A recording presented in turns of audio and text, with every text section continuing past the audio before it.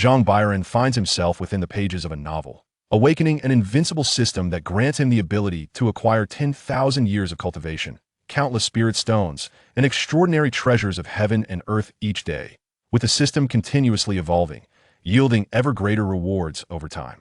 Daily reward acquired: 10,000 years of cultivation, 10 billion low-grade spirit stones, a heavenly grade supreme sword capable of slaying immortals. Daily reward acquired: 100,000 years of cultivation, 10 billion top-grade spirit stones, a holy grade supreme imperial seal.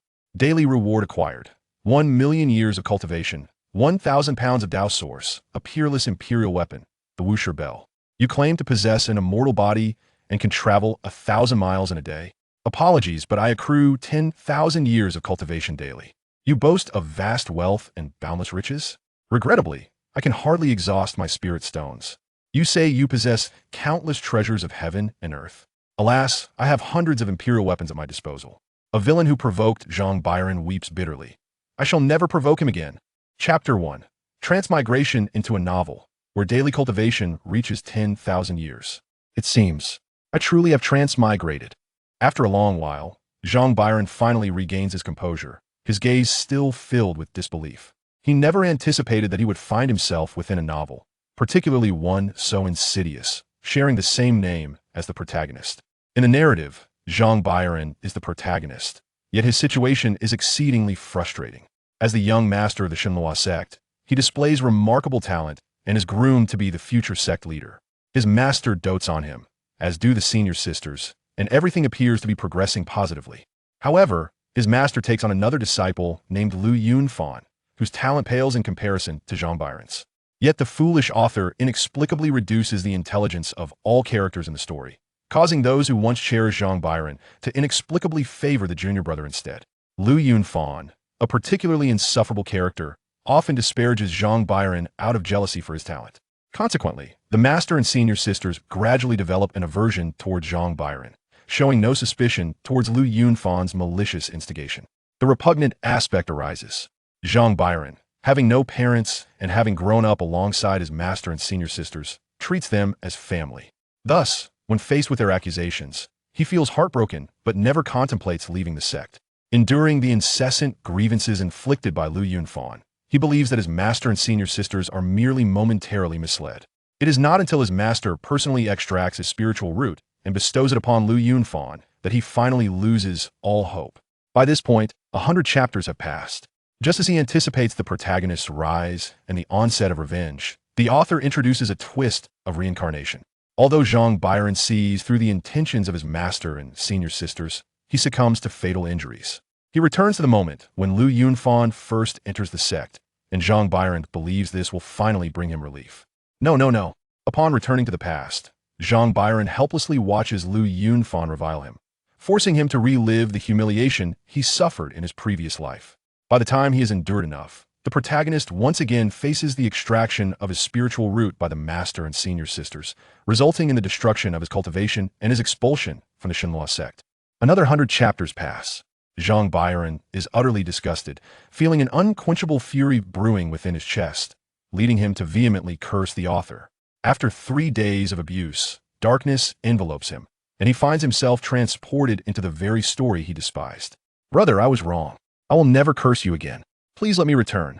Arriving in this unknown world, Zhang Biran feels no joy, only overwhelming fear and trepidation.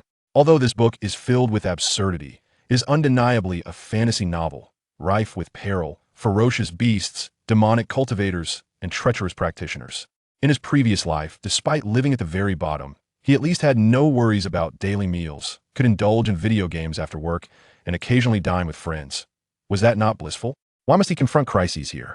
After lamenting for a time, Zhang Biran finally resigns himself to his fate and begins to devise a strategy. At this juncture, Lu Yunfan is set to slander him for theft, resulting in a grievous injury inflicted by the third senior sister. Clutching his chest, with 3 broken ribs and his internal energy in turmoil, he realizes the severity of the assault. Were it not for his heavenly spiritual root and robust physique, that strike might have claimed his life. I must leave the sect at once. Calculating the time, it will be but a month or 2 before my spiritual root is extracted and I am expelled from the sect. The primary concern for Zhang Biran is that he has not witnessed the events following his departure from the sect, leaving him unaware of potential opportunities. However, he suspects that given the author's tendencies, opportunities are unlikely, while trials are certain to abound. The author is a sadistic individual who delights in tormenting the protagonist. He must take control of his own destiny and find a way to escape the sect immediately. Zhang Biran does not entertain thoughts of changing his master or senior sister's minds. Their intelligence has been so diminished that they are beyond saving. Ding, the strongest system across the heavens has been successfully upgraded. The system will dispense rewards daily at the hour of the rabbit. Daily reward acquired. 10,000 years of cultivation, 10 billion low-grade spirit stones, a heavenly grade supreme sword capable of slaying immortals. The cold, mechanical voice of the system resonated in his mind, leaving Zhang Biran momentarily stunned before he gasped in disbelief. What? Surely I must have misheard. Zhang Biran thought he might be experiencing auditory hallucinations, yet the vividly real system interface before him confirmed that everything was indeed true. 10,000 years of cultivation, 10 billion low-grade spirit stones, and a heavenly grade supreme Zhanxian sword. Any one of these treasures is extraordinarily formidable. The power of the Shenlua zone is immense, and its master, his revered teacher, is a cultivator in the Jidan stage. However, even the sect's greatest treasure is merely a high-grade Xian tier artifact, not even reaching the Earth tier. The terror of the heavenly tier need not be elaborated upon. Zhang Biran swallowed hard. The panic that had once marred his expression gradually gave way to calm, and a slight smile crept upon his lips. In that moment, he transformed into a crooked-mouthed Dragon King, his eyes brimming with ferocity and brutality. With such an abnormal system at his disposal, there was no way Zhang Biran would flee or endure any indignities. Zhang Biran directed his gaze towards his personal information. Host, Zhang Biran. Cultivation, Qi refining 9th layer. Cultivation technique, Luo Yin sword art, great perfection. Yuning step, minor perfection. Psi profession, talismancer, entry level. With a single thought, Zhang Biran decided to expend 5,000 years to elevate his cultivation. Ding, consuming 5,000 years of cultivation. Zhang Biran's entire being trembled as the aura within him began to surge violently, a suffocating sense of pressure radiating outward, and his previously limited cultivation at the Qi refining 9th layer swiftly broke through to the foundation establishment stage within a breath. The breakthrough continued rapidly through the Jidan, Yuanying, and Huashan stages. So swift was the progression that Zhang Biran barely had time to react before he achieved the Lianshu realm. Next came the pinnacle of Lianshu, the initial stage of Hehe, half a step into the Great Ascension, and the peak of Great Ascension. The entire process lasted only about 15 breaths of time. However, the ascension to the pinnacle of Great Ascension was not the end. A thunderous sound erupted within him, and clouds and mist swirled in the sky as heavenly might began to envelop him. Zhang Biran's realm directly advanced to the initial stage of Tribulation Crossing. His face was a mask of ecstatic joy. 5,000 years of cultivation had propelled him into the Tribulation stage. The aura within him swiftly concealed itself, causing the gathered heavenly might above to dissipate instantly. A chilling smile graced Zhang Biran's lips as he suddenly realized why he had traversed into this world. Surely, heaven could no longer tolerate that wretched book, and thus had sent him to deliver salvation. Damn, the indignities suffered while reading that book must all be repaid. I shall not rest until I have vanquished that Lu Huayan fan. Zhang Biran, you get out here. An enraged voice called from outside, and Zhang Biran's eyes narrowed. How fortuitous it was for them to arrive just as he had anticipated. Chapter 2. What is it that I am jealous of? Outside the room stood two figures. One was a somewhat slender young man, yet rather handsome, with a pallid complexion and an expression that betrayed a sense of weakness. Beside him stood a beautiful woman, her graceful form exuding an air of indifference. Zhang Biran pushed open the door, a faint smile gracing his lips, fully aware of the reason for their visit. He had witnessed this scene before. Lu Yunfan had injured himself while cultivating, fortuitously observed by the fifth senior sister, who seized the opportunity to accuse him of having tampered with the pills Zhang Biran had previously provided. Consequently, the fifth senior sister, Yang Menglan, rushed over to seek retribution. Previously, Lu Yunfan had orchestrated a scheme against Zhang Biran, resulting in the confiscation of Zhang's cultivation resources, which were then handed over to Lu Yunfan. Zhang Biran remained composed. Is there something you wish to discuss? Yang Menglan, incensed by his nonchalance, retorted icily. How dare you ask if there is something? Why did you meddle with junior brother Lu's pills? causing him to suffer such severe injuries. Even if you are envious of Lu Yunfan, such malice is unwarranted, especially for a direct disciple like yourself. Without any evidence, she unleashed a barrage of accusations against Zhang Biran, firmly convinced of his guilt. Observing this, Lu Yunfan quickly intervened. Senior sister, please do not hastily condemn Brother Zhang. We lack evidence for such a claim, and my injuries are not grave. I shall recover within a couple of days. Upon hearing this, Yang Menglan's frosty demeanor softened, her expression transforming entirely. Junior brother, do not say such things. Those pills originally belonged to Zhang Biran. He is the only one who could have interfered. How else could you have been harmed?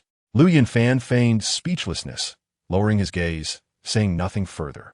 Yang Menglan then turned her attention back to Zhang Biran, her expression regaining its icy edge. Zhang Biran, I grant you an opportunity. Come here at once and bow an apology to Junior brother, given that his injuries are minor. 3 bows and 2 days of kneeling will suffice for me to let this matter go. Previously, while reading, Zhang Biran had felt immense distress from being misunderstood, leading him to kneel under Yang Menglan's pressure. This thought alone raised his blood pressure. With a gentle smile, he curiously inquired, Senior sister, may I dare to ask you a question? Yang Menglan scoffed. What? Are you going to claim it has nothing to do with you again? I have grown weary of such excuses. My disappointment in you is profound. You dare to act yet lack the courage to admit it. Zhang Biran immediately shook his head, realizing the folly of her assumptions. Senior sister, this is truly a misunderstanding. I am merely curious. Do you believe I envy Junior Brother Lu? Am I envious of his looks, which pale in comparison to mine, or of his mediocre spiritual root? I feel you have greatly misjudged me. I possess a heavenly spiritual root. How could I possibly envy a mere mediocre waste? Do you not agree with my assessment, senior sister? Moreover, with his merely mediocre spiritual root, no matter how hard he strives, it is impossible for him to catch up to me. Pray tell, what is there for me to envy? A playful smile danced upon Zhang Biran's lips. Yet, this utterance immediately caused Lu Yunfan's expression to change drastically, his eyes flashing with fleeting murderous intent and ferocity. How dare he look down upon me? One day, when your heavenly spiritual root becomes mine, I shall see if you can still be as arrogant as you are today. Lu Yunfan promptly feigned a pitiful demeanor, his appearance exuding an air of helplessness. Brother Zhang, I know I am lacking, and I will never surpass you in this lifetime. I pose no threat to you, so could you refrain from harming me?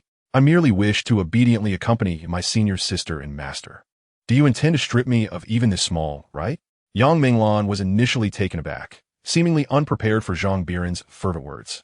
The former Zhang Biran was exceedingly docile, obedient to them, a stark contrast to his current rebelliousness. Regaining her composure, Yang Menglan's countenance darkened further. Oh, so you dare to retort now? It seems you have truly grown bold. It appears that the third senior sister was indeed too lenient.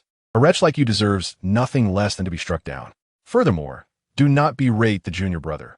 Your jealousy of our affection for him is apparent. Although his innate talent may not rival yours, your character is so flawed that you do not even compare to a single hair on his head. Seeing Yang Menglan speak on his behalf, Lu Yunfan wore a smirk, his gaze towards Zhang Biran filled with pride and provocation. What does it matter if one possesses exceptional talent when your most revered senior sister and master stand by my side? Zhang Biran could not suppress a laugh, which immediately darkened Yang Menglan's expression. What are you laughing at? Zhang Biran waved his hand, struggling to contain his amusement. Who granted you such confidence? Am I envious of your affection for him? Do you truly believe I care? The original owner indeed valued her 5 senior sisters, yet they had gradually pushed her towards the abyss. How could Zhang Biran possibly care for such despicable individuals? Yang Menglan sneered. Is it not the case? I remarked on your sudden change in temperament today. What scheme have you devised to gain our attention? I advise you to rid yourself of such thoughts. You are utterly wretched, and we care solely for the junior brother. Moreover, you tampered with the junior brother's elixirs. You should hurry and kneel before me, or I will not hesitate to make you lie on the bed again. Her words dripped with cold indifference. Should Zhang Biran dare to refuse, Yang Menglan would force him to kneel.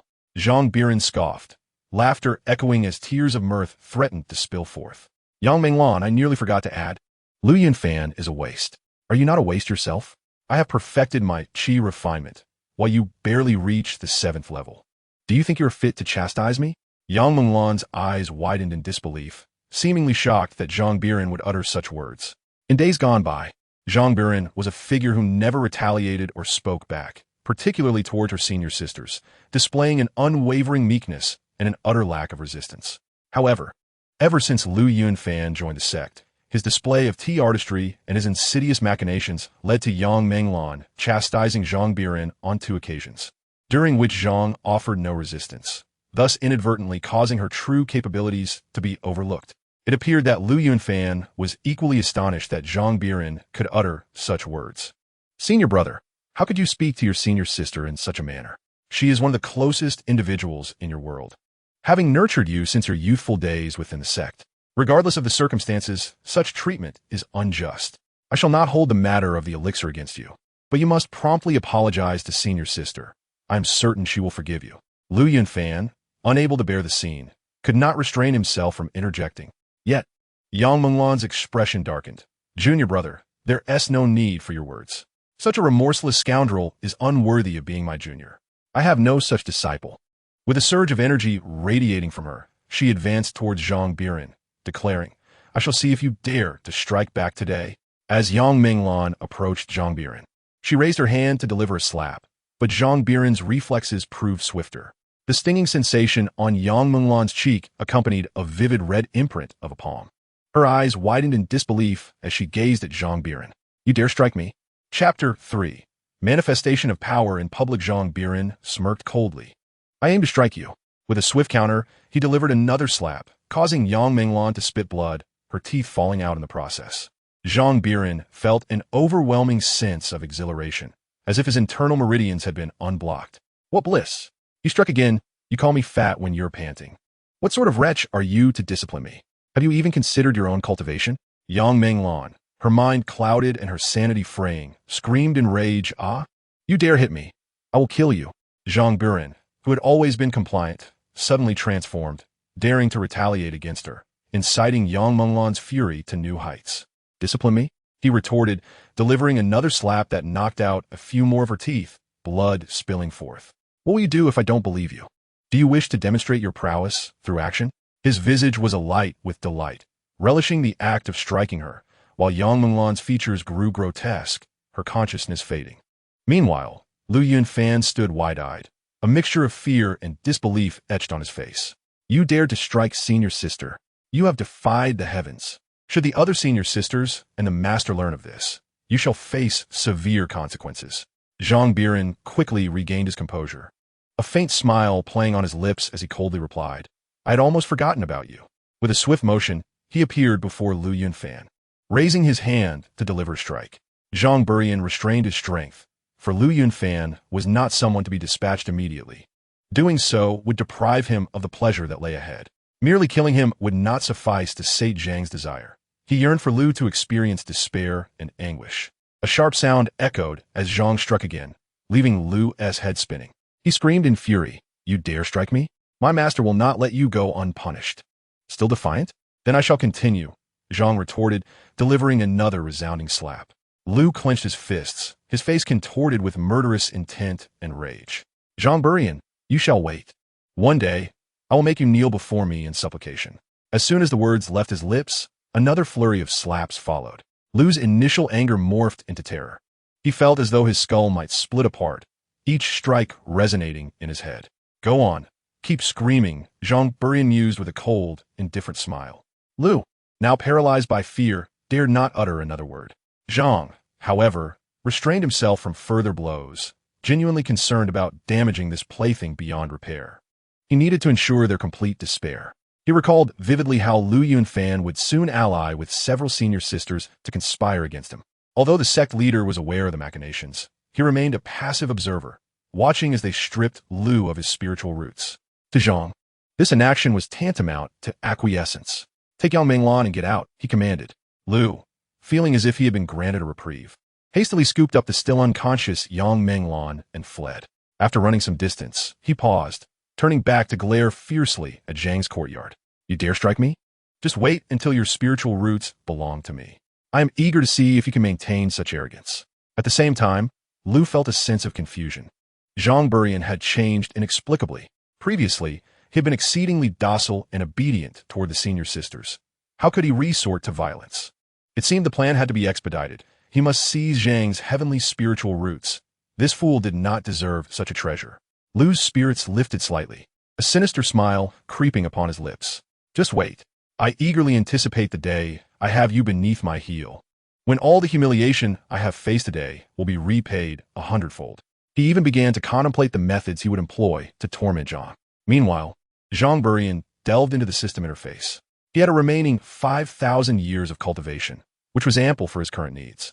He intended to explore the effects of enhancing his techniques, consuming 500 years of cultivation to enhance the Luoyan sword technique. Ding! Through continuous practice of the Luoyan sword technique, you have comprehended a new swordsmanship. The host has comprehended the Earth-grade superior technique, Setting Sun sword technique. Memories of the Setting Sun sword technique flooded his mind, and an astonishing surge of sword energy erupted from Zhang, enveloping him in an aura of unparalleled sharpness, as if he had transformed into a sword itself. 500 years of cultivation, and he had directly grasped an Earth-grade superior technique? Zhang Biran promptly declared, I shall expend 2,000 years of cultivation to enhance the sunset sword technique. After all, my cultivation is released daily, and I shall wield it at my discretion. Ding! Through relentless training of the sunset sword technique, you have comprehended a new swordsmanship. The host has comprehended a low-grade heavenly technique, the Asking Heaven sword technique. The host has diligently practiced the sword path and has ascended to the pinnacle of swordsmanship, attaining the true essence of the sword. In that instant, the aura emanating from Zhang Biran became exceedingly formidable, as if he had transformed into an indomitable blade. To directly comprehend a heavenly technique with 2,000 years of cultivation? Moreover, this true essence of swordsmanship, which Zhang Biran had encountered in his readings, represents the lifelong pursuit of all sword cultivators and signifies the ultimate realm of swordsmanship. The distinction between a cultivator who masters the sword intent and one who is yet to grasp it is akin to two entirely different realms. With 2,500 years of cultivation remaining, I shall enhance the Cloud Shadow Step. Ding! Through relentless training of the Cloud Shadow Step, you have comprehended a new movement technique. The host has comprehended a low-grade heavenly technique, the 9 steps to ascend to heaven. The host has diligently practiced this technique, achieving a seamless integration with the heavens and earth, rendering one seemingly inconspicuous and imperceptible in terms of cultivation. Truly a weapon for feigning weakness to outsmart foes. The 9 steps to ascend to heaven? Zhang Biran felt a surge of inspiration and stepped forward, causing the surrounding void to retreat wildly, as if traversing through time and space. With a single step, he had already distanced himself from the divine Luo sect by hundreds of thousands of miles. With another 2 steps, he swiftly retreated, his figure reappearing, a smile gracing his face. If he could traverse millions of miles with 9 steps, it would be an unparalleled tool for fleeing or evading pursuit. Zhang Biran beamed with delight. This system was indeed exceptional. I adore you immensely. The mystical world was truly wondrous. Zhang Biran relished the sensation of soaring through the heavens, as if he were the deity governing all. Of course, the prerequisite was possessing sufficient strength. Were he merely a weakling, he would undoubtedly be overwhelmed with panic. Quick, kill her! A furious shout rang out, prompting Zhang Biran to glance down, where he observed several figures racing toward him. A woman clad in green was fleeing in a state of utter desperation, her eyes filled with despair. Zhang Biran's interest was piqued. As a tribulation-transcending cultivator, he could sense the immense fortune that enveloped her. Simultaneously, he noted that her vitality was severely depleted, leaving her in a state of utter frailty. Such a depletion of lifeblood could only be the result of external manipulation, akin to having her essence drained by another. In a good mood, he thought to take her as a disciple. Having traversed to this realm, how could he not showcase his prowess? Accepting disciples is indeed a splendid way to manifest one's divinity in front of others. Chapter 4, Destiny City, Lu Family. Lu Qingxue fled frantically, her vision blurring as the prolonged escape had left her utterly exhausted, her body thoroughly depleted. Suddenly, a robust tree root tripped her, causing her to tumble to the ground. The pursuers behind her quickly advanced, surrounding her in a tight circle. You wretched woman, why not continue your flight? Sneered several of them, their faces adorned with cruel smirks as they gazed at the exquisite beauty sprawled before them, their eyes ablaze with fervor. The eldest daughter of the Lu family. Who would have imagined her in such a pathetic state? Despair etched on Lu Qingshue's face. She managed a bitter smile, her countenance reflecting hopelessness as she realized her fate was inescapable. Born into the formidable Lu family, her father was the head of the clan, a powerful being in the fusion stage. In this generation, the Lu family had produced two unparalleled prodigies, one being Lu Fengheng, the scion of the family, gifted with an unmatched physique and innate double pupils, and the other herself, possessing supreme blood, an immensely powerful constitution, albeit inferior to the innate double pupils. However, her father favored sons over daughters, and with Lu Fengheng's superior endowment, he sought to merge their abilities. Thus, he sealed her away, employing secret arts to gradually siphon her essence, transferring it to Lu Fengheng. To prevent her demise, he used rare heavenly materials to prolong her life, taking 3 entire years to complete the blood exchange process. For 3 years, Lu Qingxue could not fathom why, being his child as well, she was subjected to such cruelty. The double pupils were already an invincible path. Why was her supreme blood needed? To forge an even more formidable and flawless genius. Her very existence was deemed expendable.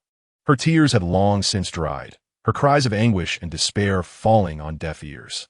Once the blood exchange concluded, she was deemed worthless and marked for eradication. A loyal subordinate of her deceased mother fought valiantly to rescue her from the Lu family, but tragically, he sacrificed himself to buy her time. With a sorrowful smile, filled with resentment, she yearned for revenge against the Lu family, but alas, her opportunities were slipping away. Big brother, we've pursued her for so long. Why not spare her life for now? With her injuries so grave, we could indulge ourselves, suggested one, eyes gleaming with desire as they regarded the middle-aged man. Liang Hao's lips curled into a slight smirk, his gaze laden with lascivious intent. Lu Qingxue was stunningly beautiful, her porcelain skin appearing delicate against the ground, her alluring figure fully displayed in her vulnerable position. As the daughter of the Lu family, even in death, it was unlikely they would allow her to be defiled. At this, the other two wore expressions of disappointment, clearly reluctant to end her life so swiftly. Liang Hao shifted his tone. However, we are in a remote wilderness. Who would know what transpires here? Our orders are to eliminate Lu Qingxue. As long as we return with her head, it suffices. Upon uttering these words, a spark ignited in the eyes of the two men, their gazes toward Lu Qingxue brimming with intense desire and fervor. They yearned to pounce upon her immediately, stripping her of her garments. Step aside. Let me savor the moment first, Liang Hao remarked with a slight smirk, and the other two had no objections. Recognizing Liang Hao as the most formidable among them, possessing peak golden core cultivation, naturally, they dared not vie with him. Lu Qingxue was engulfed in terror. What do you intend to do? If the Lu family discovers this, you will surely face death for daring to tarnish the bloodline of the Lu family. Though she harbored a deep-seated hatred for the Lu family, in this moment, she felt compelled to invoke their name to shield herself from disgrace. However, seeing her in such a state only intensified Liang Hao's wicked grin. What Lu family? In this desolate wilderness, who would know of your defilement? Cease your struggles. Such experiences can be quite exhilarating. We merely wish to allow you, in your final moments, to embrace the essence of womanhood. Rest assured, I shall attend to you well. Fear coursed through Lu Qingxue as she gazed at him, her terror so profound that she contemplated self-harm, yet she found herself utterly devoid of strength, unable even to lift her sword. Do not come any closer, she implored, but her feeble demeanor only served to further ignite their desires. Release that woman, a resounding voice echoed, startling Liang Hao, who immediately turned toward the source of the sound. Who dares to interfere with my affairs? His irritation simmered after being interrupted, and upon seeing Zhang Biran and sensing his qi cultivation, a mocking smile emerged on his lips. A mere ant at the qi refining stage dares to meddle in my business? Liang Hao's peak golden core cultivation erupted, unleashing a wave of pressure that swept through the air.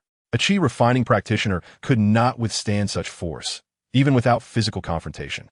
Yet, Zhang Biran remained unscathed beneath the oppressive weight. Liang Hao narrowed his eyes, a glint of intrigue crossing his features. The ability to withstand his pressure suggested either that Zhang Biran concealed his true cultivation or possessed some extraordinary artifact. Liang Hao, with narrowed eyes, let out a cold snort and refrained from further aggression, instead stating coolly, "My friend, we are here under the orders of the Lu family from Tianming City to apprehend this woman.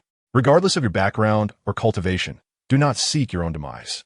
The Lu family is a behemoth in power, Even if you possess some influence, it pales in comparison to the Liu family. Zhang Biran furrowed his brow and replied, "What Liu family from Tianming City? I have not heard of it." Tianming City had yet to appear in the text he had read, and he was indeed unaware of the Liu family's significance. Moreover, he felt no need to comprehend the Liu family's standing. What mattered to him was that he feared nothing. Liang Hao's eyes flickered with disbelief. To claim ignorance of Tianming City was indeed a sign of overthinking. In this ancient land, who could be unaware of Tianming City or the formidable Liu family? If one were unacquainted with the Liu family, it was evident they lacked substantial backing. It seemed that Zhang Biran was adorned with a treasure capable of withstanding his oppressive aura. Today, an unexpected gain awaited. Wang Sun, eliminate him. Wang Sun grinned maliciously as a long knife materialized in his grasp, its blade reflecting a chilling silver light under the sun. Kid, be cautious in your next life. Reckless heroics require strength to back them up. He lunged with the long knife towards Zhang Biran. A disdainful smile graced Zhang Biran's lips. How dare an ant in the initial stage of the core formation realm leap about? With a mere flick of his hand, Wang Sun's body was instantly obliterated. Chapter 5. Do you think life is too comfortable? Liang Hao's eyes widened in disbelief. Wang Sun was but a fledgling in the core formation stage, yet he was annihilated in an instant. Such a feat could not be accomplished by one merely at the core formation level. It required at least the strength of the nascent soul stage. Curse be it. This individual had truly concealed his cultivation.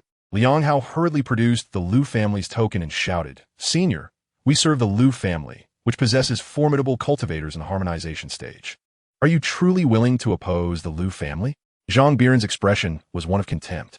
"I have stated, I do not recognize the Liu family. You may perish." Just as he prepared to strike Liang Hao down, the Liu family's token erupted with a blinding light. In the next moment, an overwhelming pressure enveloped the air, coalescing before Liang Hao into an ethereal figure. Upon seeing this apparition, Liang Hao breathed a sigh of relief, though merely a projection. Its aura suggested at least the strength of the nascent soul stage. This must be a formidable cultivator from the Liu family in the transformation stage. How dare you meddle in Liu family affairs? You possess great audacity. The phantom spoke coldly, its words laced with chilling intent. However, Zhang Biran merely scoffed. A mere projection dares to boast before me? Even if your true self were present, I could still slay you. With a swift motion, he gestured, and the illusion exploded. Liang Hao, witnessing that even a nascent soul projection could not withstand the assault, was overtaken by terror and immediately knelt. "Spare me, my lord. I am merely following orders." Before he could finish his plea, both he and another were effortlessly crushed by Zhang Biran's hand. Dealing with a cultivator in the core formation stage was akin to squashing an insignificant insect. Liu Qingxue's expression revealed gravity and a hint of wariness. Over the past 3 years, the betrayal of her closest ally had transformed her into a prickly hedgehog, distrustful of all. Nevertheless, she maintained her composure and bowed respectfully to Zhang Biran. "I am grateful for your life-saving intervention, esteemed senior." Zhang Biran's face softened with a warm smile. "I happen to be in need of a disciple. Would you be interested in becoming my apprentice?" Liu Qingxue wore a smile of resignation as she spoke. "Perhaps you are unaware, senior, that the Liu family seeks to bring about my demise. Within the Liu family, there are countless formidable individuals, not only those at the void refinement stage, but also great powers at the integration stage. Taking me as your disciple would only drag you into an abyss of despair. Although Zhang Biran possesses some degree of strength, it is merely a trifle. Even if Zhang Biran were at the God transformation stage, he would still be akin to an ant before the Liu family. Any elder at the void refinement stage could easily obliterate him. I do not wish to cause Zhang Biran to attract unfathomable trouble because of me. Do you not desire revenge?" Zhang Biran spoke slowly. Though he had not fully grasped the intricacies of the situation, it was evident that it involved vengeance. Liu Qingxue paused, gazing at Zhang Biran.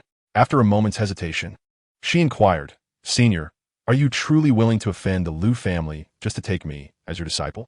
Zhang Biran replied with a smile. "The Liu family you speak of does not instill fear in me.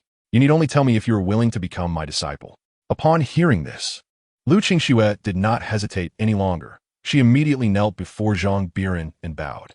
"Disciple is willing. I pay my respects to my master." She indeed required a protector. And since Zhang Biran was prepared to offend the Liu family to accept her as a disciple, what reason did she have to refuse? Zhang Biran nodded in satisfaction. Then let us return to my sect together. However, he would soon depart from the divine Luo sect and would not linger for long. Zhang Biran harbored thoughts of establishing his own sect and intended to nurture it into prominence. He took to the skies with Lu Qingxue, swiftly leaving the ground. Within the divine Luo sect, there was only one at the core formation stage, so naturally, no one detected Zhang Biran's presence. Lu Qingxue was somewhat curious about what kind of sect her master belonged to. Master, what is the name of your sect? Zhang Biran chuckled. It is of little importance. I shall be leaving shortly. Lu Yunfan was preparing to ensnare her. Given his previous fierce resistance, it was likely his plans would be expedited. Upon hearing this, Lu Qingxue appeared momentarily stunned, not fully comprehending Zhang Biran's meaning. Zhang Biran's gaze sharpened as he noticed a group of individuals approaching with great enthusiasm at the foot of the mountain. A faint smile graced his lips. My dear disciple, soon I shall show you a splendid spectacle. No sooner had he spoken than a wave of oppressive energy descended upon them. Zhang Biran, how audacious of you! An overwhelming pressure surged from the distance, quickly surrounding Zhang Biran's dwelling, leaving no escape. The leader, with a cold demeanor and piercing phoenix eyes, directed a chilling murderous intent toward Zhang Biran. As the direct disciple of the sect master, you dare to attack your senior sister and injure your junior brother, Lu Yunfan. Such crimes warrant execution. For committing such heinous acts, 1,000 deaths would not suffice as atonement. You deserve to be flayed and expelled from the sect. The speaker was none other than Zhang Biran's third senior sister, Zhang Duolan, who had previously sought to eliminate him due to Lu Yunfan's slander. Zhang Duolan immediately escalated the situation, his words suffused with murderous intent, as if Zhang Biran were his father's nemesis rather than merely a junior disciple. The elders of the other sects, too, voiced their disapproval. Zhang Biran, behold the misdeeds you have wrought. Lu Yunfan is a prodigy of our sect, destined for greatness. Yet you dare to lay hands on him and even injure your own senior sister. Such despicable actions render you unworthy of being the direct disciple of our revered Shenzhou sect. I am well aware of the entire sequence of events. This scoundrel Zhang Biran was previously punished for transferring resources to Lu's direct disciple. Yet, he showed no remorse, resorting to underhanded tactics with the elixirs, causing Lu's disciple to sustain injuries. When Yang Menglan confronted him, he, in a fit of humiliation and rage, struck his senior sister unconscious and insulted his junior brother. Truly, his behavior is utterly vile. This boy ought to have his spiritual roots severed and be expelled from his sect. The elder's words were laced with the coldest disdain, as though Zhang Biran had committed an unforgivable crime. Lu Qingxue's expression shifted. She initially believed her master had indeed committed a grave error. However, she soon found herself bewildered. This does not add up. Why are they all merely at the foundation establishment stage? Lu Qingxue, a prodigy of the Lu family from Destiny City, was now 21 years old and had already reached the initial stage of core formation. Moreover, that was her strength 3 years ago, during the past 3 years of confinement. Where her blood was incessantly drawn, she had no opportunity to cultivate. Had she not squandered those 3 years, her prowess should be at the pinnacle of core formation. Even now, despite her strength not having fully recovered, she would unequivocally recognize these individuals as practitioners of the foundation establishment stage. Lu Qingxue was in a daze. Zhang Biran had the capability to obliterate a nascent soul avatar, indicating his strength was at least at the pinnacle of nascent soul, if not at the transformation stage. Could it be that I am hallucinating? A group of foundation establishment cultivators dares to act so arrogantly toward a nascent soul practitioner? Are they tired of living comfortably and courting death? Chapter 6. Accusation. Lu Yunfan arrived fashionably late, with slight swelling on his face, casting a gaze filled with hatred and satisfaction towards Zhang Biran. You dare to strike me. Today, I shall ensure your utter ruin. From this day forth, your spiritual roots, your senior sister, and your master will all belong to me. To the elders and his senior sister, he feigned concern, pleading, please do not hold it against Brother Zhang. Perhaps it was merely an accident. I implore you, do not bear grudges against him. Lu Yunfan's feigned innocence elicited a softening of Zhang Duolan's previously cold demeanor. She looked at him with a hint of tenderness, saying, "Oh, little junior brother, I have long warned you that such kindness may lead to your being bullied. This world is fraught with danger. Your purity and goodness will surely lead to misfortune once you leave the sect." The other elders wore expressions of goodwill, affirming that such a person was indeed worthy of becoming the future leader of our Shenzhou sect. However, They lamented that if Zhang Biran, with his malicious intentions, were to ascend to leadership, the sect would be doomed. I, for one, shall be the first to oppose it. While the crowd spoke kindly to Lu Yunfan, their faces turned to open disdain when directed towards Zhang Biran. Zhang Biran shook his head. Indeed, resembling the descriptions found within the text, the entire congregation of the Shenluo sect had been rendered utterly foolish, devoid of any semblance of intellect. Zhang Duolon glanced over, her demeanor profoundly indifferent. Look at our junior brother. If only you possessed half of his kindness, we would not harbor such disdain for you. Yet your actions evoke nothing but profound disgust. Zhang Biran cast a sidelong glance at Lu Yunfan, a smirk of derision playing upon his lips. Kindness? Zhang Duolon retorted coldly.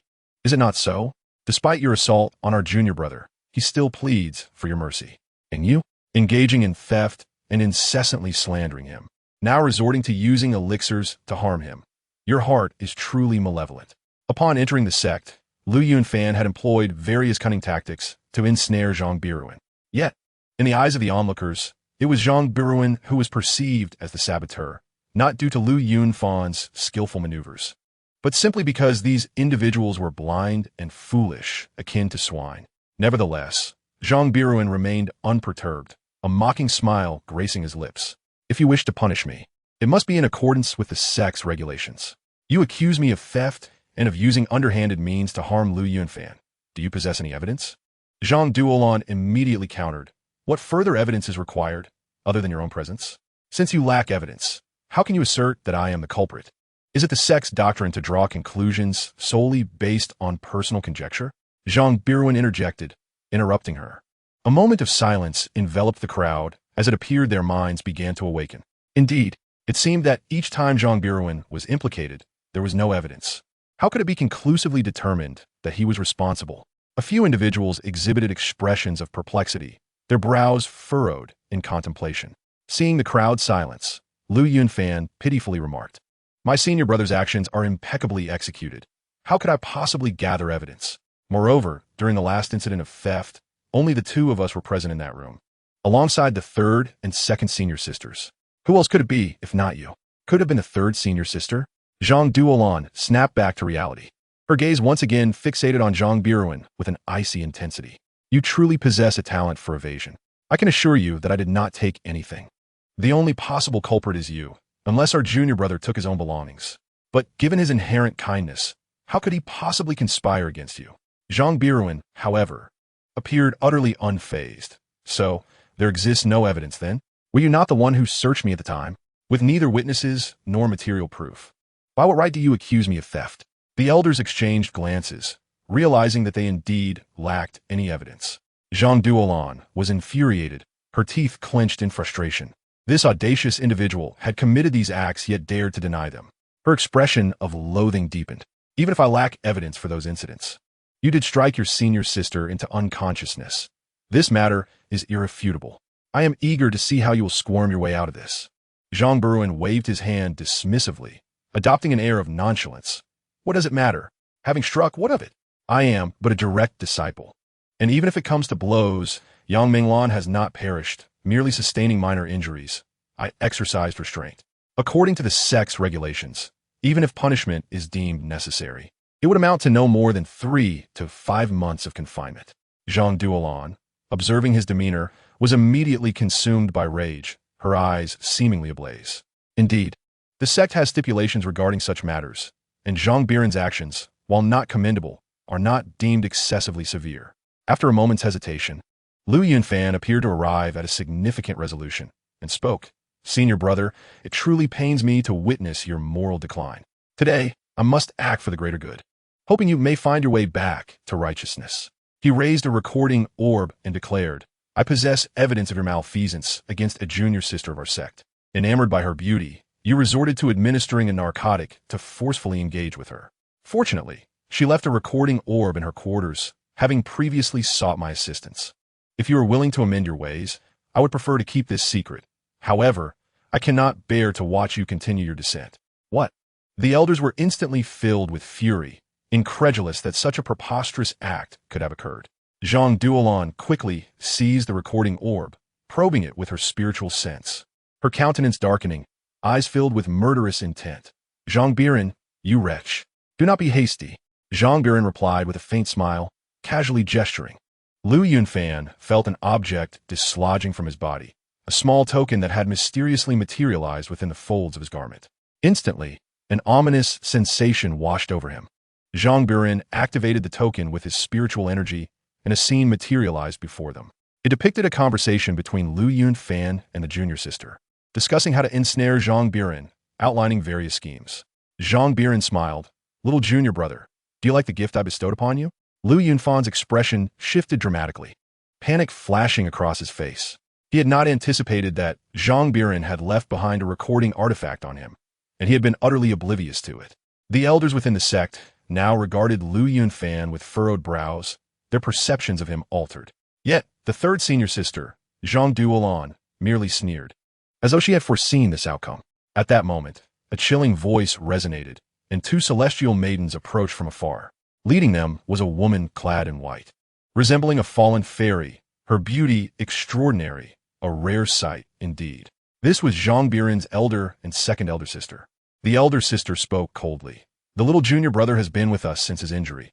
He could not possibly orchestrate such treachery. It is undoubtedly you, Zhang Biran, who is behind this deceit.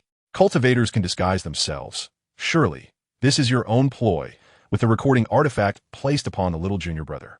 The second elder sister added, Zhang Biran, you truly are despicable, resorting to framing your junior brother once more. Chapter 7. A Change of Strategy.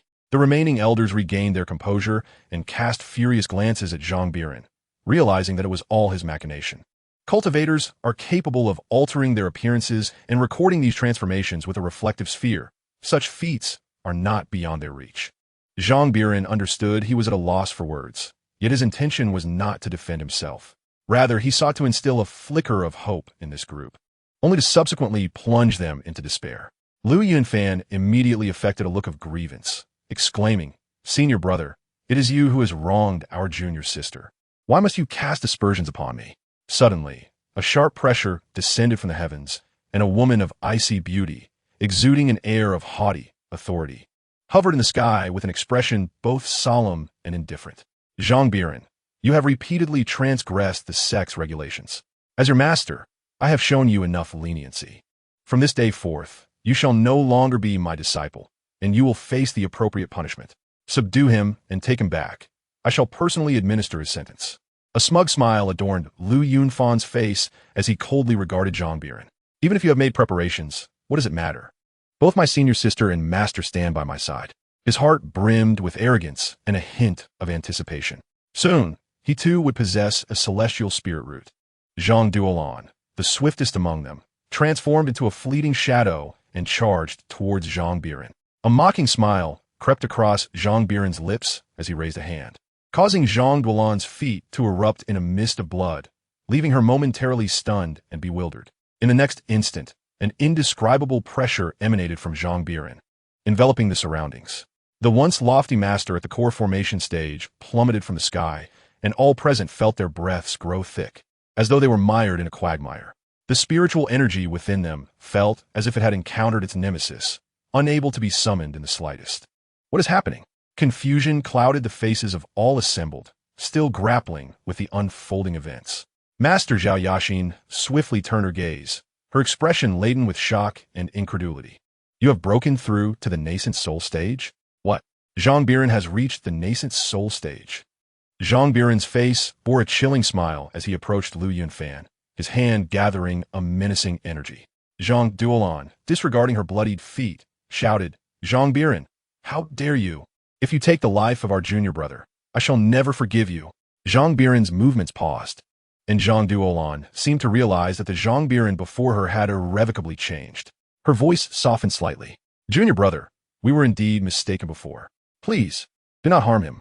I assure you, we will treat you well from now on, as long as you cease your antagonism towards Yunfan.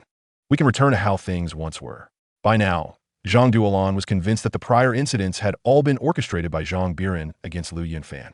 With a cruel smile, Zhang Biran proposed, how about we play a game? Whoever among you is willing to die for Lu Yunfan, I shall spare him. I'm willing. The second senior sister and Zhang Duolan spoke in unison, their expressions resolute as if they were prepared to face death. Zhang Biran's countenance faltered momentarily, a subtle tightening in his heart, for he recognized this as the obsession of the original self. In the beginning, their bond was equally sincere and unbreakable. The senior sisters had been willing to lay down their lives for her. Zhang Biran's eyes gleamed with coldness. This is futile. Let us change the game. He drew a dagger and tossed it onto Lu Yunfan, a mocking smile playing on his lips. Lu Yunfan, if you wish to live, then slay them. If you kill them, I shall spare you. Zhang Biran, how can you be so unreasonable? Zhang Duolan retorted, her voice rising in fury. You know Lu Yunfan possesses a kind heart. He could never commit such an act. How can you force him? Are you even human? Feeling the suffocating pressure emanating from Zhang Biran, Lu Yunfan's eyes widened with terror as he trembled and asked, Is that true? Indeed, Zhang Biran replied immediately. As long as you kill them, I will let you go this time.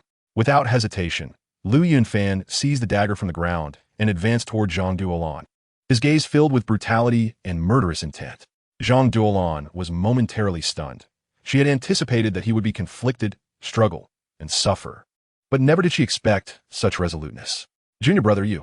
Before she could finish her sentence, Lu Yunfan swung the dagger, severing Zhang Duolan's head. In her final moments, disbelief clouded her eyes. Why? How could you bear to kill me, junior brother? The elder and second senior sisters stood frozen, their expressions vacant, struggling to comprehend that such an atrocity had been committed by their junior brother. To them, he was inherently good. He wouldn't even entertain the thought of such an act, even in self-sacrifice. Yunfan, junior brother, no, this cannot be true. Third senior sister cared for you so deeply. Why would you take her life? The second senior sister's eyes reflected madness. Disbelief etched within them as she gazed at Lu Yunfan. Lu Yunfan unleashed his malevolence, his demeanor utterly detached, because you are all foolish. The second senior sister was taken aback. It was the first time he had spoken to her in such a tone. None of you possess a functioning mind. With just a few words, I can make you believe anything. Are you not foolish? You imbeciles. Even dying 1,000 times would not suffice. The remaining two senior sisters and their master, Zhao Yaxin, stood aghast, their minds reeling. The malice emanating from Lu Yunfan was something they had never witnessed before.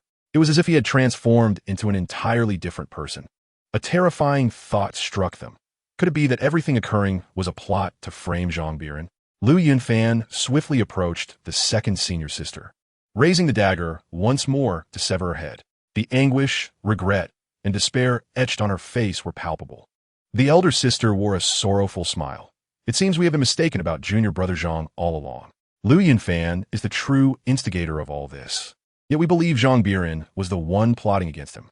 2 lines of tears streamed down her face as she fixed her gaze upon Zhang Biran. Junior brother, I am sorry, she uttered. Zhang Biran turned to her, a gentle smile adorning his face. It is of no consequence. Just be mindful in the next life. The eldest sister's expression was one of profound anguish. Yet before she could utter another word, Lu Yunfan severed her head from her shoulders. His attention then shifted to his master, Zhao Yaxin. Please no. A voice filled with urgency echoed from afar as a girl with braided hair rushed forward, her eyes glistening with tears. She fell to her knees before Zhang Biran. Junior brother, master was also unaware of the truth. I implore you, do not take her life. 3 of our sisters have already perished. Is your thirst for vengeance not yet sated? Moreover, master raised you. Her kindness is not to be forgotten. Please, spare her. Zhang Biran turned to regard her, the coldness on his face softening ever so slightly. The newcomer was his 4th senior sister, the only one within the sect who had not sought to trouble him intentionally. She had previously defended him when Lu Yunfan conspired against him. Zhao Yaxin remained silent, simply closing her eyes. As the one who had unwittingly invited disaster, Zhao Yaxin was consumed by endless regret. If only she had not brought Lu Yunfan back, perhaps everything would not have spiraled into such chaos. With Zhang Biran's exceptional talent and formidable strength at such a young age, he was destined to elevate the Xinzong sect to greatness. Yet everything had changed. Zhao Yaxin was engulfed in pain, not only for having been deceived by Lu Yunfan, but also for the loss of her 3 disciples. Zhang Biran's expression remained impassive as he waved his hand. Blood erupted from Zhao Yaxin's abdomen, her cultivation rapidly dissipating. In mere moments, she was reduced to a mere mortal, her beauty aging swiftly without the nourishment of spiritual energy. In her current state, even if she were to survive, she would be plagued by illness for at most 3 to 5 years. Chapter 8. establishing a new sect. The Misty Sect. Enough. You may leave, Zhang Biran stated coolly. His fourth senior sister immediately assisted Zhao Yaxin in departing. Lu Yunfan hastened to approach, his face a mask of flattery and servility. Senior brother, I have followed your orders and eliminated them. You promised to spare my life. Zhang Biran smiled. That is only natural. He then turned his gaze to Lu Qingxue, who understood his intent. With a flourish of her sword, she cleaved Lu Yunfan in two, sending him to meet the king of hell. Zhang Biran felt an immense sense of relief wash over him. The weight upon his heart had lifted considerably. Finally, he felt a sense of satisfaction. Frankly, the subsequent display of feigned remorse from those still lingering was truly nauseating. Anyone with a modicum of intelligence could discern that Lu Yunfan had orchestrated the deceit. Moreover, these individuals had intended to bring about his demise. Even offering their spiritual roots back to Lu Yunfan, they truly deserved 100 deaths. Zhang Biran then cast his gaze upon the elders, who were instantly seized by terror, their mouths opening to plead for mercy. However, a chilling aura flickered momentarily. In an instant, several heads tumbled, blood spraying forth. Lying in repose and healing, Li Menglan was not spared by Zhang Biran, who casually pointed toward the distance. At this moment, Li Menglan had awakened, her face awash with a deep-seated resentment. Zhang Biran, you beast, how dare you lay hands on me? She thought, contemplating the ways in which she might exact her revenge once Zhang Biran's powers were diminished. Yet, at that instant, Li Menglan's body stiffened, her expression became vacant, and her head fell to the ground. After completing this grim act, a smile graced Zhang Biran's face. The show has concluded. My disciple, follow me. Lu Qingsno immediately nodded obediently. Though Zhang Biran had grown up in this place, he felt no sense of attachment. He planned to establish a sect, and for that, he needed to choose a location abundant in spiritual energy with a rich spiritual vein. Behind him, Lu Qingsno gazed at Zhang Biran's silhouette, her eyes reflecting a shared sorrow. Both had been betrayed by those they held dear. Regrettably, she lacked the strength to resist, while her master possessed great power. Contemplating this, Lu Qingsno's expression turned somber. Although she bore the bloodline of supremacy, her essence had been drained. Were it not for her body's prolonged capacity to harbor the supreme blood, and the numerous heavenly treasures the Lu family had provided over the past 3 years to sustain her life, her vitality would have long since faded. A bitter smile graced her lips. The supreme blood was gone, and she was no longer the prodigy she once was. Seeking revenge was no simple matter, especially since Zhang Biran lacked the resources of the Lu family, making it imperative for her to seek her own means of survival. The prospect of vengeance seemed distant, perhaps unattainable in this lifetime.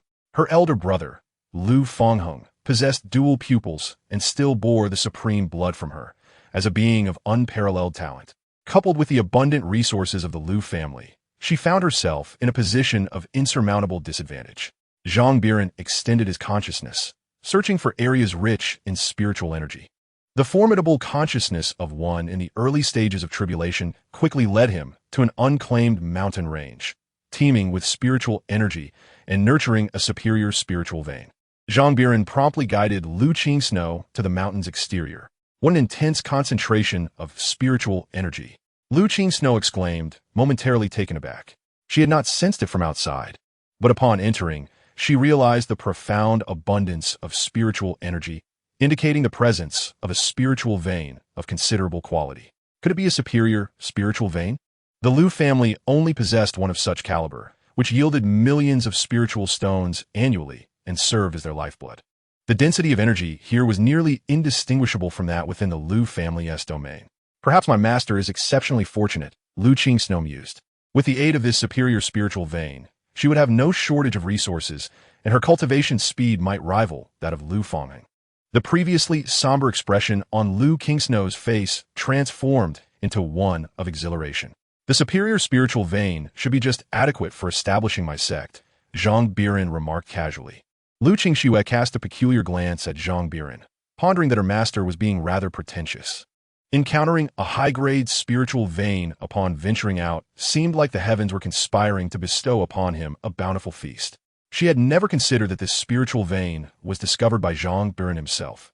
After all, the mountain range possessed natural barriers that caused spiritual energy to recirculate, remaining undetected, akin to an innate isolation array. As she contemplated her brightened future, Lu Qingxue smiled and inquired, "Master, may I ask what name you intend to bestow upon our sect?" Zhang Biran appeared contemplative, wishing for his disciples to pursue the path of enlightenment with ease and freedom.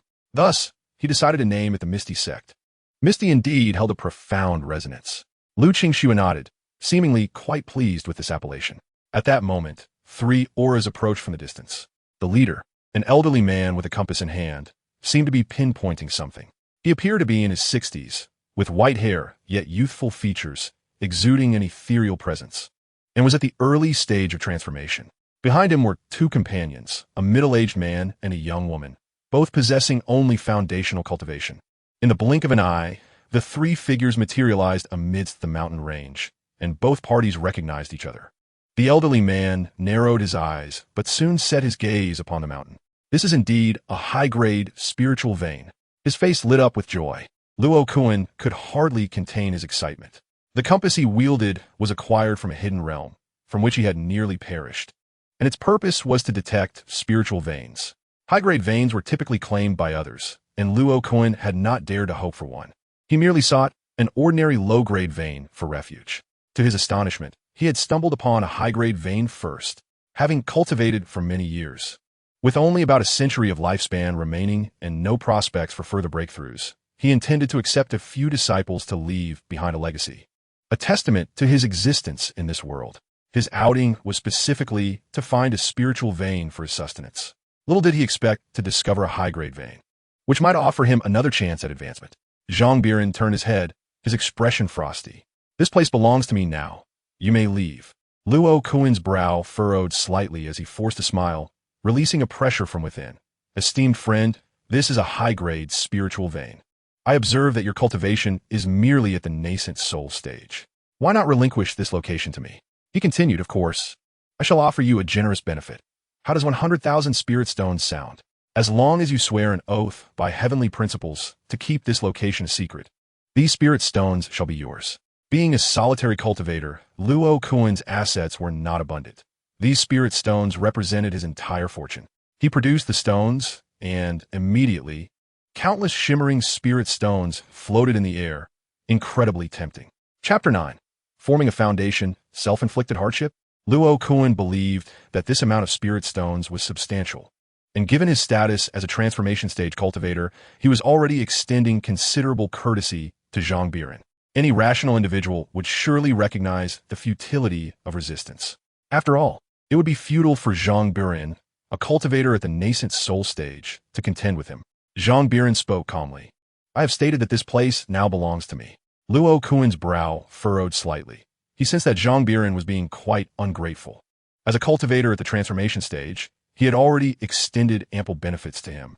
Did Zhang truly wish to court death? The young woman beside him immediately expressed her displeasure. "My master is a transformation stage cultivator. Should it come to a contest of magic, you would undoubtedly be no match." It was fortunate that her master was rather easygoing. Had it been anyone else, they might have simply killed Zhang Biran without hesitation. After all, this was a world where strength reigned supreme, and Zhang Biran clearly had never faced hardship before. A mere nascent soul dared to provoke a transformation stage cultivator. Lu Qingxue's expression grew tense. 100,000 spirit stones were hardly a significant amount, especially compared to this superior spirit vein, which was a trivial sum. But her master only possessed nascent soul cultivation. Could he truly contend with a transformation stage opponent? Although Zhang Biran had previously displayed considerable combat prowess, facing a genuine transformation stage cultivator made it difficult for Lu Qingxue to ascertain whether her master had the strength to prevail. Zhang Biran chuckled softly.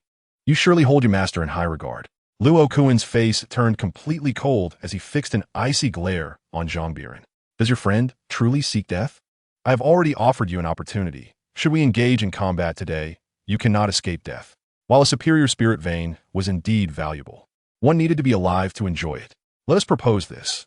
I will strike a blow, and if you can withstand it, I shall agree to share this spirit vein with you. You two may take half. However, should you fail to block it, you may leave with your spirit stones." He believed Zhang Biran simply had not comprehended the might of a transformation stage cultivator. The disparity in strength among cultivators was immense. In the chi refining and foundation building stages, it might not be as terrifying, but once reaching the core formation stage, Even the difference between early and mid-core formation was markedly pronounced. Moreover, with Zhang Biran's mere nascent soul cultivation, the gap between him and a transformation stage cultivator was akin to heaven and earth. The transformation stage cultivator commanded the power of heaven and earth, a realm far beyond that of a nascent soul. If he truly wished to kill Zhang Biran, it would be no different than squashing an ant. However, Luo Kuan had no intention of killing Zhang Biran. With his lifespan dwindling, he did not wish to invite trouble and merely sought to train his two disciples in peace. Zhao Feiyu smiled gently and shook his head. My master is indeed a powerful transformation stage cultivator. Even a casual strike would be difficult for a peak nascent soul to withstand. Zhang Biran regarded him with interest before nodding mildly. How about this? If I can withstand your strike, we shall share this spirit vein. Then, I shall take my turn to attack. If you cannot withstand my assault, this spirit vein will be mine, and you will join my sect. I shall grant you a position as an elder. This was fortuitous, as he was in the process of establishing his own sect, and with the addition of these 3 individuals, his sect would have a modest increase in numbers. This individual appeared to possess a decent character and mindset, making him a suitable candidate to incorporate into the sect as a foundational member. Upon hearing these words, Luo Kuan chuckled lightly and shook his head, truly embodying the spirit of a young and fearless calf. How audacious could one be to utter such statements with mere nascent soul cultivation? To attack him with such meager strength was akin to a mere tickle. Behind Luo Kuan, 2 disciples also shook their heads, pondering how this individual, seemingly a bit deranged, dared to speak so presumptuously as a mere nascent soul. Luo Kuan, brimming with absolute confidence, let the energy within him gradually diffuse, his gaze revealing a hint of sharpness. Are you prepared? He inquired. Zhang Biran nodded. Bring it on. In the next moment, an attack infused with the power of heaven and earth surged toward Zhang Biran, a force so overwhelming that even an ordinary peak nascent soul practitioner would struggle to withstand it. Yet, Zhang Biran was no ordinary nascent soul. Zhao Feiyu shook his head, declaring it's over. His master was not only at the transformation stage, but had also been so for many years. Even a typical early transformation stage practitioner would be no match for him, let alone a mere nascent soul. As the attack reached Zhang Biran, he raised his hand and gently grasped, instantly dismantling the once ferocious onslaught, which dissipated softly into the void as if it had never existed at all. In that fleeting moment, everyone was left dumbfounded, their faces etched with disbelief and astonishment. How could this be possible? He had truly blocked it. Luo Kuan was the most shocked.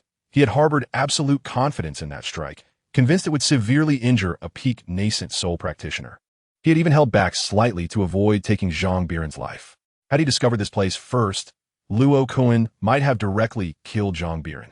However, since Zhang Biran had found it first, taking it by force felt inappropriate. Perhaps Luo Kuan was growing old and had become somewhat soft-hearted. In his youth, he would not have been so indecisive. Yet, he had never anticipated that Zhang Biran could so effortlessly withstand his assault. Why? Luo Kuan's eyes were filled with confusion and shock. Zhang Biran's aura was undeniably that of a nascent soul, and there had been no fluctuations of heavenly and earthly power during his defense, making it impossible for him to be at the transformation stage. Could it be that he possessed some formidable treasure? No wonder he had such confidence. Facing a practitioner of the transformation stage, he remained so composed.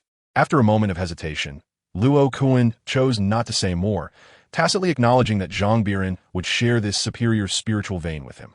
Such spiritual veins were incredibly precious, producing a substantial amount of spirit stones each year. Even if they were to share, it would be more than sufficient.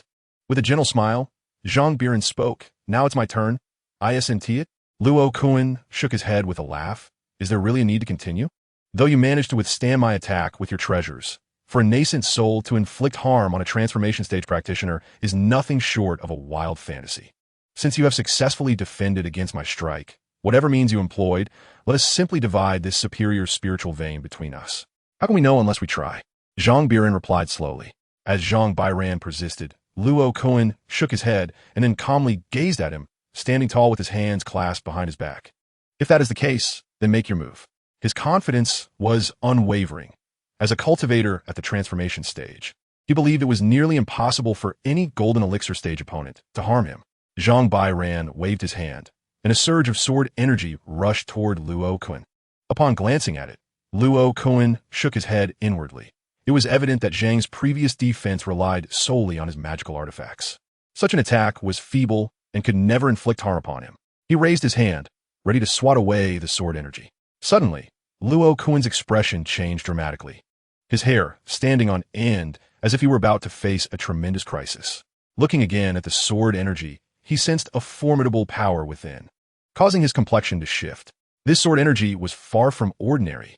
The aura within Luo Kuan erupted to its peak as he grasped with both hands, unleashing the power of heaven and earth, a terrifying pressure enveloping the mountains. A sharp sound pierced the air, accompanied by the eruption of blood. Luo Kuan's aura plummeted, and he coughed up blood as a deep sword wound, revealing bone, marred his shoulder, leaving a gruesome mess. Chapter 10. The Spirit Communing Demon Wolf, the Guardian Beast. Fear filled Luo Kuan's expression. He felt a tingling sensation at the back of his head. Had that attack been aimed at his head, he would likely be a corpse now. What terrifying power!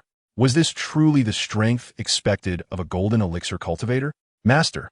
Mu Qingling's demeanor was tense as she rushed forward to support him. Are you all right, Master? Beside them, Zhao Feiyu's face was pale with terror, unable to suppress a gulp. Despite his master being at the transformation stage, he could not withstand a single blow from this individual. What level of cultivation did he possess?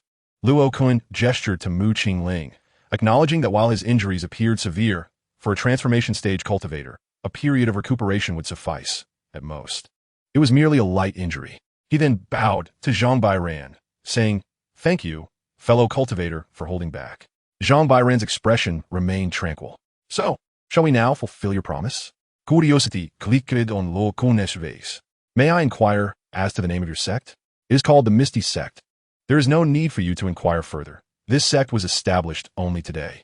Including the three of you, we are but 5 individuals present," Zhang Biran replied nonchalantly.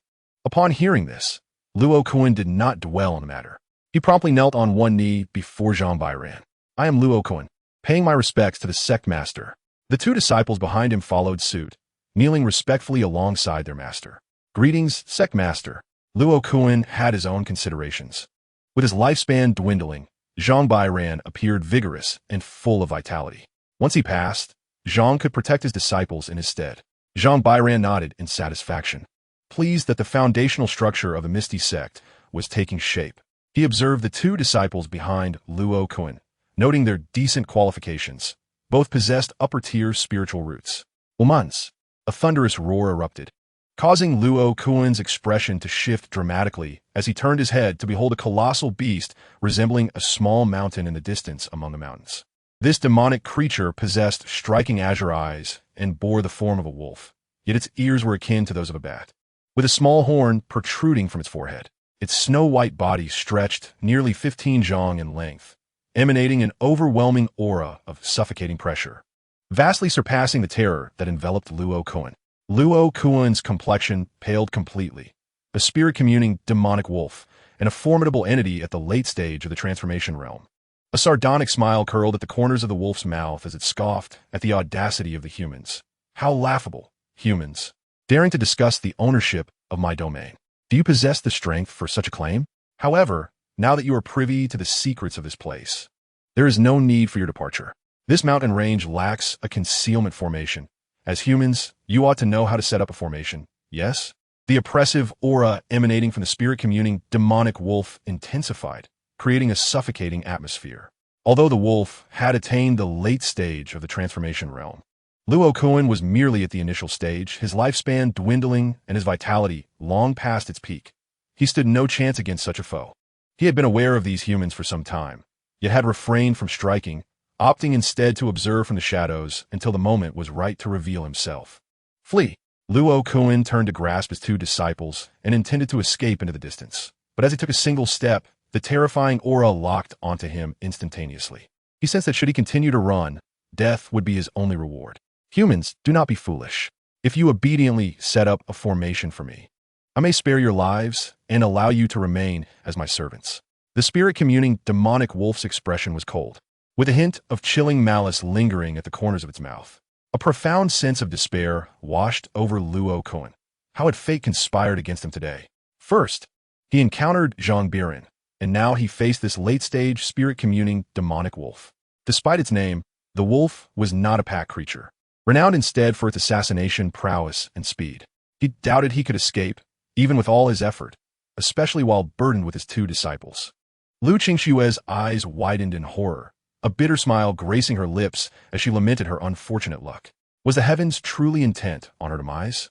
The disparity between the late-stage, spirit-communing demonic wolf and the initial-stage Luo Kuan was insurmountable. Zhang Biran, however, remained unfazed, turning to the spirit-communing demonic wolf and stating, "Our Misty sect is in need of a gatekeeper beast. A late-stage transformation realm creature would suffice." The wolf's azure gaze snapped toward Zhang Biran, its expression morphing into one of human-like fury and murderous intent. "You insolent insect, what did you just say? You wish for me to serve as your gatekeeper?" In an instant, Zhang Biran vanished from sight, only to reappear directly before the spirit-communing demonic wolf, seizing one of its legs and forcefully slamming it into the ground. Boom! The tremendous force caused the earth to sink by half a meter, leaving the spirit-communing demonic wolf feeling as though its body was on the verge of collapse. Its internal energies thrown into disarray. "Damnable human, you!" Before he could finish speaking, Zhang Biran seized him again and forcefully slammed him down towards the ground. Then came the third and fourth strikes. The entire mountain range erupted with a thunderous roar as the ground sank continuously, revealing two deep pits nearly 5 meters in depth. The spiritual wolf felt dizzy, utterly disoriented from the relentless blows. "Human, I was wrong. Please, spare me." Witnessing this scene, Luo Kuan was utterly stunned. This was a spiritual wolf at the late stage of transformation, yet it was being treated like a mere toy, tossed about. The key point was that Zhang Biran was only at the nascent soul stage. Suddenly, Luo Kuan came to his senses. It was inconceivable for someone at the nascent soul stage to easily subdue the spiritual wolf. He must be at least at the void refinement stage. No wonder he could effortlessly withstand Luo Kuan's attacks while easily inflicting injuries upon him. This explained everything. Initially, Luo Kuan had reservations about joining Zhang Biran's sect, but upon witnessing his prowess, all doubts vanished. Joining a power led by a void refinement stage expert was indeed a fortuitous opportunity for him. Fortunately, he had left himself an escape route and had not acted with the intent to exterminate. Otherwise, how easy would have been for Zhang Biran to eliminate him. Zhang Biran grasped the spiritual wolf's leg, preparing to continue his assault. The spiritual wolf, filled with terror, cried out, "Oh, my lord, I was wrong. Please, no more. Aren't you in need of a guardian beast? I shall follow you from now on." Zhang Biran smiled with satisfaction, rubbing the wolf's swollen face that resembled a pig's head, and chuckled, "Now that's more like it. Since you will be accompanying me, I shall bestow upon you a name. From now on, you shall be called by Ling." The spiritual wolf felt a surge of displeasure within, thinking the name was rather unappealing, yet his expression was one of submission and flattery. "Thank you, sect master, for the name." Internally, he lamented his misfortune. He had been enjoying a prosperous life, diligently cultivating in this secluded place, only to be struck by calamity. This location was extremely remote, further shielded by natural barriers, making it virtually impossible for powerful beings to arrive. Even the occasional lost wanderer was easily dealt with by him. Who would have thought that today a void refinement stage human cultivator would show up? Chapter 11. Heavenly Rank Technique, the Questioning Sky Sword Art. Zhang Biran ventured deeper into the mountains, where majestic peaks rose abruptly. His gaze was immediately drawn to the depths of the earth, where a naturally formed cave was filled with spiritual stones, densely piled within. Amidst the spiritual vein, a translucent dragon coiled languidly. The innate spiritual dragon, a manifestation of the spiritual vein's essence, possessed no combat prowess, yet its presence signified that the spiritual vein had reached a superior grade. Often, this innate spirit could be used to assess the current state of the spiritual vein. A superior grade spiritual vein indeed. Luo Kuan's eyes sparkled with excitement. He could hardly believe he had stumbled upon such a miraculous treasure. Though this place possesses a natural barrier, it remains somewhat precarious. The elder possesses a modicum of knowledge regarding formations, and shall proceed to conceal this area to prevent detection by others. Zhang Biran nodded in affirmation and directed his gaze towards the spiritual vein. The genesis of the spiritual vein appeared rather simple, originating as a low-grade vein and gradually evolving over time, yielding an abundance of spiritual stones, which in turn fostered the development of higher-grade veins. Thus, It stands to reason that an ample supply of spiritual stones could elevate this upper-grade vein to an exquisite one. With a considerable number of spiritual stones at his disposal, he contemplated the enhancement of their quality in the future. Zhang Biran gazed upon the tallest peak within the mountain range. Rather than adopting a laissez-faire attitude, he eagerly began to devise plans for the sect. At the original entrance of the mountain range, he established a grand stone gate, upon which the characters Piao Miao sect were inscribed in an elegant script. Given the limited number of members within the sect, only 2 peaks were established, Piao Miao Peak, where Zhang Biran resided, and Winda Peak belonging to Luo Kuan. Master, may I inquire how our sect will be structured in the future?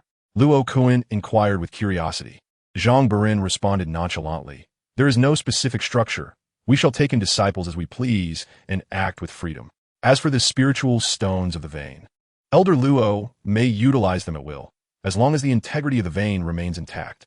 Luo Kuan held no objections, as he was inherently a free spirit, appreciating a more relaxed approach. Upon returning to his Piao Miao Peak, Zhang Biran's attention turned to Lu Qingxue, who appeared pale and in a rather dismal state. Yet an inexhaustible vitality surged within her. Zhang Biran discerned at a glance that although Lu Qingxue's supreme blood had dissipated, she still harbored a profound and mysterious aura within her being. Ah, the Lu family has drained your essence. However, the true strength lies not in your blood, but in your physical form, Zhang Biran remarked with a chuckle.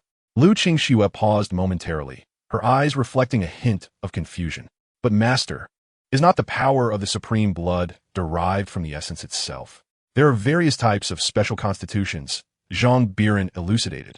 Some possess formidable traits, while others exhibit peculiar mutations in specific aspects of their corporeal form, resonating with certain great principles, thereby generating immense power. The anomaly within you is indeed the supreme blood. Zhang Biran shook his head, such is the profound misunderstanding of the world regarding this constitution.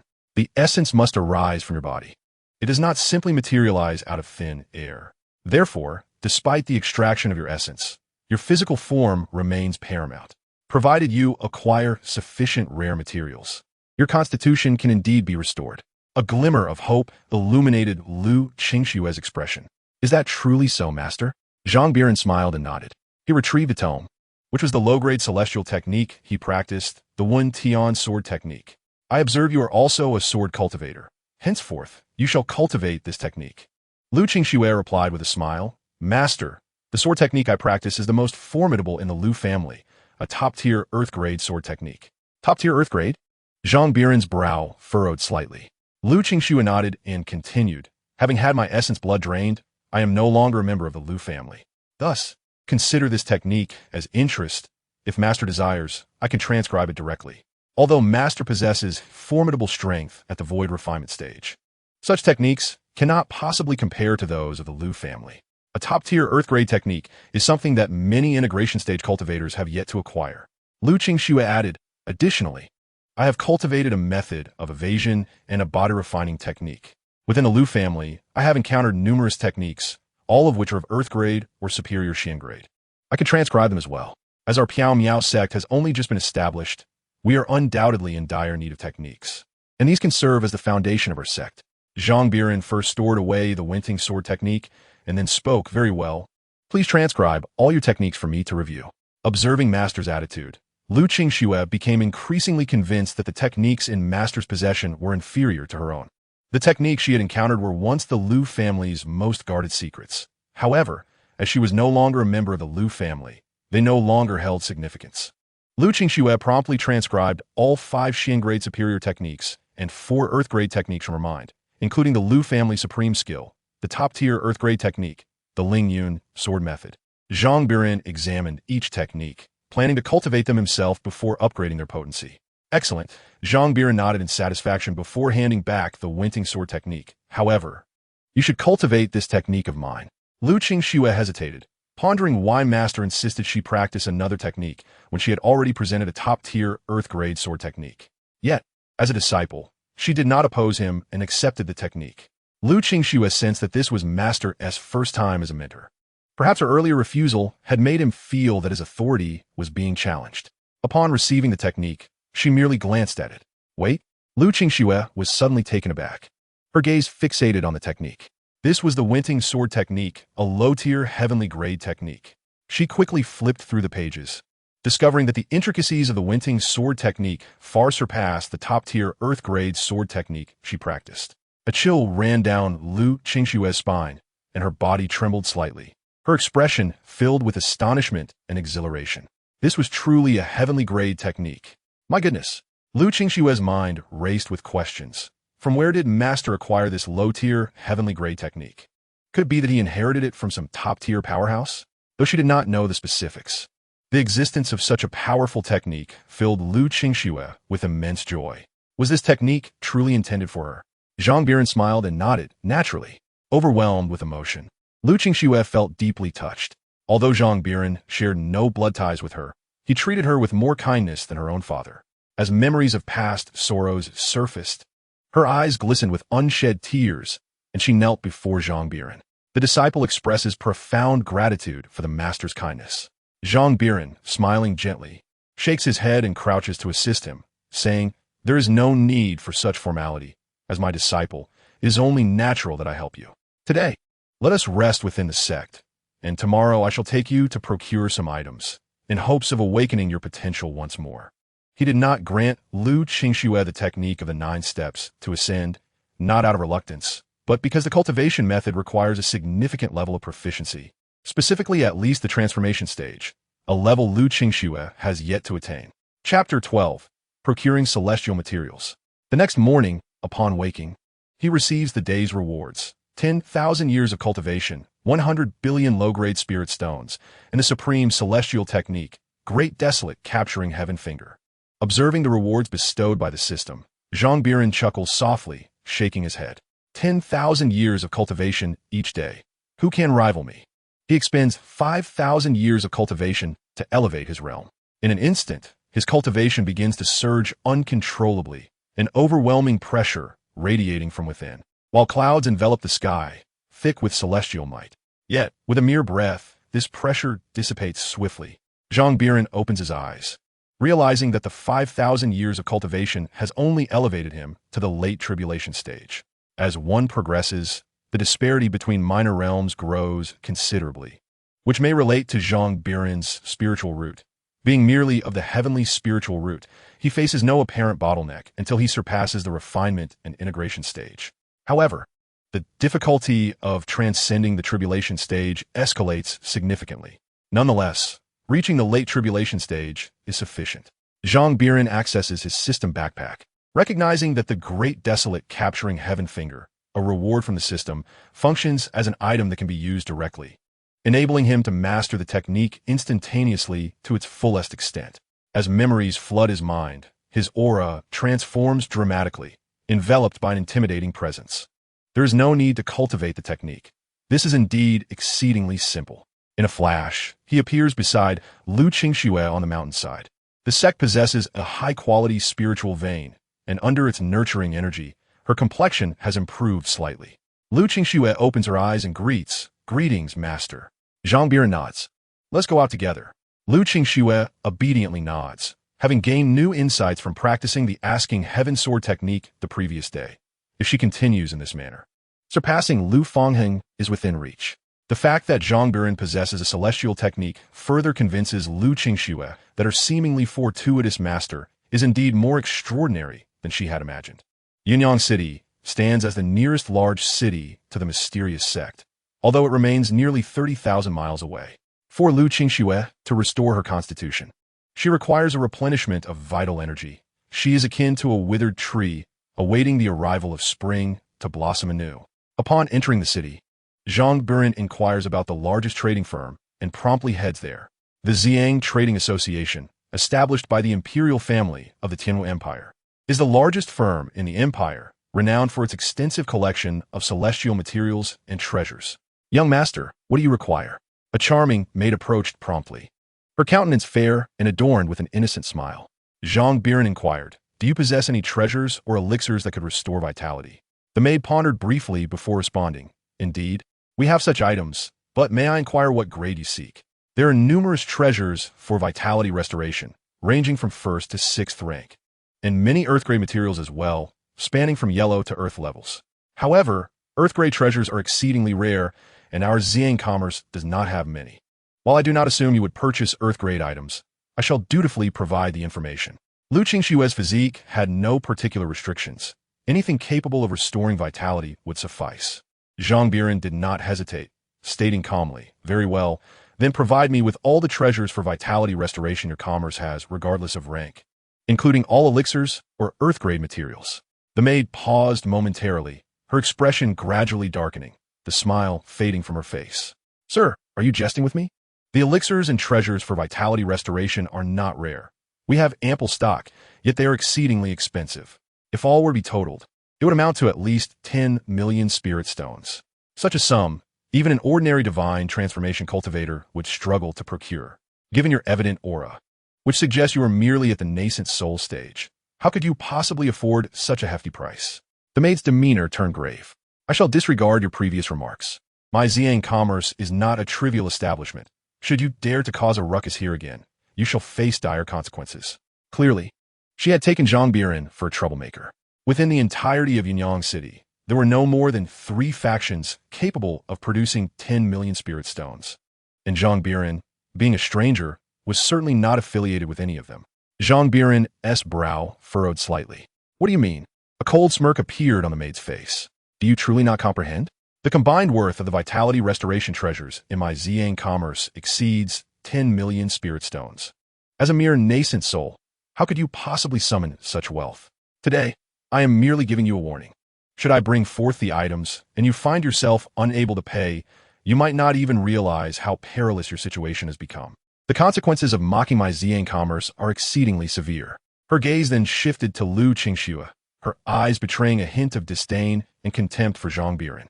"Furthermore, if you wish to pose as a grand figure, it would be prudent to choose a different venue. Do you truly believe my Xiang commerce is a mere trivial establishment?" Accompanying Zhang Biran was a stunningly beautiful woman, leading her to presume that he was merely trying to impress Lu Qingxue by making such grand claims. Enough of this commotion. A clear, icy voice resonated as a woman clad in an ink-colored gown, her demeanor proud and aloof, emerged. Her brows furrowed slightly. The maid's expression shifted, and she hurried forward to recount the earlier events in hushed tones.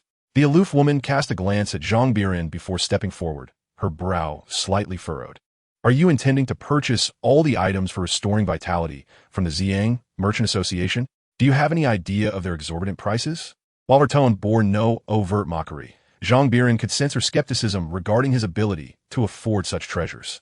Feeling a twinge of annoyance, he thought, "Does she look down on me? With a net worth of 2 billion spirit stones, could I truly be incapable of acquiring these trivial natural resources?" Zhang Biran replied coolly, "What? Do you believe I cannot afford them? I have heard that the Xiang Merchant Association not only possesses countless treasures, but also offers unparalleled services. Is this the extent of your esteemed service?" The woman's eyes narrowed, and after a moment's hesitation, a faint smile emerged at the corners of her mouth, creating a striking contrast with her icy demeanor and exuding a unique allure. "I merely wish to remind you that these items are exceedingly costly. If you can indeed afford them, that would be splendid. However, should you be unable to, and we have prepared these items for you, the Xiang Merchant Association will not be lenient." She continued, "Moreover, if you seek all items for restoring vitality, our association possesses an abundance.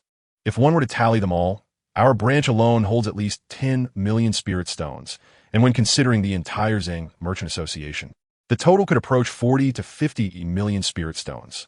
Are you certain you can present such an amount?" Chapter 13. I want them all. Zhang Biran smiled faintly. "Everything you just mentioned, I desire." Wan Feng's brow furrowed deeply. Having stated such, he remained blissfully unaware of the gravity of his words.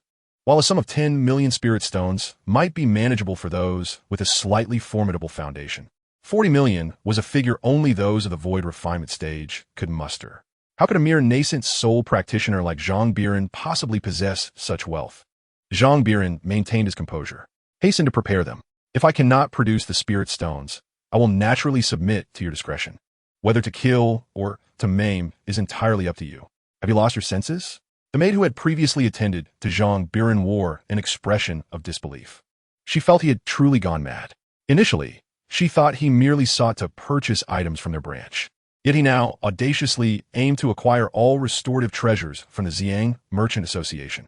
Do you truly consider yourself a void refinement expert?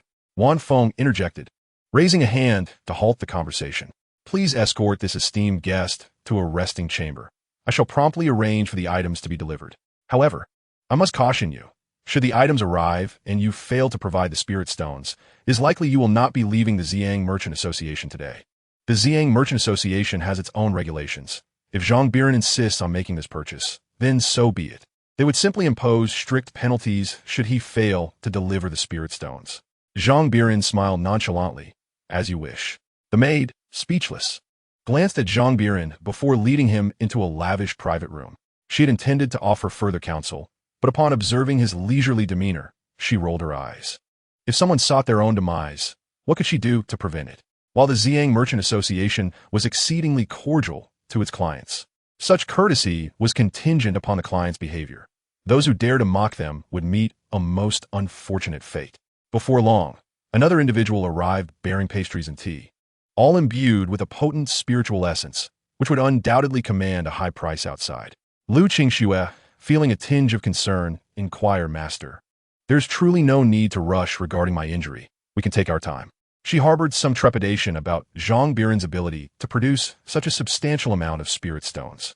As a former direct descendant of the Lu family, she was well-versed in the ways of the world. Typically, only those of the void refinement stage, particularly from esteemed sects, could muster around 40 million spirit stones. Most practitioners at the void refinement stage did not possess such wealth, as any ordinary cultivator would prioritize utilizing their resources to enhance their cultivation rather than hoarding them. For there was little purpose in doing so, and no interest was accrued. Evidently, Zhang Biran lacked substantial backing. The sect he previously belonged to had only reached the core formation stage. Moreover, Lu Qingxue surmised that Zhang Biran was likely quite young. His rapid ascent to the void refinement stage must have come at the cost of exhausting all available resources, leaving him with scant spirit stones. Aware of her concerns regarding his financial limitations, Zhang Biran replied with a gentle smile, Rest assured, my dear disciple, I have vowed to assist you in resolving your corporeal issues, and I shall fulfill that promise. Upon hearing this, Lu Qingxue felt it futile to press further. After sipping his tea and taking a moment to rejuvenate, Wan Feng entered the room, bearing a spatial ring. Accompanying her was the maid who had previously attended to Zhang Biran, though sorrow flickered in the maid's gaze. Esteemed guest, everything you requested is here, totaling a value of 41,530,000. Given the volume of your purchase, the Merchant Association has graciously offered you a discount. You need only pay 39 million spirit stones. Although Wan Feng wore a smile, a chill underpinned her tone. She was acutely aware that such a sum of spirit stones was beyond what any nascent soul cultivator could readily provide. Having conducted business for many years, Wan Feng had never encountered anyone purchasing such an extensive array of blood-replenishing treasures.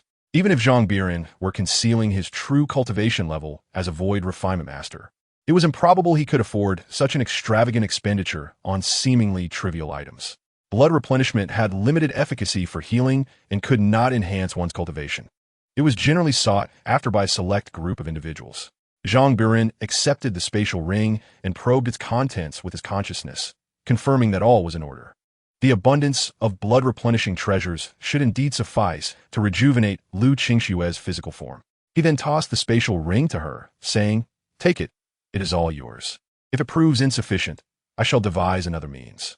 Lu Qingxue furrowed her brow slightly, but you have yet to pay for it. Zhang Biran turned his gaze, and with a flick of his hand, the room filled with spirit stones. This space is too confined. Let us store them for now. Wan Feng's expression shifted in surprise. Could it be that he truly possessed such wealth? She promptly collected the spirit stones, a hint of a smile gracing her previously haughty demeanor. Here lies a total of 2 million spirit stones, with 37 million remaining. Zhang Biran, without uttering a word, produced another 2 million spirit stones and continued the cycle. Wan Feng, who had initially been indifferent, gradually transformed in her demeanor, ultimately displaying sheer joy. A faint blush blooming on her fair cheeks. Even her breath became somewhat hurried. This individual could indeed produce such a vast wealth of spirit stones. An opportunity for fortune. As members of the trading guild, they naturally sought profit. The total profit from all the items Zhang Biran purchased could approach 10 million, a colossal sum, nearly equivalent to the pure profits of the Ziyang Trading Guild over many years. Wan Feng's face radiated with smiles. Esteemed guest, should you have any needs in the future, do not hesitate to come to our Ziyang Trading Guild. With your substantial purchase today, would you require us to dispatch powerful escorts for your journey? The Ziyang Trading Guild, priding itself on reputation and long-term development, held no interest in underhanded dealings. Zhang Biran shook his head. No need. He turned to depart, and Wan Feng promptly followed him, stopping only at the entrance. Take care, esteemed guest. It was not until Zhang Biran's figure faded from view that Wan Feng's smile gradually vanished, her expression turning grave. A cultivator at the nascent soul stage could produce such wealth. It seemed this individual had obtained some extraordinary fortune. Wan Feng had also contemplated whether Zhang Biran was a powerful cultivator concealing his true strength, yet she had previously used the celestial mirror to probe, confirming that Zhang Biran's cultivation was certainly not at the void refinement stage. To evade the scrutiny of the celestial mirror, one would need to be at least at the integration stage. However, in Tinggu Prefecture, which integration stage cultivator was not renowned, Zhang Biran could not possibly compare with any of them. Thus, he could not be an integration stage cultivator. Wan Feng's eyes narrowed. The Ziyang Trading Guild, being populous and observant, had undoubtedly attracted attention to Zhang Biran, and several figures had stealthily followed him after his departure. She could not help but shake her head. Possessing immense wealth, yet lacking discretion. Chapter 14. Supreme Blood Restoration. Shortly after Zhang Biran had walked a distance, a figure intercepted him ahead. Wearing a cold smile and emanating a subtly oppressive aura from within, an avatar of the transformation stage. Many around them noticed and cautiously distanced themselves, fearing being caught in the crossfire. The newcomer appeared middle-aged with a fierce countenance, and several others stealthily emerged around them, encircling Zhang Biran. 3 were at the transformation stage, and 5 at the nascent soul stage. Zhang Biran spoke calmly. Is there something you need? The middle-aged man smiled. A trivial matter. A friend of mine observed you purchasing quite a few items at the guild. Hand over your goods, and provide each of us with 10 million spirit stones. And you made a part. Oh, Zhang Biran's expression remained composed. What if I refuse? A glint of cold, murderous intent flickered in the man's eyes. A cruel smile curling his lips. Wealth can avert disaster. Trading spirit stones for your life seems a lucrative deal, does it not? Zhang Biran nodded. Exchanging spirit stones for life is indeed quite a bargain. A middle-aged man squinted his eyes, a hint of a smile gracing his lips. You understand best, Zhang Biran remarked, but I must decline. The man's expression altered slightly, a flicker of anger crossing his features. You seek death, Zhang Biran responded with a disdainful look, as he raised his hand and summoned a terrifying aura that erupted forth. The individuals surrounding him were instantly severed by this force, their life essence swiftly dissipating. The middle-aged man's face contorted with fear, his eyes dimming with realization. You are not at the nascent soul stage. Zhang Biran scoffed. What foolishness. Who told you I was at the nascent soul stage? Not far away, Wan Feng of the Ziyang Merchant Association had been observing. Upon witnessing Zhang Biran effortlessly annihilate 3 transformation stage cultivators and 5 nascent soul cultivators, his expression shifted drastically. This individual was indeed not at the nascent soul stage. Wan Feng felt a chill run down his spine. His ability to evade the scrutiny of the heaven-viewing mirror indicated he was a formidable entity at the integration stage. Wan Feng had never anticipated that the most improbable scenario would manifest before him. Suddenly, a furious roar erupted within the city. Who dares to act recklessly in Yunyang City? Seeking death, are we? A formidable pressure surged from the distance as a middle-aged man clad in resplendent attire traversed the void, arriving directly above Zhang Biran in an instant, surveying him from a lofty vantage. How dare you kill within my Yunyang City? You shall not leave today. This man was the city lord of Yunyang, a cultivator at the initial stage of the refinement void realm. Without further ado, he charged directly at Zhang Biran. A cold smile lingered on Zhang Biran's lips. The man's demeanor spoke volumes, indicating that those who attempted to rob him were likely connected to this very individual. He raised his hand, condensing sword energy that surged forth with lethal intent. Dare to resist? Seeking death, the city lord of Yunyang, witnessing Zhang Biran's refusal to flee and his audacity to fight back, wore a sneer laced with derision. He concentrated his terrifying power, intending to disperse Zhang Biran's sword energy. However, before his assault could fully materialize, the sword energy had already reached him. At that moment, he sensed the sheer horror contained within the sword energy. Merely the tip of the iceberg sent shivers down his spine, his entire being trembling in fear. Before he could react, the sword energy engulfed him entirely, reducing his physical form to ash, and the oppressive aura that had loomed over the city dissipated without a trace. Within Yinyang City, many turned their gazes toward the commotion, initially curious about the audacity of one who dared to offend the city lord. Yet, as they extended their consciousness, they were met with the shocking sight of the city lord's demise. Eyes widened in disbelief, faces painted with horror. They understood the strength of the city lord, a powerful cultivator at the refinement void initial stage. How could he be slain so easily? Lu Qingshue's eyes were wide with astonishment. Surely, I did not misinterpret that sword energy? It is sword intent. As a prodigy, Lu Qingxue has always harbored a profound affinity for the sword arts, demonstrating remarkable talent from a young age. The sword strike just delivered by Zhang Biran indeed encapsulated a mysterious Tao rhythm within its depths, endowing that seemingly casual sword energy with an astonishingly formidable power. It must be the sword intent. Could it be that my master has grasped the essence of sword intent? This concept represents the lifelong pursuit of any sword cultivator. One could assert that only by mastering sword intent can one truly be considered a genuine sword cultivator. Regrettably, the mastery of sword intent is exceedingly elusive. In all of Tingu State, the number of individuals who have achieved this mastery does not exceed 3. Is my master truly that formidable? This strike has irrevocably transformed Lu Qingshue's perception of Zhang Biran. She suddenly felt that her master harbored too many secrets, as if shrouded in a veil of mist, obscuring clarity. In the distance, within the Xiang Chamber of Commerce, Wan Feng contemplated intervening. However, before she could act, the Lord of Yinyang City had already met his demise. Once Wan Feng regained her composure, a chill of apprehension coursed through her. It was fortunate that she refrained from intervention. Logically, the Lord of Yinyang City should not have been so hasty to eliminate Zhang Biran. At the very least, he ought to have investigated the circumstances. His immediate aggression could very well indicate that the assailant was one of his own dispatched agents. Had she attempted to dissuade him, Zhang Biran might have suspected her as the mastermind behind the scenes. Wan Feng swallowed hard. An integration stage cultivator is not to be trifled with, should she provoke him. The entire Tianwu Empire could face obliteration in an instant. Outside Yinyang City, amidst a forested area, Zhang Biran and his disciple did not rush to return. They first consumed some elixirs to ascertain their efficacy. Lu Qingxue nodded and produced 5-second tier elixirs, all primarily aimed at restoring vitality. Upon ingestion, the rich essence of vitality coursed through her body, yet merely moments later, this invigorating force vanished without a trace, as if a colossal beast within her was ravenously absorbing it. Continue, Zhang Biran urged. Lu Qingxue promptly complied, incessantly consuming various rare herbs and treasures.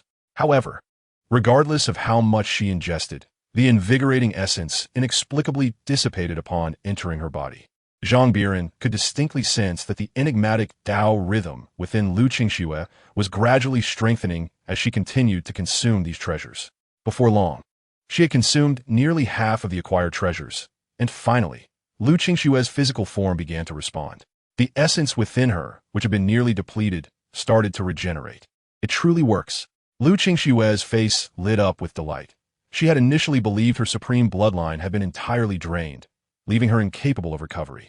To her astonishment, the pivotal aspect of her constitution was not merely her essence, but rather her physical body. Press on, maintain the momentum. Zhang Biran's voice resonated, drawing her focus back.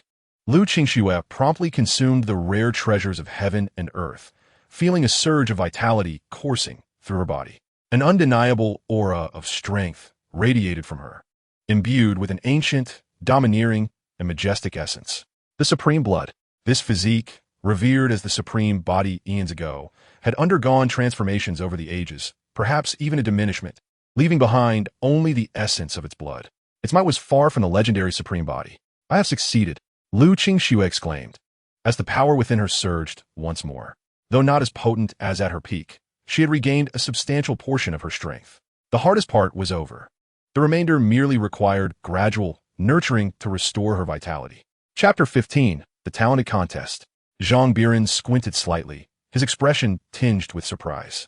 Disciple, It appears your physique has undergone some alterations. Seeing the seriousness etched on Zhang Biran's face, Lu Qingshue's heart raced with concern. What changes? Having just regained her supreme blood, she feared another issue had arisen. Zhang Biran smiled reassuringly. The supreme blood you possess is a fragment of the supreme body. Surmounting this crisis has seemingly induced a remarkable transformation in your constitution. Have you not noticed? The essence within your bones, prompted by Zhang Biran's words. Lu Qingxue suddenly became aware of the formidable, audacious power residing within her skeletal structure, as well as the astonishing vitality burgeoning therein. Each bone was tinged with a faint golden hue, adorned with sporadic runes. These were the symbols of the Great Path, typically signifying a formidable energy. This skeletal structure represented the complete supreme body, yet remained dormant, awaiting the abundant infusion of vital essence from the treasures of heaven and earth to awaken fully. Upon hearing this, Lu Qingshue's face illuminated with joy. The supreme body was far more formidable than even the innate heavy eye.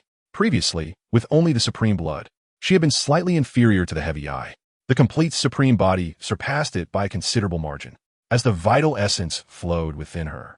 Lu Qingshue's complexion regained a hint of vitality, and she appeared far more invigorated, shedding the earlier pallor of weakness. However, as her physique gradually awakened, her spiritual power began to converge madly towards her bones, which absorbed it directly. Her cultivation, originally at the early stage of core formation, rapidly plummeted within mere breaths. It fell to the initial stage of foundation establishment. Simultaneously, the golden hue of her bones grew increasingly resplendent, and the inscriptions of the Great Path multiplied. Lu Qingxue sensed that although her cultivation had regressed to the early stage of foundation establishment, her strength remained formidable, rivaling her previous self, even against mid-core formation opponents. She felt confident of victory, with a considerable chance against those in the late stage of core formation. Her entire aura underwent a profound transformation, exuding a wild and domineering presence. The supreme body was gradually reviving within her. As Lu Qingshue's strength returned, she felt an insatiable itch for battle. She promptly spoke, "Master, I heard that a competition for prodigies is currently being held in the Tianwu Empire. May I participate?" Her desire for combat was fervent, eager to validate her capabilities. The Tianwu Empire hosts this prodigy competition annually to summon the nation's finest talents for a contest, with substantial rewards that attract countless participants. Zhang Biran nodded with a smile. "Let's go." He immediately led Lu Qingshuo towards Fengyue City, which is among the most formidable cities in the Tianwu Empire, second only to the imperial capital. Although Zhang Biran was not fully aware of the precise location, he possessed a general sense of direction. With his formidable spiritual perception, he effortlessly arrived at Fengyue City. At that moment, Fengyue City was teeming with people, some there to compete in the prodigy contest, and others merely to spectate. When Zhang Biran arrived, the competition was just commencing. Outside a martial arts arena, Zhang Biran spoke calmly. "Go ahead." Lu Qingshuo stepped forward. "Hello, I am here to participate in the prodigy contest." The man in charge of registration, a middle-aged gentleman, lifted his gaze to Lu Qingshuo and was momentarily taken aback. The beauty before him was extraordinary. Even with his experience of encountering countless stunning women, he was undeniably captivated by Lu Qingshuo. "What is your name? Which sect do you belong to? And what is your cultivation level?" The middle-aged man inquired, his face adorned with a flattering smile, his demeanor exceedingly gentle. Lu Qingshuo replied, "I am Lu Qingshuo from the Piaomiao sect, at the initial stage of foundation establishment." Though she had temporarily evaded the peril posed by the Lu family, they were still pursuing her, and revealing her name might attract their unwanted attention. The middle-aged man's expression shifted to one of concern. The initial stage of foundation establishment, such a cultivation level hardly aligns with that of a prodigy. Typically, those who participate in these contests are exceedingly confident in their abilities. Otherwise, they would merely become a laughingstock. The minimum standard for this contest is usually mid-stage foundation establishment, with the top contenders often having reached the initial stage of core formation. With her initial stage of foundation establishment, Lu Qingshue's participation seemed destined for a merciless defeat. "My dear, this is a prodigy competition, gathering the elite of the Tianwu Empire, along with talented individuals from other regions. Your current cultivation level may not suffice." He endeavored to soften his words, wishing not to wound the heart of this exquisite young lady. Lu Qingshuo, however, simply replied, "Thank you for your concern, but I still wish to participate." Noticing her stubborn resolve, he shook his head and refrained from further comment. If she sought to embarrass herself, so be it. He could discern a hint of pride in Lu Qingshue's demeanor. At first glance, she appeared to hail from a significant power, yet the Piao sect was unfamiliar to him. Thus, he speculated that she likely came from a lesser-known place, lacking a clear understanding of her own capabilities. Upon entering the realm of cultivation, one must inevitably endure some hardships. After a brief registration, a middle-aged man handed over a wooden token inscribed with a number, signifying his identity for battle. "You may proceed inside. You will not be called upon in the first 3 rounds. Thereafter, there is a certain probability you will be selected at random. Our grand competition for prodigies follows an elimination format. Those who fail cannot continue to participate. The last 3 eliminated will secure the top 3 positions of this grand assembly of prodigies." Lu Qingxue accepted the token, offering a slight bow before stepping into the arena. Meanwhile, Zhang Biran purchased a ticket for the spectator seats, curious to see how much strength Lu Qingxue had acquired. The vast martial arena was filled to capacity, with cheers ringing out continuously. On the stage, 2 figures clashed repeatedly before swiftly retreating. Ultimately, one figure was struck and sent flying, landing outside the platform. In the preparation area, a cold-faced youth observed the stage with a hint of disdain. "Huh, such characters dare to call themselves prodigies. It is utterly laughable." Beside him sat a strikingly beautiful young woman, her face adorned with a smile. "Prodigies from the Tianwu Empire, such a small place, cannot possibly be compared to you, young master. In my opinion, there isn't anyone here who could withstand even a single strike from you." Li Hao's lips curled into a slight smirk, revealing a condescending smile. As the contest on the stage concluded, an aged voice resonated once more, announcing the next duel. Contestant 37, Li Hao, will face off against contestant 12, Zhao Fangming of the Lingyun sect. A tumultuous roar erupted, for Zhao Fangming was a well-known prodigy within the Tianwu Empire, nearly ranking in the top 3. At the age of 25, he had already reached the initial stage of the Golden Core realm. Even within the entire Tian ancient continent, he was considered a remarkable talent.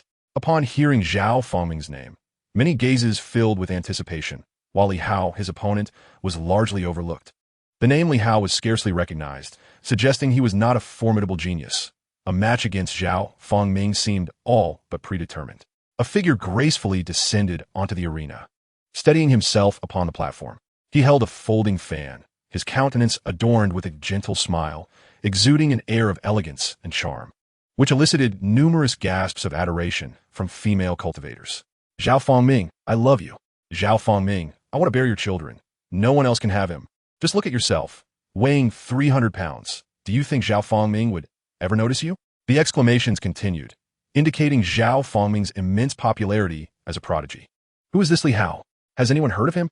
He must be from some backwater place. His aura seems weak, likely not even at the Golden Core stage.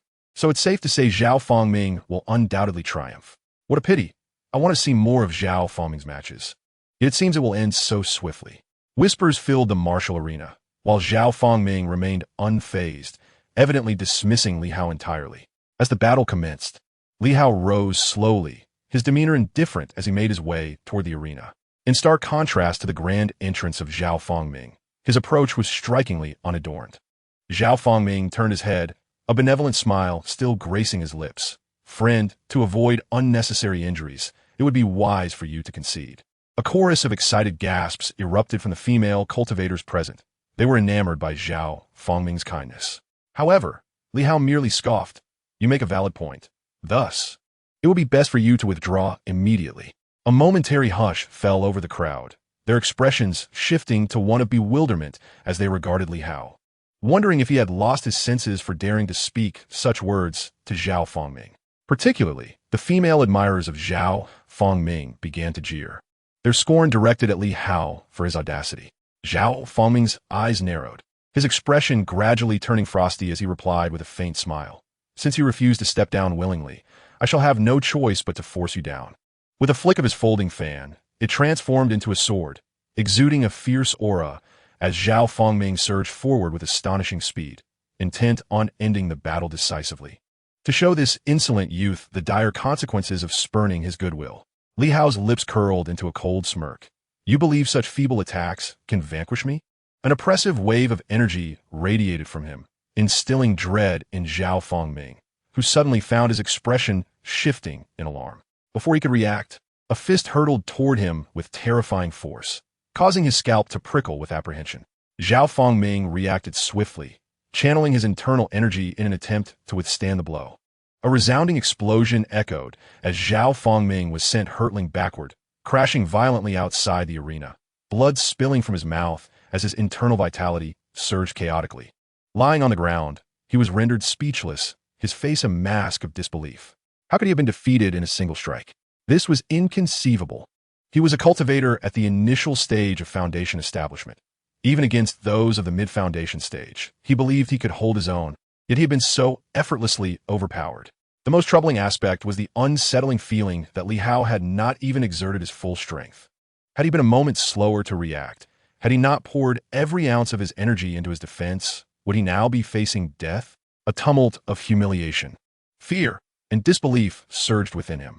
Zhao Fengming could not comprehend how, as a prodigy of the Tianwu Empire, he could be so easily vanquished.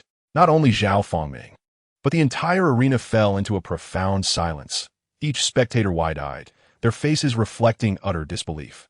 No one had anticipated Zhao Fengming's defeat. Many had expected him to secure victory with a single blow. Yet, the outcome had been so thoroughly devastating. Li Hao maintained his cold smirk. Is this truly the pride of the Tianwu Empire? I find it rather unimpressive. Even a single move is enough to render him defenseless. Truly a display of utter ineptitude. Zhao Fengming, who has always been exceedingly proud, felt a profound anguish upon hearing these words. His fists clenched tightly, and his eyes brimmed with resentment. Yet, Zhao Fengming was acutely aware that even if given another chance, he would undoubtedly remain outmatched. The strength of this individual far surpassed his own. On the martial stage, numerous formidable practitioners of the Void Refinement stage had gathered, their purpose being to witness the prowess of their juniors. Upon witnessing the terrifying strength exhibited by Li Hao, expressions of shock spread across their faces. Such a fierce and domineering martial technique. Could it possibly belong to someone from that family? The Void Refinement cultivators of the Lingyun sect shook their heads in resignation, never having anticipated that the talents at the Celestial Martial Empire's competition would feature a genuine prodigy. In the Tiangu Prefecture, the Li family is renowned for their mastery of physical cultivation and boasts a formidable practitioner of the integration stage among their ranks. A genius of such caliber is unmatched within the Celestial Martial Empire. Even the esteemed prodigy of the Xianqing sect would likely find himself at a disadvantage. As Li Hao returned to his position, a maid hurried over, her face radiating with admiration. "Young master, your prowess is astounding." Li Hao replied with a faint smile. "They are merely a collection of ineffectual beings. I expected to encounter some formidable individuals at this competition, yet I find them woefully lacking." His words were not whispered. With the keen hearing of cultivators, nearly everyone present caught his remarks. Many wore expressions of displeasure. Even if he had defeated Zhao Fengming, such disdain was rather unbecoming. Li Hao's statement effectively undermined the entire assembly of talents from the Celestial Martial Empire. Yet, the irony lay in their inability to counter his assertions. With Zhao Fengming vanquished in a single strike, who among them could possibly contend with him? Lu Qingshue's gaze fell upon Li Hao, her eyes shimmering with a hint of combativeness. The Li family, a force as formidable as the Lu family, had produced a prodigy within the Celestial Martial Empire that she had not anticipated encountering. Following this, several more matches unfolded, and fortune favored Lu Qingxue, for she was not selected even once. Conversely, Li Hao found himself drawn once more. In the next bout, number 37, Li Hao was to face number 3, Zhang Fengshan of the Xianqing sect. Zhang Fengshan, known as the foremost prodigy of the Celestial Martial Empire, was widely recognized as the strongest among the younger generation and possessed initial stage core formation cultivation. However, a somber atmosphere enveloped the crowd. While it was true that Zhang Fengshan was undeniably powerful, the prospect of facing a genius like Li Hao filled many with trepidation. Go Zhang Fengshan. The earlier mockery of the Celestial Martial Empire's prodigies by Li Hao had fostered a strong desire among many to see him defeated, to affirm that their own talents remained formidable. Zhang Fengshan ascended the arena, his expression gravely serious. Chapter 17. The contest, Lu Qingxue versus Li Hao. Li Hao also stepped onto the platform, emanating an aura of peril as he resembled a ferocious, humanoid beast. Jiang Fengqian's face twisted in disdain as he clasped his hands in salute towards Li Hao. I seek your guidance. Li Hao, devoid of superfluous words, surged forward like an arrow released from its bow, a torrent of bloodthirst emanating from him. His fist, imbued with an appalling destructive force, struck with unrelenting ferocity. Jiang Fengqian, his expression grave, manifested a large blade in his grasp and swiftly cleaved downward, the blade's aura nearly coalescing into a tangible form. This was the third tier of the shadow blade technique. Jiang Fengqian had astonishingly cultivated it to such an extent, truly a prodigious talent. Gasps erupted from the crowd. For the shadow blade technique was among the most formidable martial arts of the Xuanqing sect, also the very technique practiced by the current sect leader, possessing terrifying might. The technique comprises 3 tiers, and even many cultivators at the God transformation stage have yet to grasp the third tier, yet Jiang Fengqian accomplished this feat, showcasing the extraordinary nature of his comprehension. The blade's aura seemed capable of severing all, vanishing in an instant to transform into a shadow hurtling towards Li Hao. This was the terrifying essence of the shadow blade technique. Once unleashed, the blade's energy could be concealed within the intangible, rendering it nearly imperceptible and impossible to defend against. Eerie runes emerged upon Li Hao's skin, as if animated, as he raised his fist to retaliate. The sound of an explosion reverberated anew, a tempest sweeping across the martial arena, compelling countless spectators to shield their faces against the gale. As the aftershock subsided, Jiang Fengqian widened his eyes in disbelief. He witnessed Li Hao retreating over 10 paces, crimson blood seeping from his knuckles. How could this be? Jiang Fengqian's disbelief was palpable. Had his mightiest strike yielded such meager results? Li Hao, clearly a body cultivator, regarded such injuries as trivial. It was commonplace for body cultivators to endure minor wounds, severe injuries, or even brush with death. Among myriad paths, the body cultivator's route was the most ferocious and domineering, endowed with the most tenacious vitality. Yet, the drawbacks of body cultivation were evident, as it demanded arduous effort and the assistance of countless rare materials, while its offensive methods remained rather simplistic. Other cultivators could wield various mystical techniques, but body cultivators relied solely on primal strength. Nevertheless, body cultivation remained one of the most powerful paths to mastery. Li Hao's gaze held a hint of admiration. To have wounded me, you may take pride in that. Yet alas, your strength is still insufficient. In an instant, he vanished from sight, only to reappear before Jiang Fengqian, delivering a fist that felt as though the very world were collapsing upon him. The overwhelming force left Jiang Fengqian with an acute sense of helplessness. Inevitably, Jiang Fengqian faced defeat. His body was hurled backward, crashing below the arena, his vitality surging chaotically, injuries grave. Yet, the wounds upon his body paled in comparison to the turmoil within his heart. Jiang Fengqian's eyes dimmed. Why had his most powerful strike manifested such feebleness? He has indeed utilized this technique to vanquish mid-stage foundation establishment cultivators. However, against Li Hao, it merely inflicted a moderate injury. Why is this so? The powerful members of the Xuanqing sect promptly advanced to take him away for healing. All eyes in the martial arena turned to Li Hao, with some expressing shock, others exhibiting reluctance, and many adorned with admiration. In this world, where the survival of the fittest prevails, strength is revered. Li Hao's astonishing prowess naturally shifted the perceptions of many. Possessing strength allows one to exude confidence. Even arrogance becomes charming when backed by power. Conversely, arrogance without strength renders one a mere fool. Clearly, Li Hao belongs to the former category. Who exactly is this individual? His physical form is astoundingly formidable, having effortlessly defeated Jiang Fengqian with a single strike. Within the entirety of Tiangu Prefecture, it seems that only the Li family could cultivate a body to such an extraordinary level. Gasp! He is indeed a member of the Li family. Can anyone discern his cultivation level? Why is it entirely inscrutable? Whispers arose once more, and the gazes directed at Li Hao transformed completely. In Tiangu Prefecture, when one mentions the Li family, everyone knows of whom they speak. So, this is a prodigy from the Li family. No wonder he possesses such terrifying strength. Jiang Fengqian, on the other hand, wore a face of discontent. Is this truly the genuine prodigy of Tiangu Prefecture? The disparity between himself and Li Hao is shockingly vast. He chuckled self-deprecatingly. Previously, he had only compared himself to individuals from the Tianwu Empire, believing himself to be remarkably strong.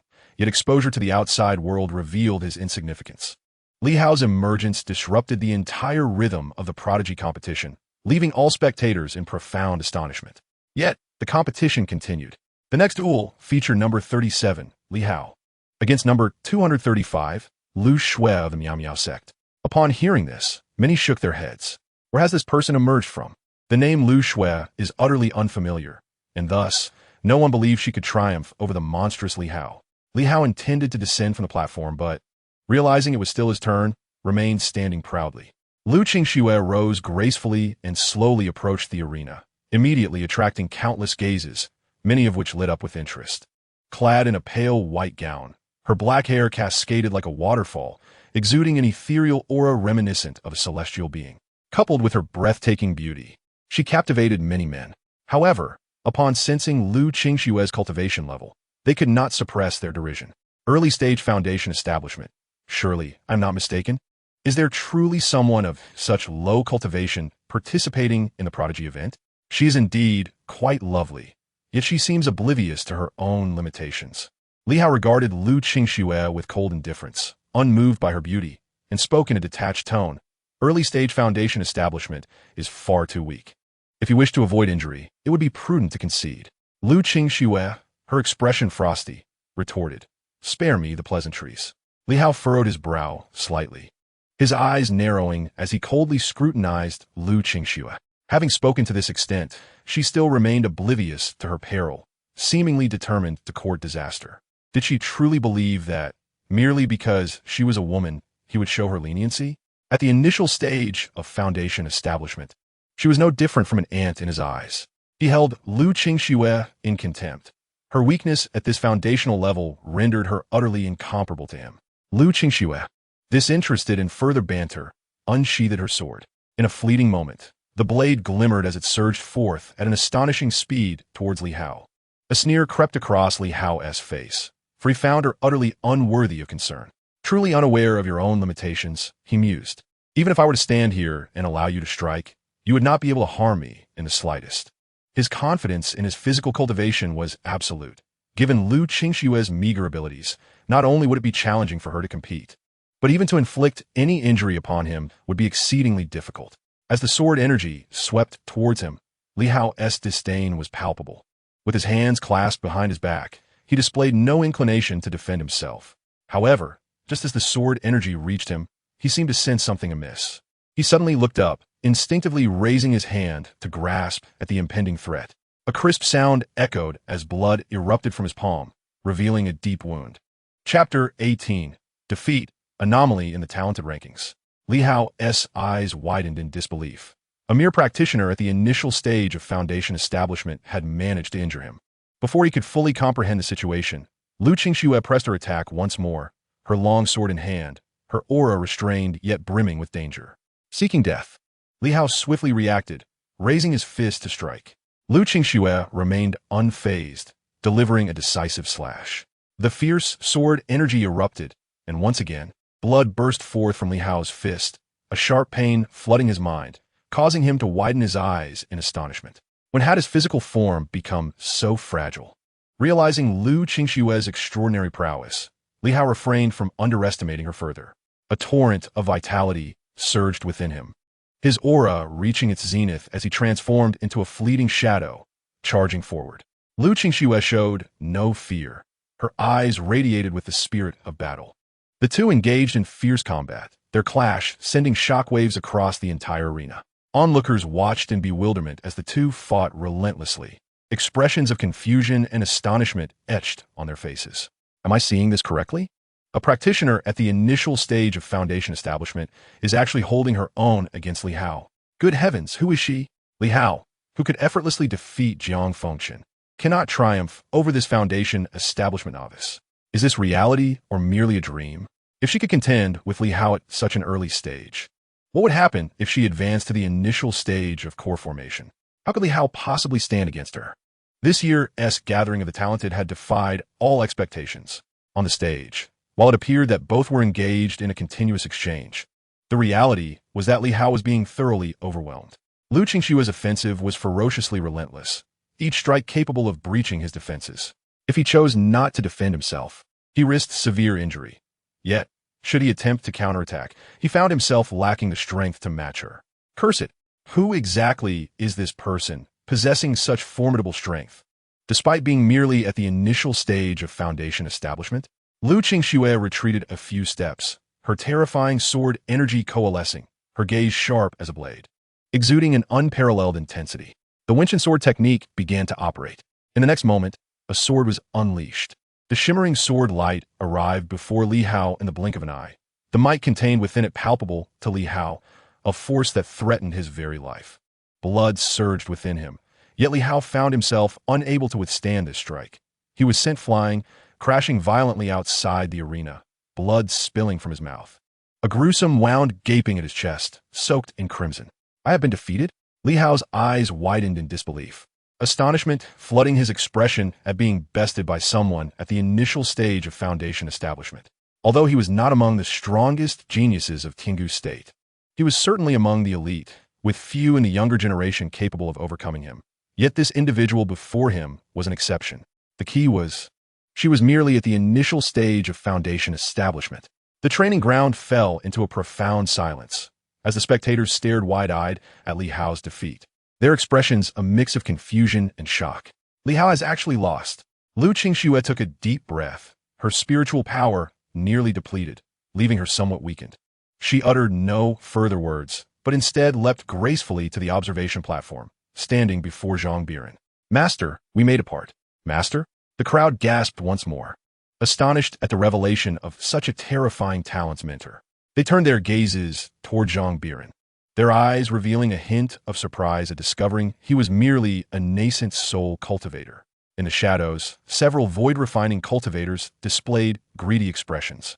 The sword technique Lu Qingxue had just executed was immensely powerful, imbued with a strong aura of the Tao, undoubtedly a remarkable martial art. Acquiring it would surely lead to a significant enhancement in their strength. Zhang Biran said little, merely nodding slightly. Let us go. The two departed the training ground.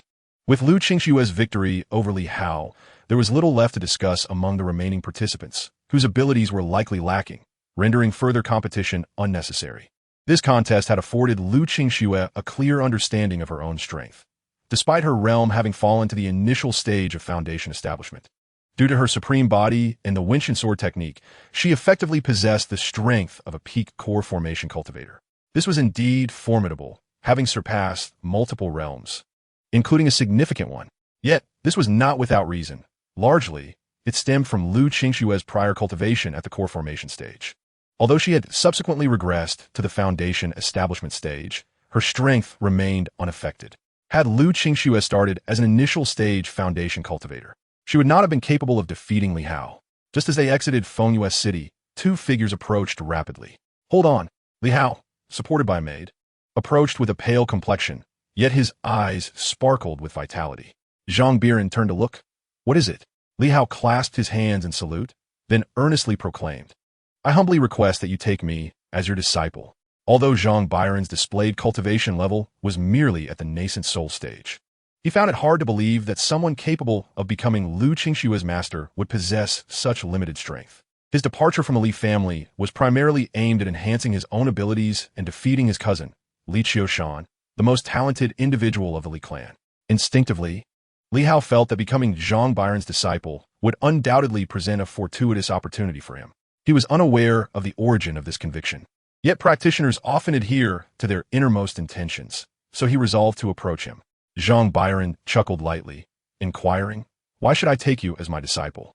Li Hao found himself momentarily at a loss for words, realizing that Zhang Biran had no obligation to accept him.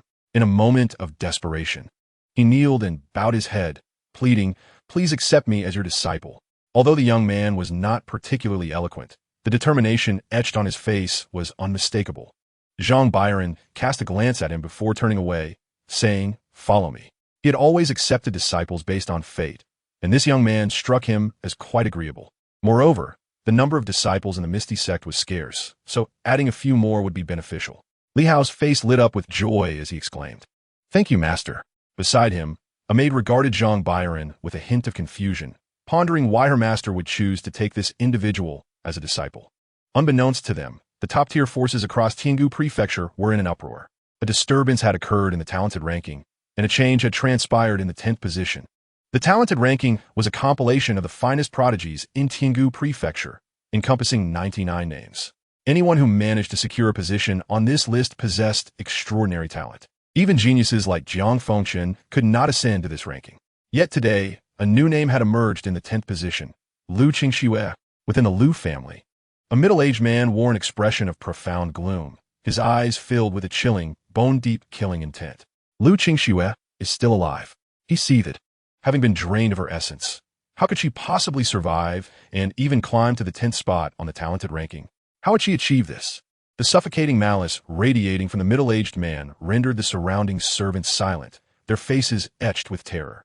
Beside him stood a tall young man, a smile adorning his features, his eyes possessing an otherworldly brilliance. Father, why worry? Even if she has reached the 10th position, what does it matter? I am still the first on the talented ranking, a half-step nascent soul practitioner, and I am on the verge of breaking through to the nascent soul stage myself. She would find impossible to catch up to me. Upon hearing these words, the middle-aged man's expression softened considerably. He realized that Lu Qingxue likely harbored a deep-seated hatred for him, wishing to eliminate him at the earliest opportunity. Though she could not surpass his son, her mere existence posed a potential threat. Some of my men, search the entirety of Tiangu Prefecture, should Lu Qingxue be found. She is to be killed without mercy. The middle-aged man's voice was icy, as if Lu Qingxue were not his own flesh and blood. An elder from the Lu family spoke up, his voice tinged with reluctance. Master, Lu Qingxue is, after all, a direct descendant of our clan. Moreover, her current achievement of ranking 10th on the talents list indicates that her physique has recovered. Why not grant this child an opportunity? If our family boasts 2 prodigies, our future will undoubtedly be more prosperous. Lu Tianming turned to look, his eyes filled with an icy disdain. I do not wish to hear such word from this day forth. The elder hesitated, wanting to say more, but ultimately remained silent. Lu Tianming's disdain for Lu Qingxue stemmed from various reasons rooted in their youth. Lu Qingxue and Lu Fangheng were not born of the same mother, and his affections lay with Lu Fangheng's mother. However, Lu Qingxue's mother was quite enamored with her daughter and did not hesitate to wield her influence within the family to arrange a union between them. Consequently, Lu Tianming harbored a deep-seated animosity towards Lu Qingxue's mother. Events transpired that led to the untimely demise of both Lu Qingxue and Lu Fangheng's mothers, and Lu Tianming placed the blame squarely on Lu Qingxue's mother, particularly as Lu Qingxue bore a striking resemblance to her mother. Seeing her face filled him with revulsion. Lu Tianming coldly declared, "One Lu Fangheng is sufficient for our family. What does it matter if Lu Qingxue ranks 10th on the talents list? Even if she has truly regained her supreme bloodline, it changes nothing. My son, Lu Fangheng, also possesses a supreme bloodline, coupled with his unique dual pupils, making him the foremost on the talents list." The elders of the Lu family, upon hearing this, exhibited a range of expressions. Some remained indifferent, while others flattered him, and a couple shook their heads in resignation. They understood well the reasons behind Lu Tianming's attitude towards Lu Qingxue and felt it unwise to interject. Moreover, given that Lu Tianming was the strongest in the family, all matters were naturally left to his discretion. Lu Tianming's voice, laced with a chilling resolve, echoed, "Lu Qingxue, my dear daughter, I shall find you in due time." Meanwhile, Zhang Biran returned to the Piamiao sect with Li Hao. Luo Kun appeared rather leisurely, busily tidying up the sect as buildings rose majestically, including a grand plaza at the center of the mountain range. For cultivators, erecting structures was an effortless task. Upon seeing Zhang Biran's return, Luo Kun immediately clasped his hands in greeting. "Greetings, sect master." Li Hao, feeling the abundant spiritual energy enveloping the surroundings, was instantly taken aback.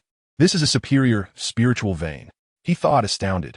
It was noteworthy that his own family possessed only one superior spiritual vein, yet this Piamiao sect, with so few members, had also acquired one.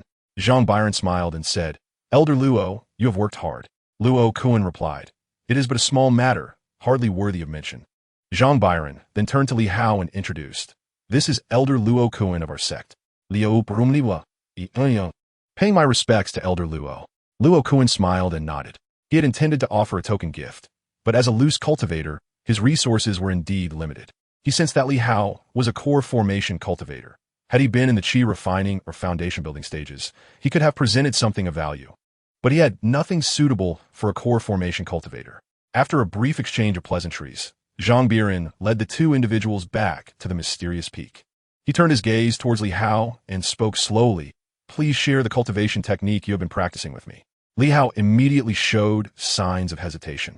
The technique he practiced was a treasured secret of the Li family, the supreme-level Earth-tier technique known as the Immovable King Art, which, according to family regulations, could not be casually imparted to others. After wrestling with his thoughts, Li Hao replied, "I beg your pardon, Master, but this technique is a family secret. And without the head of the family's consent, I cannot share it with anyone." Even within the Li family, only the most gifted scions were permitted to cultivate this technique, as it constituted the very foundation of their existence. Zhang Biran did not express any disappointment. Rather, he recalled the body refinement technique that Lu Qingxue had shared with him, the superior-level Earth-tier technique, the celestial cycle body refinement method. By consuming 2,000 years of cultivation, he enhanced the celestial cycle body refinement method. Ding!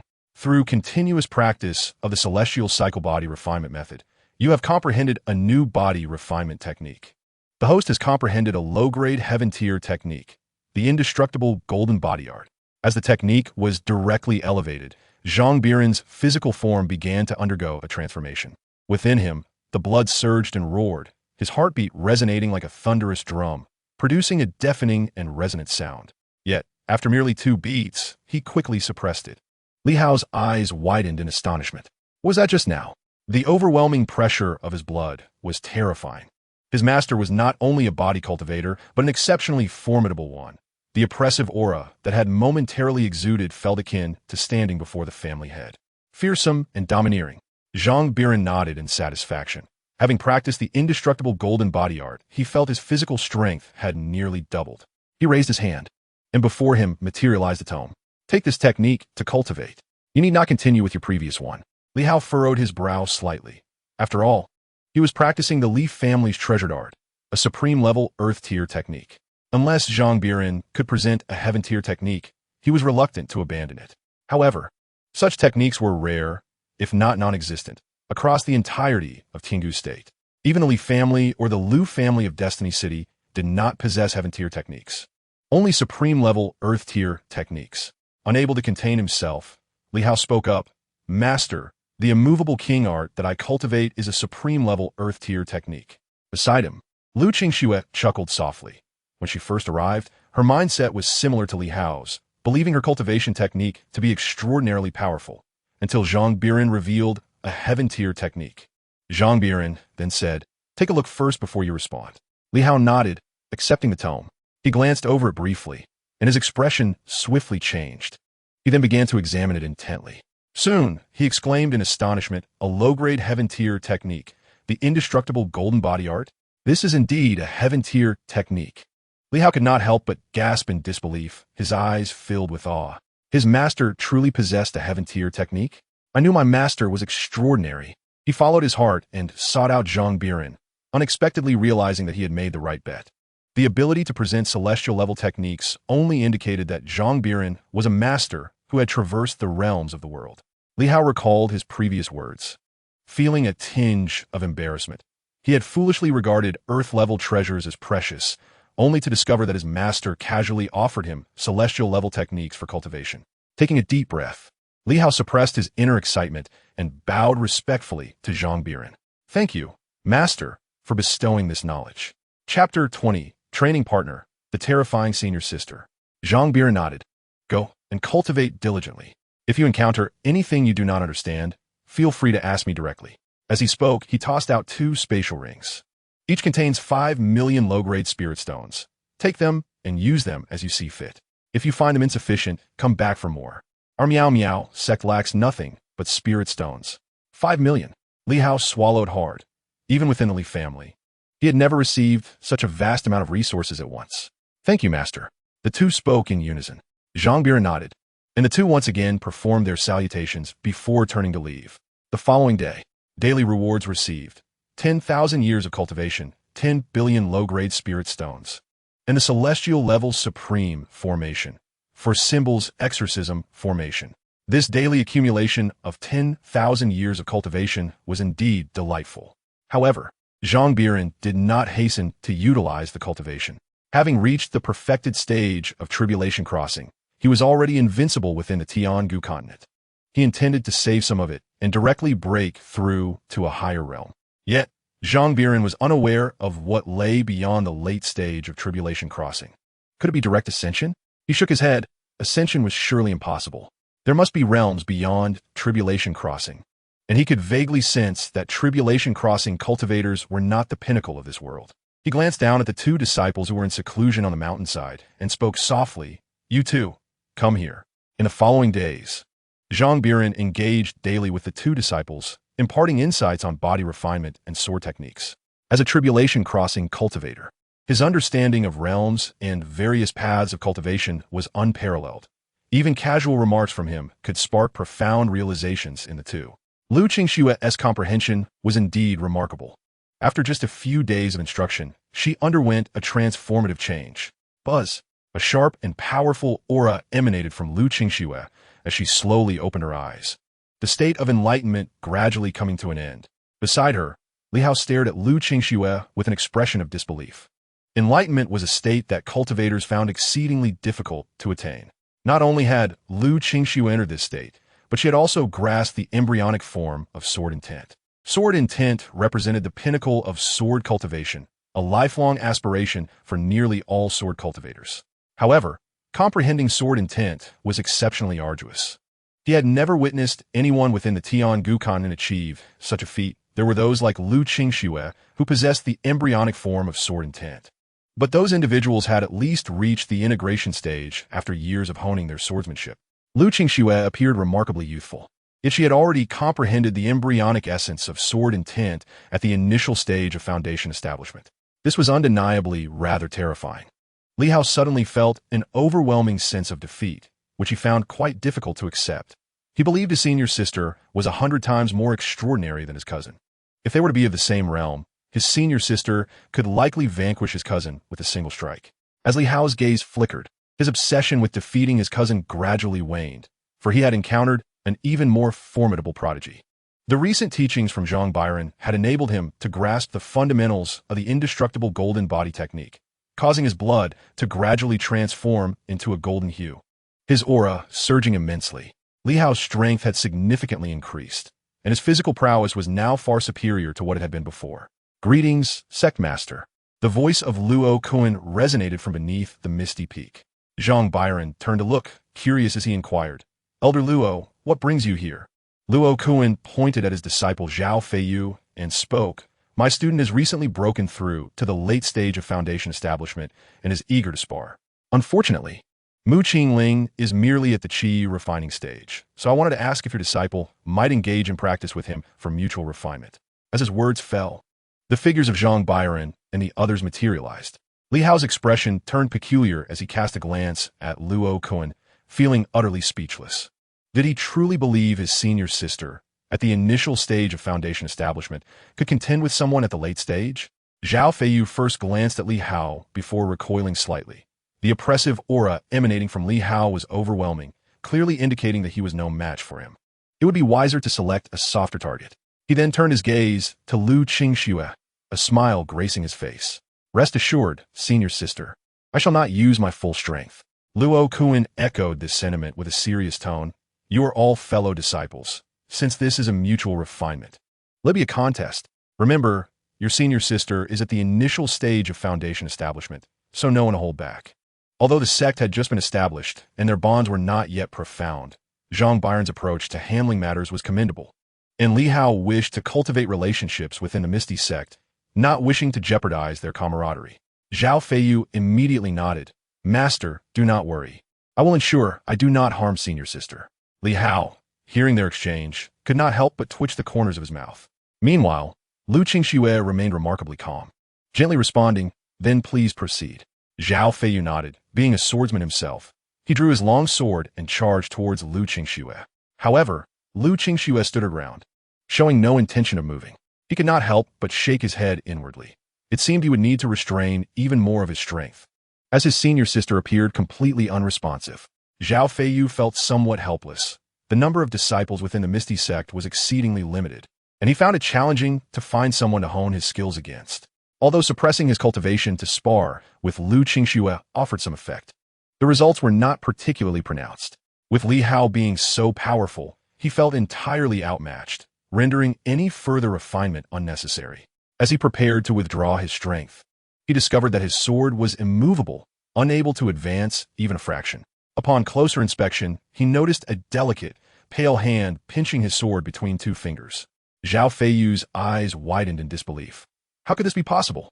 He attempted to exert more force, yet the sword remained stubbornly still, as if ensnared by some invisible grip. Lu Qingxue smiled faintly and remarked, "Junior brother, a sword is not wielded in this manner." With a gentle flick of her hand, Zhao Feiyu's sword was sent flying backward. Before he could comprehend the situation, a slender finger was already poised against his throat. Though it was merely a finger, Zhao Feiyu perceived it as a blade. Cold sweat trickling down his forehead, his eyes filled with incredulity. Was this senior sister not just at the initial stage of Foundation establishment? How could she possess such terrifying power? In that fleeting moment, the aura exuded by Lu Qingxue made Zhao Feiyu feel like an inexperienced novice. He offered a bitter smile, having thought he could easily manage someone at her stage, only to realize his utter helplessness in her presence, completely lacking any means of defense. A sense of shame washed over him. He had previously boasted of not using his full strength, which now felt rather embarrassing. Luo Kuan was equally astonished, exclaiming, "Sect Master, is she truly only at the initial stage of Foundation establishment?" Zhang Biran chuckled. "Indeed, she is. However, she is somewhat exceptional. It's best not to compare yourself to her." Zhao Feiyu shook his head and smiled wryly, then cupped his hands towards Lu Qingxue, saying, "Senior sister, please forgive my arrogance." Lu Qingxue, however, remained unconcerned, replying, "Junior brother, do not belittle yourself. If you have any questions about the sword path in the future, feel free to ask me." Having just grasped the nascent concept of sword intent, she was in high spirits, a gentle smile gracing her lips. Zhang Biran stepped forward, raising his hand, and countless spirit stones began to float in the air, estimated to number at least 200 million.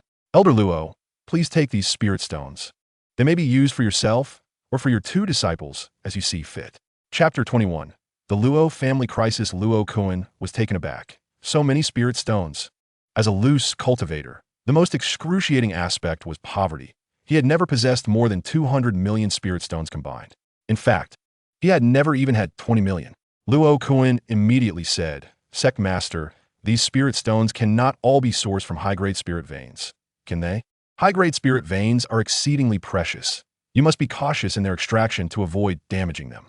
The sheer quantity of 200 million spirit stones would inevitably harm the spirit vein if directly mined.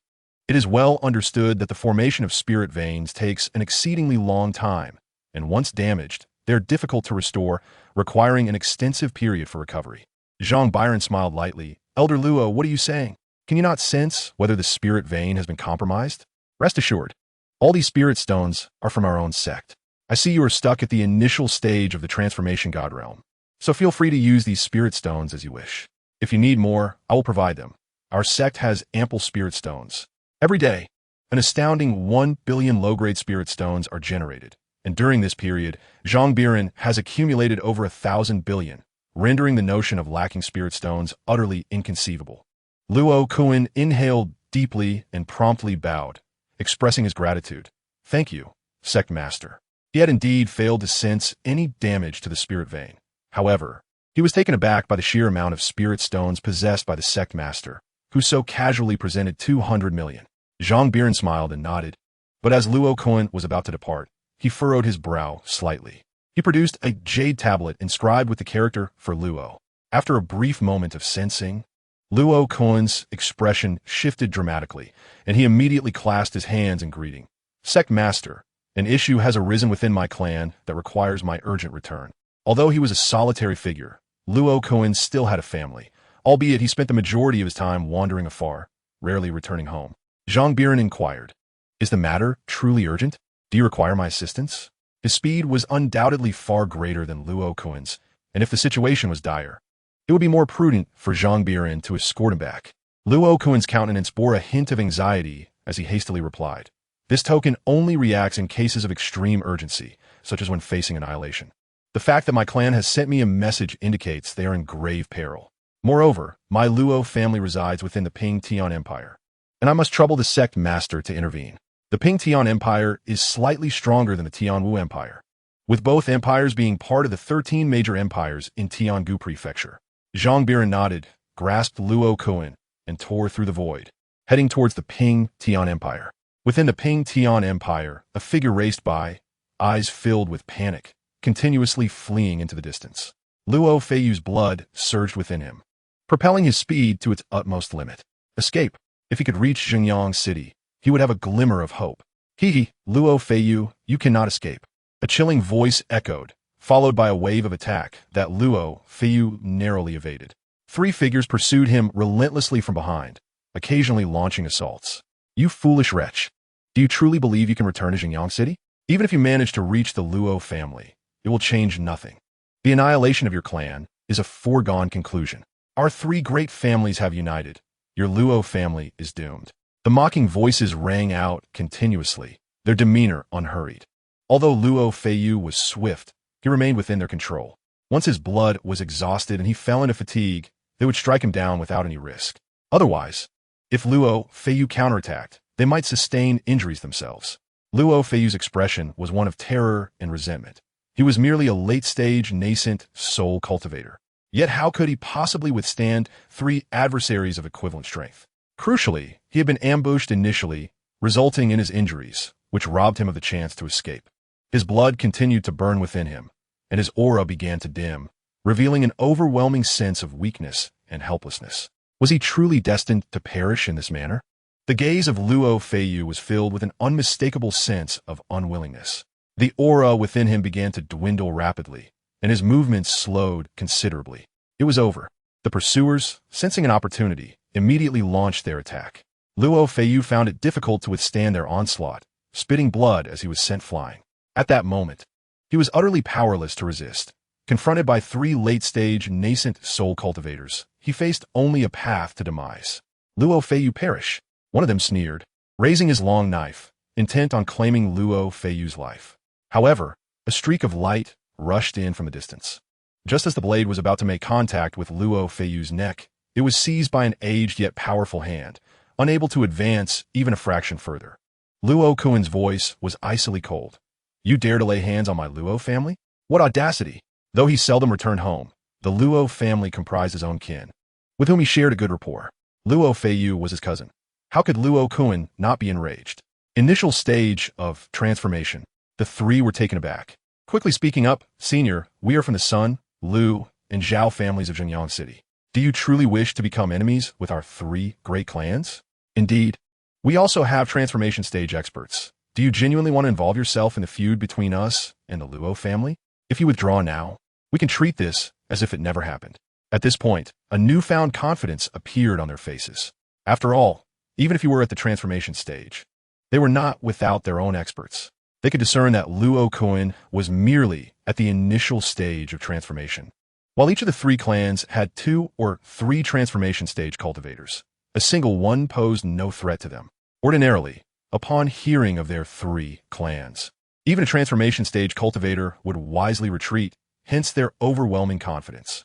Luo Kuan, incensed, raised his hand and struck, instantly killing the one nearest to him with a single slap.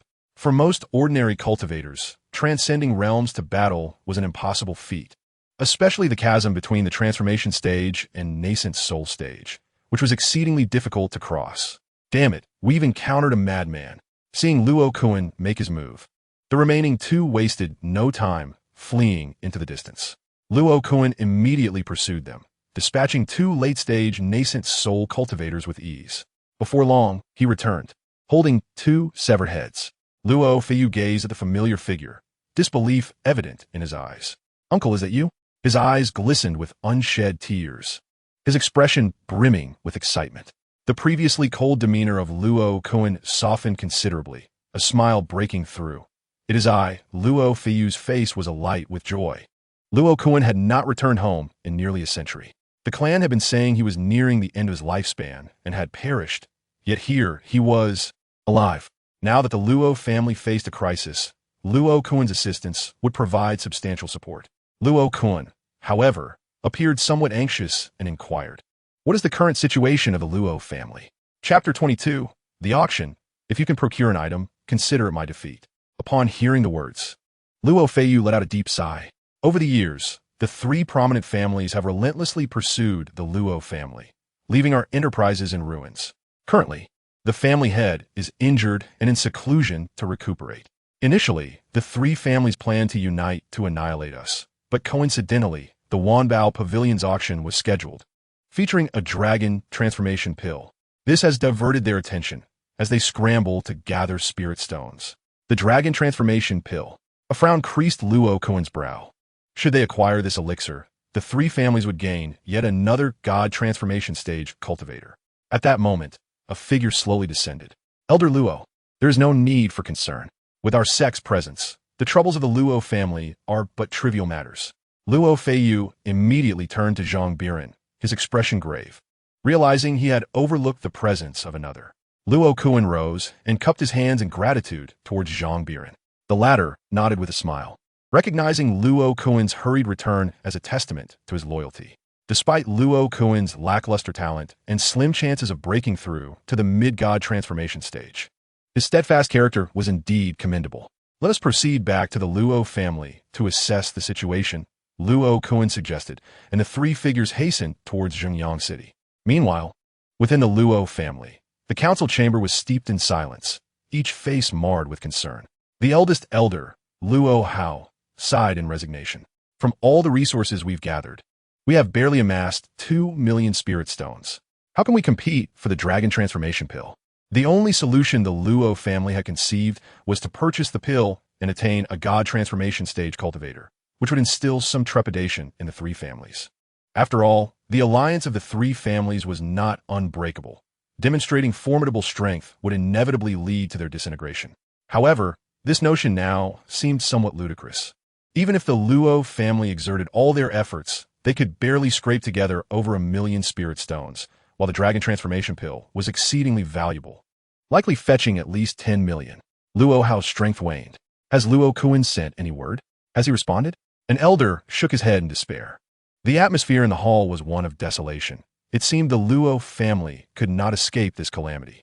The events of recent years had been overwhelmingly tumultuous. The family head was gravely injured, and the once most talented genius, Luo Yongchun, inexplicably lost all his cultivation 3 years ago, rendering him a mere shell of his former self. The Luo family had undergone too many upheavals. Eldest elder, Luo Kuen has returned. A voice of astonishment rang out, prompting Luo Hao to spring to his feet. Before he could exit the door, 3 figures entered. Upon seeing Luo Kuen, many faces lit up with joy. If the Luo family could gain a god transformation stage cultivator, they would possess a greater sense of confidence when confronting the 3 families. Third brother, how wonderful it is that you are back. Luo Hao's eyes sparkled with excitement.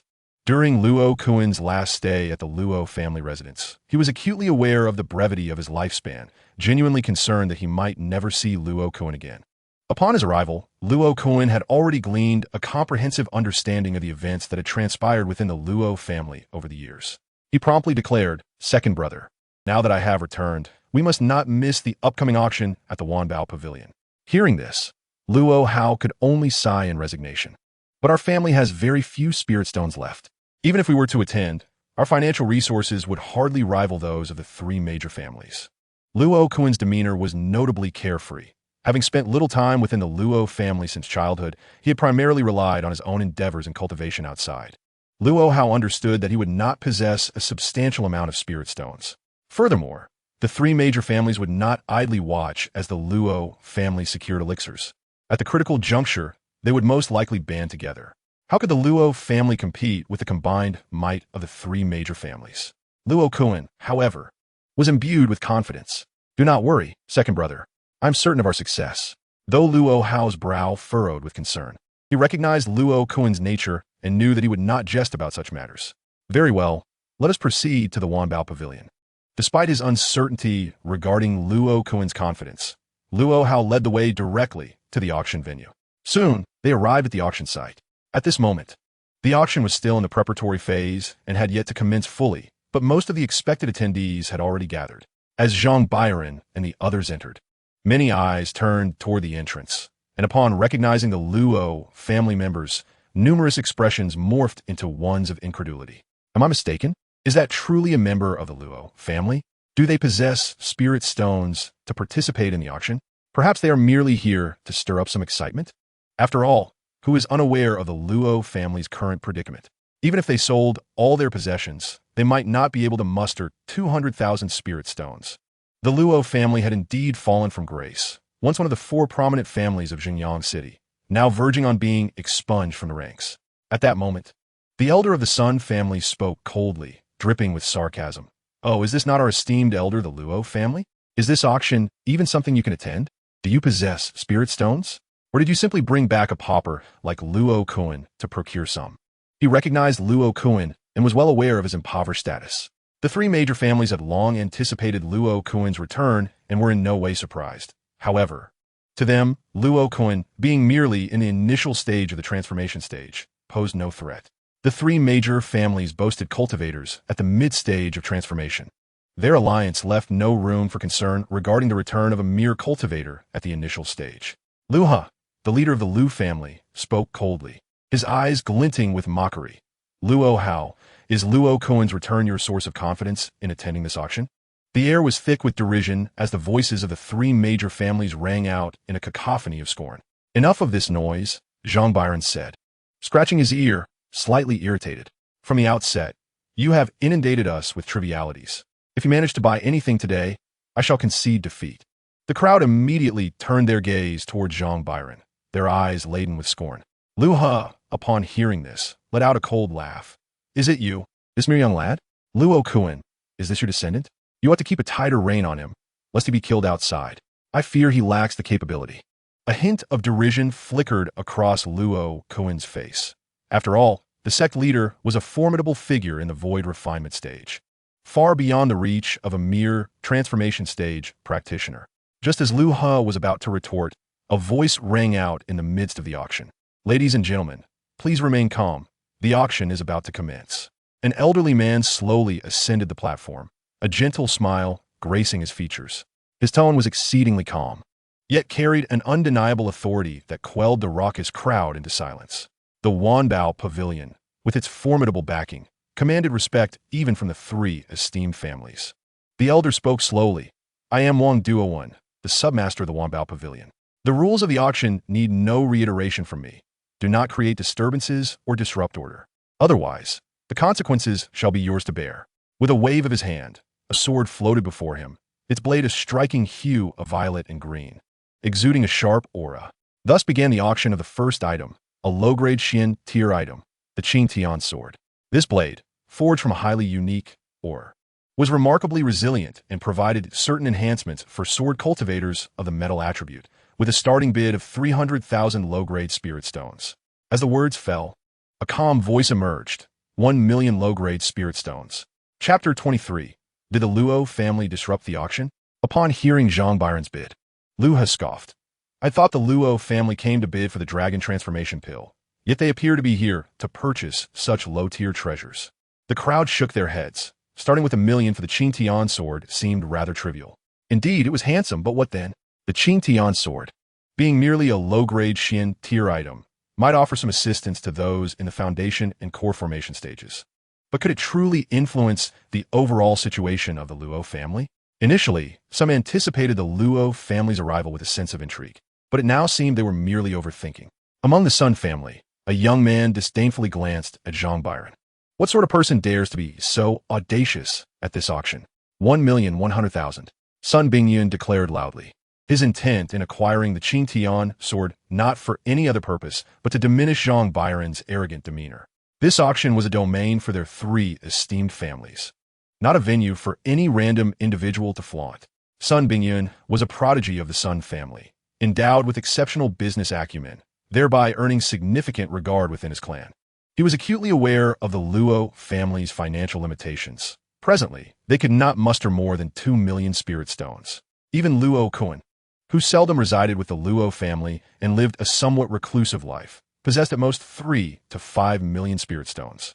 Even combined, their resources could hardly compare to any of the three esteemed families. Sun Bingyan cast a disdainful glance at Zhang Biran, a smirk playing at the corners of his lips. With just a handful of spirit stones, you seem to forget your lineage. Comparing betrothal gifts with my Sun family? You are woefully outmatched. The Sun family, among the three great clans, was the most financially robust, and Sun Bingyan was exceedingly confident in this regard. Zhang Biran met his gaze with an unperturbed expression. Is that so? Then I shall offer 2 million. Hiss.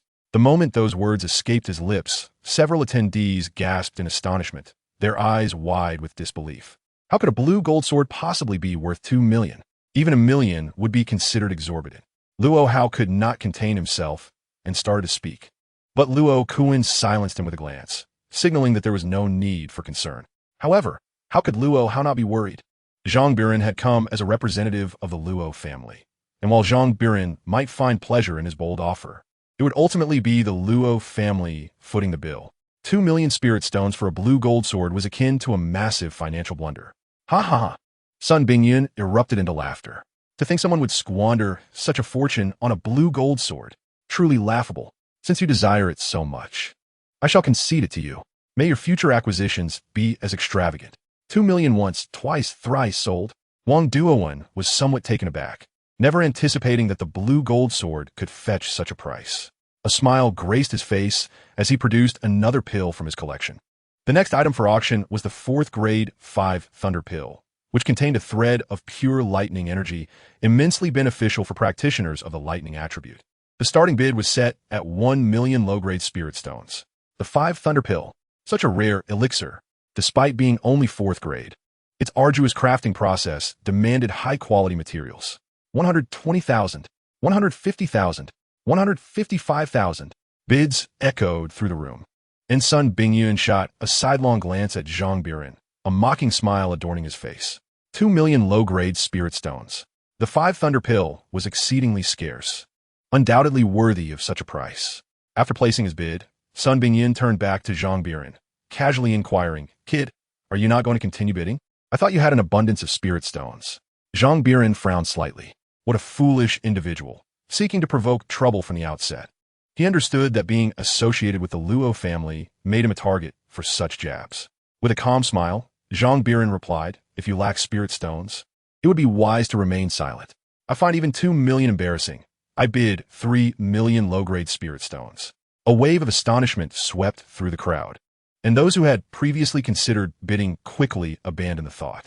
A direct offer of 3 million low-grade spirit stones had nearly reached the ceiling of the 5 Thunder Pills value. The auction at Wanbao Pavilion primarily featured rare and extraordinary items, yet their prices were not meant to be excessively outrageous. 3 million low-grade spirit stones was clearly an inflated sum. Upon hearing Zhang Biran's words, Sun Bingyan's expression darkened, his eyes brimming with murderous intent. However, he managed to retain his composure. "You are quite impressive, but I am curious to see how many spirit stones you have left to squander." Based on his calculations, the Luo family spirit stones amounted to no more than 1 or 2 million. He was convinced that the prices at the auction would gradually escalate, and he doubted that Zhang Biran possessed any spirit stones to bid with. Wang Duowen, noticing the silence from the crowd, proclaimed 3 million low-grade spirit stones, once, twice, 3 times sold. A smile adorned his face. The initial 2 treasures had fetched an unexpectedly high price. "Very well," he said, waving his hand, causing yet another item to materialize before him. The 3rd treasure was a mid-tier, mystic-level technique known as the Thunder Attraction Art. This technique was designed to attract and absorb the power of lightning, serving as an excellent auxiliary method for those who practiced lightning attributes or cultivated related techniques. Moreover, this technique had a high upper limit, with a starting bid of 180,000 low-grade spirit stones. Numerous practitioners of the lightning attribute were present, and after just a few brief descriptions, they sensed the extraordinary nature of the Thunder Attraction Art. As someone prepared to make a bid, Zhang Biran's voice rang out immediately. 3 million low-grade spirit stones. The crowd turned in astonishment. How could the Luo family still have spirit stones? They had already expended 5 million low-grade spirit stones, yet now they claimed to possess 3 million more. This sum effectively capped the price of the Thunder Attraction Art, making further bids exceedingly unwise. Sun Bingyan furrowed his brow. It was implausible for the Luo family to have such wealth in spirit stones. Could be due to Luo Kuan, if he had obtained some fortune outside. It might indeed explain the presence of these spirit stones. Sun Bingyun wore a look of disdain. Zhang Biran's actions merely underscored the Luo family's predicament. If they had sufficient financial resources, they could easily purchase the final transformation pill without resorting to such theatrics with the earlier treasures. Yet, he failed to comprehend the true motive behind the Luo family's actions. With a slight frown, he cast a sidelong glance at Zhang Biran, a face entirely unfamiliar to him. Could it be that the Luo family had intentionally brought Zhang Biran to disrupt the auction? After all, if one were to bid high without the means to pay, they would merely be throwing away their life. The more he pondered, the more plausible it seemed. The Luo family might be employing such tactics to prevent the three major families from securely obtaining the transformation pill. After all, it was Zhang Biran who was calling the bids, not the Luo family themselves. When the time came for Wanbao Pavilion to seek compensation, the blame would not fall upon them. Chapter 24. The entire venue? Sun Bingyun let out a cold laugh and then spoke nonchalantly. Elder Luo, can your family truly offer such a substantial amount of spirit stones?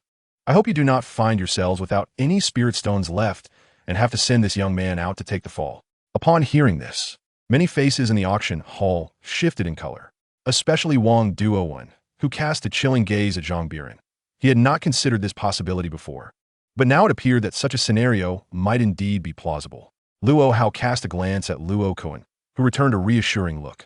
Surely, a sect leader who could casually part with 2 billion spirit stones would not lack a mere few million. Though anxiety gnawed at his heart, Luo Hao feigned composure, stating, whether we can afford it is a matter for the Luo family. It is not for you to concern yourself with. Sun Bingyun smirked derisively. I merely wish to ascertain whether this lad is indeed associated with your Luo family. With Elder Luo's words, I can rest easy. However, I would advise sect leader Wang that we are all acutely aware of the Luo family's current financial situation. If they cannot provide the spirit stones, would it not be a waste of our time? Perhaps it would be prudent to have the Luo family settle their previous auction debts first. Wang Duowen immediately nodded in agreement, casting his gaze towards Luo Hao. Elder Luo, please proceed. Luo Hao swallowed hard. While he appeared unruffled, his hands trembled beneath his sleeves. Should he fail to produce the spirit stones today, Wanbao Pavilion would not let him off easily. Observing Luo Hao's inaction, Sun Bingyun's suspicions were further confirmed. A cold smile crept upon his lips. Elder Luo, why do you linger? Or is it that you truly lack the requisite spirit stones? At these words, Wang Duowen's expression turned icy. Should the Luo family dare to toy with Wanbao Pavilion, he would not hesitate to demonstrate the consequences of offending them. Zhang Biran, unfazed, interjected, what is there to fret about? With a casual gesture, he sent a spatial ring flying towards Wang Duowen. Upon receiving the ring and examining its contents, Wang Duowen's face broke into a smile. The quantity of spirit stones was satisfactory, and the 3 treasures rightfully belonged to this young gentleman. He swiftly enveloped the items in spiritual energy and presented them to Zhang Biran. Without a glance, Zhang Biran accepted them. Such trivial items were merely an eyesore to him. Regarding his extravagant expenditure of spirit stones, Zhang Biran felt indifferent. When one's worth exceeds 1,000 billion, does one truly concern themselves with a mere few million? Notably, he had yet to exhaust even the 10 billion spirit stones from the first day. Sun Bingyun's eyes widened in disbelief. Could he genuinely produce such a sum? What was happening? Not only he, but everyone present was taken aback. 800,000 low-grade spirit stones represented a substantial fortune. How could the Luo family, whose assets had dwindled significantly over the years, amass such wealth? Sun Bingyun quickly glanced at Luo Kuan, realizing that if the Luo family could not provide such an amount, the only possibility lay with Luo Kuan himself. Where on earth had this old man procured such a fortune? Sun Bingyun inhaled deeply, his eyes alight with a chilling glimmer. Even if Luo Kuan possessed some spirit stones, the quantity would surely be limited. He doubted that he could afford to buy the subsequent items at high prices. The members of the other 2 families regarded Zhang Biran with mocking amusement. Engaging with such a fool seemed unnecessary. If he wished to pay exorbitant prices, so be it. They were eager to see how many spirit stones Zhang Biran possessed. Wang Duowen spoke again. The next item for auction is a high-grade, Xian-level formation, the Dragon Elephant Exorcism formation. The starting bid is 5 million low-grade spirit stones. Zhang Biran slowly replied, for million low-grade spirit stones. Upon hearing this bid, Luo Hao's heart raced. An immediate increase of 1. 5 million low-grade spirit stones. How audacious. Sun Binyan narrowed his eyes, glanced at Zhang Biran, and then nonchalantly stated 5 million low-grade spirit stones. At the beginning of each auction, the items to be sold are announced publicly. Sun Binyan had previously learned about the dragon-elephant exorcism formation, which is remarkably effective against malevolent entities.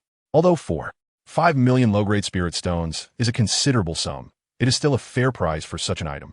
However, Sun Bingyan's bid was also a test to see how many spirit stones Zhang Biran could muster. He could not believe that Zhang Biran had an endless supply of spirit stones. Zhang Biran paid no attention to him, leisurely sipping a cup of tea before stating 5 million low-grade spirit stones. This declaration caused Sun Bingyan's expression to shift slightly. What on earth was happening? Could the Luo family still produce spirit stones? Given Zhang Biran's displayed cultivation level, which was merely at the nascent soul stage, Sun Bingyan naturally doubted that such a vast quantity of spirit stones belonged to him. Could a nascent soul practitioner truly possess such wealth? Adding this to his previous reserve, he had over 10 million already, which could even qualify him for bidding on the dragon transformation pill. Sun Bingyan cast a cold glance at Zhang Biran, refraining from recklessly continuing the bidding. 5 million was evidently too high, and purchasing it at that price would result in a loss. Little beast, these treasures shall remain in your possession for now. Once the Luo family is eradicated, these items will rightfully belong to us, Sun Bingyan sneered. Wang Duowen surveyed the room, noticing that no one else was willing to continue bidding, and thus announced 5 million once, twice, thrice sold. Zhang Biran promptly handed over the spirit stones to Wang Duowen, who, after verifying their authenticity, nodded and continued presiding over the auction. The fifth item up for auction was a 5th-grade high-tier heavenly infant pill. I trust the effects of this pill require no further elaboration, as you are all well aware of its efficacy. The starting bid is 3 million low-grade spirit stones. In a calm voice, Zhang Biran stated 6 million. This sudden doubling of the bid extinguished the aspirations of many who had intended to participate. Who could possibly compete with 6 million? Those present had likely reserved their spirit stones for the dragon transformation pill and would not squander them here. The entire auction fell into silence, with no further bids forthcoming. Wang Duowen wore a smile as he declared, "Then this pill belongs to this young master." Zhang Biran reclined in his chair, expressing a hint of impatience. This piecemeal bidding is rather tedious. How about this? I will purchase all the items available at your Wanbao Pavilion's auction. Purchase the entire auction? The auction hall was immediately filled with astonished gasps. Disbelief etched upon the faces of the attendees. Despite the numerous auctions hosted by Wanbao Pavilion, it was the first time anyone had dared to claim exclusive rights to the entire event. Securing the entire auction was akin to lighting a lantern. Typically, it involved bidding the highest price and adding a sum, specifically an additional 100,000 low-grade spirit stones for settlement. With 5 treasures remaining, if calculated at the highest bid, the total would require at least several million low-grade spirit stones. Such a staggering amount was undeniably overwhelming, even for the combined might of the 3 prominent families. Outrageous! Sun Bingyan could no longer contain himself. He abruptly stood, pointing an accusatory finger at Zhang Biran and bellowing. Do you truly believe that Wanbao Pavilion's auction is akin to a marketplace, where one can simply reserve the entire event at will? Each item is of superior quality, including the coveted transformation dragon pill. Even my Sun family would not dare to claim exclusivity. What gives you the audacity? Chapter 25. The 3 prominent families annihilated. Zhang Biran scoffed dismissively. Only the impoverished would shy away from such endeavors, but I am no pauper. You. Sun Bingyan's expression turned frosty as he sneered. Very well. I shall eagerly observe how you intend to secure the entire auction. Wang Duowen furrowed his brow, casting a grave look towards Zhang Biran. My good sir, are you aware of the rules for claiming the entire auction? Zhang Biran shook his head. I do not know, nor do I wish to know. Simply inform me of the required number of spirit stones. Wang Duowen's gaze flickered with a hint of skepticism. He too questioned whether Zhang Biran could indeed produce such a vast sum. After a moment's hesitation, he spoke, claiming exclusivity is possible, but you must first provide 5 million spirit stones as a foundational deposit, should you ultimately be unable to proceed with the exclusive claim. This 5 million will be considered compensation for breach of contract. Without hesitation, Zhang Biran produced the 5 million spirit stones from his spatial ring and tossed them over. Upon receiving them, Wang Duowen's face broke into a wide smile. Wang Duowen immediately unveiled all the items, and the crowd's attention was drawn to one particular pill vial, which contained an exceptionally pure essence of heavenly and earthly power. Clearly, the transformation dragon pill essential for breaking through to the god transformation stage. The sixth item, known as celestial heartgrass, was highly beneficial for the soul and was set at a price of 5 million low-grade spirit stones. Yet, the crowd remained silent, all eyes on Zhang Biran, their expressions rife with derision. How audacious it was for someone to attempt to claim exclusivity at Wanbao Pavilion. They were keen to see if Zhang Biran could indeed produce the requisite spirit stones. Wang Duowen then pointed to the seventh item, stating the seventh item. Soon, the auction reached its final item, the transformation dragon pill. Traditionally, the final bidding price for the transformation dragon pill had been 15 million. Does anyone wish to raise the bid? Silence reigned once more, and Wang Duowen turned his gaze towards Zhang Biran. Young sir, if you wish to claim exclusivity, the total price amounts to 43 million. Adding the previous 5 million deposit, you need only provide the remaining 38 million low-grade spirit stones. The crowd immediately turned their gaze towards Zhang Biran, their anticipation palpable. Could he truly produce such a vast sum of spirit stones?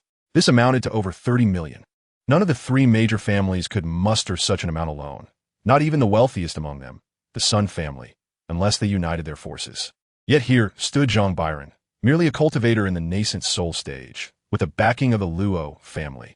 How could he possibly procure over 30 million spirit stones? Such a notion was utterly fanciful. Sun Bingyan sneered. Why are you dawdling, boy? Weren't you going to secure the venue? Why not present the spirit stones? Zhang Biran turned to Wang Duowen and inquired, do you possess any space rings? Upon hearing this, many in the crowd wore expressions of astonishment. Could he truly gather over 30 million low-grade spirit stones? Wang Duowen promptly handed over 5 space rings. Each of these can hold 20 million spirit stones. The surplus is a gift for you, my lord. Zhang Biran nodded and filled the remaining spirit stones into the rings before tossing them back to Wang Duowen. Please verify. With a grave expression, Wang Duowen accepted the space rings. Upon witnessing the mountain of spirit stones within, his face reflected sheer astonishment. It was indeed possible to produce such a sum. He gasped in disbelief and hastily presented several treasures to Zhang Biran, his demeanor transformed into one of warmth. A pleasure to collaborate. This scene left everyone utterly dumbfounded. What was happening? From whence did he acquire such an abundance of spirit stones? Sun Bingyan clenched his fists. Disbelief etched across his features. What on earth was going on? Do not concern yourself. A cold voice interrupted from beside Sun Bingyan. It was an elder of the Sun family. I shall discreetly contact the Lu and Zhao families. After today, the Luo family will no longer hold power in Jingyang City. Even if they acquire these items, it merely benefits our 3 families. Sun Bingyan narrowed his eyes and retook his seat, acknowledging the elder's words. Among the Lu and Zhao families, many cast their gazes upon Zhang Biran, their eyes glinting with murderous intent. The atmosphere within the auction hall turned icy, as many became aware of the predatory expressions of the 3 families, shaking their heads in dismay. The Luo family was indeed courting disaster, boldly parading their wealth despite being in perilous straits. With such a fortune, why not adopt a more discreet approach? What use was acquiring so much when the 3 families would surely not spare the Luo family? Sun Bingyan regarded Zhang Biran with profound disdain, coldly remarking, you little wretch. Being able to purchase such items does not guarantee you will survive to enjoy them. The members of the Lu and Zhao families echoed similar sentiments. Sun Shao speaks truth. While wealth may be substantial, this world respects strength above all. Possessing treasures necessitates the power to protect them. Who knows? Perhaps the moment they step out of this Wanbao pavilion, they could be ambushed and slain? Mocking laughter resounded. The faces of the 3 families gleamed with avarice. Zhang Biran's ability to effortlessly produce such a plethora of spiritual stones suggests that he likely possesses even more. If one could seize them, it would indeed be a windfall. Is it not so? Zhang Biran turned his head, calmly uttering a single phrase. In the next instant, several blades of spiritual energy surged forth, sweeping toward the members of the 3 great families with unparalleled speed, leaving them entirely oblivious. The sword intent erupted violently, enveloping the entire auction house in a suffocating aura. As heads began to roll, and those who had previously mocked Zhang Biran now wore expressions of sheer terror, their heads severed and falling to the ground. In an instant, The auction house fell into a profound silence. Everyone stood frozen, their eyes reflecting the palpable fear emanating from the terrifying presence. What was happening? They had yet to grasp the situation. Wang Duowen intended to intervene, but the overwhelming aura of Zhang Biran rendered him speechless. He swallowed hard and ultimately relinquished any thoughts of confrontation. Although the auction house prohibited any violence, Zhang Biran's formidable strength and possession of the truth left him no courage to speak up. Zhang Biran's derisive voice rang out. What mere ants dare to act so brazenly before me? With that, he turned and departed from the auction house, with Luo Kuan hastily following in his wake. Luo Hao, his eyes filled with astonishment, could no longer restrain himself and transmitted a query. Third brother, what on earth is going on? Who is this formidable individual? Luo Kuan maintained a calm demeanor. During my time away, I joined a faction known as the Misty Sect, and this person is the sect's leader. As for his strength, he is a formidable being at the Void Refinement stage. Void Refinement stage? Luo Hao's eyes widened in shock, his face alight with exhilaration. No wonder Luo Kuan exuded such confidence. It was due to the support of a Void Refinement expert. Luo Hao was overwhelmed with excitement. During the auction, the top experts of the three great families had been nearly annihilated by Zhang Biran, rendering the remaining members of the three families considerably less threatening. Chapter 26. The Son of Fortune, Luo Yongchan. The events that transpired at the Wanbao Pavilion auction swiftly spread throughout Zhengyang City. The three great families were all but extinguished. The attendees from the three families were primarily powerful beings at the transformation stage and core personnel, yet they had all fallen to Zhang Biran's blade. This meant that although the three families still existed, lacking a transformation stage guardian rendered them no different from being obliterated. The former vassals of the three families, upon hearing the news, were stricken with fear. Many had previously aligned themselves with the three families in their persecution of the Luo clan, and now, faced with this calamity, they had no choice but to rush forth to apologize and demonstrate their loyalty, hoping to escape disaster. However, many remained in a state of disbelief, struggling to comprehend how the transformation stage experts of the three families could have perished. Upon receiving the news, the city fell into a profound silence, the abruptness of the change leaving many in shock, unable to process what had transpired. Was it truly the case that the transformation stage experts of the three families had perished? Does anyone possess definitive news? Indeed, the two transcendents from the Sun and Lu families have perished at the auction of the Wanbao Pavilion. Only one member of the Zhao family remains in seclusion, narrowly escaping calamity. However, with just a single Zhao transcendentalist, how can they possibly contend with the Luo family? No, that is 100-fold incorrect. For the Sun family's heiress has entered the Moonlight sect as a direct disciple of the sect leader. Even if the Luo family possesses the capability to annihilate the Sun family, would they not fear the retribution of the Moonlight sect? The annihilation of the three great families' transcendentalists remains a bitter pill for many to swallow, as this upheaval has arrived too swiftly, leaving them in need of time to process. Before the Luo residence, Zhang Biran casually discarded the items he had previously acquired to Luo Kuan. These trinkets hold no value for me. Elder Luo may take them, and how you utilize them is at your discretion. Luo Kuan did not hesitate to accept the spatial ring and offered a respectful bow to Zhang Biran. Thank you, Sect Master. At this moment, several members of the Luo family emerged to greet them, yet upon seeing the dazed expression of Luo Hao, they could only sigh in resignation. Is it truly hopeless? An elderly man, stooped and pallid, approached. He was Luo Quan, the head of the Luo family, a mid-stage transcendentalist.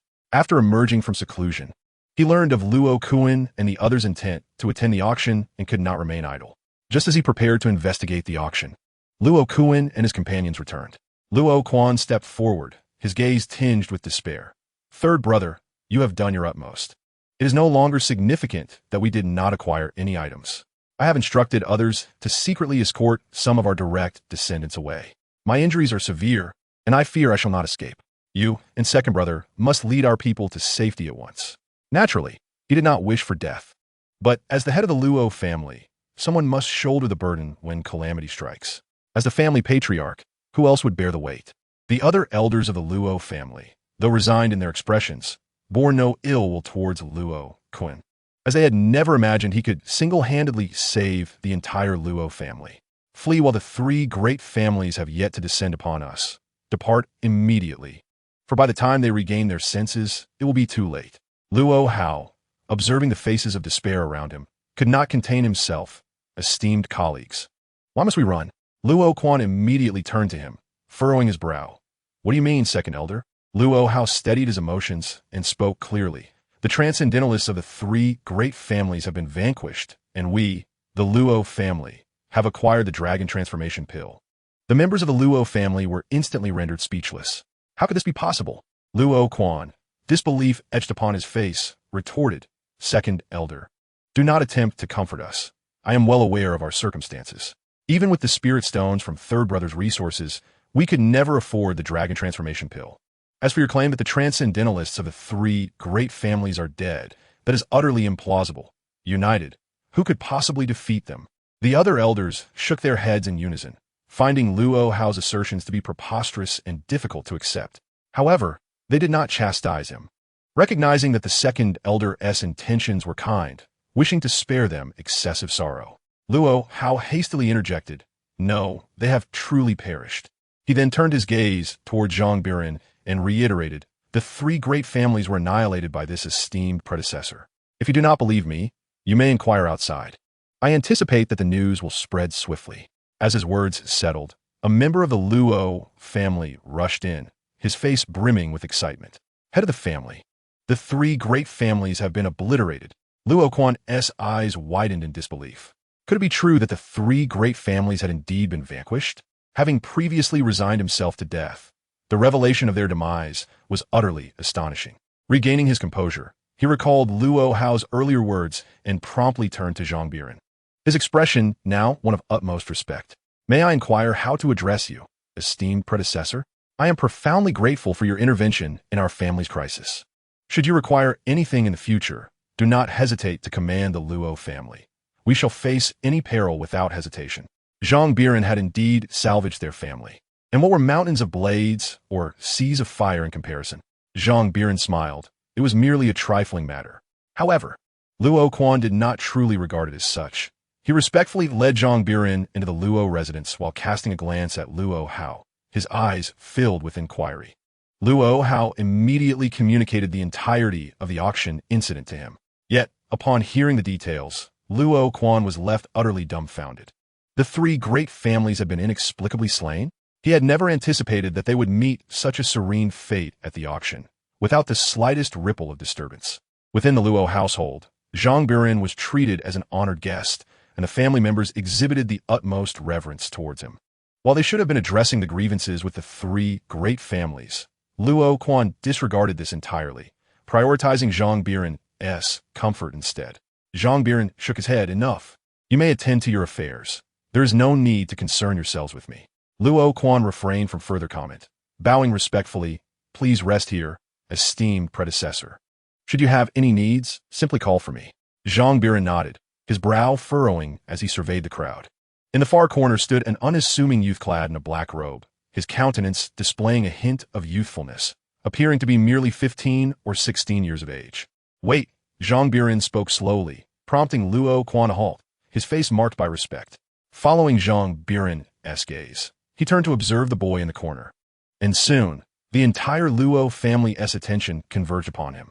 The youth immediately displayed a look of panic, hurriedly bowing, I pay my respects, my lord. The members of the Luo family felt a surge of tension. Could it be that this lad had inadvertently disturbed Zhang Biran? A faint smile graced Zhang Biran's lips as he sensed an extraordinarily potent aura of fortune emanating from the youth, one that dwarfed even that of Lu Qingxue and Li Hao. What is your name? The youth quickly replied, I am Luo Yongshan. Zhang Biran raised an eyebrow slightly before gesturing for him to approach. Chapter 27. Heavenly Tier Supreme Technique, second level of the Sovereign. Luo Yongshan immediately wore a look of panic, and behind him, an elder swiftly delivered kick. Why are you still standing there? Hurry up. Only then did Luo Yongshan hasten his steps, a powerful force of spiritual energy instantly scrutinizing him from head to toe. Moments later, Zhang Biran's gaze fell upon the ring in his hand. He could distinctly sense that it harbored a formidable soul, surmising that in its previous life, it must have reached at least the Great Ascension or Tribulation stage. This formula was eerily familiar. Unable to contain his curiosity, Zhang Biran inquired, Could it be that you were once a prodigy in cultivation, only to experience a sudden decline in your abilities over the years? Upon hearing this, Luo Yongchun was taken aback. How does the elder know? At that moment, Luo Quan spoke up. Elder, he was indeed a talented cultivator from our Luo family. Achieving foundation establishment at the tender age of 13, a truly remarkable feat. Unfortunately, 3 years ago, for reasons unknown, he has been unable to progress further. Instead, his realm has regressed, plummeting to the 3rd layer of Qi refinement. If this child has offended you in any way, I implore you to forgive him. They assumed it was Luo Yongchun who had offended Zhang Biran. Zhang Biran, however, chuckled, "Young man, would you be willing to take me as your master?" Luo Yongchun was taken aback. The figure before him, who commanded such respect from the family head, must undoubtedly be an extraordinary individual. Yet, he never anticipated that this person wished to take him as a disciple. "I am willing." Without hesitation, Luo Yongchun knelt before Zhang Biran in reverence. Such a fortuitous opportunity was not to be forsaken. This elder was so powerful, perhaps he could uncover the reasons behind his regression in cultivation. Over the past 3 years, Luo Yongchun had felt an overwhelming despair. He had attempted countless cultivation methods, all in vain. The Luo family had sought various solutions for him, yet nothing worked. The issues he faced were exceedingly peculiar, with their origins elusive. A middle-aged man from the Luo family was filled with joy. Luo Yongchun had garnered the favor of this elder, and perhaps his afflictions could finally be resolved. Zhang Biran waved his hand. "You may all return to your duties." This time, Luo Quan did not linger, casting a glance at several elders of the Luo family before leaving with a fierce determination. It was time to settle accounts with the 3 prominent families. The hall was left with only Luo Yongchun. Zhang Biran spoke. "I observe that your body possesses a heavenly spiritual root of the lightning attribute. You should rest for now. Come find me tomorrow." As he spoke, he stood up, intending to take a moment to rest himself. Luo Yongchun hurriedly asked, "Master, do I have hope of cultivating again?" Zhang Biran paused, turning to look at him, a faint smile gracing his lips. "Of course, I estimate it will only take a day or 2.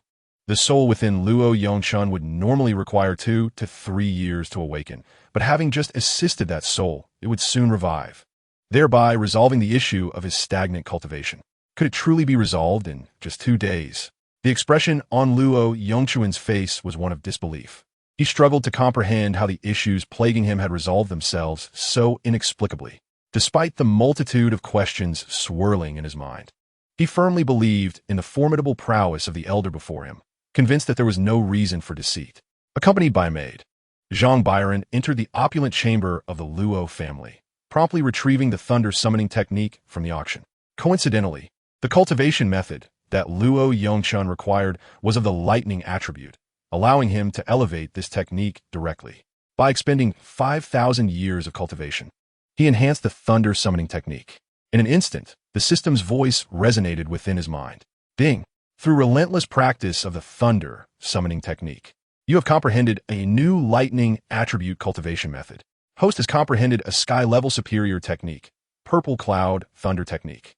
By diligently cultivating the lightning attribute technique, the host's physical body gains lightning resistance, thereby reducing lightning attribute damage by 30%. Is it truly a sky-level superior technique?" Zhang Biran raised his hand, unleashing a violet arc of lightning that radiated a suffocating destructive power. Merely this strand of lightning, he believed, would suffice to obliterate the entire Jingyang city. Host, Zhang Biran. Cultivation, late stage of tribulation. Techniques, heavenly inquiry sword technique, complete. Ascending the heavens 9 steps, complete. Great wilderness capturing heaven finger, complete. Indestructible golden body technique, complete. Purple cloud thunder technique, complete. Side occupation, talismonger, entry level. Gazing at his personal information, Zhang Biran noted that he still possessed 88,000 years of unused cultivation. Let's enhance these techniques once more. Ding!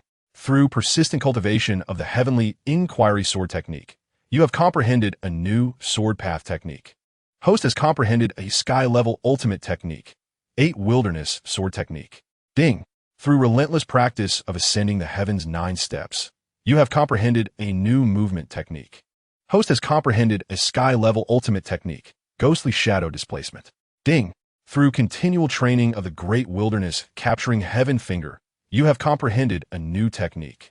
Host has comprehended a sky-level ultimate technique, great wilderness capturing heaven hand. Ding!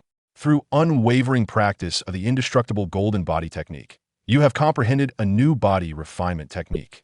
Host has comprehended a sky-level ultimate technique, celestial chi of the universe. Ding! Through relentless cultivation of the purple cloud thunder technique, you have comprehended a new technique. Host has comprehended a sky-level ultimate technique, purple cloud thunder summoning technique. Once all 5 techniques reached the pinnacle of sky level, Zhang Biran expended 20,000 years of cultivation. At this moment, he felt a chain reaction occurring within his body in cultivation. Although his realm remained unchanged, his overall strength had at least doubled. Perhaps this was the reason why those prodigies could battle beyond their realms. The techniques and physique were indeed crucial. Expend 20,000 years of cultivation to elevate his realm. A powerful sense of oppression instantly emanated from within Zhang Biran, his physical body resonating with crisp sounds as he became immensely weighty, causing the surrounding void to begin collapsing. Zhang Biran felt a profound elevation of his spirit and soul, transcending into another realm. The principles of the celestial paths became increasingly lucid before him. As silvery rays cascaded down, and the heavens and earth quaked, seemingly in celebration of the emergence of this formidable being. However, he quickly suppressed these overwhelming sensations. It was revealed that beyond the tribulation lay the realm of the Emperor, and he currently resided in the Quasi-Emperor stage. Above the Quasi-Emperor is the Emperor Lord, and beyond that, the Emperor Venerable. The journey was not yet complete. Zhang Biran could sense that above the Emperor realm existed yet more layers. He now perceived certain truths of the universe, and as he contemplated, relevant information naturally flowed into his mind. Above the Emperor realm lies the Sage. Zhang Biran's expression grew grave, for in the world of cultivation, there are always greater beings beyond oneself, and his current cultivation was at the second level of the Quasi-Emperor. Chapter 28, Seizing Disciples. The following day, Luo Yongchun gazed in astonishment at the translucent soul hovering before her. Are you saying that you were once a peak practitioner of the Great Ascension? Before her stood a middle-aged man, his demeanor serene, a smile gracing his lips. Indeed, Luo Yongchun's expression darkened. And for the past 3 years, my cultivation has not only stagnated, but regressed due to your siphoning of spiritual energy? Xiaoming spoke calmly. Young one, do not feel aggrieved. Though your cultivation has waned over these 3 years, should you choose to become my disciple with my guidance. Achieving the combined Great Ascension in the future is within your grasp. Combined Great Ascension? Luo Yongchun inhaled sharply. Such a realm was previously unfathomable to him, too distant to even dream of. Though Xiaoming had spent much of the past 3 years in slumber, he had occasionally awakened and observed Luo Yongchun. Noting his commendable character, his willingness to repay kindness, and his sincerity towards kin and clan. Such qualities made him a fitting disciple. Xiaoming continued, had it not been for the treachery of my fiancé and disciples, we would never have crossed paths. To have the opportunity to learn from a peak practitioner of the Great Ascension is an extraordinary stroke of fortune for you. Moreover, I am a practitioner of the Thunder attribute. You could inherit my legacy. Senior, Luo Yongchun suddenly interjected. Xiaoming turned to him, signaling him to proceed. With a hint of regret, Luo Yongchun replied, I apologize, Senior, but I have already taken a master. If he does not consent, I cannot possibly accept a second master. Upon hearing this, Xiaoming regarded him with incredulity. I am a peak practitioner of the Great Ascension. Do you truly need to hesitate? How formidable do you think the practitioners you can encounter are? Only by becoming my disciple can you aspire to a broader future. I can bestow upon you the treasures I left behind, as well as a foundational technique of the heavenly tier, possessions your current master lacks. Surely you comprehend the value of heavenly tier techniques? Luo Yongchun's eyes were filled with shock, realizing the existence of a heavenly tier technique. However, tranquility soon returned as he shook his head. A man of honor must keep his word. Now that I have taken you as my master, I cannot treat it lightly. If my esteemed teacher disapproves, I cannot take you as my mentor. It is quite common for one to have multiple masters, but for Zhang Biran, who is his first mentor, if he disagrees, then I certainly cannot seek guidance from others. Xiaoming was momentarily at a loss for words, letting out a deep sigh. His admiration for Luo Yongchun stemmed from the latter's exceptional character. Suddenly, Luo Yongchun spoke. Yesterday, my master mentioned that I could resume my normal cultivation in a couple of days. Could it be that my master is already aware of the elder's affairs? Upon hearing this, Qiuming let out a cold laugh, revealing a hint of disdain. Impossible. As a being at the pinnacle of the great ascension realm, my divine soul is extraordinarily powerful. Moreover, I am concealed within the ring you hold. Unless I actively exert my divine power, one at lesser cultivation cannot possibly detect me. I suspect he merely had a stroke of luck and guessed correctly. Qiuming held an unwavering confidence in his own cultivation. He was not an ordinary great ascension practitioner, but rather at the apex, poised to transcend to the tribulation phase. Had it not been for the sudden betrayal of his fiancée and disciple, he might have already attained the status of a tribulation-level powerhouse. Luo Yongchun wore a puzzled expression. Why could his master be so certain that he would be able to cultivate again in 2 days? Suddenly, he recalled that Zhang Biran had summoned him for a visit today, prompting Luo Yongchun to rise and leave the room hastily. Qiuming, with a sigh, acknowledged his admiration for Luo Yongchun, yet lamented that he had already taken another as his master. His gaze flickered. In truth, there might still be an opportunity to take him as a disciple. After all, Luo Yongchun had yet to witness the disparity between himself and his master. Once his master could not provide sufficient resources and powerful techniques, he would have the chance to demonstrate their differences. Qiuming was exceedingly confident. He possessed a heavenly-level technique and could not believe that Luo Yongchun would remain unmoved. Techniques are of paramount importance to cultivators, as a powerful technique can lead to a qualitative leap in strength. In Zhang Biran's courtyard, he meditated with closed eyes, while a remarkably beautiful woman respectfully brewed tea by his side. Clad in white, her ethereal demeanor, coupled with her delicate, porcelain-like skin, made her seem like a celestial being. "Greetings, master." Luo Yongchun stood at the door, bowing respectfully, but upon seeing the woman, he momentarily froze before quickly adding, "I pay my respects to you, third aunt." Luo Wana nodded at him. Zhang Biran, being a distinguished guest of the Luo family, could not be treated lightly. Thus, instead of having a mere maidservant attend him, the family dispatched the exquisite Luo Wana. Zhang Biran spoke softly. "That will be all. You may leave now." Luo Wana bowed respectfully, behaving as a servant.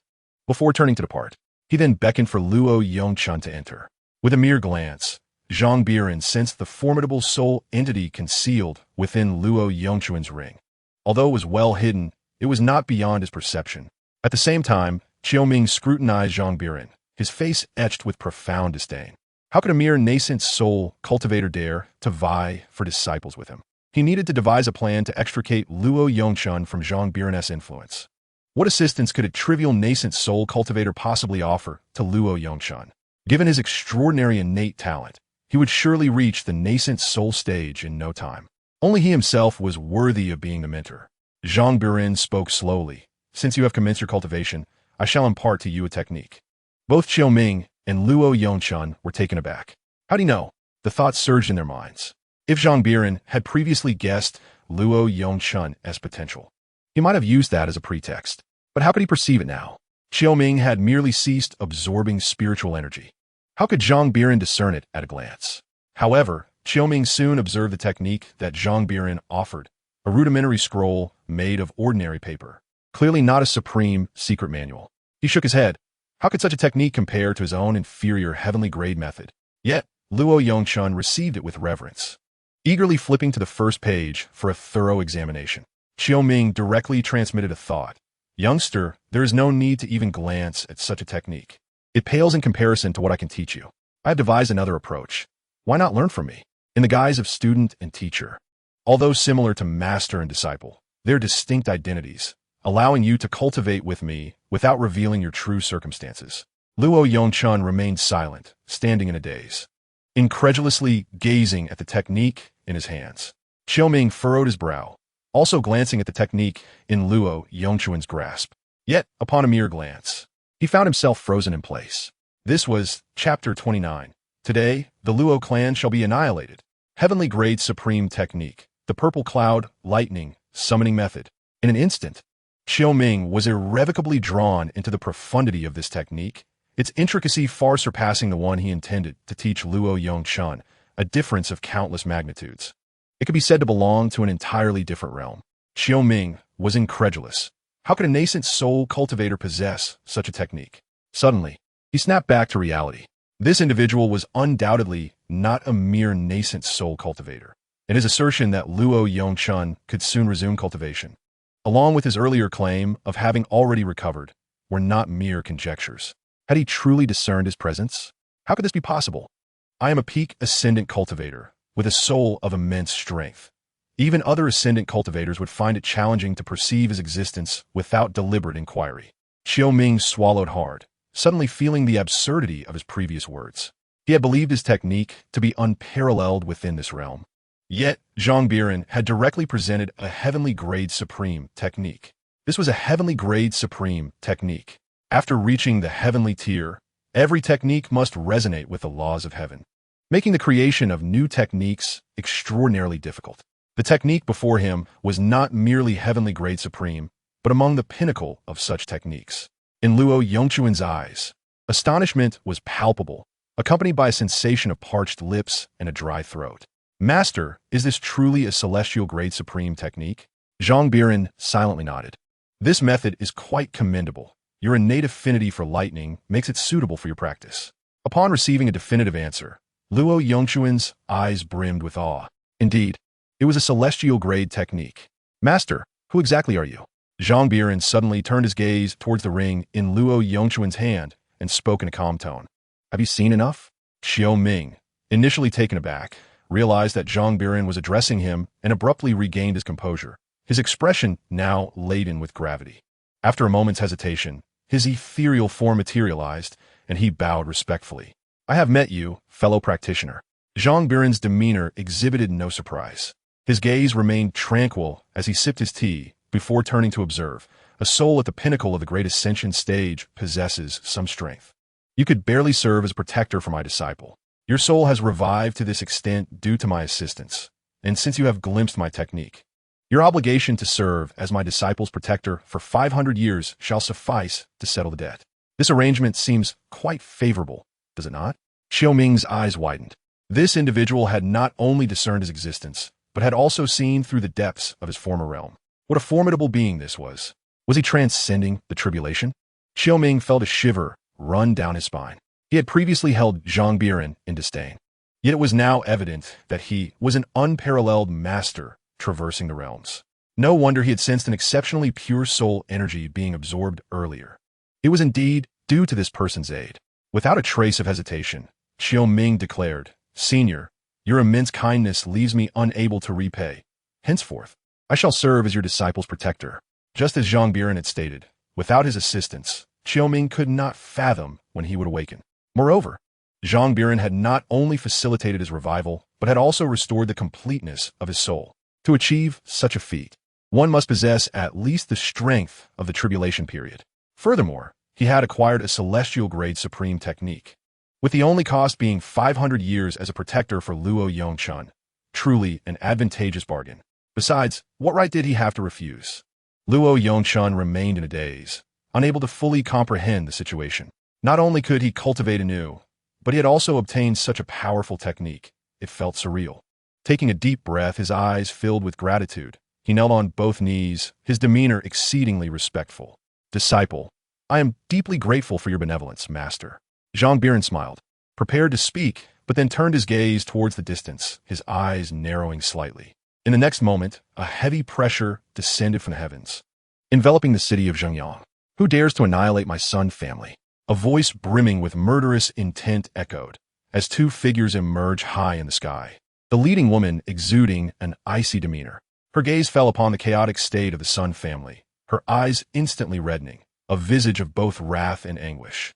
This was Sun Ruoxin, the legitimate daughter of the Sun family, and it seemed a spectacle was about to unfold. Sun Ruoxin was a direct disciple of the Moonlight Sect's master, endowed with remarkable talent.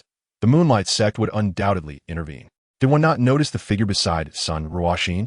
That was the vice master of the Moonlight Sect, rumored to be a formidable presence at the mid-level of the void refinement stage.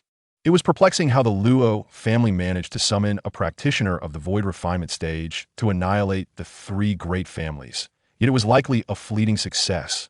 For the Moonlight Sect was not without its own void refinement experts. It appeared that the Luo family would find it difficult to evade calamity today, presenting an opportunity for us the power dynamics in Zhengyang City were bound to undergo a significant upheaval, and we might seize the chance to expand our own familial influence. Whispers of speculation filled the air. The Moonlight Sect was immensely powerful, boasting several practitioners at the Void refinement stage, with Sun Ruoxin's master even being at the late stage of that realm.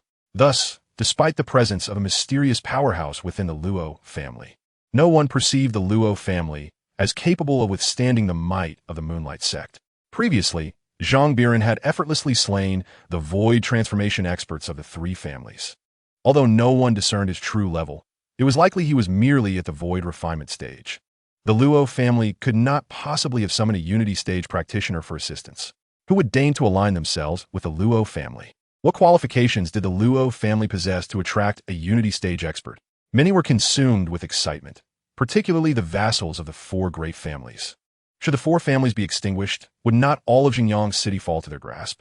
Even with Sun Ruoxin present, her training at the Moonlight Sect rendered it improbable for her to return to Zhengyang City to re-establish the Sun family.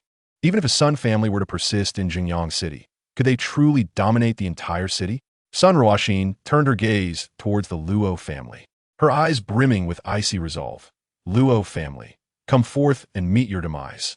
Beside her, a middle-aged man raised his hand, suppressing his words, as an overwhelming aura cascaded down, imbued with a suffocating pressure. A mere swarm of ants dared to act against the Sun family, seeking death. The expressions of those within the Luo family were filled with terror. Luo Hao's face darkened considerably. He had just recalled that the legitimate daughter of the Sun family was a direct disciple of the Moonlight Sect. Had he known earlier, he would have warned Zhang Biran to spare the Sun family, allowing for a potential reconciliation.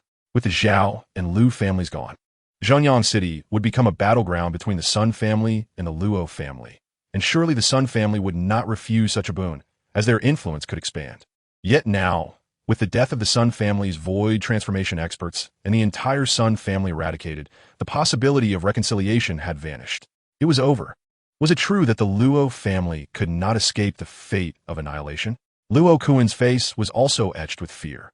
He was aware that Zhang Biran was at the Void refinement stage, but the Moonlight Sect had its own Void refinement practitioners, and not just one. A sense of guilt gnawed at him. Zhang Biran had come to assist, yet now they found themselves ensnared in peril. Had he foreseen this, he would have never allowed Zhang Biran to intervene. The middle-aged man beside Sun Ruoxin squinted his eyes, and the oppressive aura emanating from him grew increasingly profound. His cold voice resonated. Since your Luo family has annihilated the Sun family, it is only fitting that you pay with your lives. Today, the Luo family shall be obliterated. Hold on, Master Uncle. Sun Ruoxin interjected hastily, prompting the man to turn towards her. My Sun family has already been destroyed, and my kin are dead. If we allow the Luo family to perish so easily, it would be too lenient on them. I wish for every member of the Luo family to suffer a fate worse than death, to experience profound torment as penance for their actions. Her voice brimmed with murderous intent and madness. How could she not harbor hatred after her family had been slaughtered? The mere thought of eradicating the Luo family would suffice for her to vent her fury. Yang Huai nodded in agreement, for he had come to assist Sun Ruoxin in her quest to eliminate the Luo family. It was her decision on how to proceed. While others from the Moonlight Sect might not receive such leeway, Sun Ruoxin's extraordinary talent assured her a future where she could surpass the illusory refinement stage, perhaps even reach the fusion stage, which the Moonlight Sect highly valued. Within the Luo family, the members listened to Sun Ruoxin's chilling words, their eyes filled with dread. Sun Ruoxin coldly declared, I intend to sell all the women of the Luo family to brothels for the pleasure of others, ensuring that every member of your family endures relentless suffering as atonement for their deeds. Haha, are you making wishes now? Zhang Biran's voice dripped with sarcasm as he looked up at Sun Ruoxin. Do you even have the qualifications? Yang Huai snorted disdainfully. Where did this little insect come from? Seeking death. He raised his hand, unleashing a formidable force that caused the very heavens above the Luo family to begin to collapse, as if heralding the apocalypse. Upon witnessing this, fear washed over every member of the Luo family. Luo Yongchun wore a worried expression, while Qiuming merely glanced at the scene and softly remarked, there is no need for concern. A mere illusory refinement stage warrior poses no threat to your master. Though he was unaware of Zhang Biran's exact cultivation level, the fact that he could wield a top-tier celestial technique and perceive his existence rendered the illusory refinement stage, incapable of defeating Zhang Biran. Zhang Biran glanced upward, his fingertips releasing a delicate sword chi. In an instant, the sword chi vanished, reappearing before Yang Huai, who had yet to react. His eyes widened in shock as a chilling sensation enveloped him. Yang Huai's pupils constricted, and without warning, his body was cleaved in two. The gruesome sight of blood and flesh was horrifying. Zhang Biran's calm voice echoed, just a trivial ant. Silence engulfed the area, an oppressive stillness. A collective gasp rippled through the crowd. The entire Xinjiang city fell into a deathly quiet, all eyes fixated on the lifeless body that had plummeted from the sky. Now severed in half. Everyone stood in stunned disbelief. Yang Huai was dead. This mid-stage illusory refinement warrior had perished just like that. The onlookers could hardly comprehend the spectacle before them, overwhelmed by a profound shock. They had initially believed that as long as the Moonlight sect intervened, even if they couldn't vanquish Zhang Biran, they could easily force him to retreat. Yet, the unforeseen outcome was the death of Yang Huai. As Sun Ruoxin's expression settled into a mask of malevolence, she stiffly turned her head, only to find her master no longer beside her, but rather lying heavily on the ground, bloodied and mangled. His face, enveloped in his own crimson essence, still bore traces of confusion and terror. A shiver coursed through Sun Ruoxin's scalp as she glanced once more at Zhang Biran, her voice trembling uncontrollably. "You cannot kill me. I am the direct disciple of the Moonlight sect's leader. Should you slay me, my master will undoubtedly seek retribution." At that moment, her thoughts of vengeance were eclipsed by a primal instinct for survival. Revenge, after all, could only be contemplated upon the foundation of one's own existence. The lives of her kin paled in comparison to her own. Zhang Biran nodded in agreement. "You speak truth. Thus, let us extinguish your Moonlight sect entirely." With a mere gesture, he tore through the fabric of reality, and a colossal hand suddenly loomed over the Moonlight sect, thousands of miles away. Which esteemed elder is this?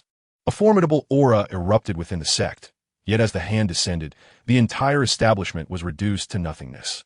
Strangely, no one in Xinjiang City perceived this cataclysm. Within Xinjiang City, Zhang Biran waved his hand, and Sun Ruoxin exploded into a mist of blood. Qiu Ming observed this scene with profound gravity, recognizing the unfathomable depth of Zhang Biran's power. Although he could not discern the exact level of Zhang Biran's cultivation, he was nearly certain that it surpassed his own peak, placing him among the ranks of those beyond tribulation. Zhang Biran turned and returned to his abode, feeling no guilt over the annihilation of the Moonlight sect. Despite the presence of innocent souls within, they were merely a swarm of ants. Their demise was inconsequential. "Disciple," he called out. Luo Yongchun promptly stepped forward, bowing respectfully. "Greetings, master." Zhang Biran continued. "Go bid farewell to your kin. It is nearly time to depart." Luo Kuan was unlikely to leave in the immediate future, having already been sent by Zhang Biran, who would not linger any longer. Luo Yongchun nodded and turned to leave. Before long, he returned, bowing once more. "Master, I have made the necessary arrangements." Zhang Biran acknowledged him with a nod and discreetly inquired about Luo Kuan's situation. Indeed, Luo Kuan would remain with the Luo family for a while longer, as Luo Kuan's injuries had not yet fully healed, and he needed to stabilize the family in the face of potential threats. Additionally, after such a long absence, he wished to reconnect with his kin. Not long after Zhang Biran's departure, a shocking piece of news swept through Xinjiang City. The Moonlight sect had been obliterated. Zhang Biran tore through the void once more, swiftly returning to the mysterious Mist sect. Luo Yongchun looked around in curiosity. "Is this truly the sect where my master resides? Why is it so devoid of people?" Zhang Biran summoned Li Hao and Lu Qingxue, facilitating their introductions. "Meet the eldest senior sister and the second senior brother." Luo Yongchun offered a formal bow. Lu Qingxue's cold visage softened as a gentle smile graced her lips. "Junior brother, there is no need for excessive courtesy," she said. Li Hao, seizing the moment, stepped forward and embraced her shoulder, his eyes gleaming with interest. "To be accepted as a disciple by our master signifies your extraordinary nature. Hurry and grow stronger. I eagerly anticipate a spirited contest between us." His hands itched with excitement, longing for a worthy opponent. Having previously sparred with Lu Qingxue, he candidly acknowledged that he was no match for her. However, after mastering the indestructible golden body technique, he believed he could at least hold his ground for a while before succumbing to defeat, even if the experience had been overwhelmingly one-sided. On the other hand, Luo Yongchun felt a palpable sense of trepidation. The intense aura radiating from Li Hao was suffocating, akin to being preyed upon by a ferocious beast. This senior brother is truly formidable. In stark contrast, Lu Qingxue exuded a more approachable demeanor, her energy subdued. Zhang Biran gestured, presenting Lu Qingxue with 3 martial arts manuals: the 8 Desolation Sword Technique, the Ghostly Shadow Technique, and the Celestial Meridian Technique. He then handed Li Hao the Celestial Meridian Technique, the Ghostly Shadow Technique, and the Great Desolation Prison Hand. Upon perusing the manuals, both of them experienced a jolt of astonishment, their pupils constricting in shock. Heaven Tier Supreme Techniques. The previous inferior Heaven Tier manual had already been astonishing. Now, they were presented with multiple supreme techniques all at once. Good heavens! Li Hao was rendered speechless. The Celestial Meridian Technique bore a remarkable resemblance to the indestructible Golden Body Technique, yet it was far more intricate, akin to an upgraded version. Chapter 31. What divine being is our master? Zhang Biran spoke calmly. You too should focus on practicing these techniques. Should you encounter any uncertainties, feel free to consult me at any time. However, do remember that cultivation demands concentration. Do not allow distractions to divert you. Each of you should carve your own path of expertise. Aside from your primary techniques, you may explore the others during your leisure time.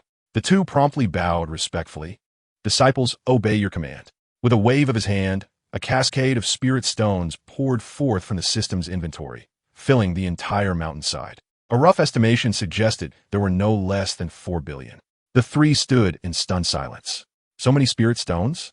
Zhang Biran spoke nonchalantly. You may divide these among yourselves. Use them as swiftly as possible, and should you require more, do not hesitate to ask me. Luo Yongchun had never witnessed such an abundance of spirit stones. He remained frozen in place, his face a mask of disbelief. How many spirit stones must this be? Not just him, even seasoned individuals like Li Hao and Lu Qingxue were equally taken aback. The sheer quantity of spirit stones, at least 30 to 40 billion, was staggering. Although they were all inferior grade stones, the magnitude was terrifying. Even their respective families, the Lu and Li clans, would find it exceedingly challenging, if not impossible, to produce such an amount of spirit stones. Li Hao swallowed hard, pondering the true identity of their esteemed master.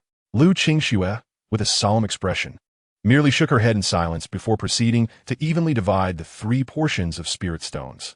At the mountain gate, Bai Ling lay languidly on the ground, his tail occasionally wagging. During this time, he had been contemplating whether to make a hasty retreat. Zhang Biran had not imposed any restrictions on him. Yet Bai Ling was reluctant to leave the superior spirit veins here, which provided an abundance of spiritual energy. What other place could offer such rich vitality? Reluctant to depart, he felt stifled remaining there. Though he had once been a homebound wolf, he now sensed an unsettling change. Perhaps it was a loss of dignity. How infuriating! I am a spiritual wolf, not a mere house pet. What am I doing?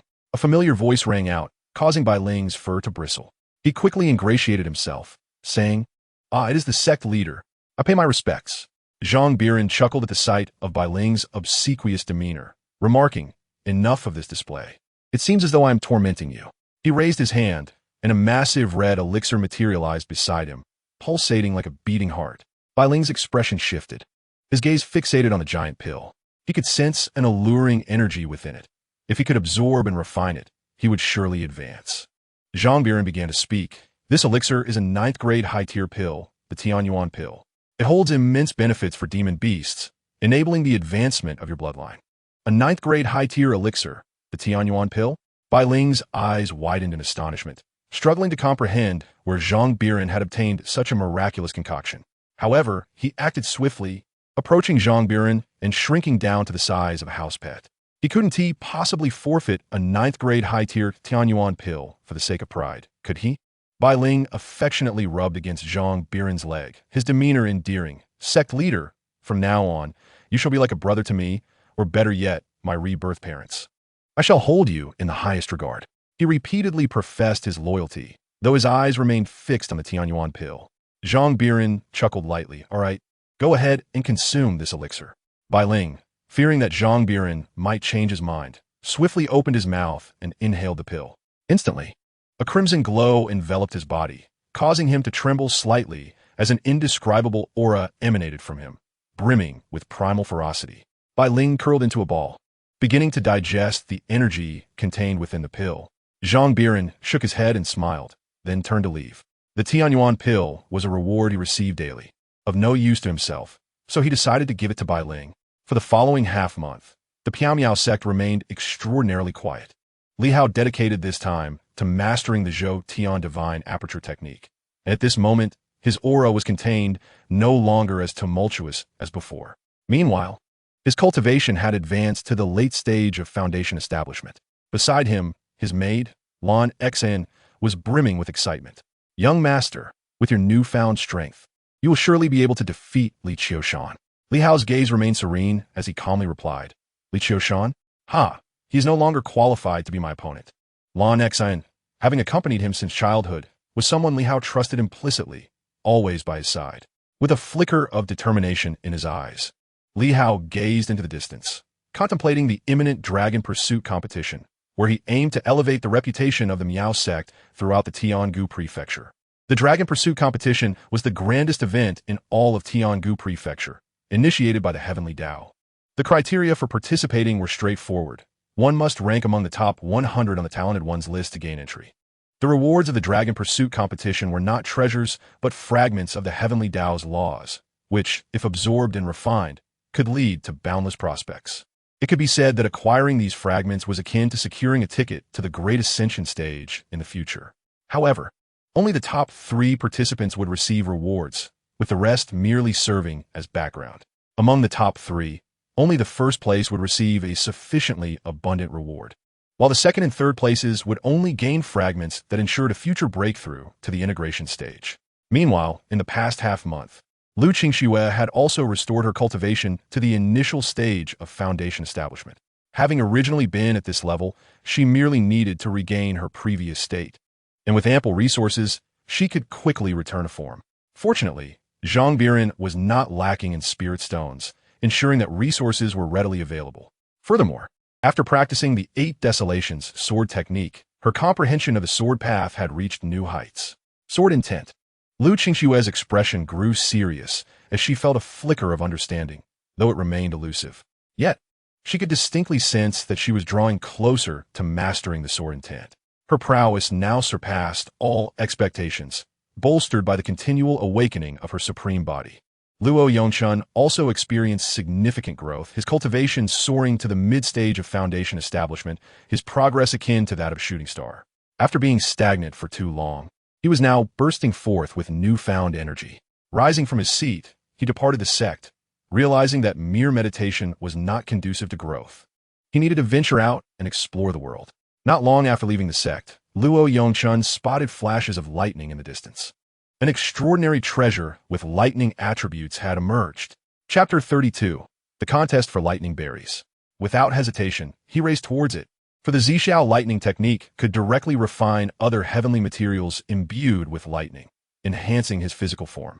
A joyful expression lit up his face. He had unexpectedly stumbled upon an opportunity. From afar, he beheld a small tree bearing a fruit radiating with the power of lightning. The lightning energy contained within this fruit was exceptionally pure, a natural treasure born of heaven and earth. Upon witnessing this, Qiu Ming was taken aback, exclaiming, "Lightning berries! What a marvelous treasure! Such entities are exceedingly rare. In my earlier days, I contemplated cultivating them myself, yet the difficulty proved insurmountable. The existence of the thunderberry here indicates that other treasures must also be present. The conditions requisite for the thunderberry's emergence are quite stringent. Not just any locale can yield it. Young man, you must acquire this thunderberry. It will greatly aid your cultivation." Luo Yongchun nodded, sensing the exceptionally pure lightning attribute energy contained within the fruit. However, at this moment, 3 factions had encircled the thunderberry, their gazes filled with a measure of vigilance. Upon noticing the arrival of an outsider, all 3 parties immediately turned their attention, one of them speaking coldly, "Where did this brash young fellow come from? You should leave at once." Luo Yongchun made no move, merely casting a frigid glance in their direction. Each of the 3 factions was led by a core formation cultivator, all of considerable strength. "Mr. Qiu, do I stand a chance against these individuals?" Luo Yongchun questioned, feeling a twinge of uncertainty regarding his own abilities. "Especially with 3 core formation experts present." Qiu Ming responded with a faint smile, creating an air of suspense. You'll find out for yourself. Nodding in acknowledgement, Luo Yongchun felt no fear. Even if he were to be outmatched, he believed he could escape. A female cultivator in the early stage of core formation spoke up. As the saying goes, those who witness should share in the bounty. Since this friend has arrived, what harm is there in sharing a bit? She was the weakest among them, with the other two factions possessing mid-stage core formation cultivators, making it essential for her to stir the waters to seize an opportunity. Zhou Yao's face was rife with disdain as he retorted, Ding Shuman, before you attempt to fish in troubled waters, consider your audience. This young man is merely a mid-stage foundation establishment waste. His gaze shifted to Luo Yongchun, brimming with murderous intent. I advise you not to seek your own demise. Though the treasure is enticing, one must also be prepared to pay the price. A foundation establishment waste like you has no place here. Zhou Yao's words left no room for courtesy, nor was it necessary. To him, a mid-stage foundation establishment cultivator posed no threat whatsoever. The middle-aged man beside Zhou Yao, noticing Luo Yongchun in action, immediately berated him. You insolent brat, why don't you scram? Ding Shuman coldly interjected, Fear not, friend. Come join us. Should we succeed in obtaining this treasure, we shall share it with you. Naturally, Luo Yongchun would not decline. Standing beside Ding Shuman as an ally was far preferable to facing this situation alone. Zhou Yao and another core formation cultivator turned their gazes towards him, their eyes icy and resolute. Are you courting death? Zhou Yao suggested to Su Daoyu. How about we join forces to eliminate Ding Shuman first? Su Huangsheng immediately smiled. That poses no issue at all. Zhou Daoyu, you may strike first, and I shall lend you my support. Zhou Yao's expression stiffened, despite his confidence in defeating Ding Shuman. He was acutely aware that he would surely sustain injuries, for Ding Shuman was no fool to simply stand by and allow herself to be slaughtered. Once injured, wouldn't that merely benefit Su Huangsheng? Zhou Yao's eyes narrowed thoughtfully. What if we do this, my friend Su? Let us first join forces to eliminate Ding Shuman, and afterward, we can divide this treasure equally. I see you have sent messages to your clansmen, haven't you? If we wait for their arrival, this treasure will no longer belong to us. Do you truly wish to prolong this matter indefinitely? Su Huangsheng furrowed his brow slightly, recognizing the truth in this reasoning. Once the elders from their clan arrived, they would at most receive a mere acknowledgement of merit, without being granted the treasure itself. The earlier celestial phenomenon was so grand that anyone with a modicum of insight could discern the extraordinary nature of this treasure. It was far from ordinary. It might even be beneficial to those in the nascent soul stage, or even the transformation stage, and perhaps even more. Su Huangsheng's brow relaxed, a cold smile creeping onto his face as he turned his gaze toward Ding Shuman. Brother Zhou speaks wisely. How about this? Ding, you may depart, and thus avoid this conflict. Naturally, Ding Shuman was unwilling. The treasure was indeed remarkable, and how could she not be tempted? No way. Even if you two join forces, it won't be so easy to kill me. Moreover, my clan's elders are already on their way. I merely need to hold you off. However, I can't make a concession. Let us three divide it equally, ensuring everyone is satisfied. Zhou Yao snorted coldly, seeking death.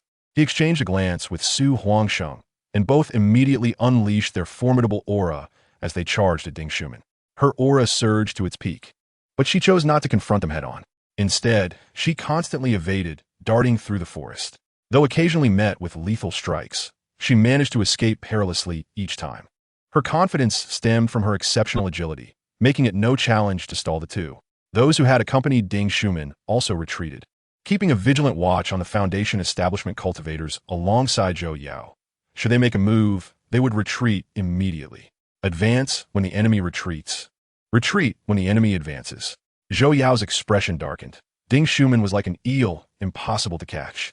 Yet, a cold smile curled at the corner of his mouth. At that moment, as Ding Shuman continued her escape, she seemed to sense something amiss.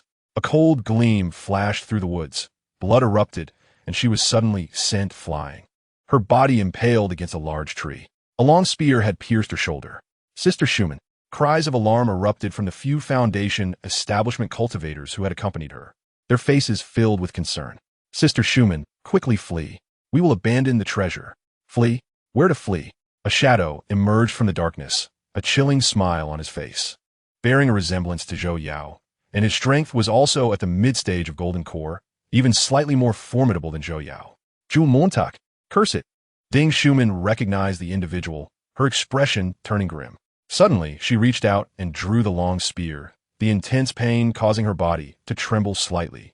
Her eyes suffused with blood. She yearned to escape, but after merely 2 steps, she felt her body weaken. "You poison me." Zhou Mo let out a cold laugh. "Do you like it?" Ding Shuman's eyes were filled with terror. He had not anticipated Zhou Mo's swift arrival, nor his treachery. Zhou Yao sneered. "If you had left earlier, you wouldn't be in this predicament." A long knife appeared in his hand, emanating a chilling light. Without hesitation, Zhou Yao charged toward Ding Shuman's companions in the Foundation establishment stage. Upon seeing this, the Foundation establishment practitioners attempted to flee, but Zhou Yao's blade had already locked onto them. How could they, mere Foundation establishment cultivators, stand a chance against a core formation expert? Luo Yongchun furrowed his brow slightly, unleashing a surge of lightning from his palm, bracing himself to confront the threat. Seeking death, Zhou Yao scoffed at Luo Yongchun's defiance, his expression filled with disdain. A mid-Foundation establishment waste dares to resist? Today, I'll show you the true meaning of core formation. Prepare to die. His imposing aura surged, the knife in his hand radiating an unmatched might. Zhou Mo merely scoffed, his expression one of contempt. Still a rather foolish Foundation establishment cultivator. He turned, intending to deal with Ding Shuman, when suddenly, with a resounding crash, Zhou Yao's figure was sent flying like a broken kite into the distance. Chapter 33. The Strength of the Prodigy.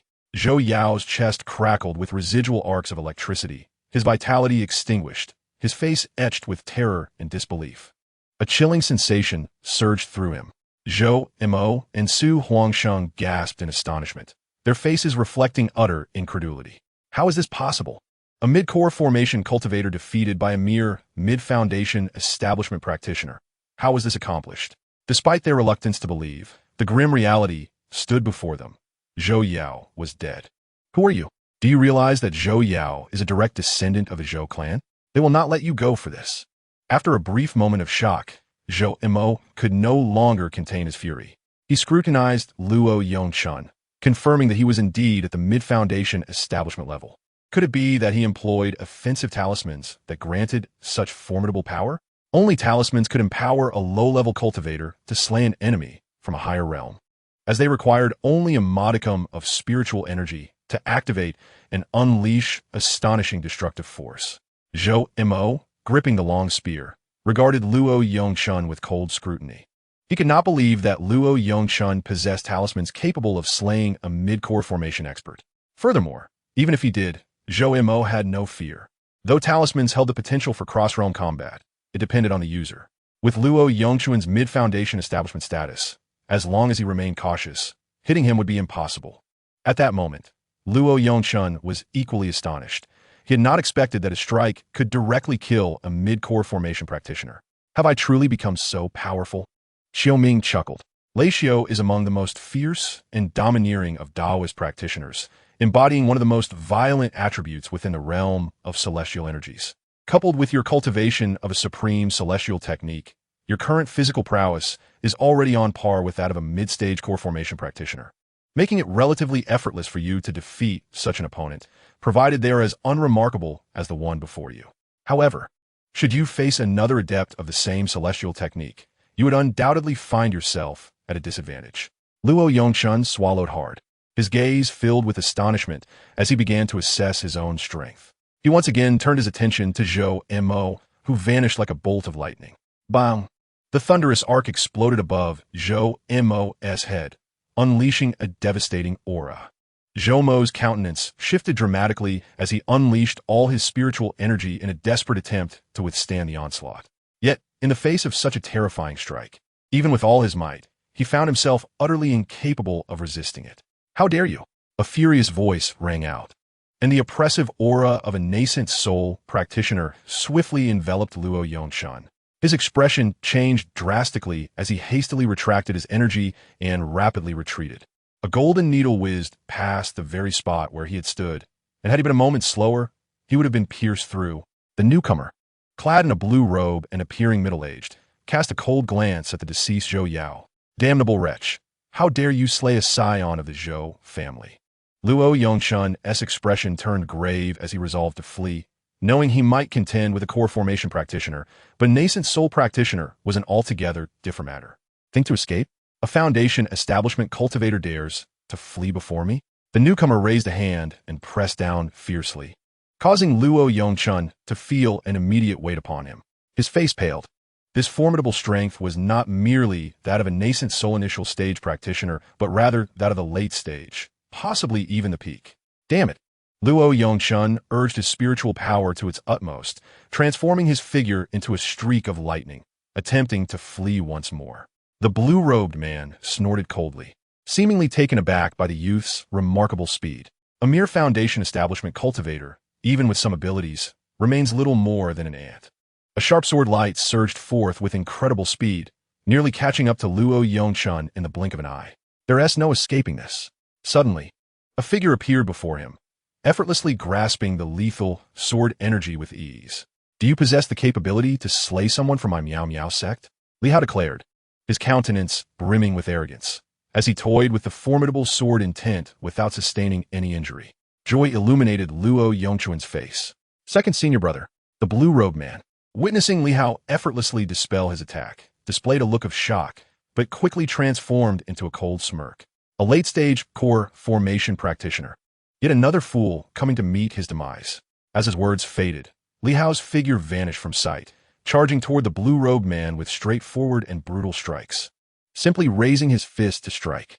The middle-aged man in the blue robe suddenly realized, his face contorted with scorn. In the late stage of the core formation. And you dare not flee upon encountering me, even taking the initiative to attack? You seek your own demise. At this moment, Li Hao had learned to conceal his aura. His seemingly ordinary punch, when the blue-robed man prepared to defend, unleashed an incredibly terrifying energy. The man's expression changed drastically, but it was too late to defend himself. Bang! The blue-robed figure was violently propelled backward, crashing into the ground, causing the earth to crack open, revealing a crater with a diameter of at least several hundred meters. Radiating outward, the ground within a kilometer sank slightly. Blood spewed from the blue-robed man's mouth. Disbelief etched across his face. Is this truly the late stage of core formation? Such explosive energy could easily be mistaken for the peak of the nascent soul. Who are you? Li Hao replied with a cold smirk. I am Li Hao, a disciple of the Piao Miao sect. His figure surged forward like a raging humanoid beast, charging at the blue-robed man once more. The earth trembled beneath him, an oppressive aura akin to an unfathomable abyss enveloping the area. Even the late-stage nascent soul man felt a suffocating pressure. It's a misunderstanding, all a misunderstanding. The blue-robed man's face was filled with terror. The dreadful aura emanating from Li Hao made his heart race, extinguishing any desire to fight. Li Hao, however, remained unconcerned with words, and within a few exchanges, he reduced the blue-robed man to a pulp. Not far away, both Luo Yongchun and Xiaoming stared wide-eyed. Xiaoming, his expression grave, thought the power was astonishing. Even in the Beidou state where he once resided, such strength would undoubtedly classify one as a top-tier genius. Moreover, Li Hao's cultivation method must also be of the heavenly tier. Zhang Biran, wielding more than one heavenly technique, truly was a terrifying individual. Luo Yongchun, on the other hand, wore an expression of admiration, realizing that his senior brother possessed such formidable strength, capable of slaying a peak nascent soul cultivator at the late stage of core formation. Li Hao casually grabbed the thunderberry and tossed it to Luo Yongchun, saying, Junior brother, take this. Luo Yongchun immediately clasped his hands in gratitude. Thank you, senior brother.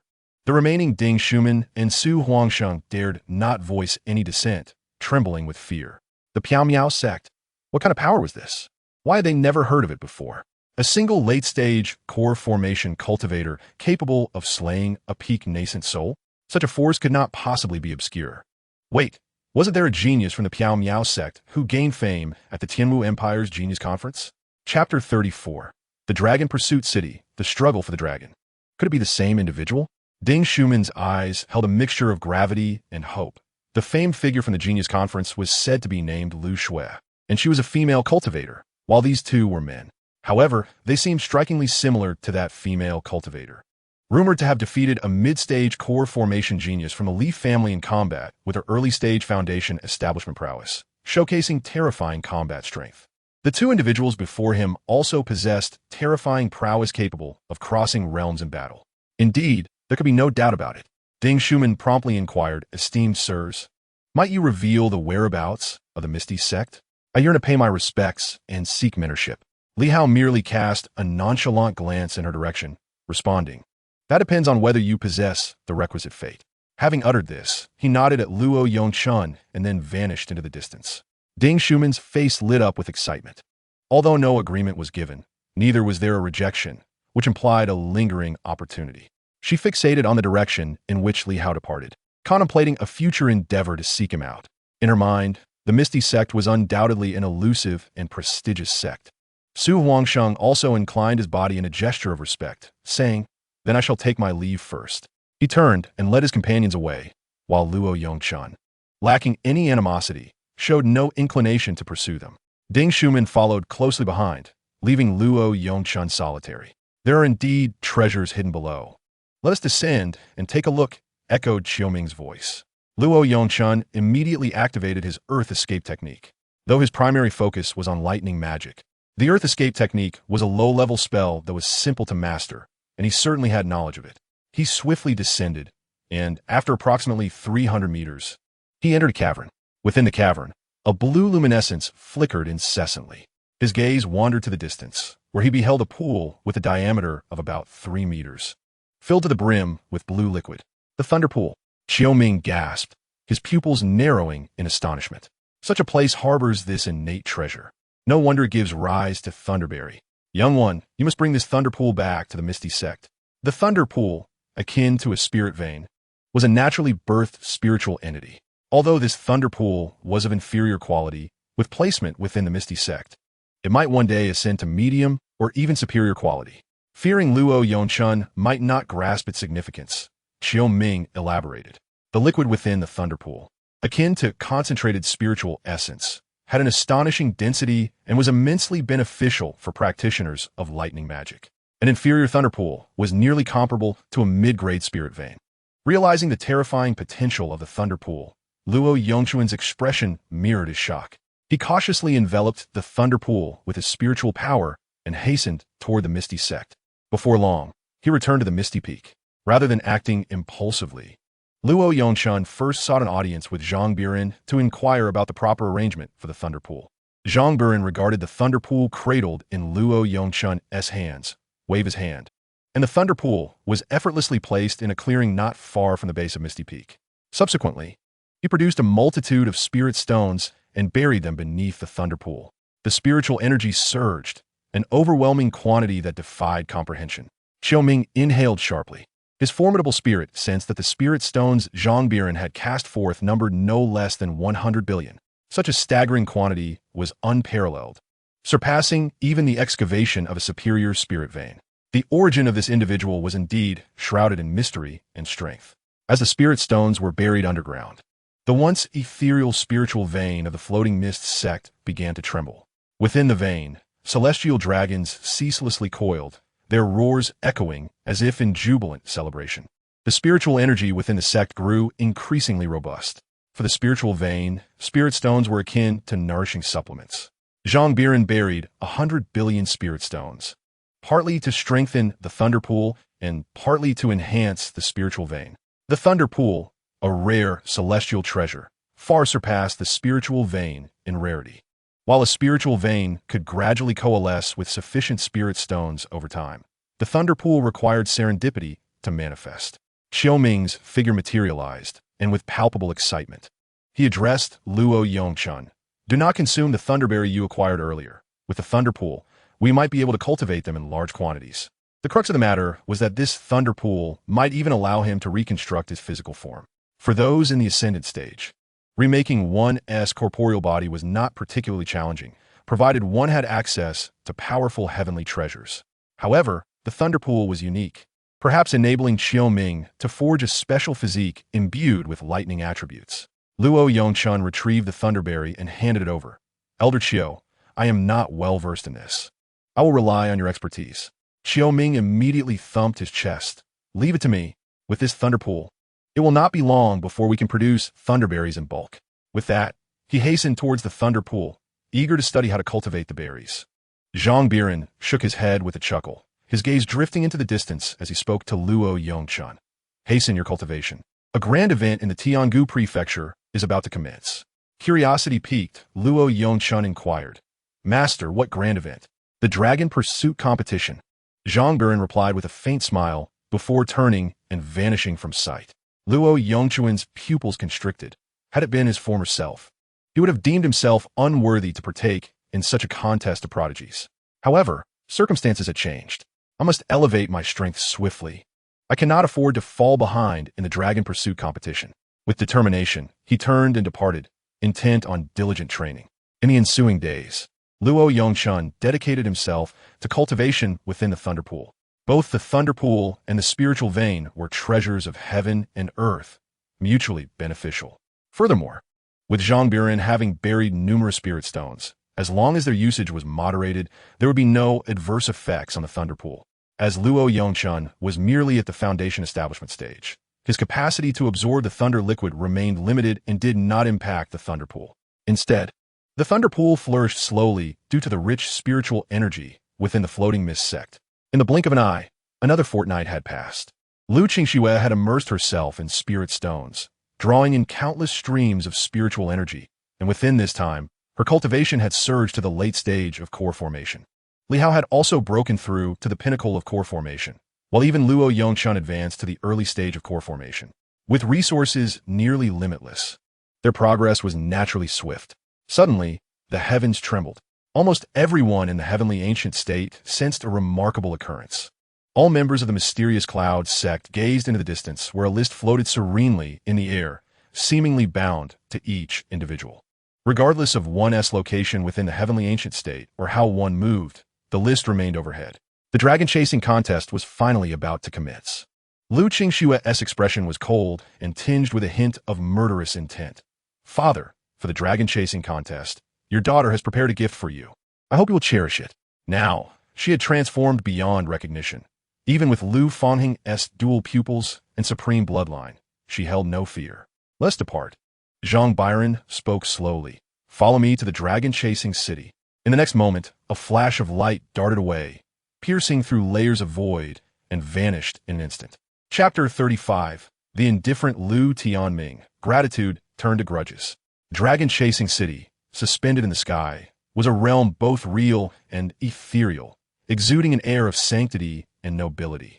Untouchable and revered, the city only materialized during the dragon-chasing contest, and private duels within its confines were strictly forbidden, punishable by annihilation from the heavenly Tao. Countless individuals flocked towards dragon-chasing city, eager to witness this grand event. Above dragon-chasing city, a list floated silently, prominently displaying the top 150 prodigies of the heavenly ancient state, though the names were obscured, rendering them illegible. The prodigy list was not updated in real time, but rather at irregular intervals. A period of silence preceded each dragon-chasing contest, after which the latest rankings would be revealed. Shortly after the city's inception, many had already arrived. I did not expect anyone to arrive before me. Esteemed friends, what a pleasure it is to meet you. Why are you all here so early? Are you perhaps among the top 150 on the prodigy list? Might you be? A few individuals bore awkward smiles, as they were merely spectators, though the top 150 spots appeared plentiful. The difficulty of achieving such a ranking was exceedingly high. Figures like Jiang Fengxian of the Tianwu Empire or Zhao Fangming could not etch their names upon it. Even the one ranked 150 would be considered a formidable prodigy outside these realms.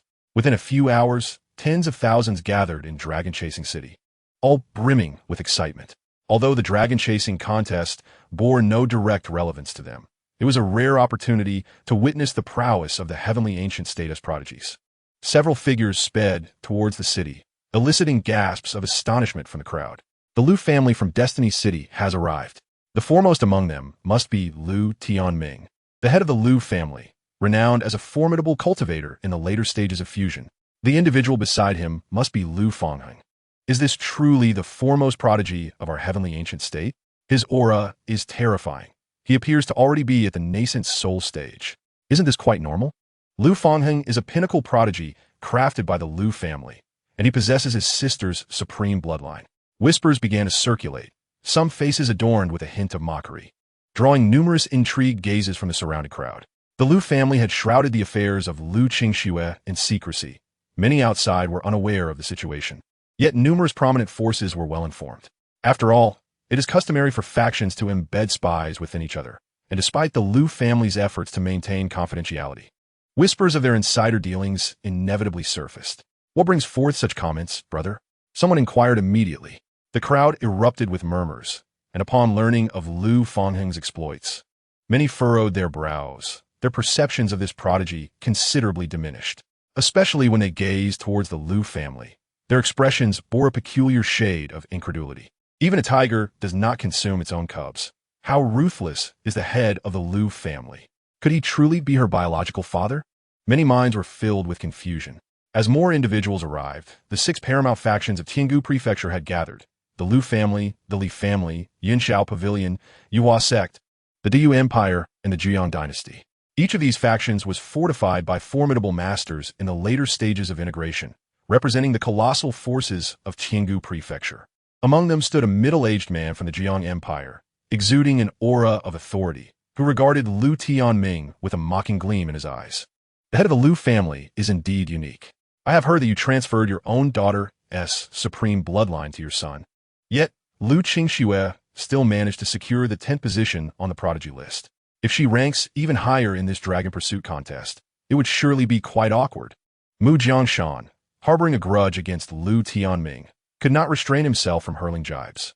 His words, devoid of any subtlety, resonated throughout Dragon Pursuit City, eliciting both puzzled expressions and cold smirks directed towards the Liu family. Liu Tianming maintained a composed demeanor. My son possesses innate tone. The supreme bloodline is merely an embellishment. Moreover, Liu Qingxue is the daughter of the head of the family. How I choose to handle matters is not for outsiders to dictate. Upon hearing this, Mu Jiangshan scoffed, his derision intensifying. Your wife sacrificed so much for you, only to see her daughter meet such a fate. Even if you harbor disdain for Qi Ming without her, how could you have achieved your current status? You have reaped the benefits of others, yet annihilated the Qi family. How truly cold-hearted you are. The Qi family aided you tremendously, and this is how you repay them? How utterly laughable. I genuinely feel for Qi Ming.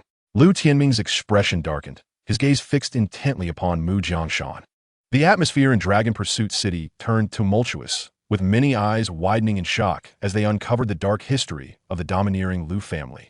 It was revealed that years ago, the Qi family had been obliterated by Liu Tianming.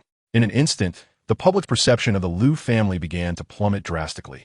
Taking a deep breath, Liu Tianming coldly snorted. Friend Mu should let his prowess speak for itself, rather than engage in mere verbal sparring. Here, at the dragon-chasing competition, my son will undoubtedly sweep all challengers aside. Mu Jiangshan similarly huffed, but refrained from further comment. Liu Fangheng, endowed with extraordinary talent and possessing innate double pupils, had now acquired the supreme blood. Who in Tiangu Prefecture could rival him? Although Mu Jiangshan was quite displeased with Liu Tianming, he could not deny that the Liu family had indeed produced a prodigious genius, and it seemed likely that Liu Fangheng would claim the top spot in this dragon-chasing contest. Provided no unforeseen circumstances arose, the Liu family would soon gain another formidable powerhouse. Liu Fangheng had already broken through to the Yuaning stage, and with the rewards from securing first place in the dragon-chasing competition, he would likely have the opportunity to reach the virtual refinement stage within a century. And breaking into the combined body stage within 300 to 500 years would pose no challenge. Turning to Liu Tianming, he smiled and assured, Father, rest easy. After the dragon-chasing competition, I will ensure that everyone in Tiangu Prefecture sees that your actions were not in vain. Liu Tianming wore a gentle smile and nodded in agreement. Within Tiangu Prefecture, your combat strength is unmatched. In this dragon-chasing competition, none can compare with you. Yet I wonder if that wretched girl will make an appearance. A glint of murderous intent flashed in his eyes, recalling that Liu Qingxue had ranked 10th on the talent list. Liu Fangheng chuckled coldly. If she does not show up, it is for the best. However, should she dare to appear in Dragon City, I will make her acutely aware of the disparity between us. There is no need for you to worry, Father.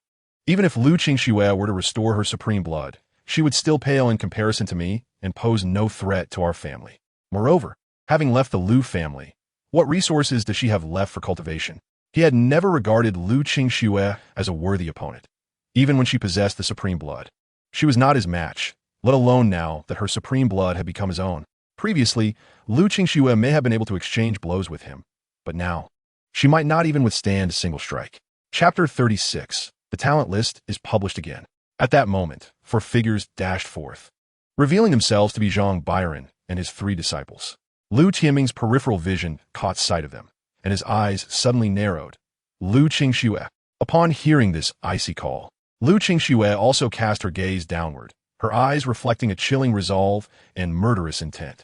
After enduring 3 years of torment, Lu Qingxue had not only suffered physically, but also learned that her mother's family, the Qi family, had been secretly annihilated by Lu Tianming's orders.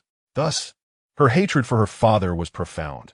She vowed that if given the chance, she would swiftly take his life. Many onlookers turned their attention to her, their gazes ignited with fervor. Is this Lu Qingxue? I have heard tales of the Lu family's esteemed daughter, renowned for her unparalleled beauty, and indeed, she lives up to her reputation. How could Lu Tianming bring himself to act against her? Yet, it seemed Lu Qingxue bore no visible injuries. Perhaps after leaving the Lu family, she had encountered some fortuitous opportunity. This dragon-chasing competition promised to be an intriguing spectacle. The beauty of Lu Qingxue immediately evoked a sense of pity in many, who quietly condemned Lu Tianming as unworthy of fatherhood for having resorted to such brutality against his own flesh and blood. Lu Fangheng coldly interjected, Lu Qingxue, upon seeing your father, why do you not come forth to pay your respects? Yet, Lu Qingxue remained utterly indifferent, casting merely a fleeting glance at Lu Fangheng before calmly retorting, respect? What sort of respect? A tribute for the deceased? Lu Qingxue. Lu Tianming bellowed, his presence radiating an oppressive force as his piercing gaze fell upon her. Initially contemplating how to locate Lu Qingxue, he was taken aback by her boldness in presenting herself. Your ignorance of propriety confirms my decision to sever your royal bloodline was indeed prudent. Someone like you is nothing but a calamity. With a frigid demeanor, Lu Qingxue shot back, spare me your theatrics, you old dog. One day, I will take your life.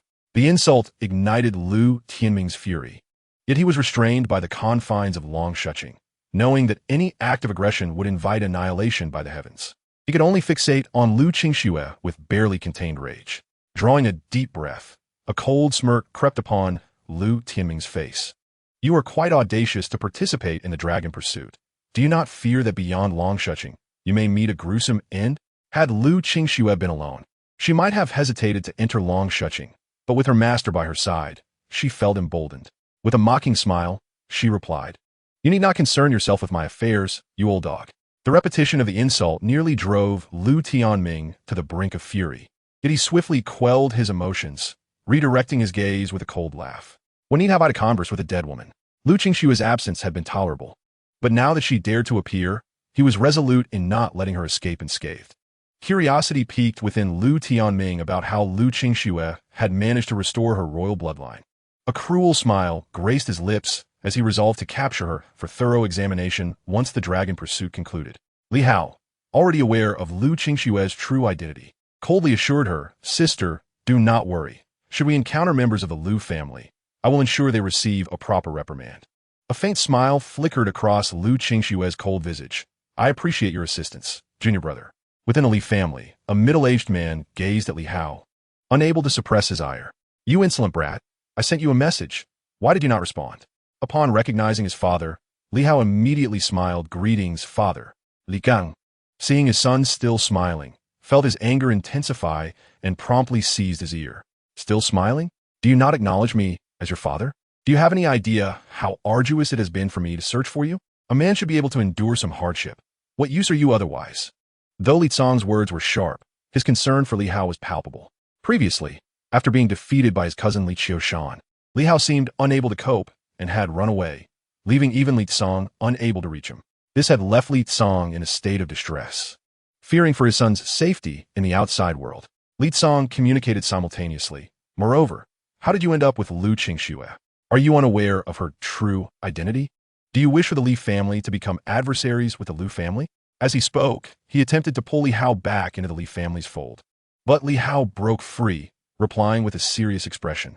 Father, I am now a disciple of the Floating Mist sect, and Lu Qingxue is my senior sister. Li Cong's brows furrowed slightly. What nonsense is this Floating Mist sect?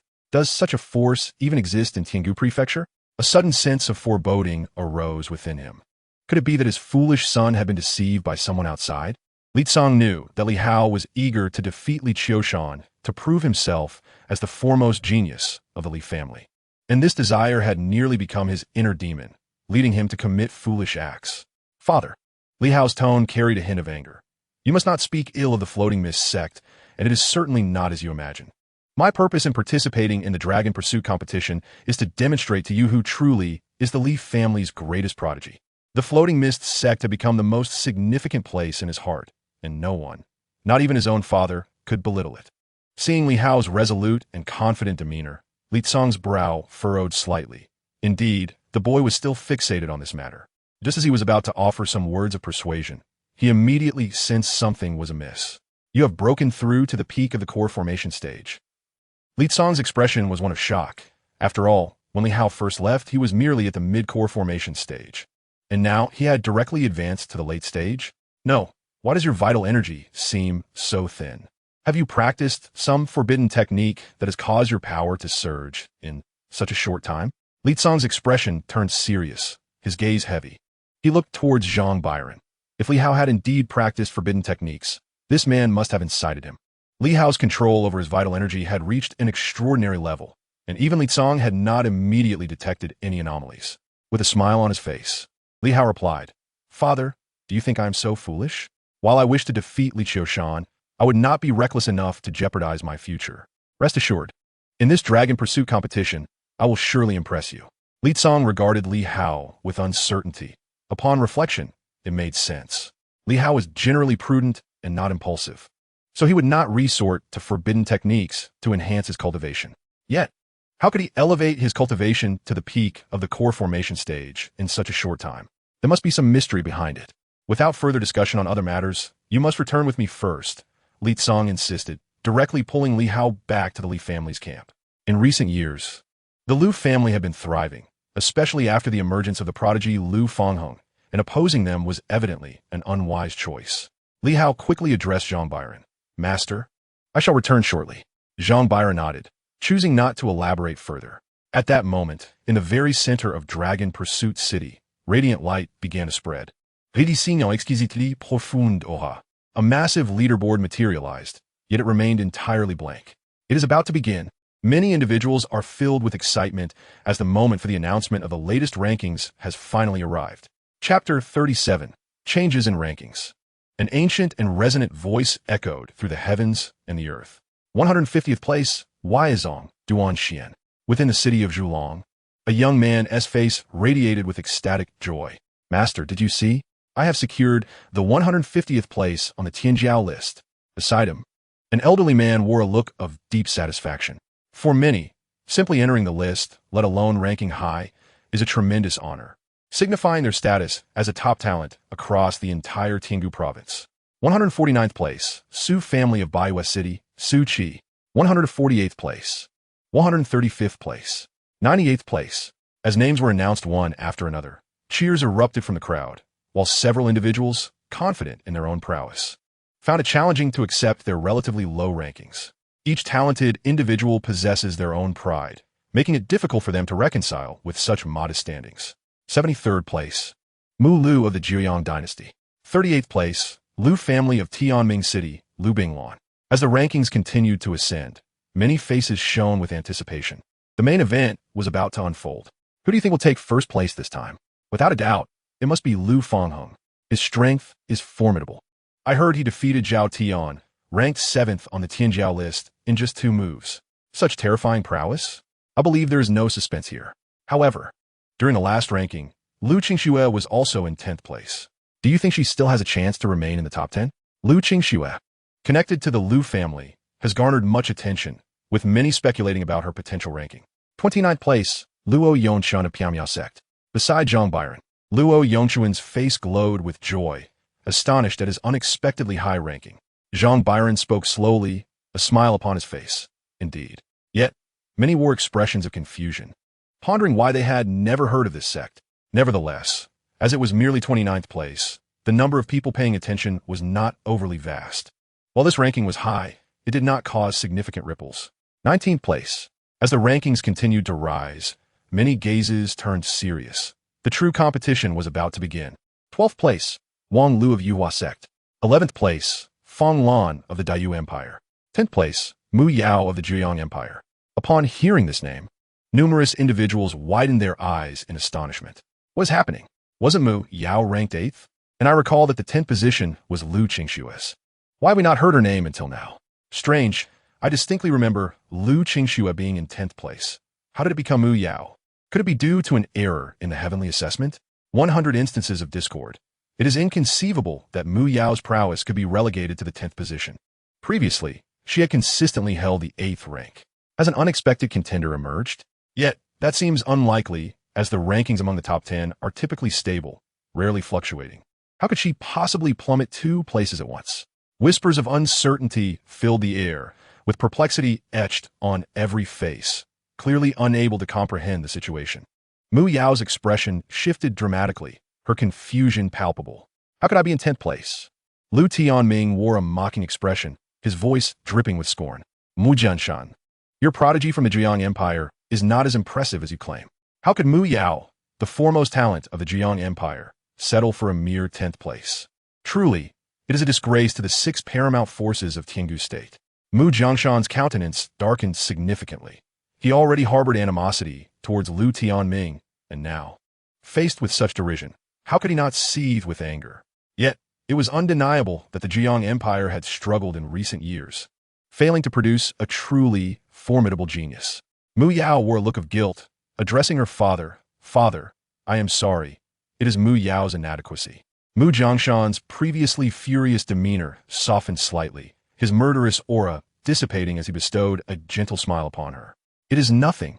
It is merely a ranking. He then turned his gaze back to Lu Tianming, his sarcasm palpable. Unlike some, I do not raise my hand against my own flesh and blood. Lu Tianming snorted dismissively.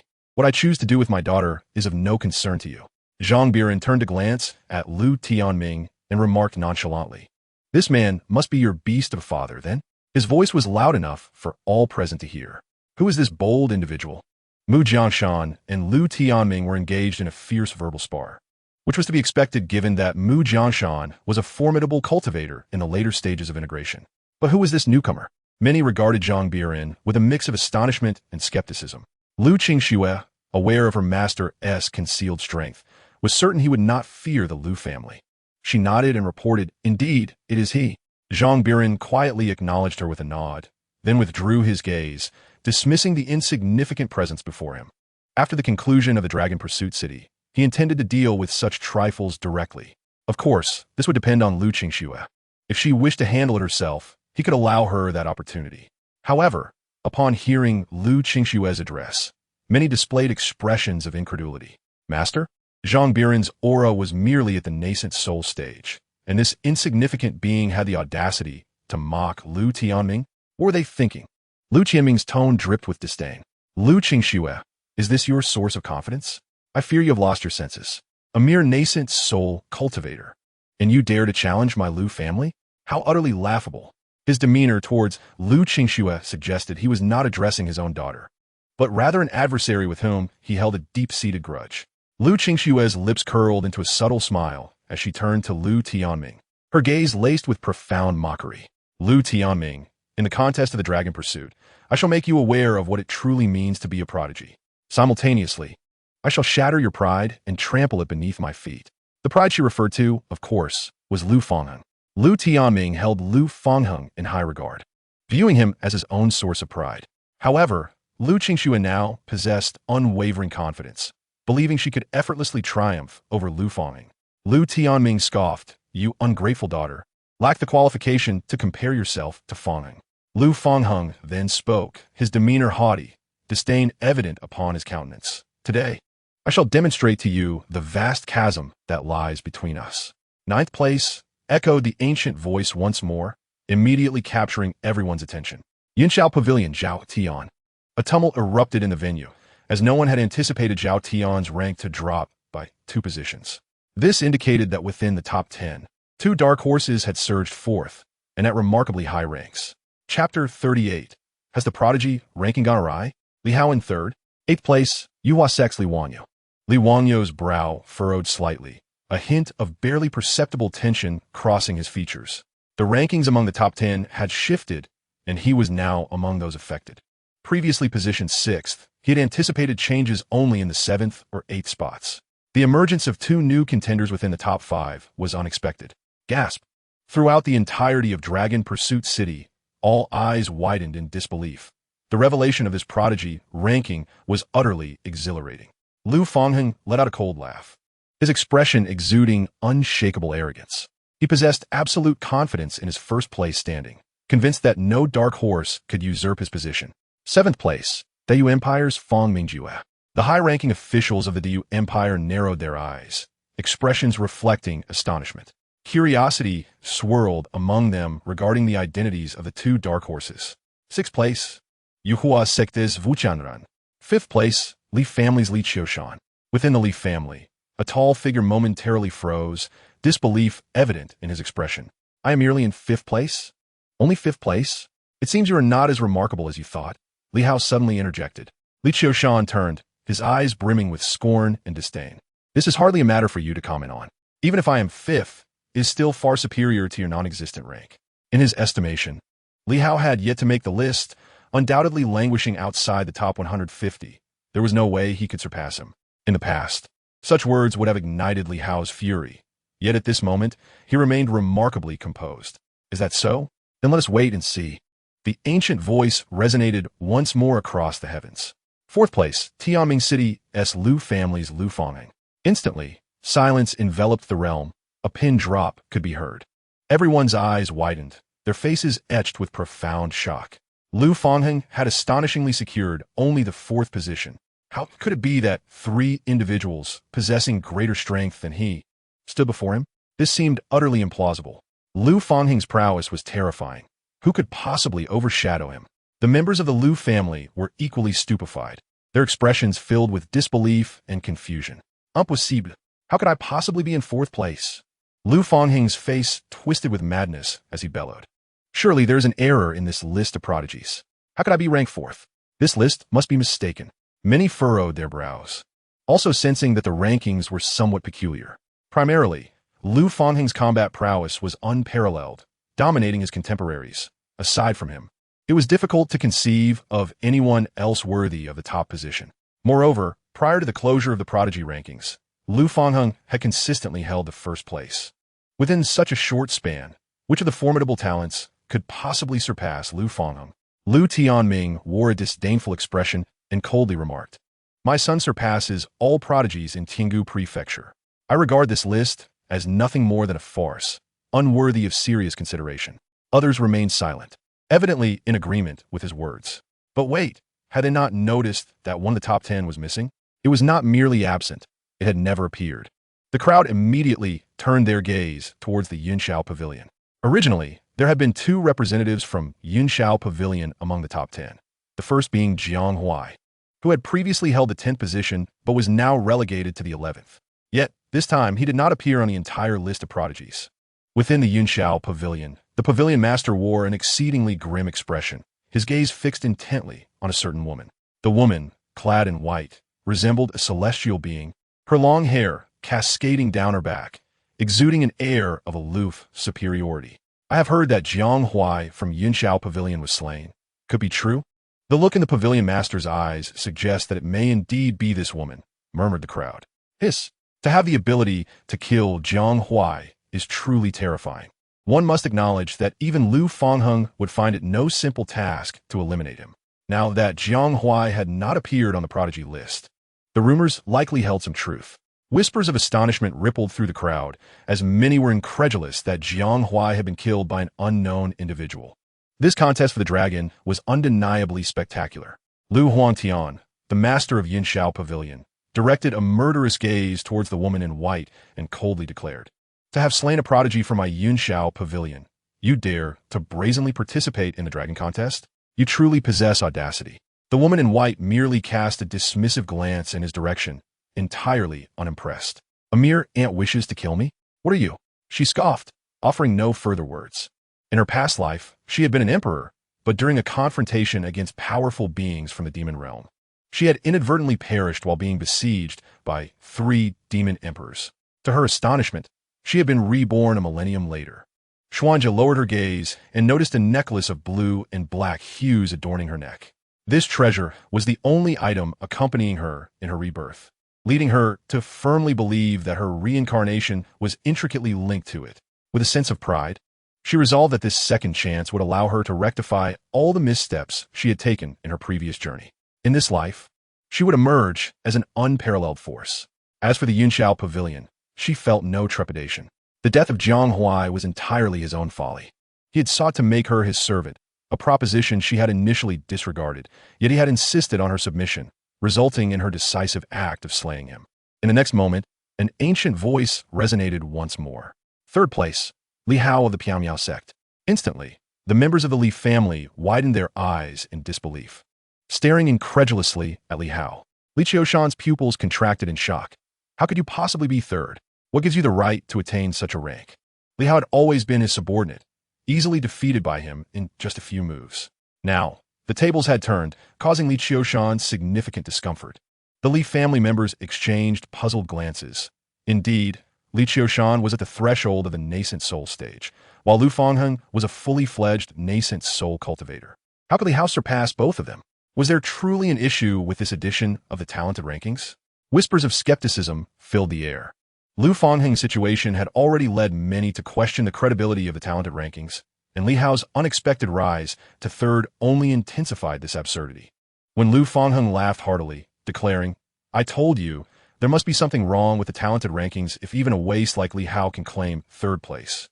It felt like a slap in the face to Li Tsong, who seethed with anger. Ha ha ha! Li Hao could not contain his laughter, turning to Lu Fangheng with a scornful glint in his eyes. Lu Fangheng, I eagerly anticipate the moment during the True Dragon contest when you find yourself beneath my feet. You, a mere waste, are unworthy of my senior sister's attention. Senior sister? The crowd suddenly regained their senses. It became clear that Li Hao belonged to the Piao sect, not the Li family. There had previously been mention of a figure from the Piao sect named Luo Yongchun. Chapter 39. The announcement of the first place and the true beginning of the contest. What a chaotic scene. The onlookers felt their minds racing as they struggled to comprehend the disorder of this edition of the talented rankings. It was utterly perplexing. Lu Fangheng narrowed his eyes, a murderous intent glimmering within. Well then, I look forward to it. Li Tsong, however, dismissed Lu Fangheng and turned away, his brows furrowed. How on earth did you secure third place? Have you stumbled upon some flaw in the celestial order? Although Li Hao had indeed experienced a significant surge in strength. Now, at the pinnacle of the core formation stage, everyone present was a top-tier genius. In terms of the core formation stage, he stood little chance against either Li Qiushan or Lu Fangheng, especially someone like Lu Fangheng, though he has only recently transcended to the nascent soul stage. He possesses the capability to slay those at the mid-nascent soul level. How could Li Hao possibly be compared to him? Li Hao, however, found himself at a loss for words. Father, you overthink things. I secured third place solely through my own prowess. He chuckled softly. Li Gang, with a smile that did not reach his eyes, remained unconvinced, dismissing it as Li Hao's reluctance to divulge the truth. In second place was Xuanjia. Who is Xuanjia? Moreover, she is merely a rogue cultivator. Immediately, some turned their gaze towards the woman in white, their expressions heavy with concern. Could it be her? If she indeed killed Jiang Huai of the Cloud Sky Pavilion, then attaining second place would pose no issue. Upon this statement, many nodded in agreement, clearly endorsing the notion. Yet Xuanjia was taken aback, disbelief etched across her beautiful features. Am I truly only in second place? Though her cultivation had yet to fully recover. Currently only at the peak of the core formation stage, how could anyone in Tinggu Prefecture possibly rival her? Who could possibly surpass her? For a moment, even Xuanjia herself began to question whether the rankings of this celestial prodigy list might be flawed. However, the list has existed across the 9 provinces, so a mistake should not be possible. She quickly directed her attention to the final name. I am eager to see who could have outshone me. After all, she was the reincarnation of an emperor, and although she was only at the core formation stage, she had already cultivated a heavenly tier technique. The only regret was that her physical vessel was subpar, merely possessing a mid-grade spiritual root. Yet even so, with the experience from her previous life, who could possibly overshadow her? The ancient and grand voice announcing the first place paused slightly, imbued with a touch of humanity, and after a brief moment, it slowly proclaimed, Piao sect, Lu Qingxue. What? An uproar erupted within the crowd. The Piao sect, once again the Piao sect. What is the origin of this sect? Lu Tianming's expression darkened to an extreme as he struggled to comprehend how Lu Qingxue could claim the top position. His eyes became frigid. First place, a core formation cultivator, has actually claimed the title. How ludicrous. Lu Tianming's cold voice resonated. I believe there must be a mistake with this celestial prodigy list to have such a significant error. The thoughts of those present aligned closely with Lu Tianming's. No one believed that Lu Qingxue could be first. After all, she was merely at the core formation level. Why were the rankings this absurd? Each of the top 10 positions was unexpected, especially Lu Fangheng's prior standing, which was increasingly ludicrous, overtaken by 3 core formation cultivators. Lu Fangheng scoffed. 3 core formation cultivators managing to place ahead of me is truly laughable. I do not know what means you employed to manipulate the rankings of the celestial prodigy list, but during the second round of the dragon chase, I shall restore the natural order. Ultimately, the dragon chase will be determined by strength. Within the dragon chase city, many nodded in silent agreement. The presence of 3 prominent cultivators at the core formation stage is indeed rather absurd. Can these 3 truly contend against Lu Fangheng, who is at the early stage of the nascent soul? This notion is utterly preposterous. One must understand that there exists a formidable chasm between the nascent soul and core formation stages. Even during Lu Fangheng's peak at the core formation stage, he held no record of defeating a nascent soul cultivator. He merely managed to vanquish a half-step nascent soul, possessing strength that could barely rival that of an early nascent soul. Even such a prodigy as he could achieve only this much. One can only imagine the limitations of others. Lu Qingxue let out a cold laugh, her eyes reflecting an icy indifference. Lu Fangheng, should you persist in this delusion, your beautiful dreams shall soon shatter. I will unveil the harshness of reality before you. Lu Fangheng's face was marred with disdain. And you, along with your pitiful Piao sect? Lu Qingxue appeared disinclined to engage further, as the latest rankings were merely being announced. The true contest of the dragon pursuit had yet to commence. Boom, boom, boom. A succession of 3 explosive sounds erupted from the heavens, each resonating with an overwhelming celestial might, instilling a profound sense of pressure within every inhabitant of Dragon Pursuit City. For colossal arenas materialized within the city, as the entire locale began to expand, transforming into 4 vast martial fields, teeming with spectators, numbering in the millions. Many others utilized projection artifacts to broadcast the events of Dragon Pursuit City to distant locations. It could be said that the happenings within Dragon Pursuit City captured the attention of all of Tianghu Prefecture. The top 150 individuals on the Talented Ones list found tokens manifesting before them, each displaying their respective ranking. The Dragon Pursuit contest was about to commence. In the next moment, 8 figures vanished from sight, 2 by 2, materializing upon the arenas. The matching format for the Dragon Pursuit contest was remarkably straightforward. Participants would be randomly selected from the lower ranks, specifically within a range of 30, to compete in pairs. The victors would advance, while the defeated would be eliminated. For instance, within the range of 150 to 120. A total of 30 individuals would be randomly paired. The contest commenced with 4 battles held at a time, and upon narrowing down to 10 participants, it would shift to one-on-one confrontations. A notable aspect of the Dragon Pursuit contest was its absence of fatality. Those who lost would simply be forcibly teleported away. Soon, the battles began, and cheers erupted throughout Dragon Pursuit City. The earlier matches, involving lower-ranked fighters, garnered little attention from the powerful within the city. There was a clear disparity among the prodigies. Only upon reaching the top 30 did the true elite of Tianghu Prefecture emerge. Half an hour passed, and only 65 participants remained, with several dark horses among the lower ranks managing to defeat those ranked 10 places above them. Luo Yongchun surveyed the battlefield, his gaze crackling with determination as his fighting spirit surged. Another half hour elapsed, and the Dragon Pursuit contest was nearing its final stages. Suddenly, 2 figures vanished from sight. On the arena, Luo Yongchun reappeared, facing off against Mu Yao of the Zhuyang Empire, the 10th-ranked individual on the Talented Ones list.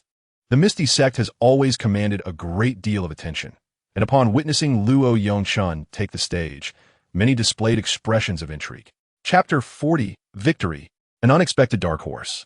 At last, the Misty Sect has entered the fray, and we are finally able to discern the extent of their capabilities. Ha ha! What strength could someone ranked 29th possibly possess?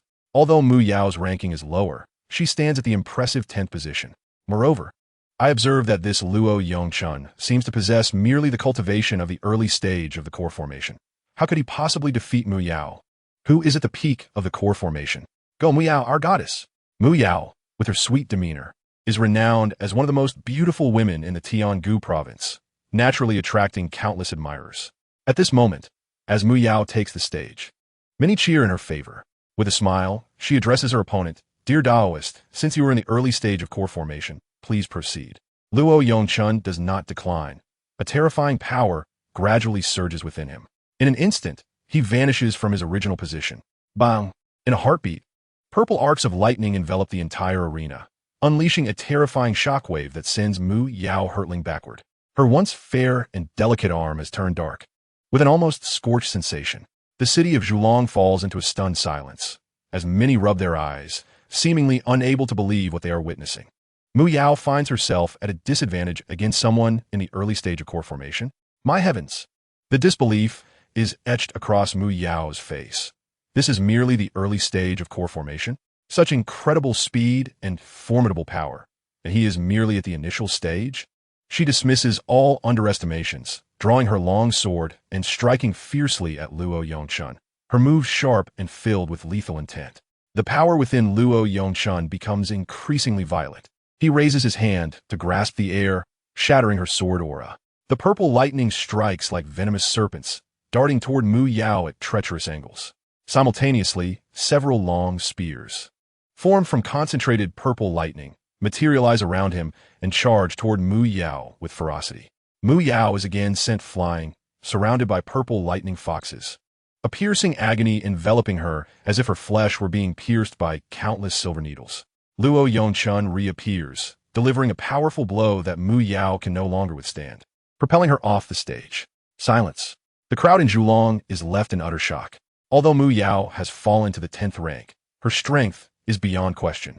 She is undoubtedly one of the most elite prodigies in the entire Tiangu province.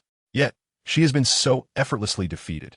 Their encounter concluded after only a few exchanges. Such terrifying power is simply unimaginable. Let me known, this is Mu Yao. Mu Jiangshan, too, is left dumbfounded, unable to fathom that his daughter could be vanquished by a mere youth, especially one in the early stage of core formation. Traditionally, it is only the prodigies who dare to battle beyond their realms. Yet today, Mu Yao has been bested by someone 2 minor realms below her. It is evident that Mu Yao will inevitably become a target of ridicule.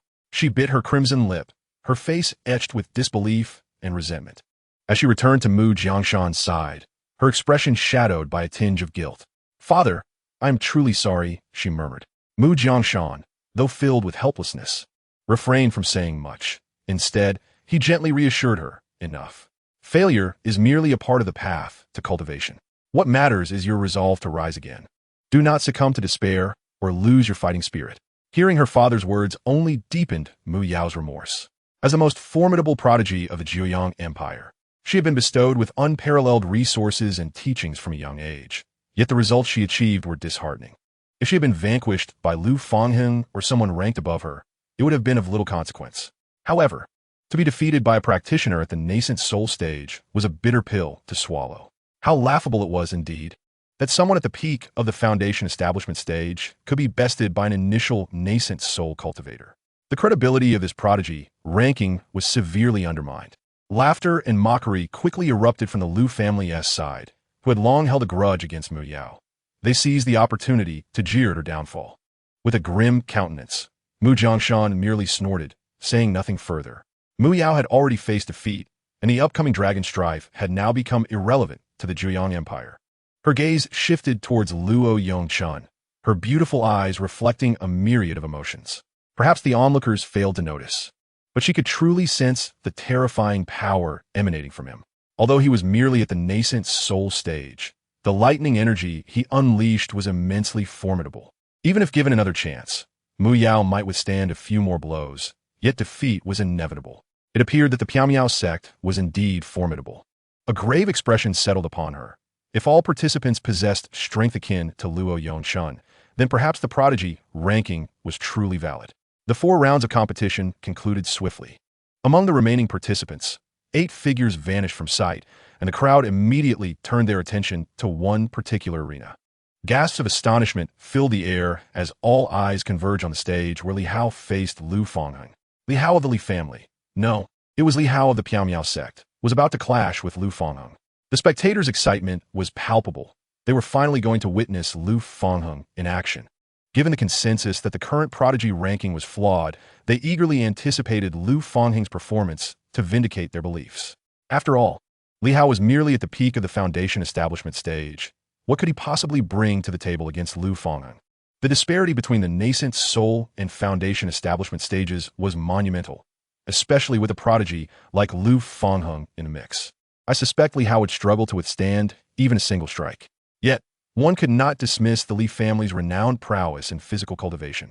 Their strength and resilience were formidable, and perhaps Li Hao could withstand at least one blow. The air was thick with scornful remarks, and no one believed Li Hao could emerge victorious. Even Li Tsong cast a glance, silently shaking his head. Although Li Hao's ranking surpassed that of Lu Fangheng, it was evident that this ranking was dubious and should not be taken seriously.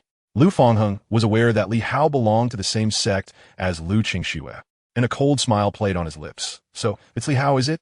Soon you shall understand what it truly means to be a prodigy. What genuine strength entails. The peak of the core formation stage posed no threat to him. Thus Lu Fangheng brimmed with confidence. Lu Fangheng then turned his gaze towards Lu Qingxue, his eyes filled with disdain. Lu Qingxue, I hope you do not get eliminated too swiftly. I wish for you to fall in my hands.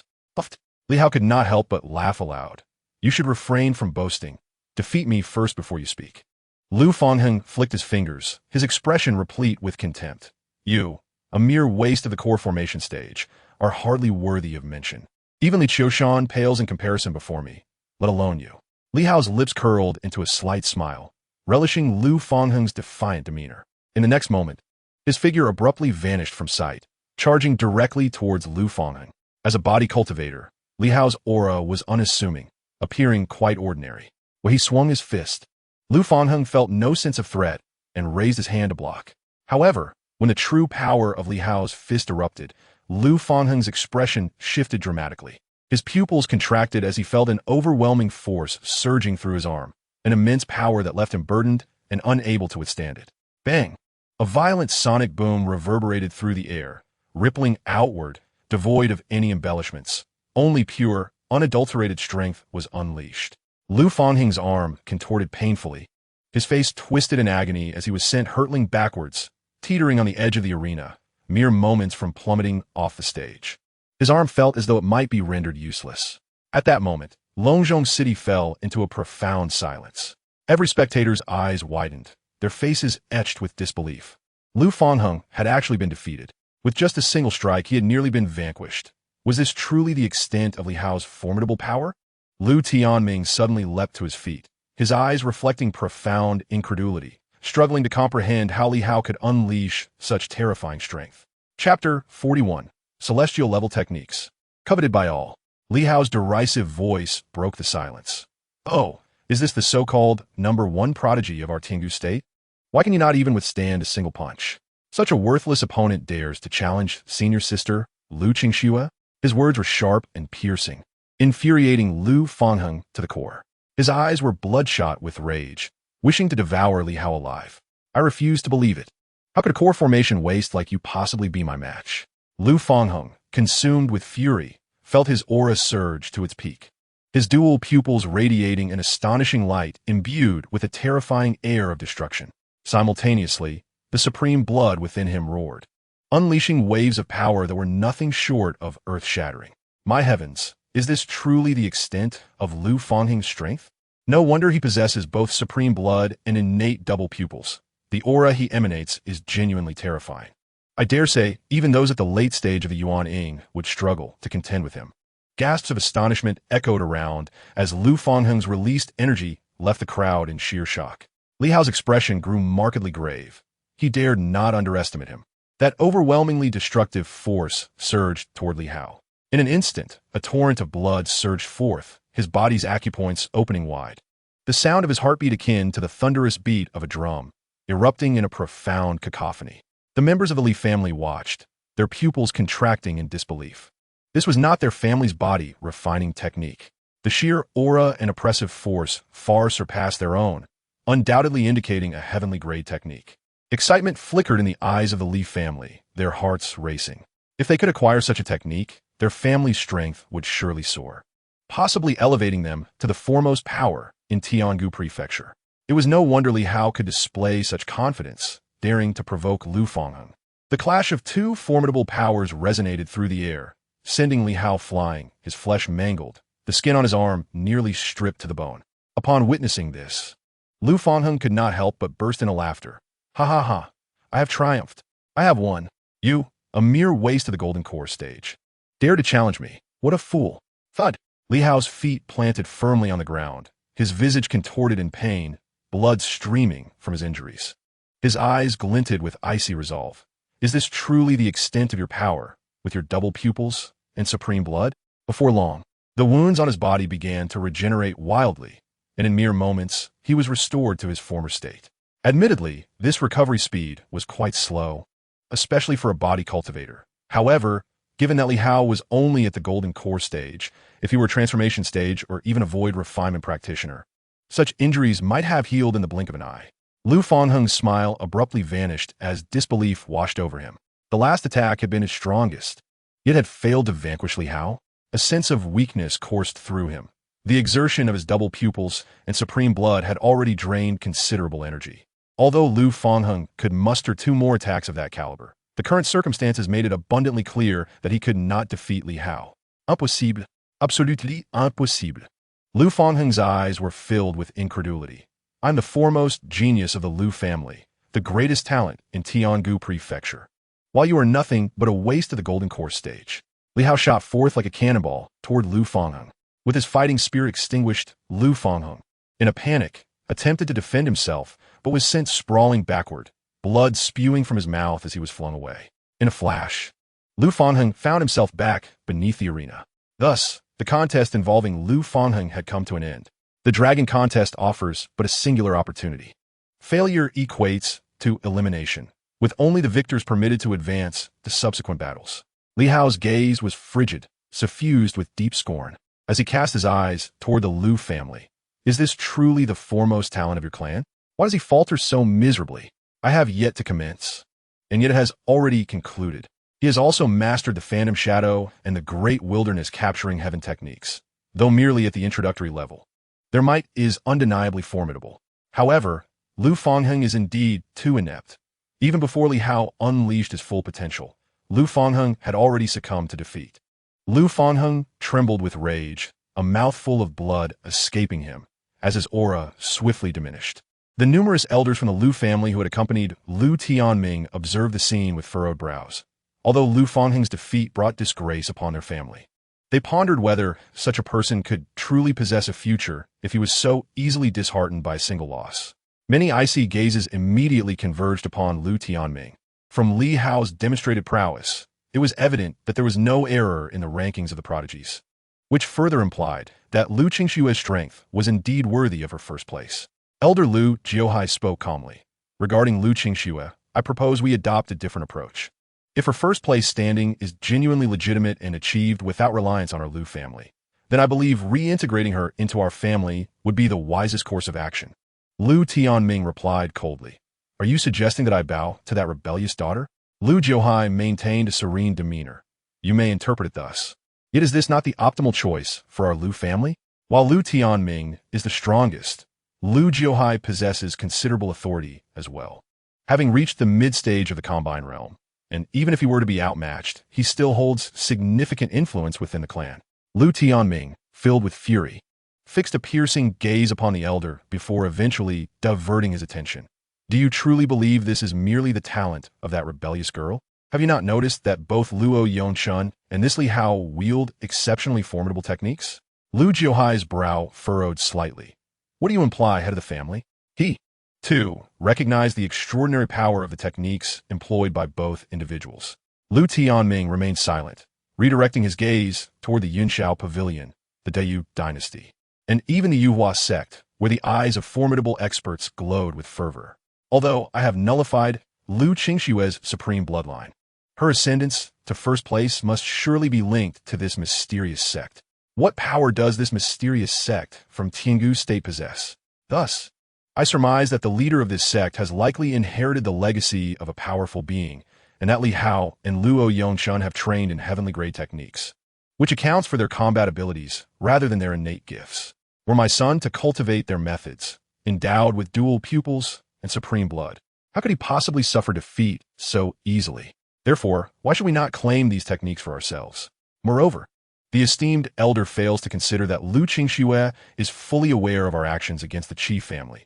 How could she possibly return to the Lu family? Lu Jiuhua squinted, gradually realizing the gravity of the situation. After a moment of silence, he smiled and said, I shall heed the words of the family head.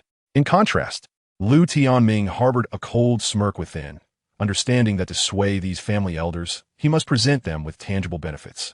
Subsequently, he turned his gaze towards Lu Qingxue, his eyes icy, a slight smile curling at the corners of his lips. My dear daughter, if you were to conceal yourself and diligently cultivate, I would indeed be at a loss. However, I never anticipated you would bestow upon me such a magnificent gift. A heavenly tier technique is truly a weighty offering, one that I greatly appreciate. Chapter 42, the first and second. The competition among the 8 participants swiftly concluded, leading seamlessly into the next round. Luo Yongshun took to the stage once more, this time facing Li Wanyu from the Yuhua sect, a cultivator at the half-step nascent soul stage. Li Wanyu bore a grave expression, acutely aware of the formidable prowess of the Miao Miao sect, and dared not approach the contest with carelessness. To be defeated by someone at the early stage of foundation establishment would irrevocably tarnish his reputation. A long sword manifested in his grasp, his form ethereal as he transformed into a fleeting shadow, charging towards Luo Yongshun. Taking a deep breath, Luo Yongshun unleashed the full extent of his power. He too was resolute in the face of Li Wanyu, a prodigy at the half-step nascent soul stage. A deafening explosion reverberated as the clash commenced. Li Wanyu's sword was extraordinarily fierce, while Luo Yongchuan's lightning techniques were equally ferocious, imbued with a wild intensity. The battle was poised to erupt. On the arena, shockwaves surged forth, leaving the spectators in awe. Could Luo Yongshun truly contend with Li Wanyu? The two combatants exchanged blows relentlessly, with Luo Yongshun refusing to be at a disadvantage. His aura intensified, the power of lightning coalescing within him, as dark clouds gathered ominously overhead, accompanied by the rumble of thunder. Suddenly, a terrifying torrent of lightning cascaded down, striking Li Wanyu with breathtaking speed. In a desperate bid, Li Wanyu swung his sword. But Luo Yongshun was sent reeling, blood erupting from his chest. Li Wanyu, too, coughed blood, feeling as though countless needles pierced his insides. The purple lightning rendered his body numb, significantly slowing his ability to channel spiritual energy. Cursed be this lightning technique. Luo Yongshun gradually rose to his feet, his presence becoming increasingly formidable as a wave of energy surged forth, bizarre purple runes materializing around him, his eyes radiating a violet glow. This is far from over. A thick bolt of purple lightning erupted in Luo Yongchuan's hand, swiftly darting towards Li Wanyu. The sheer force contained within it sent shivers down Li Wanyu's spine. Channeling every ounce of strength, Li Wanyu struck at Luo Yongshun, his sword intent sweeping fiercely, determination etched upon his face. I cannot lose. The explosion resounded, shaking the arena relentlessly. The figure of Li Wanyu vanished from sight, and when he reappeared, he had returned to the side of the members of the Feathered Ascension sect. However, he had succumbed to unconsciousness, having suffered grievous injuries. Had Li Wanyu been defeated? The dragon-chasing city was once again struck dumb. The shock from this battle was no less significant than when Li Hao had triumphed over Lu Fanging. A cultivator in the initial stages of the core formation had bested one who was on the cusp of a nascent soul, a noteworthy figure on the talent rankings and a top genius of the Tiangu prefecture. What kind of prodigies were these from the Miao Miao sect? The figure of Luo Yongshun also disappeared, severely wounded and drained of spiritual energy. Had Li Wanyu not been defeated, it would have been he who faced loss. A smile adorned his face. Master, I have not brought shame to the Miao Miao sect. Zhang Biran, with a smile on his face, tossed a 4th-grade healing elixir. You performed admirably. Focus on recovering. Indeed, Luo Yongshun's strength was formidable, yet the disparity in their realms played a significant role. Had he also been on the verge of a nascent soul, Li Wanyu might not have been able to withstand even a single strike. Receiving the elixir, Luo Yongchun immediately sat cross-legged to commence his recovery. The battle continued. This time, Xuanjie made her appearance. The crowd instantly turned their attention. Curiosity piqued regarding the prowess she, also at the pinnacle of core formation, would demonstrate. Her opponent was Li Qiushan from the Li family. Li Qiushan dared not underestimate her, unleashing his full power from the onset. However, the outcome defied all expectations. The spectators anticipated a fierce clash, yet Li Qiushan was defeated with a single stroke. As the foremost genius of the Li family, a cultivator at the half-step nascent soul stage, he was effortlessly vanquished by a pinnacle core formation adept. The dragon-chasing city fell into a profound silence. This contest had witnessed an abundance of unforeseen occurrences, surpassing the spectacle of any previous edition by countless magnitudes. On one hand, the Miao Miao sect had unexpectedly unleashed several dark horses, and now, Xuanjie's strength was nothing short of monstrous. Li Qiushan, disoriented and hollow-eyed, was left reeling. Defeated in a single move, his confidence had taken a brutal blow. He had contemplated the possibility of defeat, but never did he expect it to be so utterly decisive. If the second-ranked competitor was this formidable, how terrifying must be the strength of Lu Qingxue, the first? The discussions buzzed incessantly, their words reaching Lu Tianming's ears and instantly causing his veins to bulge, his expression darkening to an extreme. He cast a cold, piercing gaze at Lu Qingxue, a palpable murderous intent etched upon his face. Once the dragon-chasing contest concludes, you shall pay for this. Moreover, the secrets of the Miao Miao sect were something he was determined to acquire as well. At this moment, only 10 individuals remained who had yet to participate in the trials. The arena began to tremble as the 4 colossal platforms merged into one. The moment of utmost significance has arrived. 2 figures vanished, and on the arena appeared 2 graceful silhouettes, Lu Qingxue and Xuanjie. An immediate uproar erupted within the Dragon Pursuit City, as excitement and fervor illuminated the faces of the crowd. Both Lu Qingxue and Xuanjie possessed breathtaking beauty, flawless in every aspect, and they were the first and second respectively. Xuanjie wore an expression of keen interest. She was eager to ascertain the capabilities of the individual who ranked ahead of her.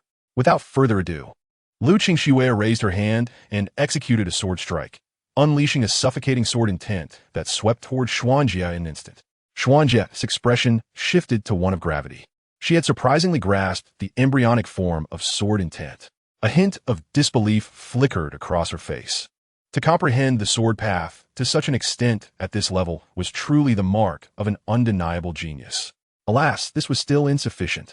With a swift motion, she pressed down with her hand, her fair fingers seemingly imbued with unparalleled power, promptly extinguishing the sword intent. Lu Qingxue charged once more, and the two engaged in a fierce battle. The more they fought, the more astonished Lu Qingxue became. Xuanjie's combat experience and control over her power were realms beyond her own. The 8 Desolations sword technique. The sword in Lu Qingxue's hand suddenly erupted with astonishing force, evoking expressions of horror among the assembled cultivators of the fusion stage within Dragon Pursuit City. What a terrifying sword. It was indeed a heavenly ranked technique. Many spectators' eyes gleamed with fervent greed. The appearance of a heavenly ranked technique in the hands of a core formation stage cultivator was simply irresistible. Not only Lu Qingxue, but also Luo Yongchun and even Li Hao had practiced heavenly ranked techniques. Chapter 43. Comprehending Sword Intent. The top 3 occupy the arena. As Lu Qingxue unleashed the 8 Desolations sword technique, the sword intent seemed capable of severing the heavens and earth, possessing the power to annihilate everything. Xuanjie resisted. Yet the sword intent of the 8 Desolations sword technique was exceedingly formidable. She was forced to retreat more than 10 steps, a deep scar of sword energy manifesting in her palm. Nevertheless, a smile adorned her lips as she regarded Lu Qingxue with genuine interest. Indeed, her strength was exceptionally formidable. Her talent and comprehension were remarkable. Yet another prodigy had emerged from our human race. In truth, she possessed the capability to defeat Xuanjie. As an emperor-level cultivator, her arsenal of techniques was vast, far beyond what a mere Lu Qingxue could compare to. Your sword intent still falls short, does it not? Allow me, the emperor, to lend you a helping hand. The two once again clashed, astonishing powers pouring forth, as if they were not merely two core formation stage cultivators, but rather two deity transformation stage beings engaged in a titanic struggle. The spectators within Dragon Pursuit City were left utterly stupefied. Lu Tianming clenched his fists tightly. How could this wretched daughter be so powerful? It must be the heavenly ranked technique that bestowed her strength. If only my son possessed such a technique, he too could wield such formidable power. He refused to acknowledge Lu Qingshue's innate talent, attributing everything solely to the heavenly ranked technique. Beside her, Lu Fangheng wore an expression of utter dismay, his eyes filled with resentment and jealousy. The aura emanating from Lu Qingxue grew increasingly potent, as if she had transformed into an indomitable longsword. This was the essence of the sword. She was on the verge of comprehending it. How could this be possible? At this moment, Wang Tianya, the leader of the Yuhua sect, was visibly astonished. The onlookers within Dragon Pursuit City widened their eyes in disbelief upon hearing Wang Tianya's words. Lu Qingxue was actually attempting to grasp the sword intent? My heavens! It is worth noting that Wang Tianya, being at the late stage of the fusion realm, had merely understood the embryonic form of the sword path, yet Lu Qingxue, who was merely at the core formation stage, could comprehend the sword intent. What extraordinary talent she possessed. Instantly, many mocking gazes fell upon the Lu family. If Lu Qingxue's combat prowess were formidable, it could be attributed to her martial arts. But such insight undoubtedly placed her leagues ahead of Lu Fangheng. Wang Tianya was equally exhilarated. If Lu Qingxue could become his disciple, how could the Yuhua sect not flourish? His gaze promptly shifted towards Zhang Biran. He was acutely aware of the ambitions of the various factions. Undoubtedly, once they departed from Dragon Pursuit City, the Miao sect would be annihilated. Li Hao had the backing of the Li family, which should pose no obstacle. Luo Yongchuan's willingness to submit and align with other powers made survival feasible for him. Only Lu Qingxue had a deep-rooted vendetta against the Lu family. However, given her extraordinary talent, what harm would it be for him to extend his protection? The Jiang Empire also bore a grudge against the Lu family. He could easily collaborate with Mu Jiangshan and would likely relish witnessing the Lu family's downfall. Wang Tianya then turned his gaze back to Zhang Biran, his expression utterly indifferent. As for this so-called leader of the Miao sect, with a mere nascent soul cultivation, did he truly deserve to be the mentor of a prodigy like Lu Qingxue? If he were willing to relinquish all the knowledge he possessed, safeguarding him would not be a monumental task. Wang Tianya had already calculated everything in his mind. Although the three individuals from the Miao sect appeared to be exceptionally gifted, they remained just that, talents, ultimately only core formation cultivators. What difference would it make, even if they were slightly stronger? Moreover, Zhang Biran's cultivation was limited to the nascent soul stage, with the power of life and death firmly in their hands. As the battle continued to escalate, Lu Qingxue's aura became increasingly fearsome. Bang! With a resounding clarity, it seemed Lu Qingxue had achieved a profound realization as the world around her underwent a radical transformation. Her understanding of the sword ascended to a new pinnacle. The sword in her hand transcended into an unprecedented realm. Sword intent was a manifestation of a spiritual state, representing the ultimate mastery over the sword path. To comprehend sword intent was akin to enchanting one's sword. An originally mundane strike could unleash terrifying power. As Lu Qingxue gradually emerged from her moment of enlightenment, she cast a complex glance at Xuanjie before bowing her hands in gratitude, saying, "Thank you." After multiple encounters, she could sense that the individual before her was exceptionally extraordinary, and she was not a match for him. Despite Lu Qingxue exerting her utmost effort, her opponent remained effortlessly composed, appearing to be at a disadvantage while, in reality, he carried an air of tranquility, with a smile adorning her face. Xuanjie gazed appreciatively at this junior of the human race. She slowly descended from the arena, calmly stating, "The rewards of the so-called top 3 on the talented ranking hold no value for me. I shall relinquish them to you." With that, she leapt down from the stage. Lu Qingxue, too, was transported back, her expression filled with uncertainty. Was she truly conceding the first place to her? She felt that if Xuanjie were to genuinely compete, she might not prevail. At that moment, Zhang Biran also regarded Xuanjie with narrowed eyes, a hint of gravity in his demeanor. He sensed an enigmatic aura emanating from her, a realm he had yet to master but vaguely comprehended. Though she appeared feeble at present, her true strength was at least at the level of saint. For such an individual, The fragments of the heavenly Tao bestowed by the Dragon Pursuit would indeed bear little significance. Others within the Dragon Pursuit city displayed expressions of bewilderment. Had Xuanjie truly relinquished her chance? Did she concede upon witnessing Lu Qingshue's understanding of sword intent, realizing her own inferiority and opting to withdraw? They could not discern the depth of Xuanjie's prowess and anomalies, merely assuming she chose to forego the competition, believing herself unworthy of contending.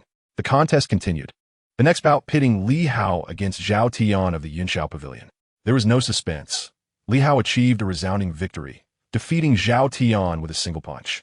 With the stronger competitors having been vanquished, Luo Yongchun felt an overwhelming sense of invincibility. Furthermore, the Dragon Pursuit would categorize participants by factions. For instance, Lu Qingxue, Li Hao, and Luo Yongchun, all belonging to the Miao Miao sect, would not engage in internecine conflict until they faced others. As battles erupted one after another, the atmosphere in Dragon Pursuit City grew palpably tense. It seemed the top 3 positions might be monopolized by the Miao Miao sect, with 5 contenders remaining. Excluding the 3 from the Miao Miao sect, the other 2 were positioned far beyond the top 10. Li Cang's gaze was complex as he looked at Li Hao beside him, seemingly unable to believe that this was indeed his son. A robust figure approached Li Hao, prompting Li Cang to furrow his brow slightly. The newcomer was none other than the head of the Li family, Li Bachuan. Li Bachuan spoke slowly. Xiao Hao, I wish to inquire about something. What is the grade of the cultivation technique you are practicing? Additionally, how many such techniques does the Miao Miao sect possess? Are the techniques practiced by Luo Yongchun and Lu Qingxue also derived from the Miao Miao sect? Chapter 44. The Li family's decision. Heavenly tier rewards. The Li family's faction had been shrouded in isolation, making it difficult for outsiders to overhear their conversation. However, the members of the Li family immediately turned their attention towards the discourse. Li Hao gazed at Li Bachuan, his eyes shimmering with insight as he perceived the hidden greed and fervor beneath Li Bachuan's smiling facade. He calmly replied, Patriarch, do you truly believe that an individual capable of presenting such an abundance of celestial-level techniques could be an ordinary person? Li Hao did not provide a direct answer. Yet his retort effectively addressed nearly all that Li Bachuan had intended to inquire. The members of the Li family narrowed their eyes, subsequently shifting their attention toward Zhang Biran. There is no issue with a nascent soul cultivator, Li Bachuan remarked, his brow furrowing slightly. What do you mean by that? Li Hao responded with serene composure. If it were I would choose to steadfastly support the mysterious Cloud sect, for this might earn the favor of my master. Once the Dragon Pursuit contest concludes, anyone daring to harm the mysterious Cloud sect will surely vanish from Tiangu Prefecture. This holds true for any faction.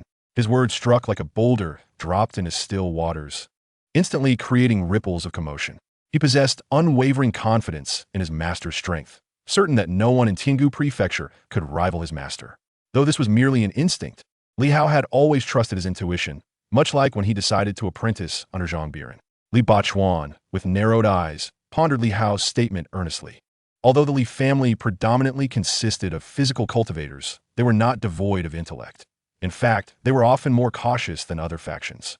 If what Li Hao asserted were true, their only perception of Zhang Biran's nascent soul prowess implied that this individual's cultivation level far surpassed theirs, indicating he was a transcendent cultivator, thus rendering them incapable of gauging his true strength. The members of the Li family fell into profound contemplation. On one hand, they found Li Hao's reasoning compelling. How could an ordinary nascent soul cultivator possibly possess an array of celestial-level techniques? Yet, if the Li family chose inaction and Zhang Biran were to meet his demise, the ensuing benefits would undoubtedly elude them, as the other 5 major factions would never allow them to partake. Li Bachuan could not refrain from asking, what grade is the technique you practice? Li Hao replied calmly, that is a secret of our sect and cannot be disclosed lightly. Although he was a member of the Li family, he was also a disciple of the mysterious Cloud sect. Given the opportunity for rebirth granted by his master, how could Li Hao ever contemplate betrayal? Li Bachuan did not press further. He deliberated for a considerable time before finally stating, let us observe the situation for now. He opted to refrain from immediate action. Regardless of whether they could seize the techniques from Zhang Biran, having Li Hao as a fallback was still advantageous. However, if Zhang Biran indeed possessed formidable strength, the Li family would incur losses far greater than any potential gains. Moreover, there was another factor. Li Hao had no reason to harm the Li family. nor to jeopardize the bond shared with them. After all, Li Hao was now a member of the mysterious Cloud sect. Should the Li family act against the sect, it would inevitably affect their relationship with him. Additionally, Li Hao's father, Li Song, was a high-ranking elder of the Li family, possessing significant power. The risks were simply too great. Should they fail, the Li family would stand to lose far too much.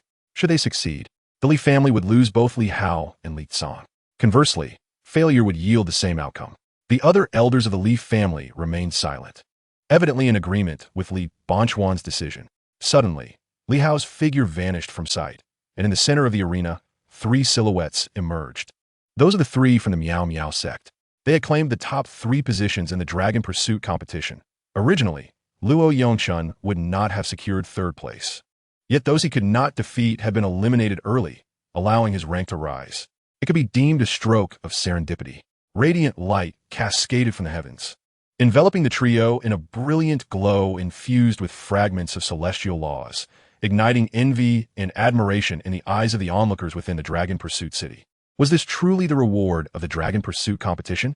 Lu Qingxue squinted, her face alight with excitement. She sensed that upon absorbing these fragments of celestial laws, they seamlessly integrated with her being, significantly enhancing her recently comprehended sword intent.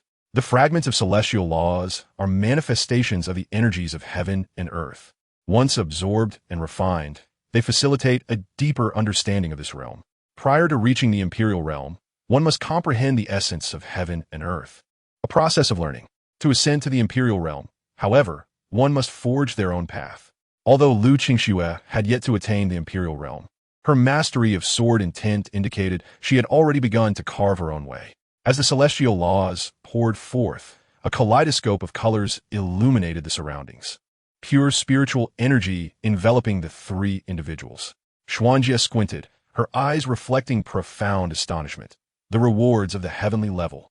Competitions akin to the Dragon Pursuit exist throughout the 9 provinces, albeit under different names. Some refer to it as the Hidden Dragon Contest, others as the 9 Heavens Contest. The structure remains largely the same, yet the rewards are categorized into different tiers: mortal, yellow, profound, earth, and heavenly. Typically, the rewards hover around the profound level, with only a select few talented individuals capable of triggering earth-level rewards, while the attainment of heavenly-level rewards indicates that these 3 possess the potential of emperors. I had assumed Lu Qingxue was the sole prodigy, yet these 3 are equally remarkable. However, what merit do Li Hao and Luo Yongchun possess? Xuanjie found it difficult to comprehend. Given their talents, they should not be eligible for heavenly-level rewards. At best, they would only qualify for yellow-level rewards. Could there be external factors at play? The Miao Miao sect. As the 3 were enveloped by the dense fragments of celestial laws and spiritual energy, their cultivation levels began to surge uncontrollably. Lu Qingxue, originally at the late stage of the core formation, astonishingly broke through to the half-step nascent soul in mere moments. Typically, advancing to the nascent soul stage requires a gradual consolidation of the nascent soul within one's body. However, at this moment, Lu Qingxue's body resembled an automated factory. The nascent soul rapidly coalescing as if the heavens themselves were lending a helping hand, feeding her progress effortlessly. After 10 breaths, an overwhelmingly terrifying pressure radiated outward. Lu Qingxue was still in a daze. Had she truly reached the nascent soul stage? This is far from over.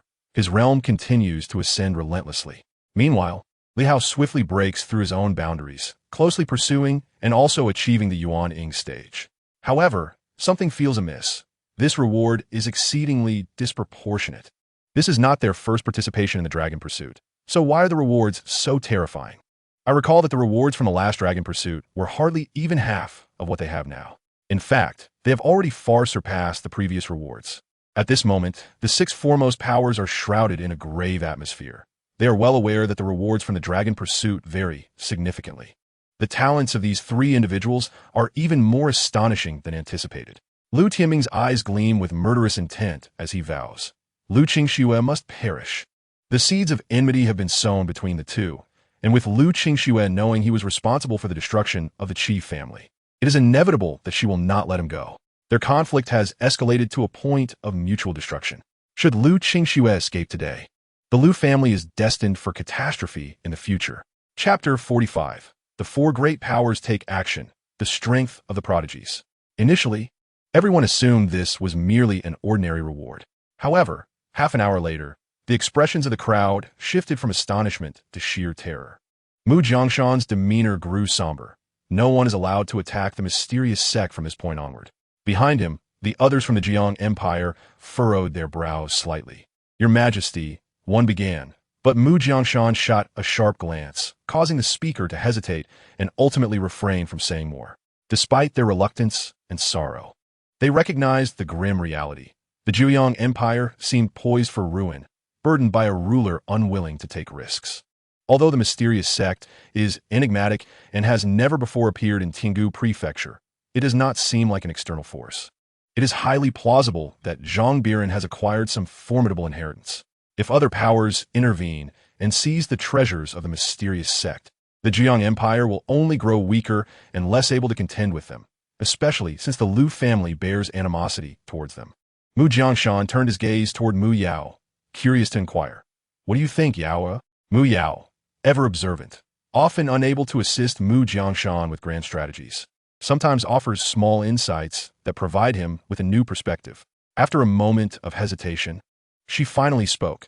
Have you all not noticed that the individual in question has been meditating with his eyes closed the entire time? The others from the Jiang Empire directed their attention toward Zhang Biran, their brows knitting in thought. Indeed, his calmness seems excessively pronounced. Could he really be oblivious to the hostile gazes within the Dragon Pursuit City? This is plainly impossible. Cultivators are inherently perceptive, and he could not have been entirely unaware. Mu Jiangshan's eyes narrowed, and Mu Yao's words fortified his resolve. He spoke in a deep voice, commanding, "Step back." He immediately led his companions to withdraw a considerable distance. Lu Tianming instantly took note, a mocking smirk gracing his face. Uselessness is indeed useless.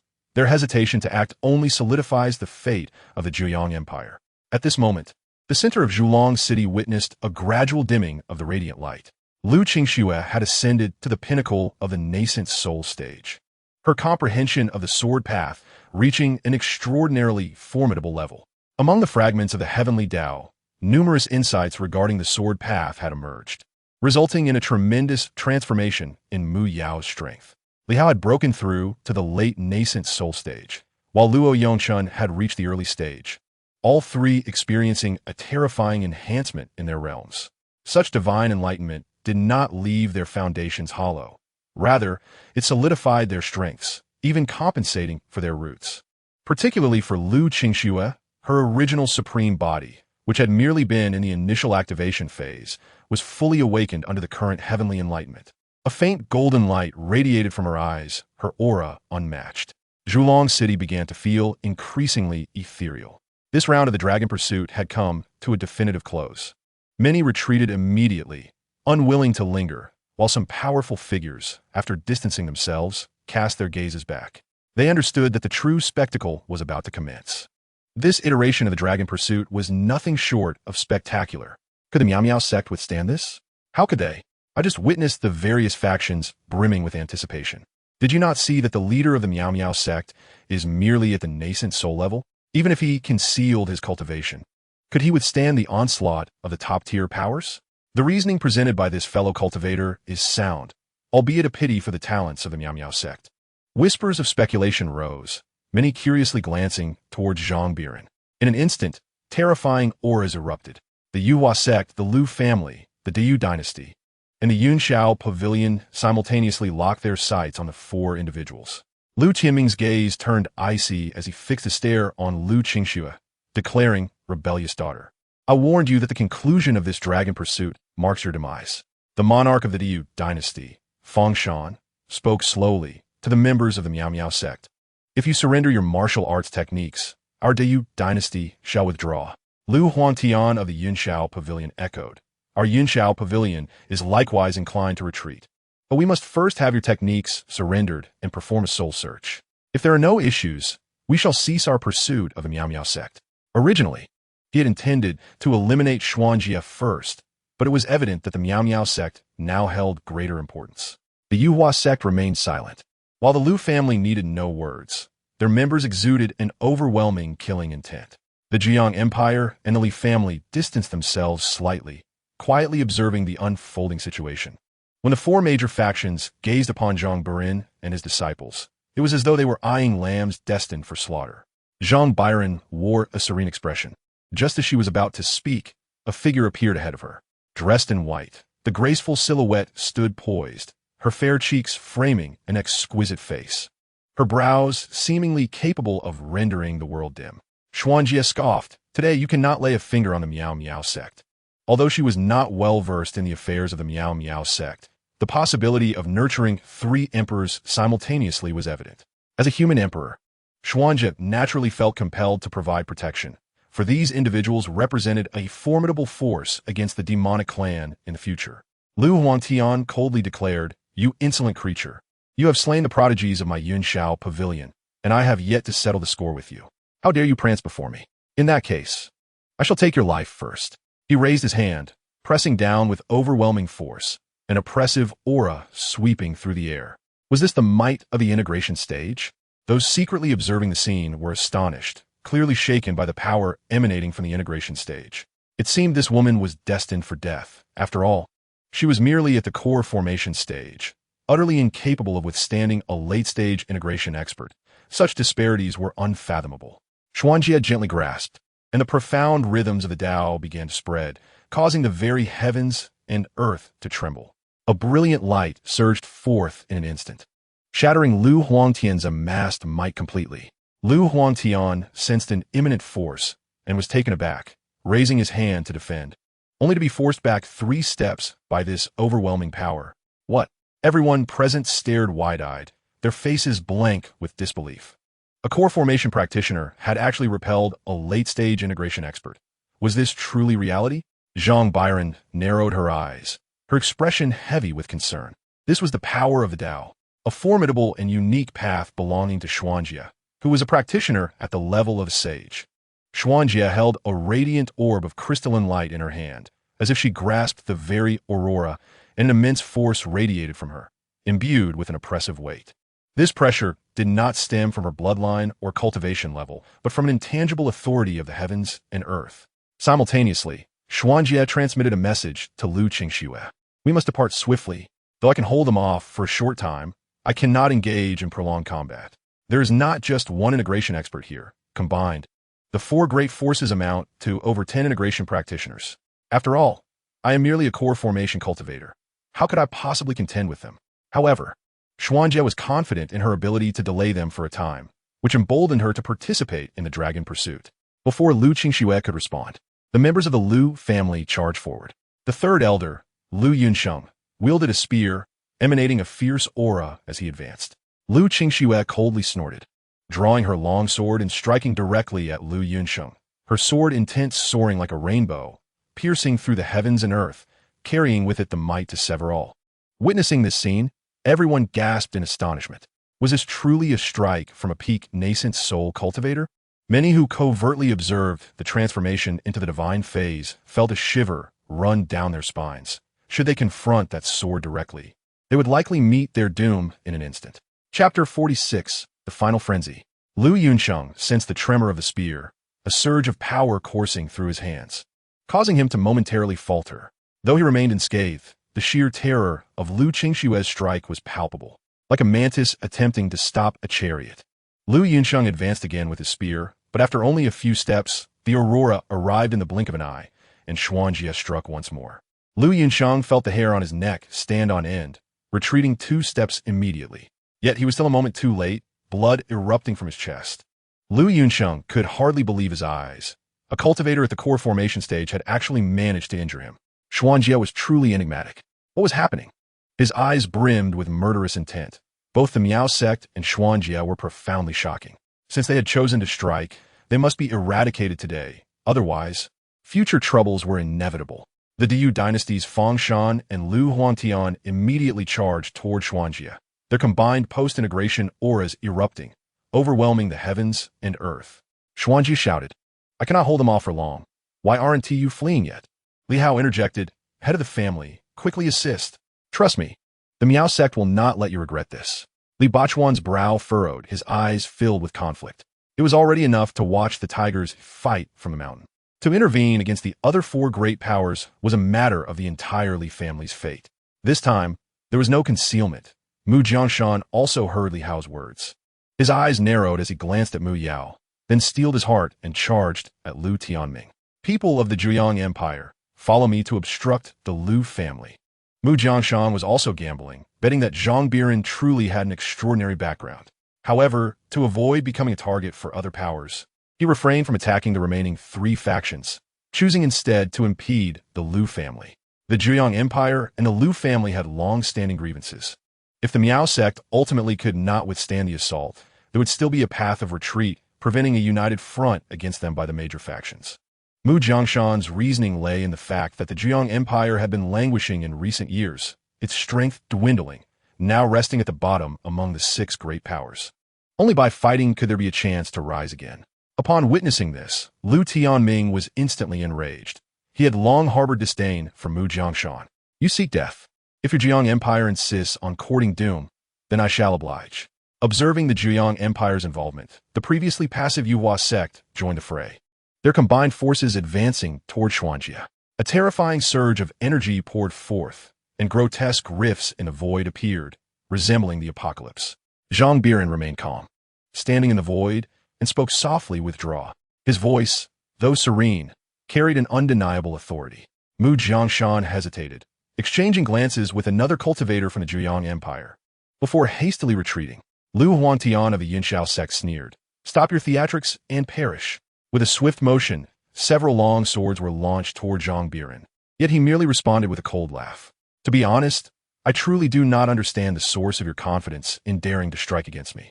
With a subtle wave of his hand, an overwhelming aura of sword intent erupted, and the semi-transparent long swords surged forth instantaneously, decapitating Lu Huangtian before he even had a chance to react. Ordinarily, for a cultivator at the integration stage, even decapitation would not be fatal. However, as Zhang Biran struck, the sword intent seeped into Lu's body, utterly annihilating his soul. What? A few onlookers' pupils constricted in horror. The other two integration stage cultivators from Yinshao sect, witnessing this, immediately attempted to flee, but the sword intent arrived in the blink of an eye, swiftly dispatching them as well. Following this, an aura as deep as the ocean enveloped the surroundings, causing time itself to seem to slow. Nearly everyone sensed a terrifying presence that sent shivers down their spines. Members of the other three major factions plummeted from the sky, crashing heavily to the ground under the weight of the invisible pressure that bore down upon them. Lu Tianming's eyes widened in disbelief. How could this be possible? Such an overwhelming sense of oppression could only indicate that Zhang Biran's cultivation had reached at least the great ascension stage. The other two factions also displayed expressions of shock, their previously avaricious and fervent gazes swiftly replaced by sheer terror, and at that moment, they finally regained their composure. Zhang Biran's demeanor remained indifferent. A bunch of insignificant ants truly believed themselves to be noteworthy, daring to covet the treasures of my Miao Miao sect. The cultivation methods practiced by my disciples are of the highest celestial grade. What does that have to do with you? Senior, please, it is all a misunderstanding, stammered Fang Shan of the Dayu dynasty, panic-stricken. We of the Dayu dynasty are willing to swear our undying loyalty. Please spare us and grant us a chance for redemption. Zhang Biran chuckled coldly, raising his hand to exert a gentle pressure, and the integration stage cultivator of the Dayu dynasty exploded on spot, his life force dissipating into the ether. Do I need a mere ant to follow me? Wang Tianya of the Yuhua sect was filled with dread. He attempted to flee, but the power within him had nearly come to a standstill, completely unresponsive to his commands. As he opened his mouth to plead for mercy, Zhang Biran waved his hand, and he was obliterated, just like Fang Shan and the others. Finally, only the members of the Lu family remained. Lu Jiuhao, the elder of the Lu family, was consumed by terror as he immediately turned to Lu Qingxue. Qingxue, I am your uncle. I have never targeted you throughout your life. For the sake of our shared bloodline, I beg you to spare my life. The higher one's cultivation, the more they wish to cling to life, for they possess far too much power, status. Lu Jiuhao did not wish to perish. He had expended so much effort to reach the mid-integration stage. How could he so easily meet his end? Lu Qingxue's lips curled into a cold smile. Uncle, you do not truly believe that I am unaware, do you? The annihilation of the Qi family was orchestrated by you, was it not? Her voice was strained, and her eyes were tinged with crimson. Lu Jiohua's expression was one of sheer terror. In his bid to align himself with Lu Tianming, he had indeed utilized the Qi family to demonstrate his loyalty. Never anticipating such a calamity would befall him today, Zhang Biran raised his hand, lightly exerting pressure, and, in an instant, the cultivation of the Lu family members was rendered null. Within mere moments, they were reduced to mere mortals. His gaze then shifted to Lu Qingxue. The Lu family is entrusted to you. Dispose of them as you see fit. Lu Qingxue immediately nodded. Thank you, master. Observing the instantaneous obliteration of the four major factions. The remaining Li family and Zhejiang Empire displayed starkly contrasting expressions. Li Bachuan looked utterly distressed, his face a mask of regret and frustration. Was the Piaomiao sect truly harboring such terrifying power? Conversely, the Zhejiang Empire wore expressions of exhilaration, with Mu Jiangshan brimming with excitement. We placed our bets wisely. Although he had not aided Zhang Biran in any tangible way, gaining the favor of such a formidable being was a significant boon for the Zhejiang Empire. Moreover, with only 2 of the 6 top forces in Tianggu Prefecture remaining, the Zhejiang Empire could now embark on a rapid expansion, which was, in itself, a considerable advantage. Lu Qingxue turned her gaze towards Lu Tianming, her expression icy. Lu Tianming, did you ever foresee this day? Years ago, my mother aided you in ascending to the position of the Lu family's patriarch. You not only failed to express gratitude, but also annihilated the Qi family, my mother's kin, and drained my supreme blood. Today, I shall make you experience what true suffering is. A fleeting shadow of struggle and regret flickered across Lu Tianming's face, swiftly morphing into a mask of resentment and fury, his eyes gradually filling with madness and murderous intent. Ha ha ha. Suffering? To me, you are nothing more than a wretched spawn. Do you truly believe you have one? A dark aura began to emanate from his eyes, a potent, corrosive force that rapidly enveloped the surrounding area, expanding outward relentlessly. Xuanjia's pupils constricted, her face a portrait of horror. The aura of the demon race. How dare you betray the human race? Lu Tianming laughed maniacally. Let us all perish together. His body disintegrated, and a massive hand emerged from within him. An overwhelming sense of suffocation sweeping through the air, cloaking the world in darkness. Wherever that sinister aura spread, life withered, transforming the surroundings into barren black soil. Chapter 47. The Demon Race? All those who had been focused on Zhulong City now widened their eyes in astonishment. Although they had never encountered the Demon Race, there were numerous accounts of it within Tianggu Prefecture. Legends spoke of the Demon Race existing in another world, opposed to the Jiuzhou continent, with both sides clashing for countless years. Each appearance of the Demon Race heralded untold devastation. Sensing the hair-raising aura, those of weaker constitution fled without a second thought, unwilling to linger any longer. As Lu Tianming's body shattered, a creature resembling a human yet reminiscent of a nightmarish yuksha emerged, slender and exuding dark runes that sent chills down one's spine. Ah, what a sublime fragrance of the spirit realm. It has been eons since I last set foot in the spirit realm. A deep yet fervent voice resonated. Xuanjia's expression turned gravely serious. A late-stage demon clan member. How audacious of the Lu family to conspire with such fiends. He commanded the path of light, momentarily harnessing its power to exhibit the strength of a late-stage fusion practitioner. Yet when faced with a late-stage adversary, his only recourse would be to flee. The demon clan's crimson eyes gleamed with avarice as it surveyed its surroundings, coldly stating, I am about to descend. Let me first satiate my hunger with you. Zhang Biran furrowed his brow slightly. Demon clan? To be candid, this was his first encounter with such beings, and their appearance was indeed somewhat repulsive. Upon noticing the disdain in Zhang Biran's gaze, the demon erupted in fury. You filthy human, how dare you look at me with such contempt? In an instant, it appeared before Zhang Biran, poised to strike him down. However, it soon found itself immobilized, as if ensnared by a terrifying force, fear and horror flooding its crimson gaze. You are not a late-stage practitioner. Having previously concealed itself within Lu Tianshan, the creature had witnessed the unfolding events and had presumed Zhang Biran to be merely a late-stage cultivator. Yet, the overwhelming pressure it felt could not possibly emanate from one of that caliber. This is the transcendent stage. Zhang Biran sneered. Who told you I was a late-stage practitioner? Fool! He raised his hand and struck down, causing the void to collapse instantaneously, reducing the demon to mere ashes. The encroaching darkness that had blanketed the area for miles dissipated, restoring clarity to the heavens. However, the exchange between the demon and Zhang Biran left all onlookers wide-eyed. He was not merely a late-stage cultivator. He was a formidable transcendence stage powerhouse. Particularly, Li Bachuan's eyes brimmed with terror and regret. Previously, he had his own schemes, intending to watch the two factions clash while waiting for the opportune moment to intervene. If Zhang Biran had proven feeble, the Li family could rely on Li Hao as their safety net. What a miscalculation. Had he chosen to act sooner, the Li family might have faced annihilation. Ignoring the turmoil around him, Zhang Biran turned his gaze to Mu Jianshan, ultimately fixing his interest on Mu Yao. Since your nine-son empire has chosen to assist, I can offer you an opportunity. Would you be willing to become my disciple and join the mysterious sect?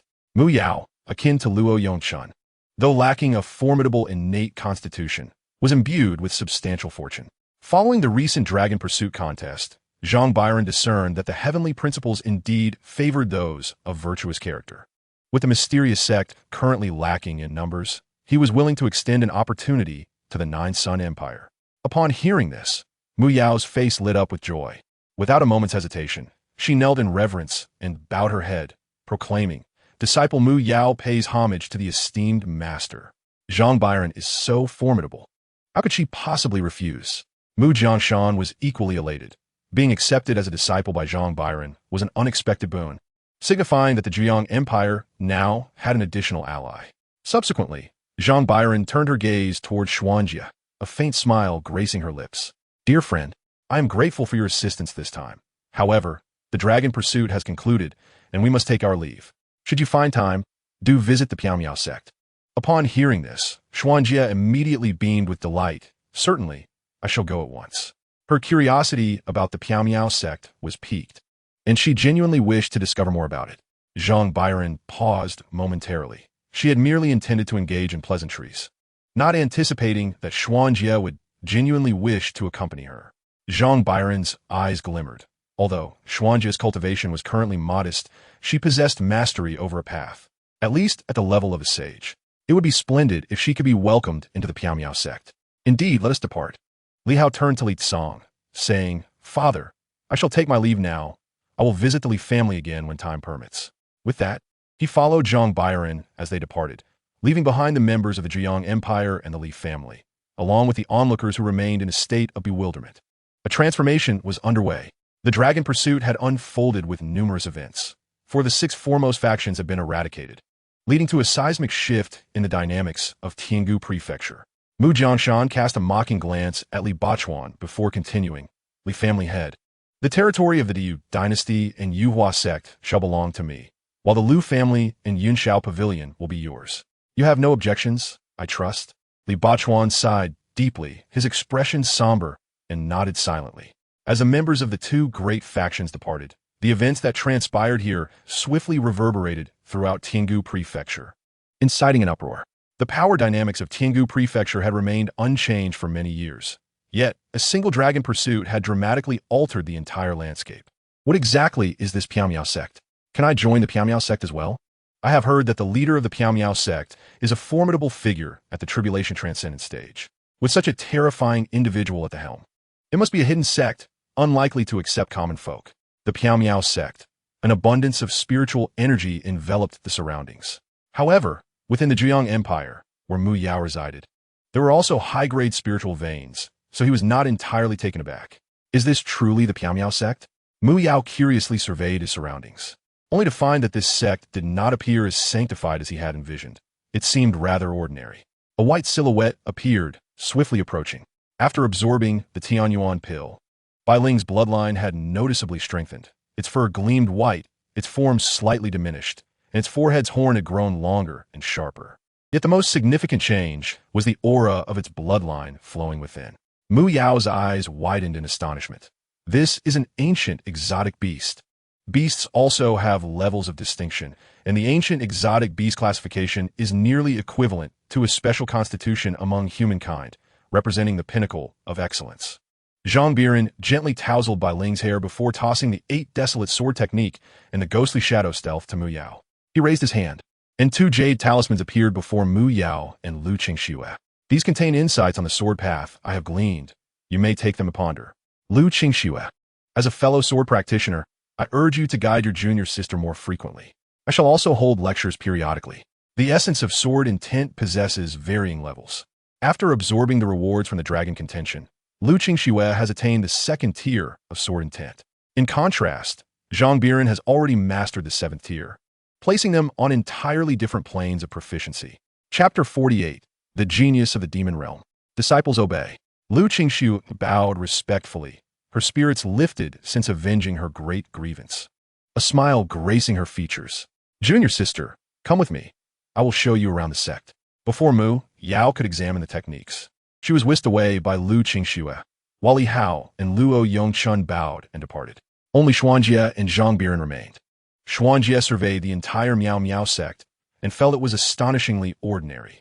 How could such a commonplace sect possibly give rise to 3 figures of imperial stature? With her exceptional vision, she found it hard to discern anything remarkable about Miao Miao sect. Friend, I have nowhere else to go. May I linger here at your Miao Miao sect? I hope you do not mind. With that, she proceeded toward a distant mountain peak, seemingly assuming Zhang Biran would acquiesce without waiting for his response. Zhang Biran's lips twitched, yet he bore no ill will. Xuanjie's voluntary concession of the first position and her subsequent assistance were clear indications of her benevolence. With a wave of his hand, countless spirit stones cascaded like a celestial river, drifting throughout Miao Miao sect. Having amassed an abundance of spirit stones, he decided to enhance the environment of the sect. The concentration of spiritual energy within the Miao Miao sect surged to a new level, with the gently flowing spring water in the mountains imbued with a subtle spiritual essence, transforming everything within the sect. In the blink of an eye, half a month passed. Mu Yao gradually acclimated to the sect's surroundings. During this time, Zhang Biran held lectures every few days, sharing his cultivation insights.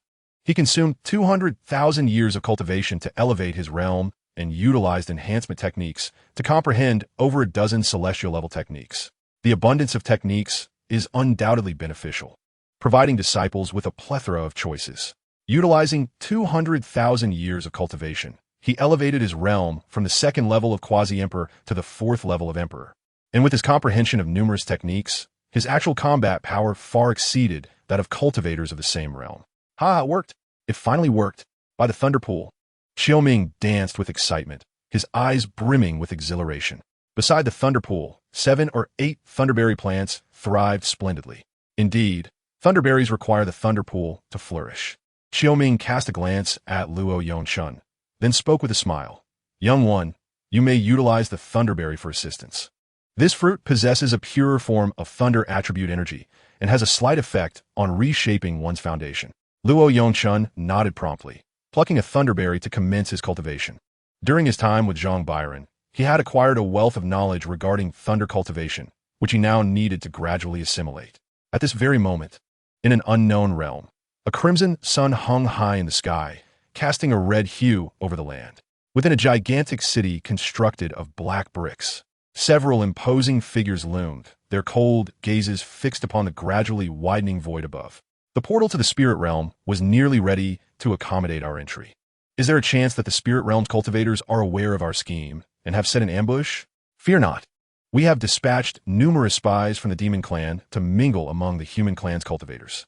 If any unusual occurrences arise, they will surely notify us. There were 7 figures in total, each exuding an aura of terrifying pressure, far beyond what even those in the Great Ascension stage could rival. Each of these 7 demons possessed quasi-royal strength. 2 figures appeared, one with an enchanting visage and the other with a cold demeanor, both youthful and strikingly handsome. They bowed respectfully to the 7 figures. We have come to pay our respects, esteemed lords. Might we accompany you in this assault on the spirit realm? In the demon realm, only one race bears the guise of the human clan, and that is the royal lineage of the demon realm, possessing the most esteemed bloodline. The enchanting youth spoke slowly. I have heard that within the Tiangu prefecture, several exceptionally talented prodigies have emerged. It will be quite appropriate for me to hone my skills against them now that I have broken through to the late transformation stage. One of the powerful demons among the 7 replied slowly, Isn't this unwise? The spirit realm is fraught with peril. And since we are launching a surprise attack on the Tiangu prefecture, should we be discovered by their formidable cultivators, we would need to retreat swiftly. Dongfang Ming spoke calmly. Rest assured, everyone. I have left a wisp of my essence in the demon realm. Even if misfortune befalls me and I perish, I shall not truly die. Leaving a wisp of essence is a common practice among those demons who venture to attack the spirit realm. Unlike the humans, as long as a demon possesses a fragment of essence, they may gradually recover, whereas for humans, even if they leave behind their soul essence, the path to recovery is exceedingly arduous, far more so than for demons. However, this method does have its drawbacks, as one's cultivation will regress by at least 30% upon rebirth. The Blood Seed Demon Emperor laughed heartily, since young Master Ming wishes to venture into the spirit realm. It is of course no issue. It is high time for those wastrels in the spirit realm to witness the prowess of our top-tier demons. The Blood Sea Emperor was correct. From the intelligence received, it appeared that the top prodigies in the Tiangu Prefecture had yet to reach the transformation stage.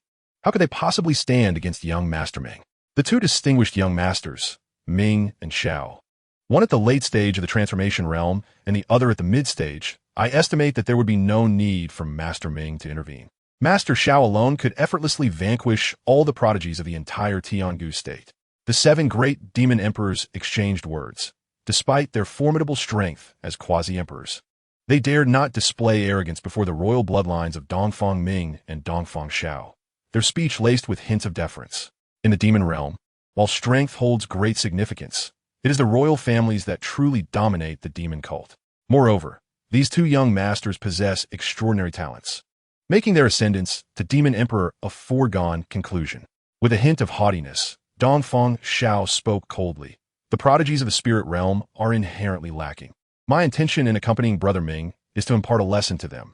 The Blood Seed Demon Emperor smiled faintly and remarked, in no more than 10 days, the gateway to the spirit realm shall permit our entry. You two need only wait a brief moment. The two nodded and then sat down to meditate. If faced with the pinnacle prodigies of the spirit realm, they might not have such confidence, for within the demon clan, they do not rank among the most exceptional talents. However, within the confines of Tiangu State, they are indeed forces to be reckoned with. The demon clan differs from the human clan. Their physical bodies are innately stronger, and demonic energy holds a certain dominance over spiritual energy, rendering them inherently superior to the beings of the spirit realm. Furthermore, given the information received, there are no prodigies in Tiangu State who have even reached the transformation realm, rendering them even less formidable. They are, after all, mere weaklings. Chapter 49. The Enlightenment Tree, Xuanjie Shock. On the ethereal peak, Zhang Biran slowly opened his eyes as a figure approached, standing outside the courtyard and announcing, I pay my respects to my master. Mu Yao seeks an audience. Zhang Biran replied, Come in. Mu Yao entered, carrying a tray adorned with exquisite teacups and a teapot. She approached Zhang Biran and respectfully knelt, saying, Disciple has come to present tea to my master. Zhang Biran opened his eyes. Although Mu Yao's talent and comprehension are rather average, she is cultured and values friendship greatly. During this time, whenever she is free, she comes to present tea to Zhang Biran. Despite being the last to join, she is the disciple who interacts with him the most. While others are engrossed in secluded cultivation or out on adventures, Mu Yao dedicates some of her thoughts to showing filial respect to her master, and she is not particularly keen on combat. In plain terms, she is somewhat of a slacker. With a gentle smile, Zhang Biran said, Rise. Thank you, master. Mu Yao replied, standing up and placing the tray on the stone table, pouring the tea and offering it to him. Please enjoy the tea. This tea was freshly brewed by her, delivered at the fastest speed, retaining its fragrant essence. Now is the perfect moment to savor it. After Zhang Biran finished, Mu Yao refilled the cup, and by the time they had nearly finished, almost half an hour had passed before she finally took her leave. The next day, on that day, rewards were bestowed. Eternal cultivation, 100 billion low-grade spirit stones, and a top-tier enlightenment tree. It is noted that the enlightenment tree can enable an individual to enter a state of sudden enlightenment for a brief period. It produces a leaf every 100 years and bears fruit every 10 million years. If one possesses a high-quality spirit vein, the time required for these processes can be reduced to 1/3, for a supreme spirit vein to 1/10, and for a royal spirit vein to 1/30. However, in the absence of a spirit vein, the growth duration will increase, and in a barren spiritual environment, it will not yield leaves or fruit. Although the enlightenment tree is indeed remarkable, its growth period is rather prolonged. Even with a high-quality spirit vein, It would take approximately 30 years to produce a single leaf. With a sigh, Zhang Biran waved his hand, and beside the ethereal peak, a grand tree emerged. This tree was immensely robust, its branches devoid of leaves, appearing as though it were a withered relic. Zhang Biran extracted 1,000 billion spirit stones from his system backpack in one fell swoop, isolating the surrounding environment before shattering all the stones, unleashing a torrent of formidable spiritual energy.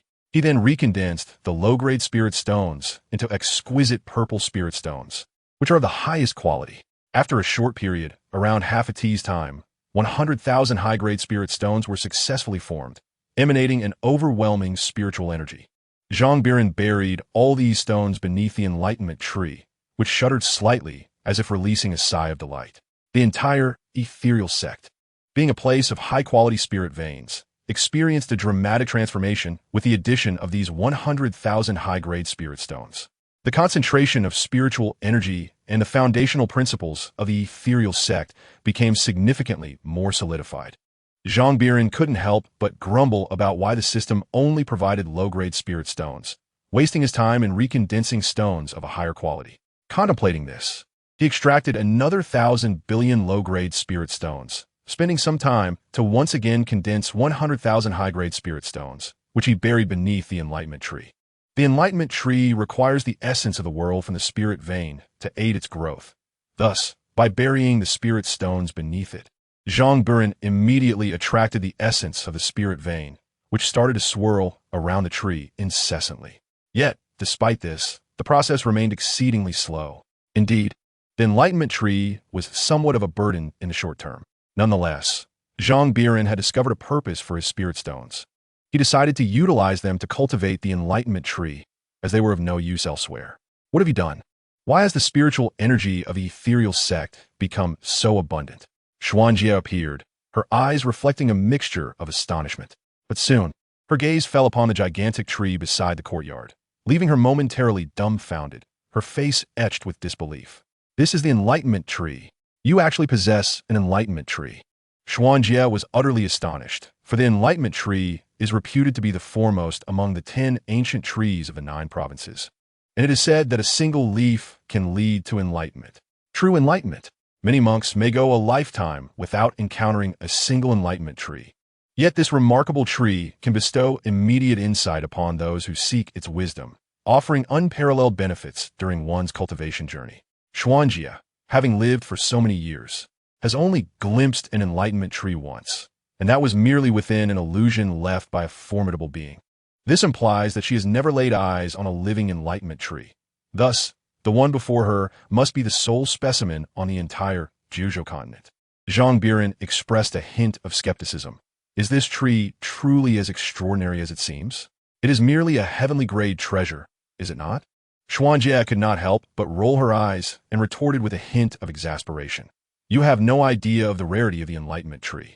The fruit it bears, according to legend, can lead one to sudden enlightenment and even allow one to attain sanctity. While there may be some embellishment in this claim, it indeed enhances the chances of breaking through to the saint realm.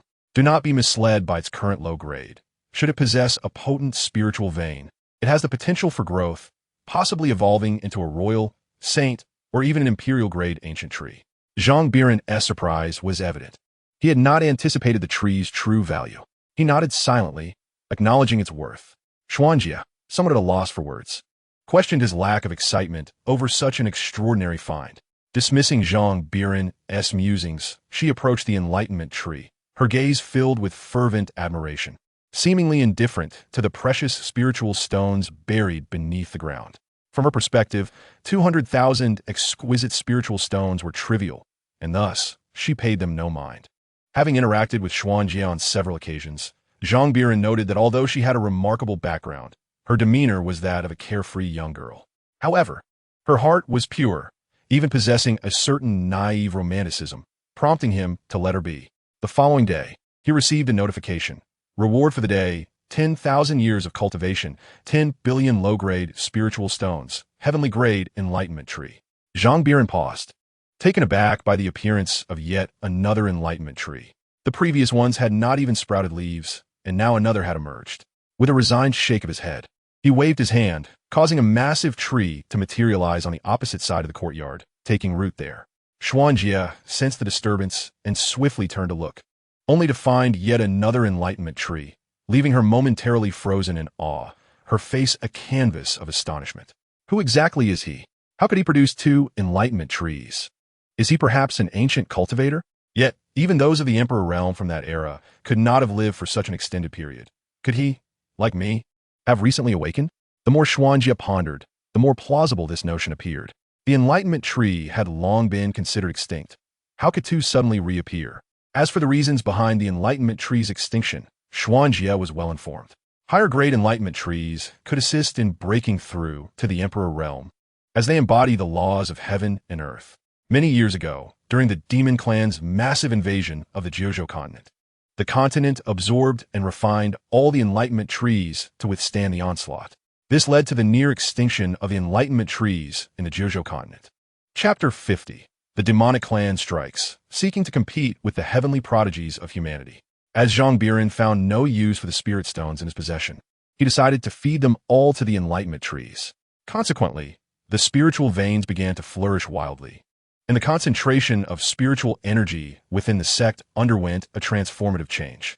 Mu Yao, a person fond of social interaction, often visited Lu Qingxue to engage in casual conversations, or sought out Mu Qingling to discuss philosophical matters, or perhaps share matters of feminine interest.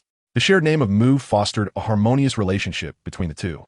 The presence of Mu Yao also breathed new life into the sect. Even Lu Qingxue and her companions found themselves influenced, occasionally setting aside their cultivation to indulge in brief moments of relaxation.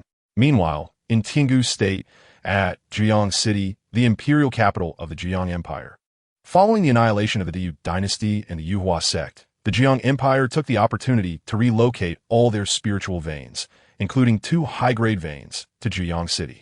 This led to an extraordinary concentration of spiritual energy within the city, with its population and scale nearly doubling compared to before. Suddenly, a colossal black hole appeared. In the blink of an eye, immense figures descended upon Jiang City, their overwhelming presence causing many weaker beings within the city to explode into blood mist. What transpired? With terror gripping their hearts, people looked up to see the sky above Jiang City turn to deep crimson, obscuring the entire expanse above. More than a dozen figures stood ominously, among them the 7 demon emperors, 5 practitioners of the demonic clan in the tribulation stage, as well as Dongfang Ming and Dongfang Xiao. Mu Jiangshan felt as if he were glued to the ground, struggling even to lift his gaze. The terrifying pressure extinguished any thought of resistance within him. What kind of power is this? No, these are not human practitioners. They are demons. A wave of fear and unease surged within him. For the power radiating from those figures was not spiritual energy, but a dark aura replete with a strong corrosive essence. Was this not demonic energy? How could the demonic clan appear in Jiang City? Was it not said that the demon realm and Jiuzhou were separated? How could they materialize here? Though unaware of the reasons, Mu Jiangshan sensed impending doom. The demons and the beings of Jiuzhou were natural enemies. Their encounters invariably led to a life-or-death struggle, with no possibility of compromise. The Blood-Sea Sovereign raised his hand and struck down, causing countless beings in Jiang City to explode instantaneously, their blood mist swirling towards him. A look of ecstasy spread across his face. The reason the demon realm sought to invade the spirit realm was twofold. Firstly, they could directly utilize the beings of the spirit realm for their growth, and secondly, and most importantly, was the ascension. The demon realm lacked a complete framework for ascension. Only within the spirit realm could one ascend. Thus, the demon realm had never relinquished its ambition to invade the spirit realm, due to the malevolent energy's profound corruption of spiritual power in the realm of Jiuzhou. The beings of Jiuzhou vehemently reject the intrusion of the demon race into the spiritual realm, thus sealing the fate of the spiritual realm and the demon realm as eternal adversaries. Should the demon race gain entry into the spiritual realm, the beings of Jiuzhou would face utter annihilation. However, if they remain barred from the spiritual realm, the powerful demon emperors shall be unable to ascend. The Blood-Sea Demon Emperor gazed downwards, a sanguine smile playing upon his lips as he turned to the other demon emperors beside him, slowly inquiring, "Is there any issue on your end?" Beside him, the Thousand Illusions Demon Emperor replied, "No issues." The ancient heaven state has been temporarily sealed by us. Within half an hour, no human experts should be able to discern the situation in the ancient heaven state. He continued, I have also taken control of over 10 major human cities, which can be reduced to ashes at a mere thought. With a smile gracing his features, the Blood Sea Demon Emperor reflected on their invasion of the spiritual realm, which was not intended to annihilate it, for they lacked the power to do so. His intent was merely to remind the inhabitants of the spiritual realm of the dread brought forth by the demon race while indulging in a grand slaughter. Moreover, many demons had surreptitiously entered rather than mounting a direct assault on the spiritual realm. The Blood Sea Demon Emperor then fixed his gaze upon Dongfang Ming, a smile illuminating his face. Young Master Ming, the game may commence. Dongfang Ming nodded, lowering his gaze as his voice turned icy cold. Listen well, beings of the spiritual realm. Send forth your prodigies from the ancient heaven state to battle me. Should they prevail, I shall spare you. Should they fall. With a wave of his hand, the Thousand Illusions Demon Emperor conjured over 10 luminous screens above the city of Juyang, revealing images of numerous colossal cities shrouded in a veil of dark energy. The inhabitants within appeared dazed, alternating between laughter and agonizing cries, as if trapped in a dream. Dongfang Ming's voice resonated. These cities, including Juyang, shall be reduced to nothingness. I grant you time to send forth your peers to contest with me. For each defeat, I shall obliterate a city. Of course, should you emerge victorious, you may save one. With a detached tone, Dongfang Ming's lips curled into a slight smirk, his eyes gleaming with mockery. Upon hearing his words, terror washed over the faces of the people within Juyang City. The human visage of the demon royal. He is indeed of the demon realm, one of the disciples of the Misty Sect. They alone might have a chance to confront this demon royal prodigy. It seems insurmountable. This individual has already reached the late stage of divine transformation, while even the first-place winner of the Dragon Pursuit Tournament, Lu Qingxue, appears to have only reached the peak of the nascent soul stage. How could she possibly match this demon? Moreover, the oppressive aura exuded by those demon experts is overwhelmingly terrifying. I was present in the Dragon Pursuit City. The aura of these demons surpasses that of the Misty Sect's leader. Where are our human champions? Is there no one to rescue us? Must we resign ourselves to inevitable doom? Fear and anxiety surged forth, painting the faces of the entire Juyang City populace in shades of ashen despair. They cannot comprehend how the demon race had emerged so abruptly. No, wait, the Lu family. Certainly, it is undoubtedly due to the Lu family. Previously, Lu Tianming had summoned the demonic tribe, and it is he who has lured these fiends to the Jiuzhou continent. This wretched being is nothing short of a beast. This is the disgrace of our human race, betraying the Jiuzhou continent and mercilessly striking down his own women and daughter. How can such a creature be considered human? Many were immediately incensed, their words dripping with venom as they spoke of Lu Tianming. They attributed the emergence of the demonic tribe solely to him. Yet, there were others who, faced with despair, found themselves too weary to curse. They merely displayed a glimmer of hope, yearning for a miracle, hoping that a powerful human would notice the invasion of the demons. Suddenly, the sky above Juyang City trembled, and several figures emerged. Zhang Biran gazed with interest at the assembly of demons. You wish to compete with our human elites? Very well, I accept your challenge. Chapter 51. The Battle of the Demonic Elites Against the Human Elites. A certain defeat? Zhang Biran had long sensed the presence of these demons, and with his royal cultivation, he could almost perceive the entirety of the Tianghu continent. Initially intending to eliminate these pests with haste, he was surprised by their desire to compete, and naturally, he would not let such an opportunity to hone his disciples slip away. Upon seeing Zhang Biran and his companions, Dongfang Xiao immediately wore a mocking expression. I have heard of you. You are from the mysterious sect.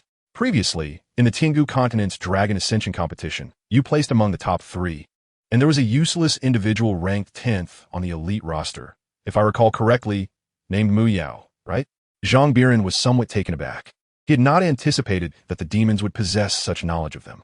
The fact that Lu Tianming could contact the demons indicated that there were more individuals in the Tianghu continent who had colluded with them.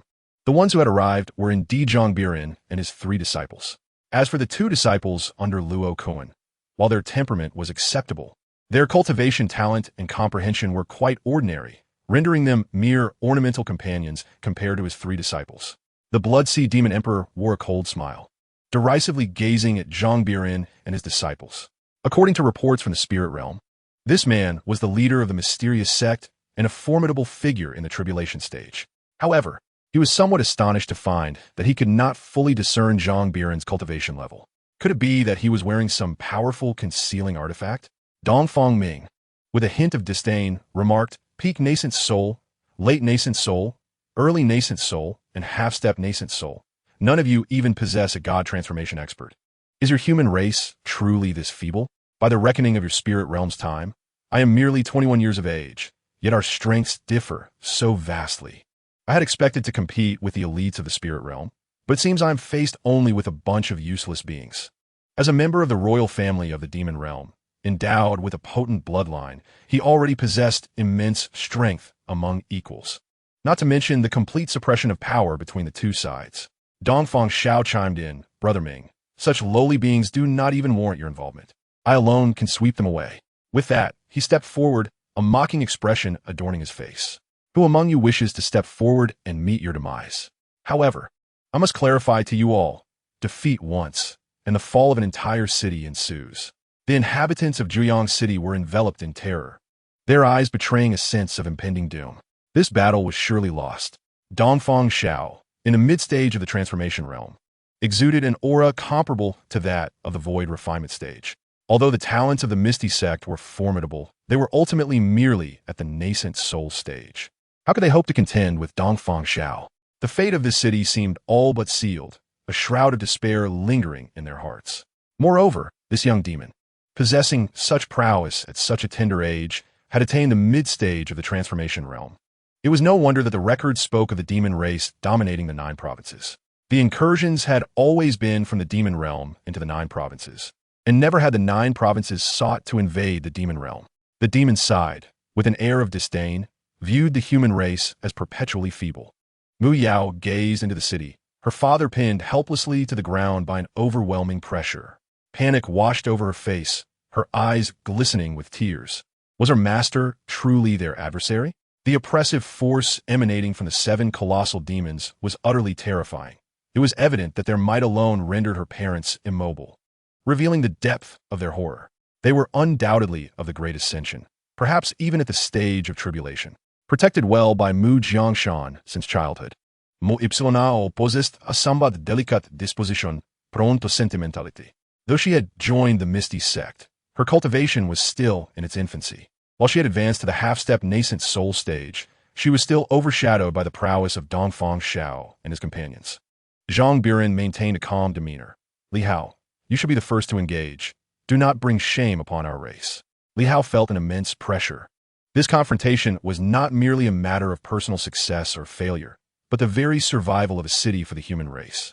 Moreover, Dongfang Xiao, in the mid-stage of the transformation realm, exuded a formidable oppressive presence that weighed heavily upon Li Hao.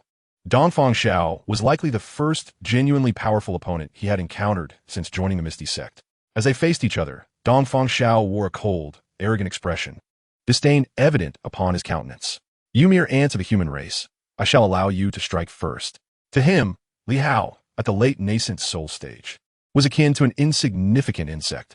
Li Hao retorted with a cold scoff, do not be so arrogant. A fierce battle spirit ignited within him, a surge of potent vitality bursting forth. He raised his fist and struck forward, causing the very air to collapse. Dongfang Xiao's brow furrowed slightly, yet he retained his arrogance. You think to compare your physical prowess to that of my demon race? The physical strength of the demon race far surpassed that of the human race, comparable to the beasts of the spirit realm. Furthermore, the royal bloodline possessed an innate superiority in physical might. He discerned that Li Hao was a body cultivator, yet felt no fear. Boom! The shock wave erupted, and a rift in the void spread outward from the point of their clash. Both figures were propelled backward, but while Dongfang Xiao was sent flying over 100 meters before stabilizing, Li Hao merely staggered back a few steps. What? The demonic faction was instantly filled with incredulity. Young Master Zhao's corporeal form was unexpectedly at a disadvantage. Was this individual's physical prowess truly so formidable? Dongfang Zhao's eyes widened in disbelief. He was aware that he was in the mid-stage of transformation, and his own physique was already extraordinarily powerful. How could he possibly be outmatched by Li Hao, who was merely in the late stage of the nascent soul? As Li Hao's anxiety gradually dissipated, A disdainful expression emerged on his face. I thought you were genuinely formidable. Turns out, you're rather mediocre. His words ignited a flame of fury within Dongfang Xiao. To be provoked by someone in the nascent soul stage was an immense humiliation. You insignificant insect! How dare you underestimate me? A long spear, enveloped in dark energy, materialized in his hand. In the blink of an eye, he vanished from his position, charging toward Li Hao with an overwhelming force that was on an entirely different level from before. The Blood Sea Demon Emperor chuckled coldly. This individual possesses some skill, able to compel young Master Xiao to reveal his true capabilities. However, this is where it ends.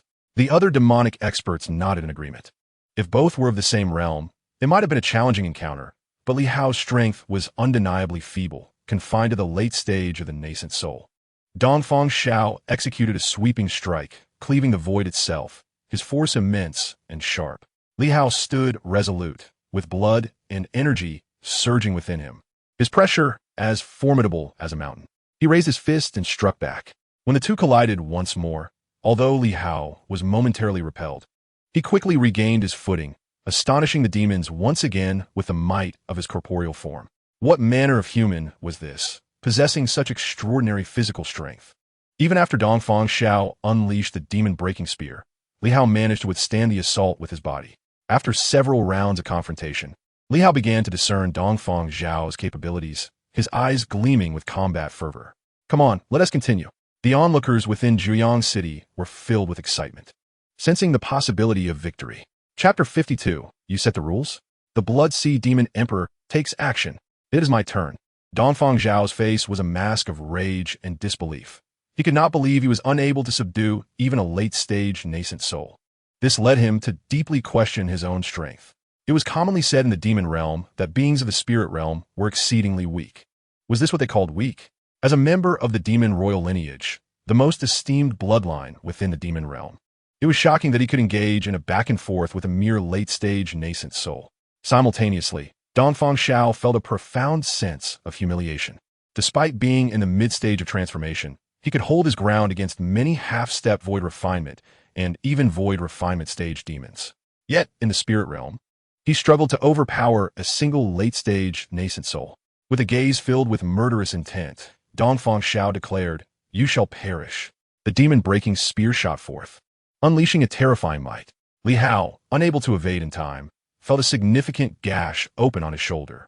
Dongfang Xiao's assaults grew increasingly fierce. Yet Li Hao merely smiled coldly. Though he bore considerable injuries, as a body cultivator, these were merely minor wounds. Have you had enough? Now it is my turn. Li Hao let out a cold smirk as the Great Desolation's prisoner hand surged forth, a colossal black palm print hurtling towards Dongfang Xiao. As Dongfang Xiao's lips met the dark violet blood, he was sent hurtling backwards, and Dongfang Ming hurriedly caught him, a look of disbelief etched on his face. Defeated. Dongfang Xiao had actually lost. Dongfang Ming was momentarily taken aback, his eyes narrowing in shock. Initially, he had regarded the prodigies of the spirit realm with a degree of disdain, but Li Hao's combat prowess was truly astonishing. To defeat a divine prodigy from the demon realm while at the late stage of the nascent soul was utterly extravagant. It is crucial to note that they had transcended an entire realm. Dongfang Xiao coughed up purple blood, his expression reaching an extreme of dismay. I refuse to accept this. Losing to a late-stage nascent soul left him profoundly perturbed, with the wounds to his body paling in comparison to the torment within his heart. The assembly of Demon Clan experts furrowed their brows, their expressions grim. They had initially intended to annihilate the human race effortlessly, using this contest merely to toy with the beings of the spirit realm, for the ultimate outcome was expected to be a decisive victory for the demon faction. According to their original projections, they would simultaneously obliterate those cities and leverage the two young masters to promote the might of the demon clan, allowing the humans of the spirit realm to comprehend true strength. However, reality delivered a stark rebuke. Dongfang Xiao had fallen, and in a most humiliating manner.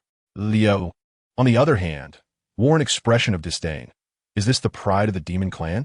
I had anticipated something formidable, yet it is so utterly lacking. Enraged, Dongfang Xiao spat another mouthful of blood, but with his grievous injuries, he possessed little fighting strength left. In stark contrast, Li Hao remained unscathed, their powers now clearly delineated. Dongfang Ming stepped forward, his voice icy. Your physical form is indeed formidable, and your strength commendable. I must concede that I underestimated your human prodigies. But this is where it ends. You may have defeated Dongfang Xiao, but you cannot hope to overcome me. As his words resonated, an overwhelming sense of pressure emanated from his being. The royal blood flowing within Dongfang Ming was profoundly potent. And although the difference between him and Dongfang Xiao was merely that of late-stage and mid-stage transformation, their bloodlines were disparate. Thus, their actual combat capabilities were entirely unequal. Even if Li Hao's strength was commendable, he could never match his opponent. Within Jiuyang City, the assembly of experts felt a weighty seriousness as they perceived the aura radiating from Dongfang Ming. Was this truly the prodigy of their demon clan?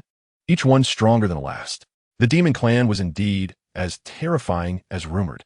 Had it not been for the mysterious Cloud sect, the other prodigies of their Tiangu prefecture would be utterly outmatched by those of the demon clan. Just as with Lu Fang'an, if he were to confront this demon prodigy now, he would likely be dispatched with a mere kick. Lu Qingxue stepped forward slowly. Junior brother, retreat. Li Hao complied without resistance, taking 2 steps back. Lu Qingxue turned her gaze towards Dongfang Ming, her expression calm, her eyes indifferent as she regarded him. In the hands of Dongfang Ming appeared a large, ink-black blade, and the atmosphere shifted dramatically, exuding an air of arrogance and brutality. He raised his hand, and the terrifying blade, aura, seemed capable of cleaving the heavens and the earth, condensing into a tangible form in the air. This very strike had felled powerful demons in the virtual realm. Lu Qingxue had yet to reach the divine transformation stage. There was no way she could withstand this blow. Dongfang Ming sneered. The demon clan must not be insulted.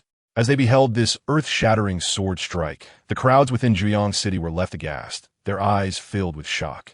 Many at the late divine transformation stage felt a chill run down their spines. Was this truly an assault that could be unleashed at such a level? Lu Qingxue let out a soft snort, drawing her sword. It did not bring forth a cataclysm, but rather a serene calm. The sword intent swept forth, reaching Dongfang Ming in the blink of an eye, leaving him no time to react.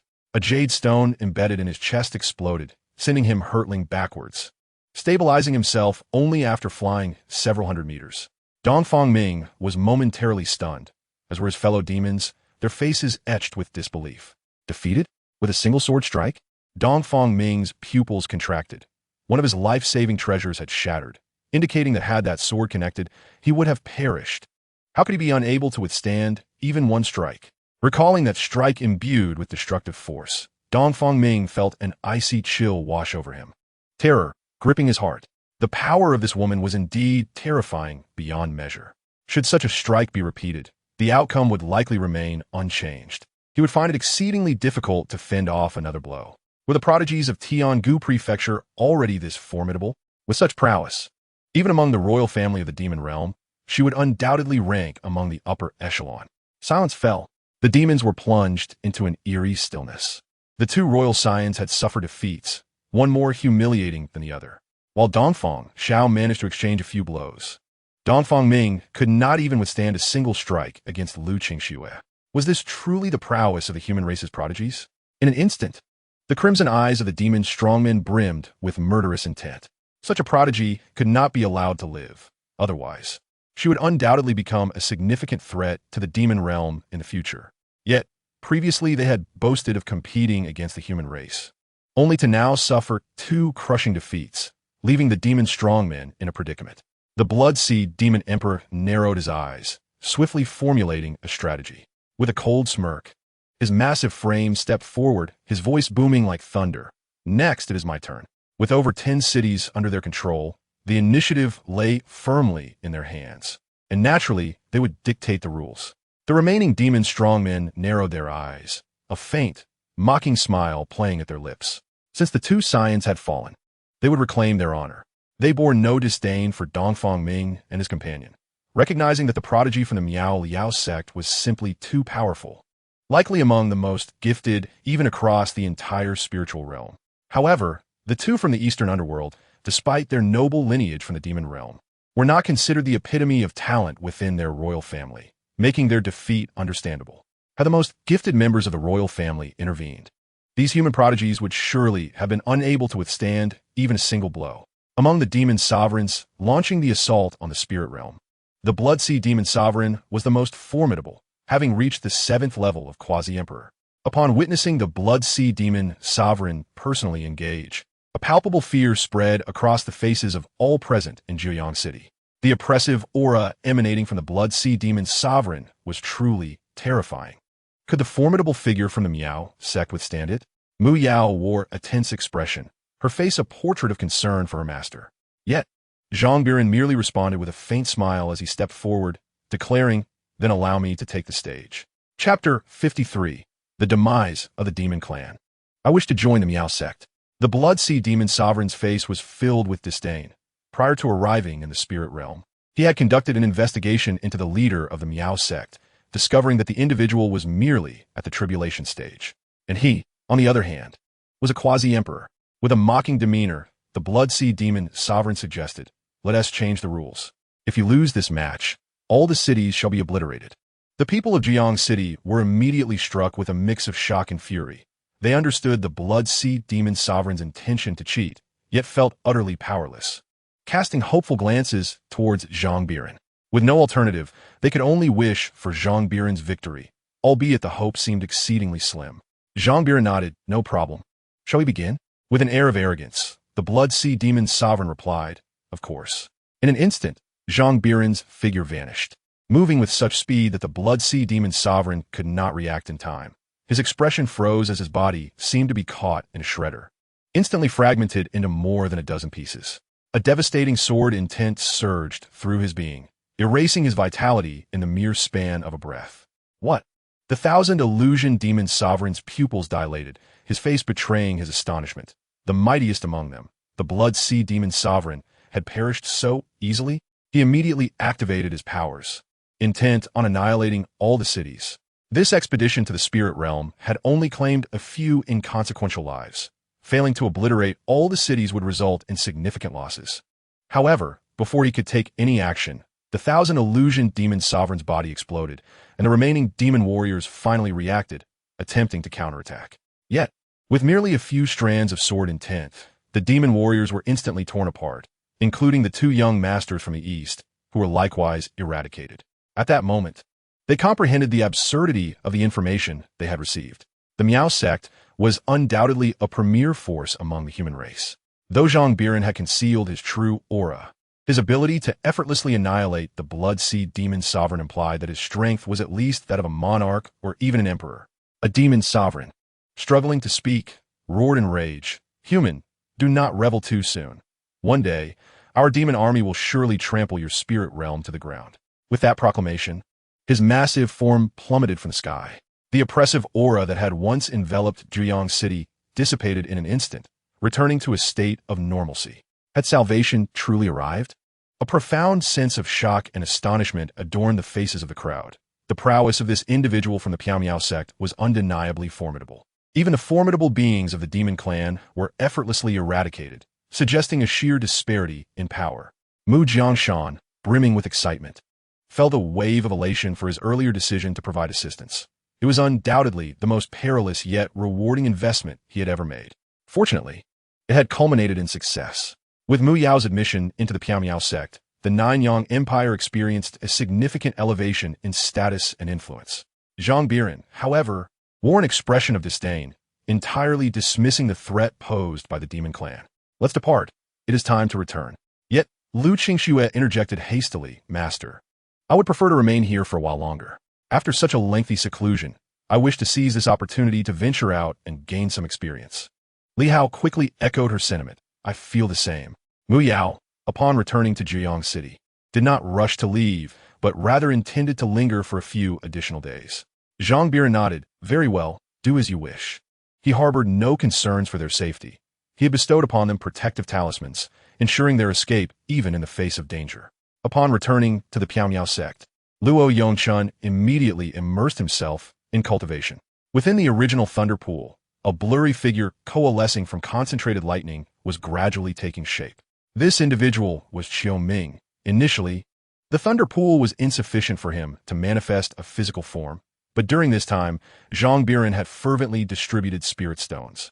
Consequently, The spiritual energy within the Piao sect had grown immensely potent, and the spiritual veins were progressively transforming into premium-grade resources. The Thunder Pool had also seen considerable advancement, and Xiaoming contemplated utilizing this opportunity to solidify his physical body. He vividly remembered the betrayal he had suffered. With a corporeal form, he could return and exact vengeance. The Piao sect's triumph over the Demon Clan rapidly elevated its prestige within Tiangu Prefecture. Countless individuals sought to uncover the location of the Piao sect, yearning to join its ranks, yet lamentably found themselves without any means. To prevent disturbances to the sect, Zhang Biran meticulously arranged an illusionary array around it. Any cultivator below the tribulation stage who approached would unwittingly bypass the Piao sect. He held little interest in indiscriminately recruiting disciples. Quality always outweighed quantity, and he naturally preferred to keep the sect's location shrouded in secrecy. In its current state, the Piao sect, though seldom visible, had undeniably established itself as a dominant force in Tiangu Prefecture. Zhang Biran wielded unparalleled power, and every disciple under his tutelage possessed exceptional talents, steeped in mystery and strength, inspiring awe among countless individuals. 2 months swiftly passed. Zhang Biran's accumulated cultivation within the system now exceeded 70,000 years, prompting him to commence the enhancement of his techniques, as the celestial grade pinnacle was no longer satisfactory for his current needs. With 50,000 years of cultivation, he sought to refine the 8 Desolations sword technique. Ding! Through relentless practice of the 8 Desolations sword technique, you have comprehended a new swordsmanship technique. The host comprehends the second-tier imperial technique, the sky-slaying sword. The host diligently practices the sword path, grasping the essence of the sword to attain the Linglong sword heart. Ding! Through relentless training of the ghostly shadow technique, a new method has been realized. The host comprehends the first-tier imperial technique, the 9 heavens phantom steps. The host works tirelessly on body techniques, achieving a swiftness akin to that of a swallow, enhancing movement speed by 10%. Ding! After continuous practice of the Zhou Tian Divine Aperture Secret Art, a new technique is grasped. The host comprehends the second-tier imperial technique, the Overlord King's Art. A total of 150,000 years of cultivation have been expended, elevating all 3 techniques to the imperial level. A wave of unsettling energy flows within, sweeping across the entire Piao sect. Xuanjie suddenly opens her eyes, her face etched with profound astonishment. She turns her gaze towards the direction of Piao Peak, her expression brimming with shock. What is this person's true identity? How could their cultivation soar to such heights in such a brief period? Xuanjie furrows her brow. She is a reincarnated emperor. Yet her recovery speed has always remained steady. After all, one must consume food bite by bite, and even if she wishes to hasten her progress, it cannot be rushed. Yet Zhang Biran is advancing at an astonishing pace. The aura he exudes today is far more powerful than before. Furthermore, those 2 enlightenment trees are exceedingly enigmatic. Xuanjie grows increasingly intrigued by Zhang Biran's origins. Initially, she had come to Piao sect merely to observe its circumstances, but upon arrival, she encountered numerous astounding events. With this in mind, Xuanjie vanishes in a flash, arriving outside Zhang Biran's courtyard. Zhang Biran has grown accustomed to Xuanjie's spontaneous nature, coming and going as she pleases. Xuanjie pushes the door open, and perhaps due to her gradually recovering powers, she, now at the mid-stage of the nascent soul realm, appears even more enchanting than before. Initially comparable to Lu Qingxue, she now possesses a demeanor and beauty that subtly surpasses Lu Qingxue's. Particularly, Xuanjie exudes an innate noble and commanding aura, combined with a lively, youthful personality that creates a striking contrast, rendering her irresistibly alluring. Moreover, Xuanjie's beauty is truly remarkable, clad in a flowing white gown. A silver ribbon cinches her waist, accentuating her exquisite figure. I wish to join the Piao sect. Chapter 54. The Dragon Sect arrives, specifically summoning Mu Yao as a servant. Upon hearing Xuanjie's declaration, Zhang Biran displays a look of surprise. However, he merely raises his head slightly, replying in a calm tone. Joining is possible, but the Piao sect is not a place one can enter and exit at will. If you truly wish to join, you must adhere to the rules. Any actions detrimental to the sect or contrary to its principles will be met with punishment. Xuanjie, however, responds with a carefree smile. Very well. But if I join your sect, I must at least be granted the position of Peak Master, right? She understands that Zhang Biran is likely also a reincarnated being, or perhaps a powerful individual reborn, and he would certainly recognize the path she employs. This young lady has quite the impressive background. Becoming a peak master is certainly no trivial matter. Zhang Biran chuckled lightly. Very well. Xuanjie began to pace back and forth in the courtyard. Then what shall I name my peak? Currently, the sect has the Misty Peak and the Inquiring Tao Peak. I shall call mine the Moonlit Peak. Zhang Biran nodded, having nothing further to say. A peak's name is merely a casual choice. He tossed a token and spoke in a calm tone. Carry this token. It is my identity token as an elder of the Misty Sect. Should you ever find yourself in peril, you may infuse it with your divine consciousness, and I shall come to your aid. Xuanjie scoffed lightly, casually tossing it into her spatial ring, murmuring, what danger could I possibly encounter? She then turned to leave. Although she had joined the Misty Sect, Xuanjie had no intention of taking on disciples. She was accustomed to her solitary ways and had no desire to entangle herself with others through the bonds of mentorship. Xuanjie was the kind of person who relished freedom, much like the radiance of the heavens that can freely illuminate the earth. This was also the fundamental reason behind her comprehension of the path of light. Zhang Biran possessed over 7 trillion lower-grade spirit stones. He decided to extract 7 trillion of them and amalgamate them into superior-grade spirit stones, subsequently burying them beneath the Misty Sect. The spiritual veins began to tremble incessantly, and an astonishing aura of spiritual energy permeated the entire sect. The waters in the mountains became significantly more viscous, for they had accumulated an abundance of spiritual energy, on the verge of transforming into spiritual liquid. The thunder pool, benefiting from the spiritual veins, had also grown considerably, nearly increasing in size by a meter. Moreover, the liquid within the thunder pool became increasingly formidable.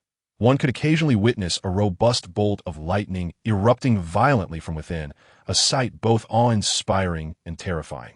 In the blink of an eye, another half-month had passed. An unexpected visitor arrived in Jiuyang City, within the royal palace. A group of high-ranking nobles wore smiles of flattery and deference, and Mu Jiangshan was no exception, fawningly stating, "It is indeed an honor to welcome a senior from the Wanlong sect." The Wanlong sect was not a power of their Tiangu prefecture. It hailed from the Beidou prefecture, possessing immense strength, far beyond what the Jiuyang Empire could contend with. Within Tiangu prefecture, there existed a faction that was a vassal of the Wanlong sect, known as the Yuhua sect. However, the Yuhua sect had now become a territory of the Jiuyang Empire. A hint of trepidation shadowed Mu Jiangshan's face. Despite being a force within Tiangu prefecture, he held a certain understanding of the Wanlong sect, which was undoubtedly a colossal entity. It was even rumored that within the Wanlong sect, there were formidable beings beyond the tribulation stage, entities that the Jiuyang Empire could not provoke. Wang Huayuan sat at the head of the table, sipping his tea, and calmly remarked, "I have heard that after the strong of the Yuhua sect were slain, it was your Jiuyang Empire that seized their territory?" Cold sweat trickled down Mu Jiangshan's forehead, his gaze filled with profound fear. While he was unaware of Wang Huayuan's precise cultivation level, the faint aura of pressure emanating from him suggested that he was at least a cultivator of the Great Ascension stage or above. The assembly of formidable warriors from the Jiuyang royal family was gripped with trepidation. Indeed, Mu Jiangshan dared not speak recklessly and could only nod in response. A cold snort resonated as Wang Huayuan slammed the quilt onto the table, unleashing a fierce wave of pressure that caused Mu Jiangshan to immediately sink under its weight, his complexion turning crimson. "The Yuhua sect is but a vassal of my Wandragon sect. Are you truly unaware of this? How dare you collude with that so-called Piao Miao sect to annihilate my Yuhua sect? You possess an audacity beyond measure." Mu Jiangshan's countenance darkened considerably, and he hastily clarified, "My lord, there has been a misunderstanding. My Jiuyang Empire has not taken action against the Yuhua sect. Spare me your empty words. Do you think I am oblivious? The higher echelons of the Yuhua sect were indeed slain by your Jiuyang Empire." Wang Huayuan's expression turned grim, his eyes emanating a chilling, murderous intent. In an instant, the temperature in the grand hall plummeted, and Mu Jiangshan's gaze was filled with terror. Under such suffocating pressure, he felt as though a single thought from his adversary could result in his dismemberment. The other royal members were equally stricken with fear, nearly dropping to their knees before Wang Huayuan. Yet, this state of alarm lasted but a moment, for Wang Huayuan soon retracted his aura and calmly stated, "However, this matter is not without its turning point. Mu Jiangshan promptly replied, I beseech you, esteemed elder, to enlighten us. As long as my Jiang Empire is capable, we shall exert our utmost efforts. Wang Huayuan responded with a faint smile. It is simple. From this day forth, your Jiang Empire shall become a vassal of my Wandragon sect, rendering an annual tribute of 3 billion low-grade spirit stones. 3 billion. The faces of those present changed dramatically. This was an enormous sum. After accounting for necessary expenditures, the remaining spirit stones for the Jiang Empire might only total 2 to 3 billion. Thus, Wang Huayuan's demands effectively claimed their entire profit, transforming their status from vassals to outright extortionists. It was akin to keeping a dog that labors tirelessly without expectation of reward.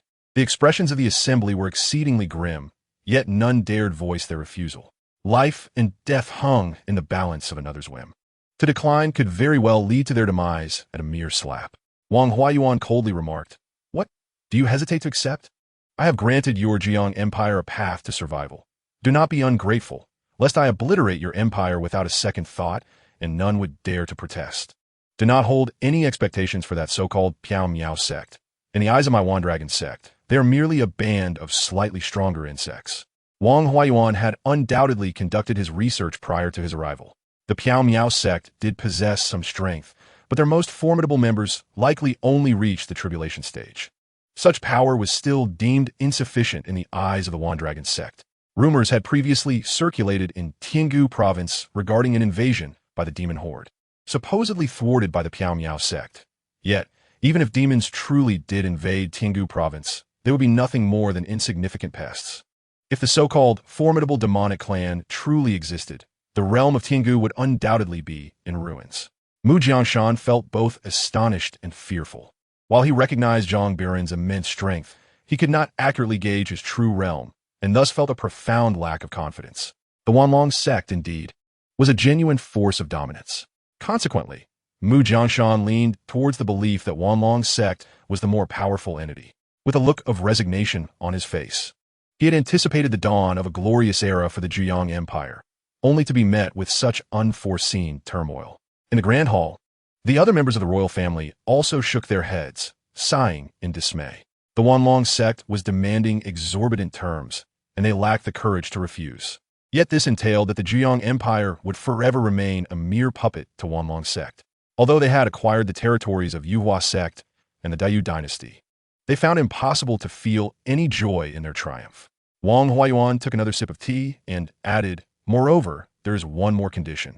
It has come to my attention that the princess of your Jiang Empire, Mu Yao, possesses a beauty of unparalleled grace. I find myself in need of a maidservant, and I propose that she accompany me henceforth. Chapter 55, Konglong Jinren, do you dare covet my disciple? Mu Jiangshan's eyes widened in shock, and he abruptly rose to his feet. No. Wang Huayuan's expression darkened, and he cast a cold, piercing gaze, his voice laced with an ominous chill. What did you just say? Realizing his reaction was overly impulsive, Mu Jiangshan hurriedly clarified. Forgive my rudeness, esteemed senior. It is not that I am unwilling to comply, but rather that my daughter has already taken another as her partner, and I cannot bear to tear them apart. Oomph. Wang Huayuan snorted derisively, a terrifying pressure enveloping Mu Jiangshan, causing him to falter and nearly kneel before the overwhelming force. Presumptuous. Do you truly believe I am but a child?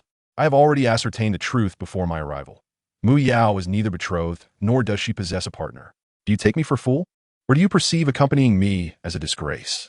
As a cultivator at the initial stage of tribulation, it would be an honor for her to serve me, and a fortuitous opportunity for your Jiuyang Empire.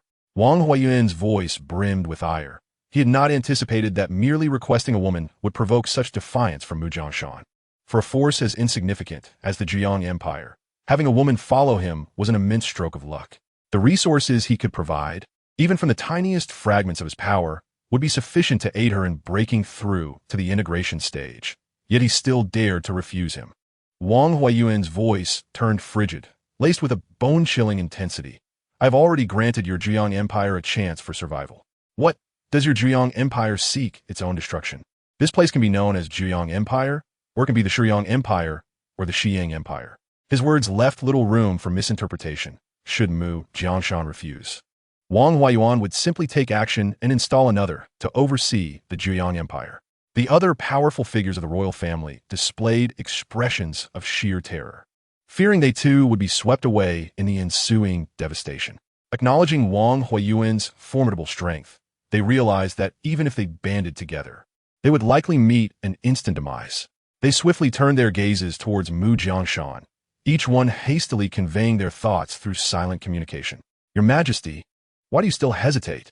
Do not delay any longer in your agreement. This formidable individual, Princess Mu Yao, would undoubtedly be a tremendous asset, securing a more powerful ally for our Zhejiang Empire. Indeed, while the Piaomiao sect possesses considerable strength, it pales in comparison to the Wanlong sect. Should we choose to oppose them now, we would have no opportunity for negotiation, and the Zhejiang Empire could face imminent annihilation. As the whispers echoed around him, Mu Jiangshan's expression darkened to the utmost. His beloved was a romantic at heart. She cherished love and would never willingly serve Wang Huayuan. How could he bear to push Mu Yao into such a perilous situation? Father, a voice broke through the tension, and Mu Yao appeared, her expression tinged with despair and determination. She turned to Wang Huayuan, stating, "Esteemed sir, I am willing to follow." With her lips pressed tightly together and her eyes glistening with unshed tears, she appeared utterly pitiable. Though she harbored no desire to serve Wang Huayuan, she found herself devoid of options. To refuse would spell doom for the Zhejiang Empire. Master, I am sorry. I can no longer come to offer you tea.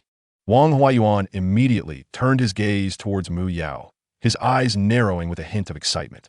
What a captivating beauty! Mu Yao was indeed stunning, a true paragon of grace. Excellent, excellent. You shall accompany me, Master Konglong.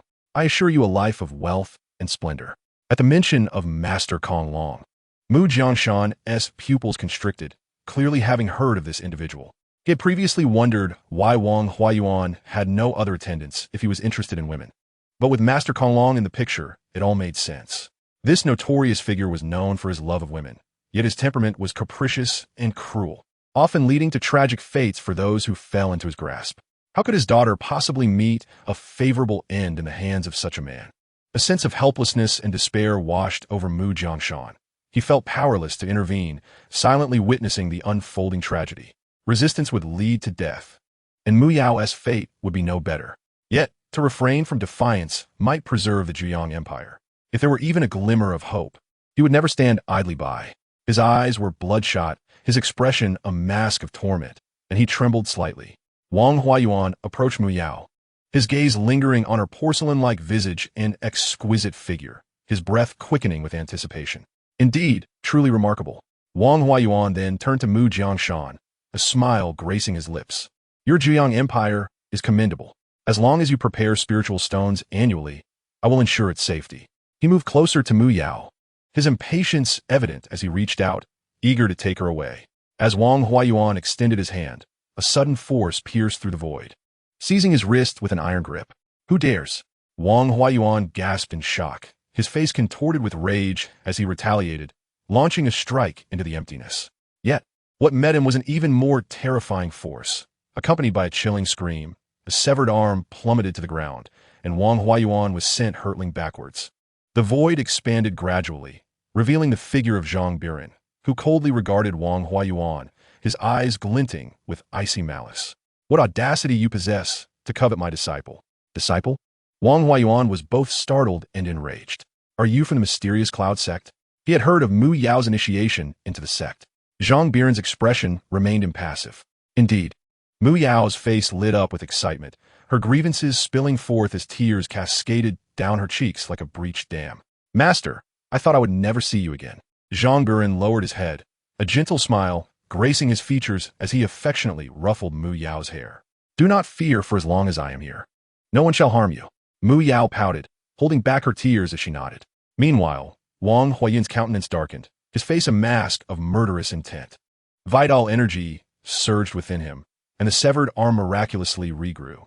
With a grim expression, he spat, You wretched creature, how dare you ambush me and sever my arm? Today, I shall make you taste despair. He raised his hand, unleashing an overwhelming aura that enveloped Zhang Biran.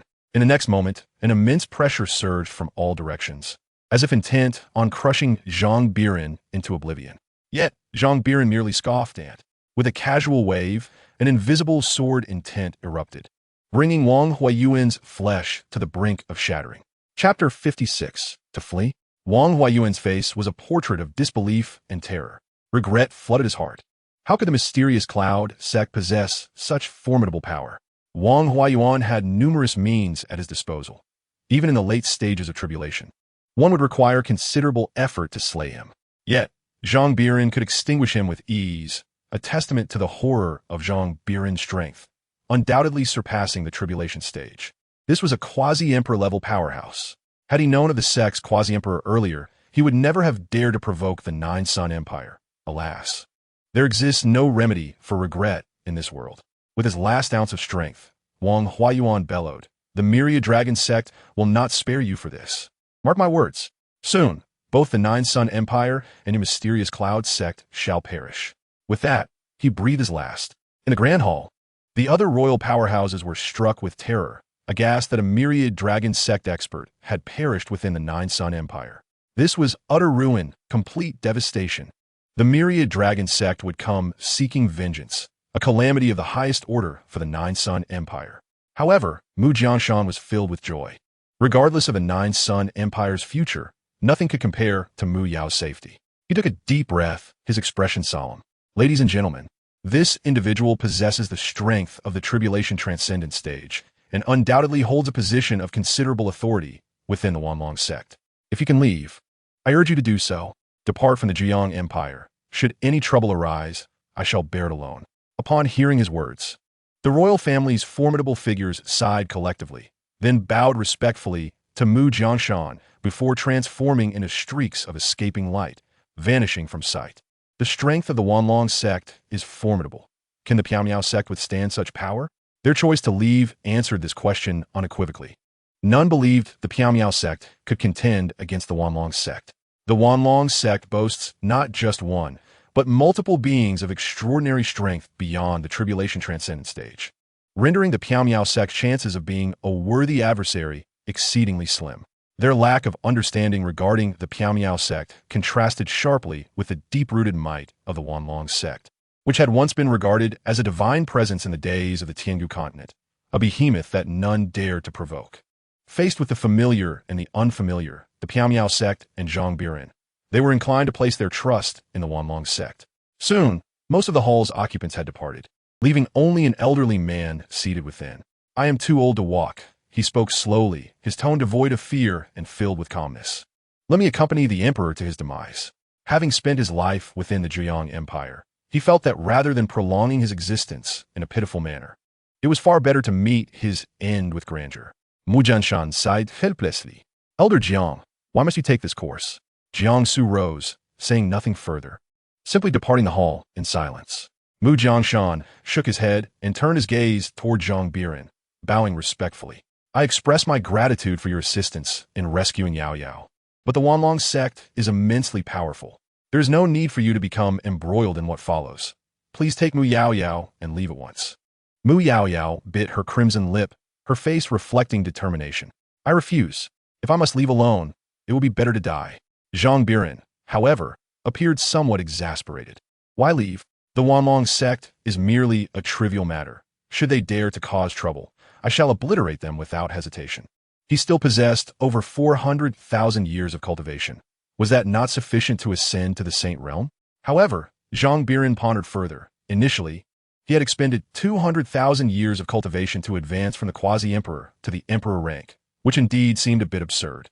With a lifespan of 10,000 years at the Tribulation Transcendent stage and 15,000 at the quasi-emperor level, his 200,000 years to reach the emperor rank appeared excessively unreasonable. Was it a reflection of his poor aptitude? Or perhaps the system calculated advancement in realms based on meditative practice? If so, Zhang Biran could comprehend that as one progresses to higher realms, the time consumed for self-cultivation naturally lengthens. In fact, for many, without fortuitous opportunities, growth in cultivation might be an unattainable aspiration throughout their lives. A sense of self-doubt crept into Zhang Biran's thoughts. Would 400,000 years truly suffice for a breakthrough to the Saint Realm? And what of the strength of the Wanlong sect? To be cautious, Zhang Biran decided to inquire. Mu Jiangshan pondered for a moment before responding with a grave expression. Given the prowess of your predecessor, you must be aware that beyond the tribulation stage lies the Emperor realm. Within the 10,000 Dragon sect, there are cultivators at the quasi-emperor level, and I have heard there may be more than one. Zhang Biran's lips twitched slightly. There was nothing to be concerned about. They are but quasi-emperor ants. Mu Jiangshan sighed in resignation. Thus, it would be prudent for you to leave. Zhang Biran interrupted decisively. Rest assured, should the 10,000 Dragon sect truly come after you, I will intervene to assist you. I fear not the quasi-emperor. Mu Jiangshan's eyes widened in astonishment. Not afraid of a quasi-emperor? What manner of powerhouse is this? Yet Mu Jiangshan harbored doubts. After all, they were quasi-emperors. Even if Zhang Biran were also a quasi-emperor, the 10,000 Dragon sect had more than one. Was he truly a match for them? With no alternatives, he had no choice but to trust Zhang Biran. If the 10,000 Dragon sect did attack, failing to withstand would lead to certain doom. The troubles faced by the Zhejiang Empire eventually spread, and those powerful individuals who had chosen to leave the royal family naturally informed their descendants. Thus, it was only normal for the news to circulate. When the people of the Zhejiang Empire learned that the royal family had offended the 10,000 Dragon sect, they were all terrified beyond measure. How had the royal family provoked the 10,000 Dragon sect? What audacity did they possess to challenge such a colossal entity, even within the Beidou continent? The 10,000 Dragon sect was an immensely powerful force. What is the origin of the 10,000 Dragon sect? Does anyone have knowledge of it? A formidable sect in the Beidou continent. It is guarded by terrifying beings beyond the tribulation stage. If we remain in Zhejiang City, will we not be caught in the crossfire? Perhaps it would be best to leave quickly. Panic spread throughout Zhejiang City, and the populace, fearing for their safety, chose to depart. Within a brief span, nearly half of the vast Zhejiang City had emptied. Although the Miao Miao sect had extended assistance to the Zhejiang Empire, many did not believe that the Miao Miao sect could withstand the 10,000 Dragon sect. Previously, the Miao Miao sect had successfully repelled the attacks of the demon race. But many were aware of the circumstances surrounding the demon realm and the 9 continents. Should the demon realm launch a full-scale invasion, it would inevitably result in the emergence of terrifying spatial wormholes. It was rumored that during a past assault by the demon army on the 9 continents, the wormholes extended for millions of miles, blotting out the sun. However, they had not witnessed any such wormholes in the last encounter, leading them to deduce that it was merely a minor faction within the demon race. The strength of the Tianghu continent was far too weak. Even a single major demon could sweep through effortlessly. As for Zhang Biran's previous annihilation of several integrated stage factions, there was no need to elaborate further. Integrated stage factions were inconsequential compared to the likes of the 10,000 Dragon sect. They were not even in the same league. Therefore, the people held little confidence in the Miao Miao sect. Rather than placing their faith in it, they preferred to rely on themselves, deciding it was best to flee first. Chapter 57. A stronger presence approaches. Mu Jiangshan in terror. The Li family. Upon receiving the news presented by his subordinates, Li Bachuan's lips curled into a slight smile, a glimmer of joy gracing his countenance. Ever since his previous misjudgment, he had felt an unsettling discomfort, akin to ants crawling upon his skin. A magnificent fortune had been placed before him, yet it had been ruthlessly snatched away. Thus, when he learned of the impending misfortune befalling the Zhejiang Empire and the Piao Miao sect, an inexplicable sense of delight washed over him. Li Bachuan furrowed his brow, instructing Li Tsang to swiftly send a message, commanding Li Hao to temporarily retreat and avoid drawing attention. As a member of the Piao Miao sect, should they summon him back to the Li family now, the wrath of the Wanlong sect might lead them to accuse the Li family of collusion with the Piao Miao sect, resulting in their utter annihilation. Such a possibility was indeed palpable. It was a pity for the Li family's prodigy, yet they still stood to gain. Once the Zhejiang Empire was vanquished, the Li family would undeniably ascend as the sovereign of Tianghu Prefecture, with all resources converging towards them. Li Bachuan recalled Mu Jiangshan's previous arrogance, adorned with a hint of boastfulness, and he could not help but snort coldly. Laugh, do you? In the end, the one who will have the last laugh shall be I. The Piao Miao sect had slain a transcendent being of the Wanlong sect, and it was inconceivable that they would let this transgression go unpunished. Thus, in his eyes, the Zhejiang Empire and the Piao Miao sect were as good as doomed. The more he pondered, the more his smile became uncontainable. Soon, Tianghu Prefecture would rightfully belong to the Li family. In Beidou Prefecture, amidst a continuous expanse of towering mountains. Palatial structures rose majestically, their elegance resembling raindrops scattered across the peaks, presenting a truly spectacular sight. Within the grandest of halls atop the highest mountain, an enraged voice echoed. Wang Huayuan is dead? Who did this? The eldest elder, Zhang Heng, bore a frigid expression, his eyes betraying a murderous intent. Wang Huayuan was his nephew, possessing commendable talent, already having reached the tribulation stage. His future progression into the late tribulation phase seemed assured, and with favorable circumstances, he might even ascend to the realm of quasi-emperors. Yet now he lay dead? A middle-aged man knelt, hastily explaining, I have investigated the matter. It was due to the annihilation of our Wanlong sect's vassal, the Yuhua sect. In Tiangu Prefecture, Elder Wang went to investigate and sought to recruit a force known as the Zhuyang Empire, which had taken over the territory of the Yuhua sect. However, the Zhuyang Empire refused to submit and allied with the culprits who destroyed the Yuhua sect, directly slaying Elder Wang. Upon hearing this, Zhang Heng was immediately filled with rage. What audacity! They dare to lay hands on our Wanlong sect.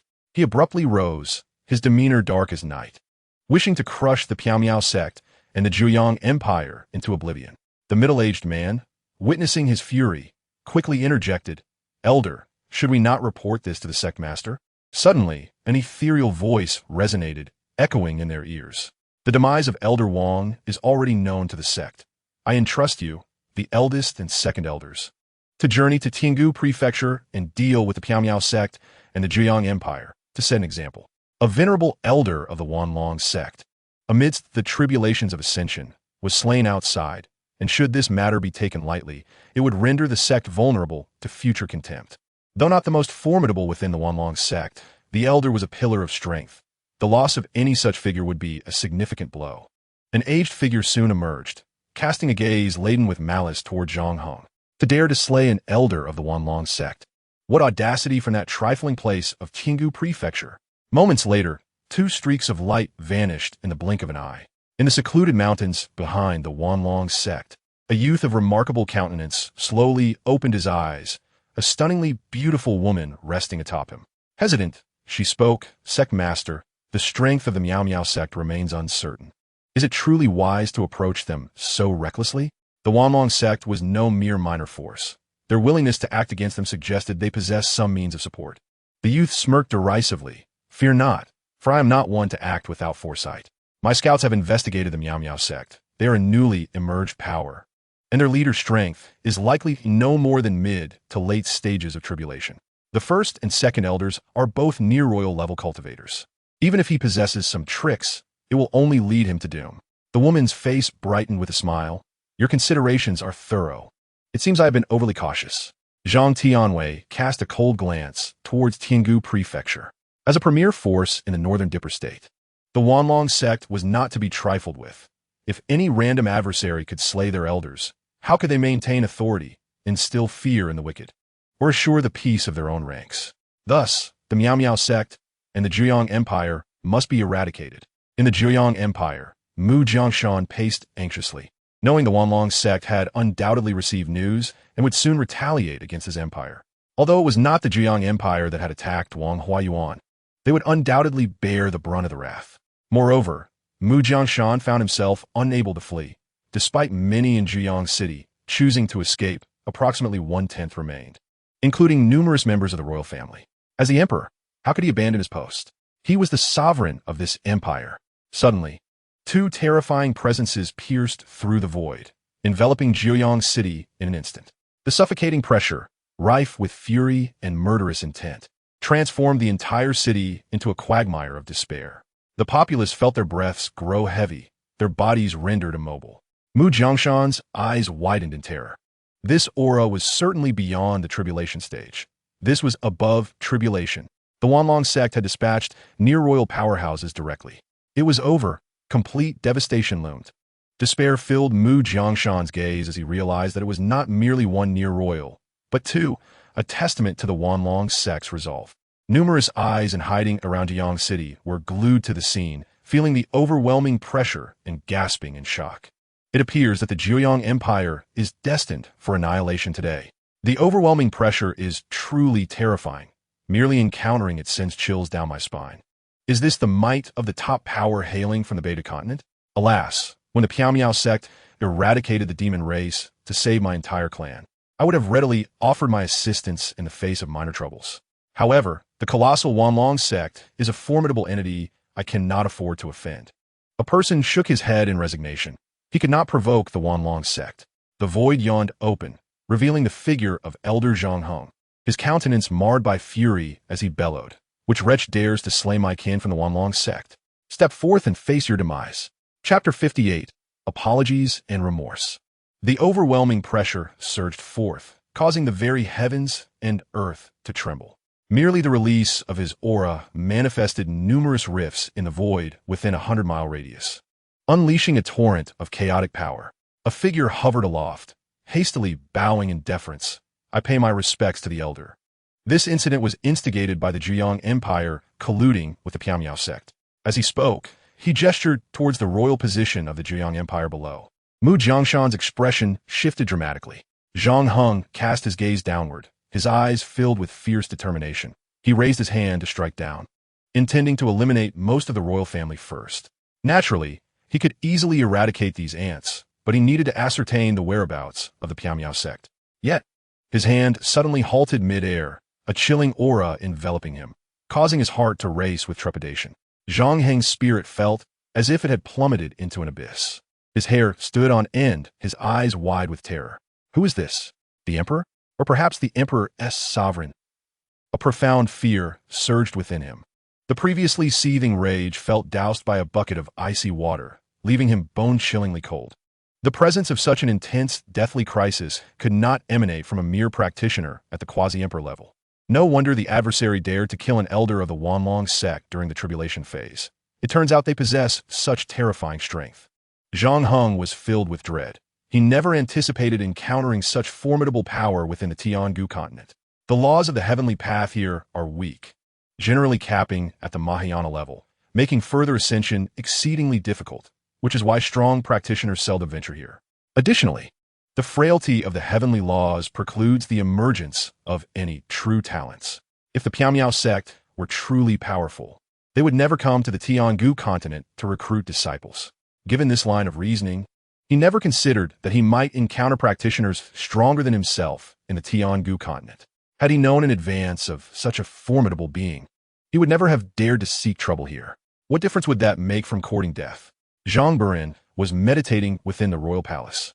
He slightly lifted his head and waved his hand gently, causing the vicinity of Zhang Heng to erupt, leading to his immediate obliteration. The second elder beside him promptly spat blood, gravely injured and on the brink of death, his own Dao aura collapsing, plummeting from the quasi-emperor level to the tribulation phase. Zhang Biran's calm voice resonated. Within half an hour, summon the steward of the Wanlong sect to come and apologize, or I shall annihilate your sect. The chilling proclamation reverberated throughout the chamber, leaving all present in a state of astonishment. Each individual widened their eyes, their faces a canvas of confusion and terror. What I just hear? An order for the Wanlong sect to come and apologize? The second elder's eyes were filled with boundless dread. He had not even witnessed Zhang Biran strike, but felt a fierce killing intent wash over him. In an instant, the grand elder was reduced to ashes, and the second elder found much of his power stripped away, his cultivation level plummeting to the tribulation stage.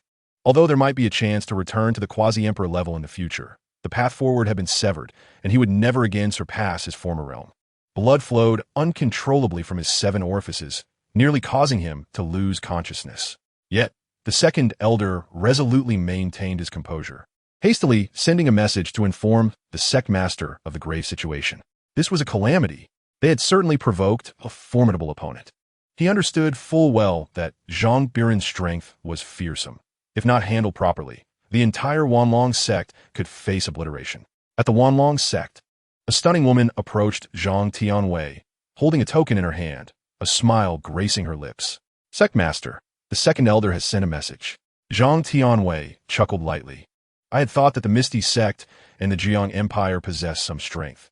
Yet it appears this encounter has ended rather swiftly, utterly feeble. The enchanting woman echoed his laughter. Indeed, when 2 quasi-emperor level powerhouses intervene, even the mightiest cannot withstand. Considering the timing, It seemed that the two elders had only just arrived in Tiangu Prefecture. Thus, Zhang Tianwei believed the second elder was merely conveying good news. Surely, there could not be any other possibility? It seemed absurd to think they might be pleading for help after facing death. Shaking his head, he expressed regret. Wang Huayuan was a promising talent, perhaps destined to become a quasi-emperor. It is a pity he has fallen. The paramount objective of annihilating the Misty sect and the Zhejiang Empire was to instill fear. If a promising individual from their sect were to be killed in the future, the loss would be too great. The beautiful woman chuckled softly. Shall we not see what the second elder's message contains? Zhang Tianwei waved his hand dismissively. There is nothing of interest, merely a report of the outcome. It is only natural for the second elder to relay the process, as I instructed him to handle matters in Tiangu Prefecture. The woman nodded and placed the token on a nearby table. Zhang Tianwei once again closed his eyes, but soon felt a rising agitation, as if something were amiss. He cast his gaze upon the token, grasping it in his hand. Perhaps it would be prudent to take a look. After all, it was a message from the second elder, and neglecting it would be unseemly. The moment he activated the token, a fragmented and deeply fearful voice emerged. Master, within the ranks of the mysterious sect, there exist formidable figures such as the sovereign and the emperor. The grand elder has been slain, and I have sustained severe injuries, now reduced to the tribulation stage. That powerful entity has summoned you to apologize and seek forgiveness within half an hour. Otherwise, he shall annihilate my 10,000 dragon sect. Zhang Tianwei suddenly rose, his eyes wide with disbelief and trepidation. Sovereign Emperor? When the world? Flee? His immediate instinct was not to seek forgiveness, but to escape, as overwhelming fear clouded his reason. Although he was on the brink of the Emperor stage, facing the sovereign and emperor would render him no more significant than a stray dog by the roadside. Yet, the fact that the second elder's life was spared and that I was sent to apologize suggests there might still be a glimmer of hope. Indeed, the 10,000 Dragon sect has suffered the loss of a promising candidate and two potential emperors, one dead and the other incapacitated. It is evident that the sect's strength will inevitably decline following these events. Sigh, it appears that for a considerable time hence, the gates must be closed. Fortunately, he remained unscathed. He could only hope that the powerful entity would be merciful and not pursue the matter further. Zhang Tianwei traversed the void with urgency, exerting every ounce of his strength, fearing that a moment's delay might lead to the obliteration of the 10,000 Dragon sect. Chapter 59. Regret Beyond Measure. At this moment, the atmosphere in Jiang City was one of profound silence, with onlookers wide-eyed, their expressions reflecting indescribable horror. The 10,000 Dragon sect's formidable presence had struck, and they believed that the Zhejiang Empire and the mysterious sect would be unable to withstand such force. Even though Zhang Biran of the mysterious sect possessed some strength, he was unlikely to escape unscathed, for this was indeed the 10,000 Dragon sect. Yet, the reality proved exceedingly harsh. The two mightiest figures of the mysterious sect were now one dead and one injured, and Zhang Biran had even sent the sect's master to offer apologies. What terrifying power must one possess to utter such words with confidence?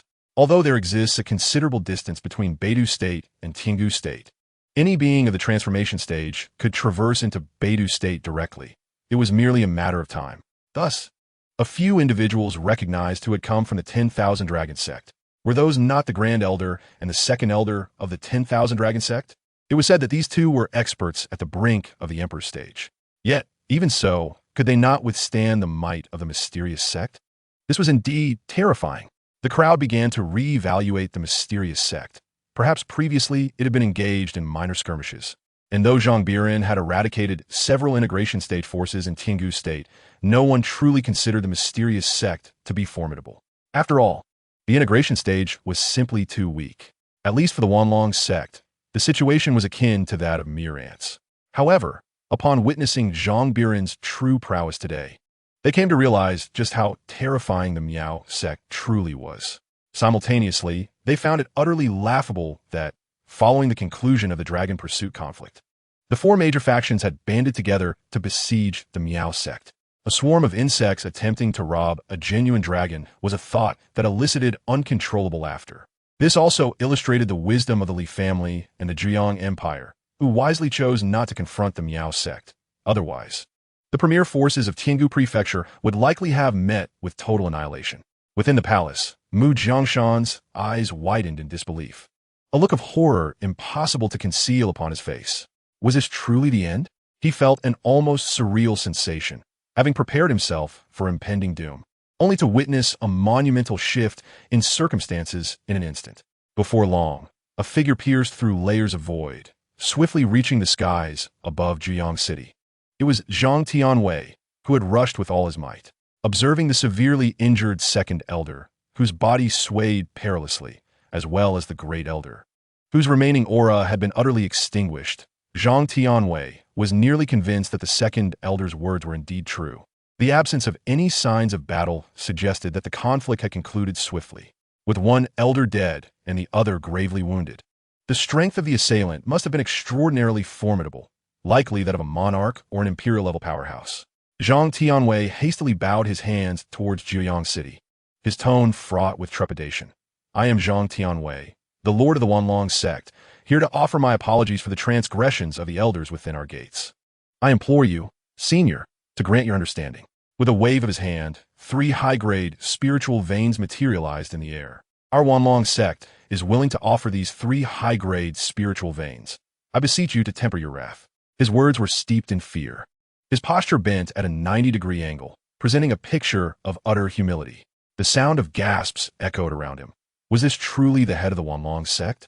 Zhang Biran glanced up, a fierce wave of energy emanating from him, causing Zhang Tianwei to stagger back several steps, blood spurting from his mouth and oozing from his orifices, rendering him a veritable figure of blood. Never let this happen again. Zhang Tianwei inhaled sharply, realizing that even the mere pressure had inflicted injury upon him. A testament to the terrifying power at play, he promptly seized the second elder's head and departed without a backward glance.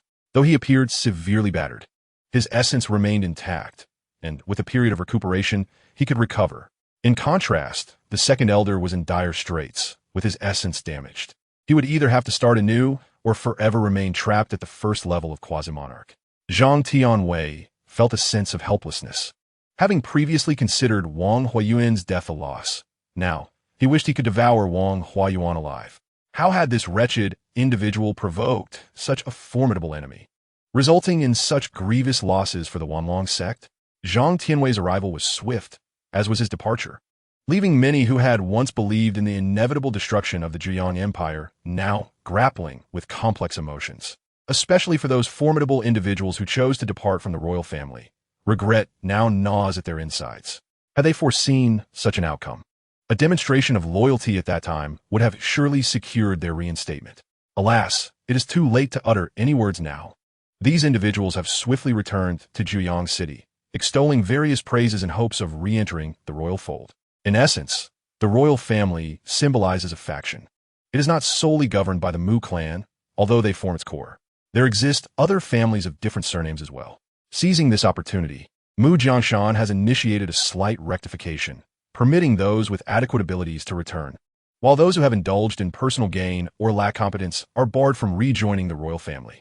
The vast enterprise of the Zhejiang Empire is beyond the capability of one individual to manage. Reliance on the strength of these individuals is essential. Mu Jiangshan reflects profoundly on how a seemingly minor decision he made has brought such immense fortune to the Zhejiang Empire. Fortune favors the bold. As for the 3 spiritual veins, Zhang Biran has directly bestowed them upon Mu Jiangshan. The spiritual veins within the Piao sect have evolved to an exceptional quality and, due to his continuous nourishment with abundant spirit stones, their growth rate is remarkably swift. Therefore, there is little demand for these 3 high-grade spiritual veins. The key issue lies in the scant personnel within the Piao sect. Possessing the veins serves little purpose, as the one exceptional vein within the sect is already more than sufficient. When the news of Zhang Tianwei's voluntary apology reached Li Bachuan, he became despondent, his gaze lost and distant, and an eerie silence enveloped his family. Clearly, they had missed a tremendous opportunity. Had the Li family offered their assistance earlier, they would have garnered Zhang Biran's favor. Now, the Zhejiang Empire has not only secured the spiritual veins and territories of the Dayu dynasty and the Yuhua sect, but has also acquired 3 high-grade spiritual veins, bolstered by the Piao sect. Who would dare oppose them now? Not to mention, the Li family also possesses resources. Li Bachuan quickly spoke up. Go, inform Li Cang that he is to be promoted to the position of elder in the cabinet. The elder holds jurisdiction over various family matters, with authority only second to his own. However, the family head must have the consent of the other 3 elders for such a promotion. Immediately, a voice responded. Li Bachuan calmly stated, "Inquire with the other elders to see if they concur. If all is well, promote Li Tsong." Currently, Li Tsong and Li Hao are their only ties to the Piao sect, given the blood ties they share. Maintaining a good relationship with them equates to having the Piao sect as a formidable ally. In the royal palace of Zhiyang City, a servant announced, "My lord, your disciples Lu Qingxue and Li Hao have arrived." Chapter 60, A Swordsmanship Prodigy, The Challenge. "Greetings, master." Upon seeing Zhang Biran, the 2 immediately knelt and bowed in reverence. Previously, while they were honing their skills outside, they heard of Zhang Biran's victory over formidable foes from the Wanlong sect, compelling their leader to come forth and offer an apology. The news stirred their emotions profoundly. Truly, their master is unparalleled in strength. After a period of absence, both individuals have significantly enhanced their skills. Lu Qingxue has already broken through to the early stage of divine transformation, while Li Hao has reached the threshold of this realm. Zhang Biran, however, smiled and said, "All right, if there is something to discuss, please proceed." These 2 disciples have always been solitary, devoted to the pursuit of strength. Their visit must surely be for a particular request. With a smile gracing her face, Lu Qingxue bowed once more and said, "Disciple wishes to venture to the Silent Sea to participate in the Wan Hai secret realm and humbly requests Master S escort." The Silent Sea and the Wan Hai secret realm? He sensed a surge of information flooding into his mind regarding the Wan Hai secret realm.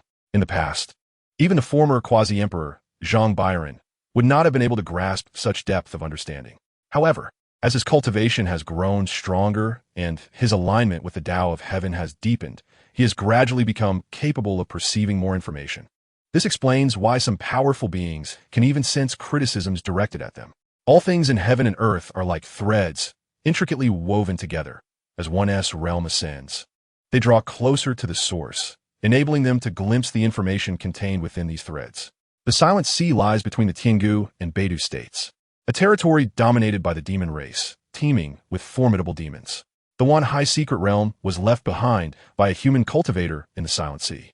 Originally, a secret realm in such a location, being demon territory, would have little to do with humanity. However, due to the strength of the human race in the 9 states, coupled with the fact that it was a secret realm established by a human, it has remained open to humanity, albeit not accessible to just anyone. To enter the secret realm, one must traverse the Silent Sea and reach its heart. Yet, every time the Wan Hai secret realm opens, demons intentionally ambush travelers along the way, preventing humans from entering. Thus, the journey to the Wan Hai secret realm is fraught with peril for the human race. Zhang Biran's lips curved slightly upward. "Very well, the Wan Hai secret realm begins in 10 days, so there is no rush.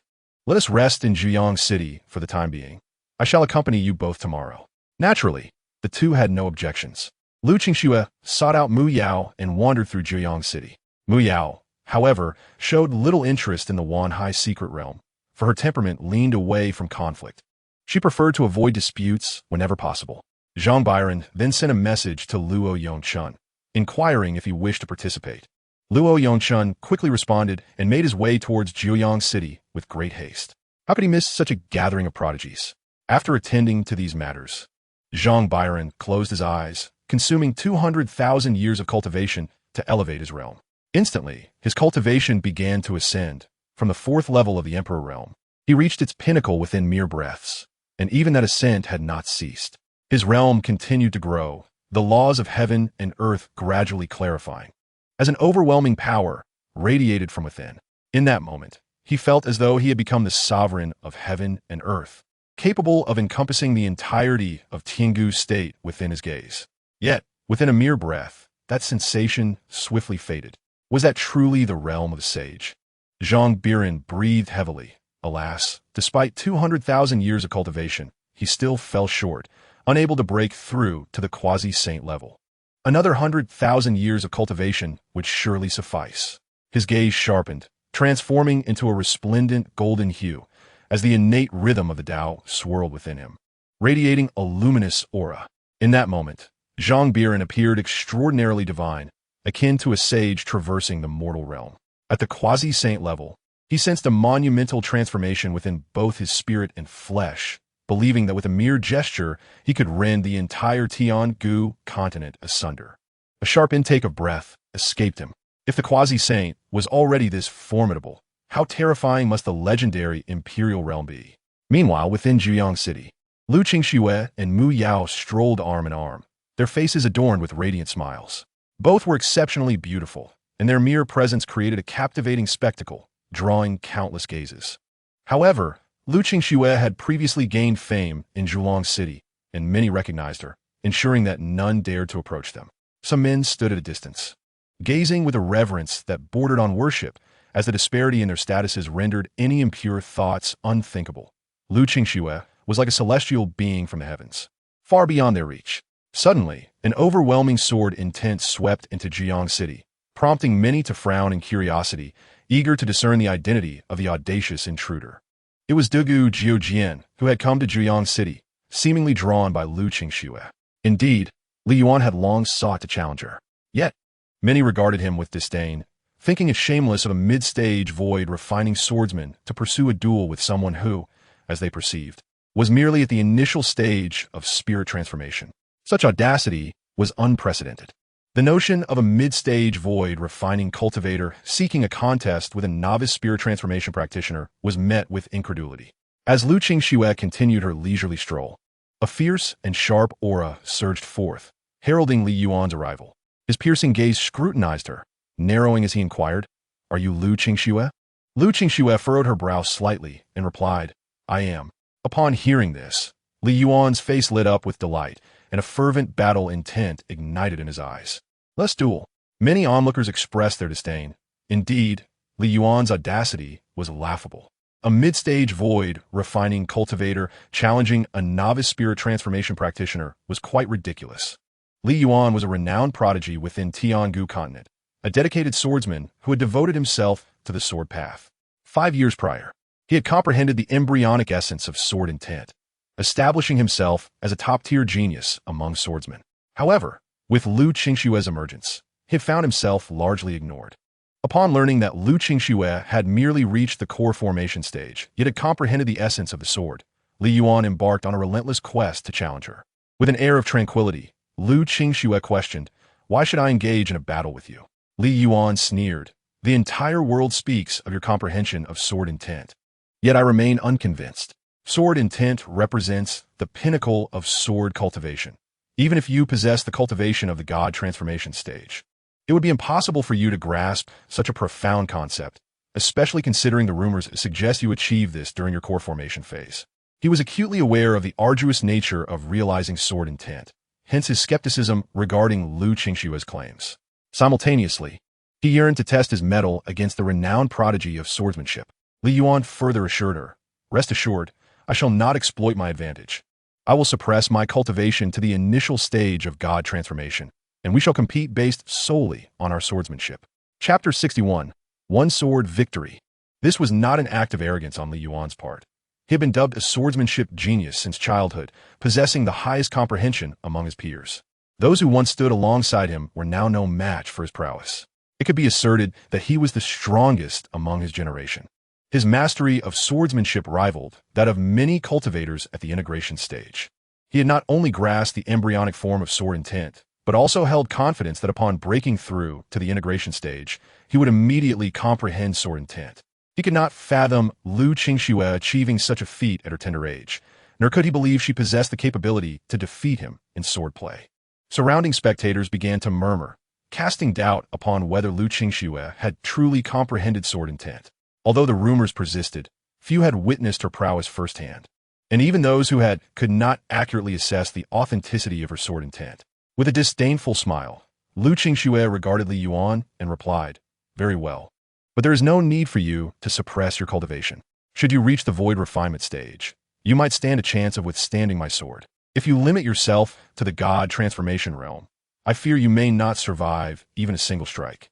With the challenge laid before her, Lu Qingxue refused to cower. Arrogant, Li Yuan's fury ignited. It was the first time he had been so openly scorned. "Then I shall see just how formidable your sword truly is." Clearly, he was far from appeased. Li Yuan extended his hand, his expression dripping with disdain. Make your move. In an instant, Lu Qingshue's longsword was unsheathed, its intent slicing through the void, silently aimed at Li Yuan. It was not until the attack was imminent that Li Yuan finally reacted, his scalp tingling and hair standing on end, as he too brandished his sword in an attempt to intercept her strike. With a sickening sound, blood erupted as a slender fissure appeared behind Li Yuan, stretching several hundred meters. A deep gash marred his shoulder, nearly severing his arm, and his sword, once held aloft, shattered into two pieces. Gasps of astonishment filled the air. As a cultivator of the void refinement stage, Li Yuan had failed to withstand even a single strike. My heavens! This is Lu Qingxue, the esteemed senior sister of the Miao Miao sect, whose power is astonishingly formidable. Many present had never witnessed her in action. Yet her breathtaking sword strike sent shivers down the spines of onlookers, evoking a sense of terror within. In the early stage of the transformation realm, she effortlessly defeated Li Yuan, who was at the void refinement stage. Such prowess is truly beyond comprehension. Lu Qingshue's talent in the sword arts is self-evident, having utterly overwhelmed Li Yuan. At this moment, Li Yuan gazed at his shattered sword, the light in his eyes dissipating. My sword has been vanquished, and it was a complete and utter defeat. Li Yuan, who had once been supremely confident in his swordsmanship, now resembled a decrepit old man, his spirit diminished. His sword, akin to his very bones, had been severed, leaving him feeling as though his very essence had been fractured. As he fell from the air, the injuries on his arm began to mend slowly with the circulation of his internal energy, yet he lay there dazed upon the ground, staring blankly at the sky. Lu Qingshue's sword was pure and fierce. It was evident that she had comprehended the essence of the sword, and it was no ordinary understanding. It must be at least the second or even third level of sword intent. Lu Qingshue's talent in swordsmanship far surpassed his by a considerable margin. Why? Mu Yao spoke up. Senior sister, he doesn't seem to be in good shape. Lu Qingxue sheathed her sword and calmly regarded Li Yuan, her voice cold as she said, I know who you are, the unparalleled sword cultivator of Tinggu Prefecture, Li Yuan. However, to be frank, you possess the weakest sword talent I have ever encountered. A sword needs a whetstone, it requires adversity, and your path has been too smooth. On the surface, you appear to be just one step away from sword intent. But regrettably, I believe you shall never grasp it in your lifetime, unless you can overcome this hurdle before you. With that, Lu Qingxue turned and took Mu Yao's hand, departing without a second glance at Li Yuan. A mere failure had deeply impacted him. What potential could such a sword cultivator possess? It was even less likely that he would ever comprehend sword intent. After a long while, Li Yuan finally rose to his feet. His once proud stature now hunched as he trudged away, devoid of his earlier vigor. The duel between the two had made many realize just how powerful Lu Qingxue truly was. The first prodigy of Tinggu Prefecture, indeed deserving of the title. The following day, Luo Yongchun arrived in haste, finally reaching Jiuyang City in the early morning. Upon arriving, he was momentarily engulfed in darkness, only to find himself within the imperial palace. Alongside Zhang Biran and others, Xiaoming had left a fragment of his soul to coalesce his physical form at the Miao Miao sect, a task that could not be completed in a short span of time. Now that everyone is gathered, let us embark, he declared. Mu Yao quickly interjected. Senior brothers and sisters, please take care on your journey. She had little interest in such competitions, for she was of a more laid-back disposition, preferring to pursue her own desires. Let the fun begin. Mu Yao was solely interested in play, or rather, she delighted in exploring matters deemed irrelevant to cultivation, such as the art of tea brewing. She also had a penchant for painting and sculpting, activities that bore no relation to her spiritual practice. Yet she pursued them with unrelenting fervor. Li Hao, with a smile, remarked, Junior sister, wait until our names resonate across the 9 provinces. With a flourish of his hand, Zhang Biran chuckled and shook his head, gesturing gracefully, and in an instant, the 4 vanished from sight. As they ventured closer to the Sea of Silence, the human presence dwindled. The Sea of Silence was teeming with demonic beasts, and historically, the demon and human races had always been at odds. Humans required the pelts and inner cores of these beasts for alchemy and artifact crafting, while the demons could consume and refine human blood to bolster their own strength. Thus, as one approached the Sea of Silence, skirmishes between humans and demons were frequent, resulting in few individuals daring to linger in that perilous vicinity.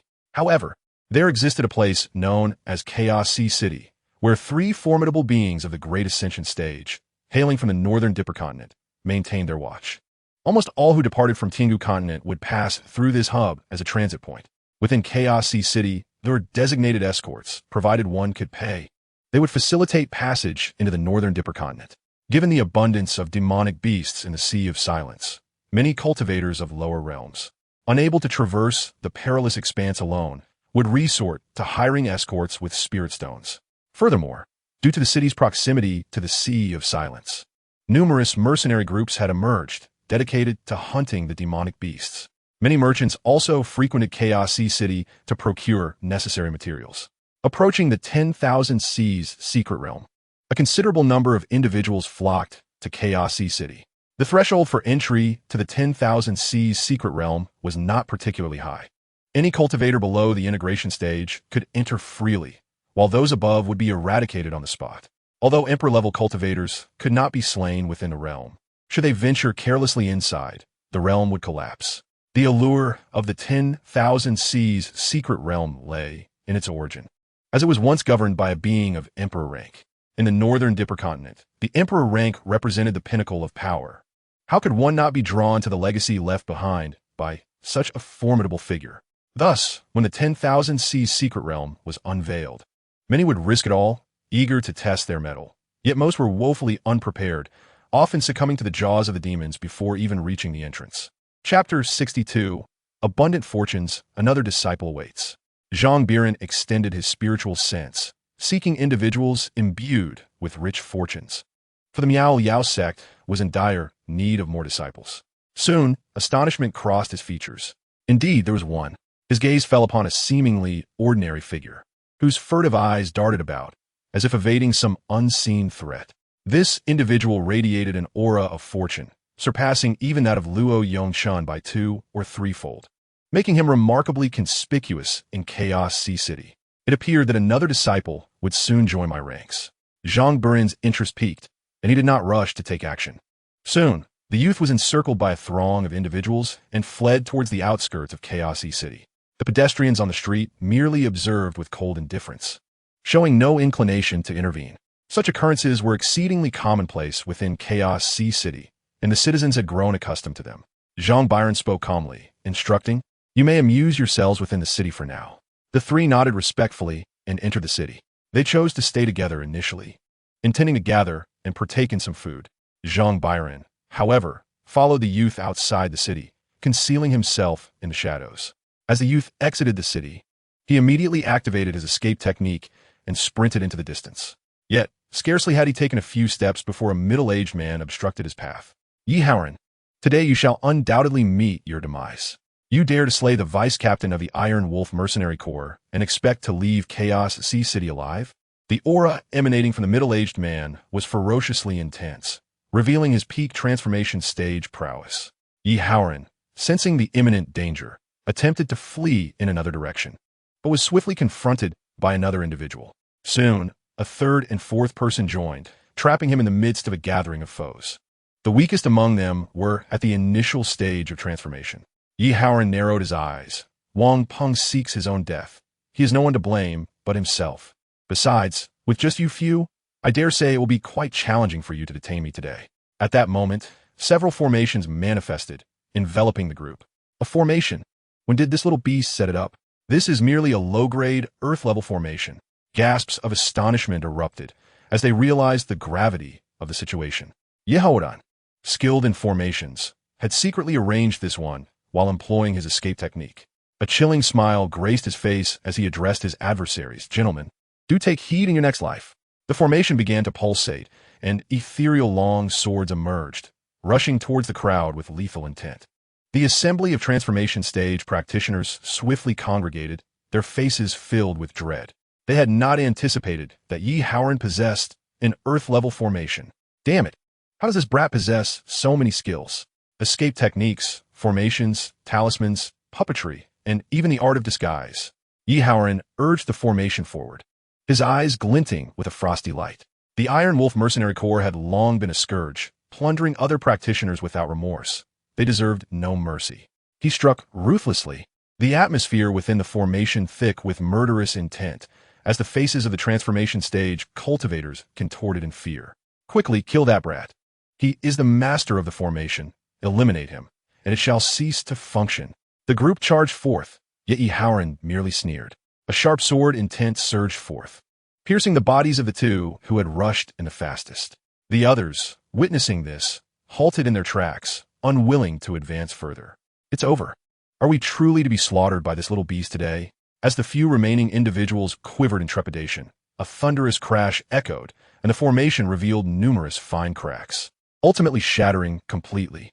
Yi Haoran was jolted by a violent backlash, blood gushing from his mouth as he staggered backward, attempting to flee into the distance. You little beast, where do you think you're going? A massive hand descended upon him, akin to swatting a fly, and Yi Haoran was forcefully slammed to the ground. Blood streaming from his orifices, his body feeling as though it might shatter. An entity at the refining void stage. Yi Haoran's expression darkened. He had not anticipated that the Iron Wolf Mercenary Corps would dispatch someone of such caliber so swiftly to pursue him. If it had been a transformation stage cultivator, he might have stood a chance, but the refining void stage was an insurmountable obstacle for him. Just as he was about to employ his earth-shifting technique to escape, the space around him abruptly froze, leaving Yi Haoran rigid and immobile. A middle-aged man slowly descended from the air, his demeanor frigid and laced with a chilling malevolence. "What a sprightly lad, you run quite well. However, today, no one could save you."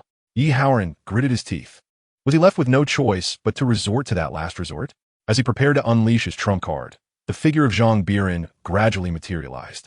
The middle-aged man narrowed his eyes, realizing he had not sensed Zhang Biran's arrival, his expression turning ominous. "Who are you?" "This little beast has slain the vice-captain of my Iron Wolf Mercenary Corps. He deserves to die 1,000 deaths. Are you intending to interfere?" Zhang Biran responded with a faint smile. "And if I do?" The middle-aged man scoffed coldly. "Then you shall die alongside him." He was about to strike, but as Zhang Biran merely waved his hand, the middle-aged man erupted in a mist of blood, as did several transformation stage cultivators in the distance. Yi Haoran's pupils constricted, his face awash with horror. What formidable power was this, able to obliterate a refining void stage expert with such ease? Although Yi Haoran could not discern Zhang Biran's precise realm, he understood that this individual was undoubtedly stronger than the refining void stage. "I pay my respects to you, senior." Yi Haoran bowed respectfully, realizing that if this individual wished to end his life, he would stand little chance of resistance. Zhang Biran spoke calmly. "Young man, would you like to become my disciple?" He had always been quite direct in accepting disciples. If one was unwilling, he would not press the matter. Though Yi Haoran possessed considerable fortune, to Zhang Biran, such luck held no significance. Even if Yi Haoran declined to be his disciple, Zhang Biran would not feel regret. Yi Haoran was momentarily taken aback, clearly unprepared for Zhang Biran's intention. His mind raced as he speculated on Zhang Biran's true motives. Did he covet the treasures Yi Haoran possessed? Yi Haoran's heart tightened. Had the matter of the treasure basin been discovered? Impossible. If Zhang Biran truly sought to seize his treasure basin, why not simply take action instead of engaging in such lengthy discourse? Zhang Biran smiled lightly. "Rest assured, I have no interest in that basin of yours. You, a mere transformation stage, ant, possess nothing worthy of my envy." Yi Haoran's pupils dilated in shock. Had his concealed treasure within the spatial ring been revealed? No longer hesitating, he knelt before Zhang Biran, bowing in deference. Disciple Yi Haoran pays his respects to his master. Zhang Biran nods and introduces himself. "I am called Zhang Biran. Come, follow me." He is aware that Yi Haoran's agreement is merely superficial, yet this is of little consequence, as affection may be cultivated over time. Zhang Biran harbors no fears of betrayal from Yi Haoran. Should such treachery arise, it would be swiftly dealt with. Like Mu Yao, Yi Haoran possesses only average cultivation talent, yet his fortune is extraordinary. However, no amount of auspicious fate can rival the relentless pursuit of mastery that he engages in daily. Chapter 63. I choose, you die. Zhang Biran inquires, "What skills do you excel in?" Yi Haoran scratches his head, responding modestly. The disciple has a basic understanding of several techniques: swordplay, body techniques, palm techniques, and the art of body refinement. His lack of innate talent and fortuitous encounters makes it challenging for him to advance through mere meditation. Thus, Yi Haoran dedicates his precious time to enhancing various skills, striving to bolster his strength. Over time, he acquires knowledge of numerous martial arts. Zhang Biran nods approvingly before presenting 10 manuals, each one of celestial rank, encompassing body techniques, martial arts, and body refinement methods. Then take your time to cultivate, he advises. Zhang Biran has always allowed his disciples the freedom to develop in their own ways. He offers guidance, but refrains from overly interfering with their choices. Yi Haoran hastily accepts the manuals, though he feels somewhat indifferent to the techniques bestowed upon him by Zhang Biran. Having just become a disciple, and with his modest talent, he wonders why he would receive such precious teachings at the outset. He suspects that Zhang Biran must have ulterior motive for accepting him as a student, or perhaps intends to utilize him for some purpose. Though Yi Haoran possesses the backing of the Yi family, he seldom relies on them, considering himself a solitary cultivator, well aware of the treachery that lurks in human hearts. He lowers his gaze to the manuals, casually flipping through the pages. In an instant, his pupils constrict, and his expression undergoes a drastic transformation. This is a supreme celestial rank technique, the Phantom Shadow Stealth. Yi Haoran's face pales in astonishment as he quickly opens the second manual, which is also of celestial rank. Upon finishing a thorough reading, he finds its intricacies beyond imagination, far surpassing any techniques he had previously encountered. My heavens, all these manuals are of celestial rank. Yi Haoran's face is filled with disbelief. As a solitary cultivator, he understands the immense value of celestial rank techniques, especially when they are of the supreme variety. Even the 3 top-tier factions within the chaotic sea city could not present such techniques. Yet, Zhang Biran has generously provided him with 10. His suspicions regarding Zhang Biran's intentions undergo a radical shift. How could someone capable of casually offering 10 supreme, celestial rank techniques possibly covet his worth? He is merely at the initial stage of the transformation god realm, and a single supreme, celestial rank technique could be worth 1,000 of his lives. Yi Haoran's breath quickened. Disbelief etched across his features. Master, are these techniques truly meant for me? He felt an overwhelming sense of unreality, akin to a dream. Just moments ago, he had been fleeing for his life, and now he found himself accepted as a disciple by a mysterious and formidable master, bestowed with 10 exquisite heavenly-grade techniques. Was this truly reality? Zhang Biran halted, seemingly recalling something, and then tossed forth 2 spatial rings. Inside, you will find a total of 10 billion low-grade spirit stones. Utilize them freely, and should you require more, do not hesitate to seek me out again. Yi Haoran stood in stunned silence, his trembling hands accepting the spatial rings, each filled with a dazzling array of spirit stones that left him momentarily dazed. He had never experienced such wealth. Since stepping into the realm of cultivation, his journey had been fraught with adversity. With mediocre talent and only 3 low-grade spiritual roots, he remained overlooked within the Yi family. Yet, through sheer perseverance, he had spent nearly 3 centuries laboriously ascending to the current stage of divine transformation. Even as a divine transformation cultivator, he was but an insignificant ant in this vast realm of cultivation. Yi Haoran's existence was marked by hardship, perpetually pursued or fleeing for his life. The Iron Wolf Mercenary Corps was merely one among many of his adversaries. As a rogue cultivator, he was inevitably compelled to vie for resources, attracting numerous enemies, a reality he could not escape. Excitement filled Yi Haoran's eyes. The prospect of receiving 10 billion spirit stones was astonishing. Yet, he pondered the reason behind such generosity. Why would a master of such caliber choose him? Given his lackluster talent? Shaking his head, he dismissed the thought, resolving not to dwell on it. After all, it appeared advantageous for him at present. In Qianwei restaurant, Lu Qingxue and her companions ordered a lavish spread, laughing and conversing animatedly. Li Hao, a true gourmand at heart, wasted no time indulging in the feast as soon as the dishes arrived. In contrast, Lu Qingxue maintained a more refined demeanor, savoring her food with delicate bites, making the act of eating a delightful spectacle. Where do you friends hail from? The group was immediately approached by several individuals, their faces adorned with amiable smiles. The leader, wielding a folding fan, bore a gentle expression reminiscent of a dashing young gentleman, exuding an exceptional aura.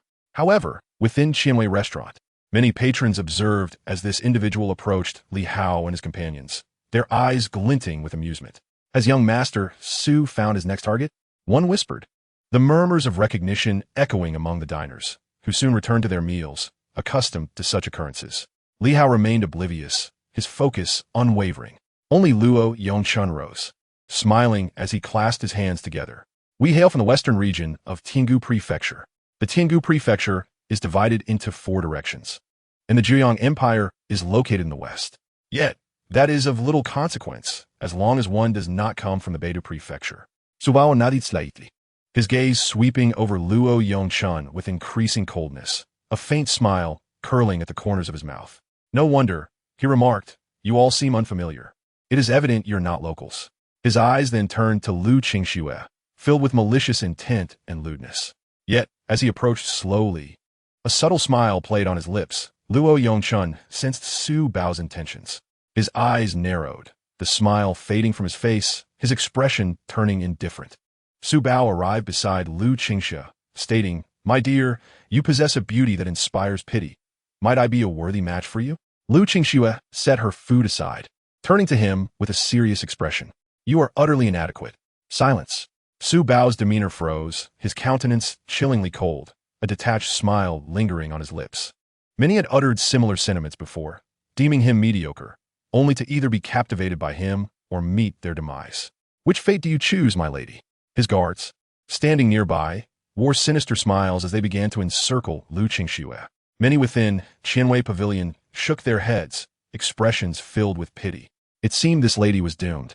Another innocent life at the mercy of Su Bao, who could possibly eradicate the heavenly demon sect. Su Bao's reign of terror had already claimed countless young women in the city, their life essence drained. What purpose does such a demonic sect serve? The heavenly demon sect is backed by a powerful ascendant. Who could destroy them? They murmured. Besides, Su Bao never targeted those of formidable strength. How could the city lord's estate or the Wang family risk confrontation with the heavenly demon sect over trifles? As the discussions continued, the onlookers regarded Lu Qingxue with profound pity. A faint smile graced her lips, suddenly radiating a chilling brilliance. Su Bao stood frozen, a head, splattered with blood, fell to the ground. "I choose your death." Chapter 64. Qiao Ming appears, the substitute player logs in. In an instant, Qianwei Pavilion was engulfed in silence. As if time had been halted, every eye widened in disbelief, horror etching their features. What have I witnessed? Su Bao is dead? He was the most cherished son of the heavenly demon sect's leader. Who dared slay him in Chaos Sea City? Panic ensued. Many fled Qianwei Pavilion without a second thought, fearing for their lives. Remaining here would surely spell doom. Besides Su Bao's visible guards, a hidden figure at the initial stage of integration witnessed the scene, momentarily stunned, then filled with rage and astonishment. "You dare to kill the young master? You seek death." A terrifying pressure erupted suddenly, as he raised his hand to strike at Lu Qingxue. The power of the integration stage was extraordinary, exuding overwhelming might. In a mere exchange, Lu Qingxue was sent flying. Chui Xian's expression darkened to the extreme. He had never anticipated that Lu Qingxue would strike with lethal intent, and in his moment of distraction, she had succeeded. Damn it! Damn it! If mishandled, the sovereign would undoubtedly not spare him. Chui Xian was consumed by rage, poised to subdue Lu Qingxue, when he was suddenly met with a formidable force crashing down upon him. He instinctively retaliated with a powerful strike. Li Hao was sent hurtling backward, crashing through over 10 streets and embedding himself in the ground, utterly disfigured. This was the power of the integration stage. Li Hao, merely at the half-step spirit transformation, stood no chance against such an onslaught. As he prepared to act, he coughed up a mouthful of blood, his internal organs nearly in shambles. Even as a body cultivator, recovering would take considerable time. The gravity of the situation weighed heavily on Li Hao. The might of the integration stage was undeniably formidable. His recent string of triumphs had led to a sense of hubris. Yet facing the reality of the integration stage, he recognized his own inadequacies. With his current strength, he could at best contend with those at the void refinement stage. The integration stage felt a distant peak indeed. Lu Qingxue regarded Chui Xian with an icy demeanor, a terrifying sword intent emanating from her being, culminating in a breathtaking strike. Chui Xian's expression turned cold. To challenge me, a mere initial spirit transformation, is folly. Yet, as the sword intent approached, he furrowed his brow slightly. The power contained within was not to be underestimated. Regrettably, it was still too weak. With a disdainful snort, he unleashed his own power, causing her sword intent to crumble. Although Lu Qingxue possessed the capability to battle beyond her realm, she remained at the initial spirit transformation. Against someone of the void refinement stage, she might stand a chance, but the chasm between the void refinement and integration stages was insurmountable. Lu Qingxue would need to breach the void refinement stage to qualify for a confrontation with Chui Xian. Chui Xian's demeanor was frigid. Dare to slay the young master of the heavenly demon sect? You shall undoubtedly perish. Today, no one can save you. Many in the city of Chaos, were observing the scene, their expressions revealing shock at the prowess of Lu Qingxue and Li Hao. Such formidable talents. Alas, they had provoked the heavenly demon sect. Despite Lu Qingxue and Li Hao's impressive strengths, they were ultimately only at the spirit transformation stage. While Cui Xian was a master of the integration stage, the disparity in their powers was too vast. Just as Cui Xian prepared to eliminate Lu Qingxue, a thunderous roar erupted within the city. Cui Xian was sent reeling, crashing to the ground, blood spurting from his mouth as he turned to confront the source of the attack. There stood Luo Yongchun, suspended in midair, enveloped in arcs of lightning, exuding an aura of immense oppression. At that moment, the backup had arrived. Xiaoming stretched his limbs. It has been long since I last engaged in battle. Regrettably, your physical form is too weak. I can only muster the strength of the late void refinement stage, but it should suffice to defeat this individual. He raised his hand and slammed it down, unleashing a torrent of terrifying heavenly thunder, transforming the surroundings into a tempest of lightning, a chaotic force of destruction unleashed. Cui Xian, his body battered and his expression twisted in agony, gazed incredulously at Luo Yongchun. How could this young man possess such formidable strength? No, this power does not belong to him.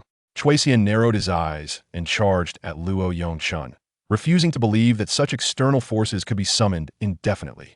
Just as he prepared to act, the sword intent of Lu Qingxue surged forth. Cui Xian erupted in fury, ans, bigone, as his roar echoed. A torrential storm of thunder descended once more, a terrifying energy crashing down upon him. Blood spewed from Cui Xian's mouth as he felt his very organs teetering on the brink of destruction. Xiaoming formed a seal with his hands and intoned, Xiaoming, a fearsome bolt of lightning, as thick as a barrel and imbued with a destructive aura, streaked down towards Cui Xian. Cui Xian's eyes widened in rage. He bellowed fiercely, unleashing a torrent of energy from within. A tome materialized before him, its runes flickering ominously, exuding an astonishing might. With a thunderous bang, an explosion reverberated, drawing the attention of an increasing number of onlookers in the city. In the vicinity of the fierce battle, rifts in the void appeared and swiftly mended. The city lay in ruins, yet the ferocity of the duel rendered anyone hesitant to voice dissent, compelling them to retreat with their treasures in haste. In the distance, within the Lord's estate, a chilling gaze surveyed the scene. The heavenly demon sect had truly grown increasingly brazen. My lord, shall we intervene? If this continues, the impact on Chaos Sea City will be significant, one individual inquired. The Lord replied coldly, there is no need for concern. The city can be rebuilt after destruction, which is no challenge for cultivators. Besides, among the deceased is the son of that old ghost from the heavenly demon sect. If I involve myself, he would surely seek vengeance. While I harbor strong discontent towards the heavenly demon sect, that old ghost is formidable, and it is unwise to engage in a life-and-death struggle with him. Meanwhile, Cui Xian, bloodied and with a grim countenance, observed Luo Yongchun as his aura surged higher, showing no signs of abating. When the world is happening, this power certainly does not belong to him. Yet why can he maintain it without repercussions? Typically, employing forbidden techniques to enhance oneself comes with limitations. Yet Luo Yongchun's strength has surged so drastically, sustaining itself for such an extended period without any adverse effects. What sort of forbidden technique is this? Cui Xian was left utterly dumbfounded. Moreover, it was only through the activation of the Xianjin spirit book that he managed to withstand the onslaught. Without that artifact, he might already be dead. Damn it! Cui Xian's earlier fury dissipated, replaced by a hint of terror in his gaze. Should this continue, he might not survive long enough to face the sect master's wrath. He could be killed at any moment. Xiaoming's expression remained impassive. I am keen to see how many treasures you have left to self-destruct. With a wave of his hand, purple lightning erupted around him. This lightning was even more violent and terrifying than before, sending a chill down Cui Xian's spine. Flee! Unable to remain in this place any longer, just as Xiaoming intended to take action, a terrifying pressure swept in from afar, instantly enveloping Luo Yongchun. His previously fierce aura was abruptly extinguished, and the purple arcs of lightning surrounding him quickly fell silent, as if confronted by a formidable adversary. Xiaoming, who was manipulating Luo Yongchun's body, changed his expression. A cultivator at the Great Ascension stage has arrived. Following this, a furious voice resounded. Is this the confidence you possess? Great ascension soul, for having slain my son? Chapter 65. The Might of Power. My sect is actually the Miao Yao sect. A dark, oppressive aura surged forth, distinct from demonic energy, imbued with pure malice and brutality.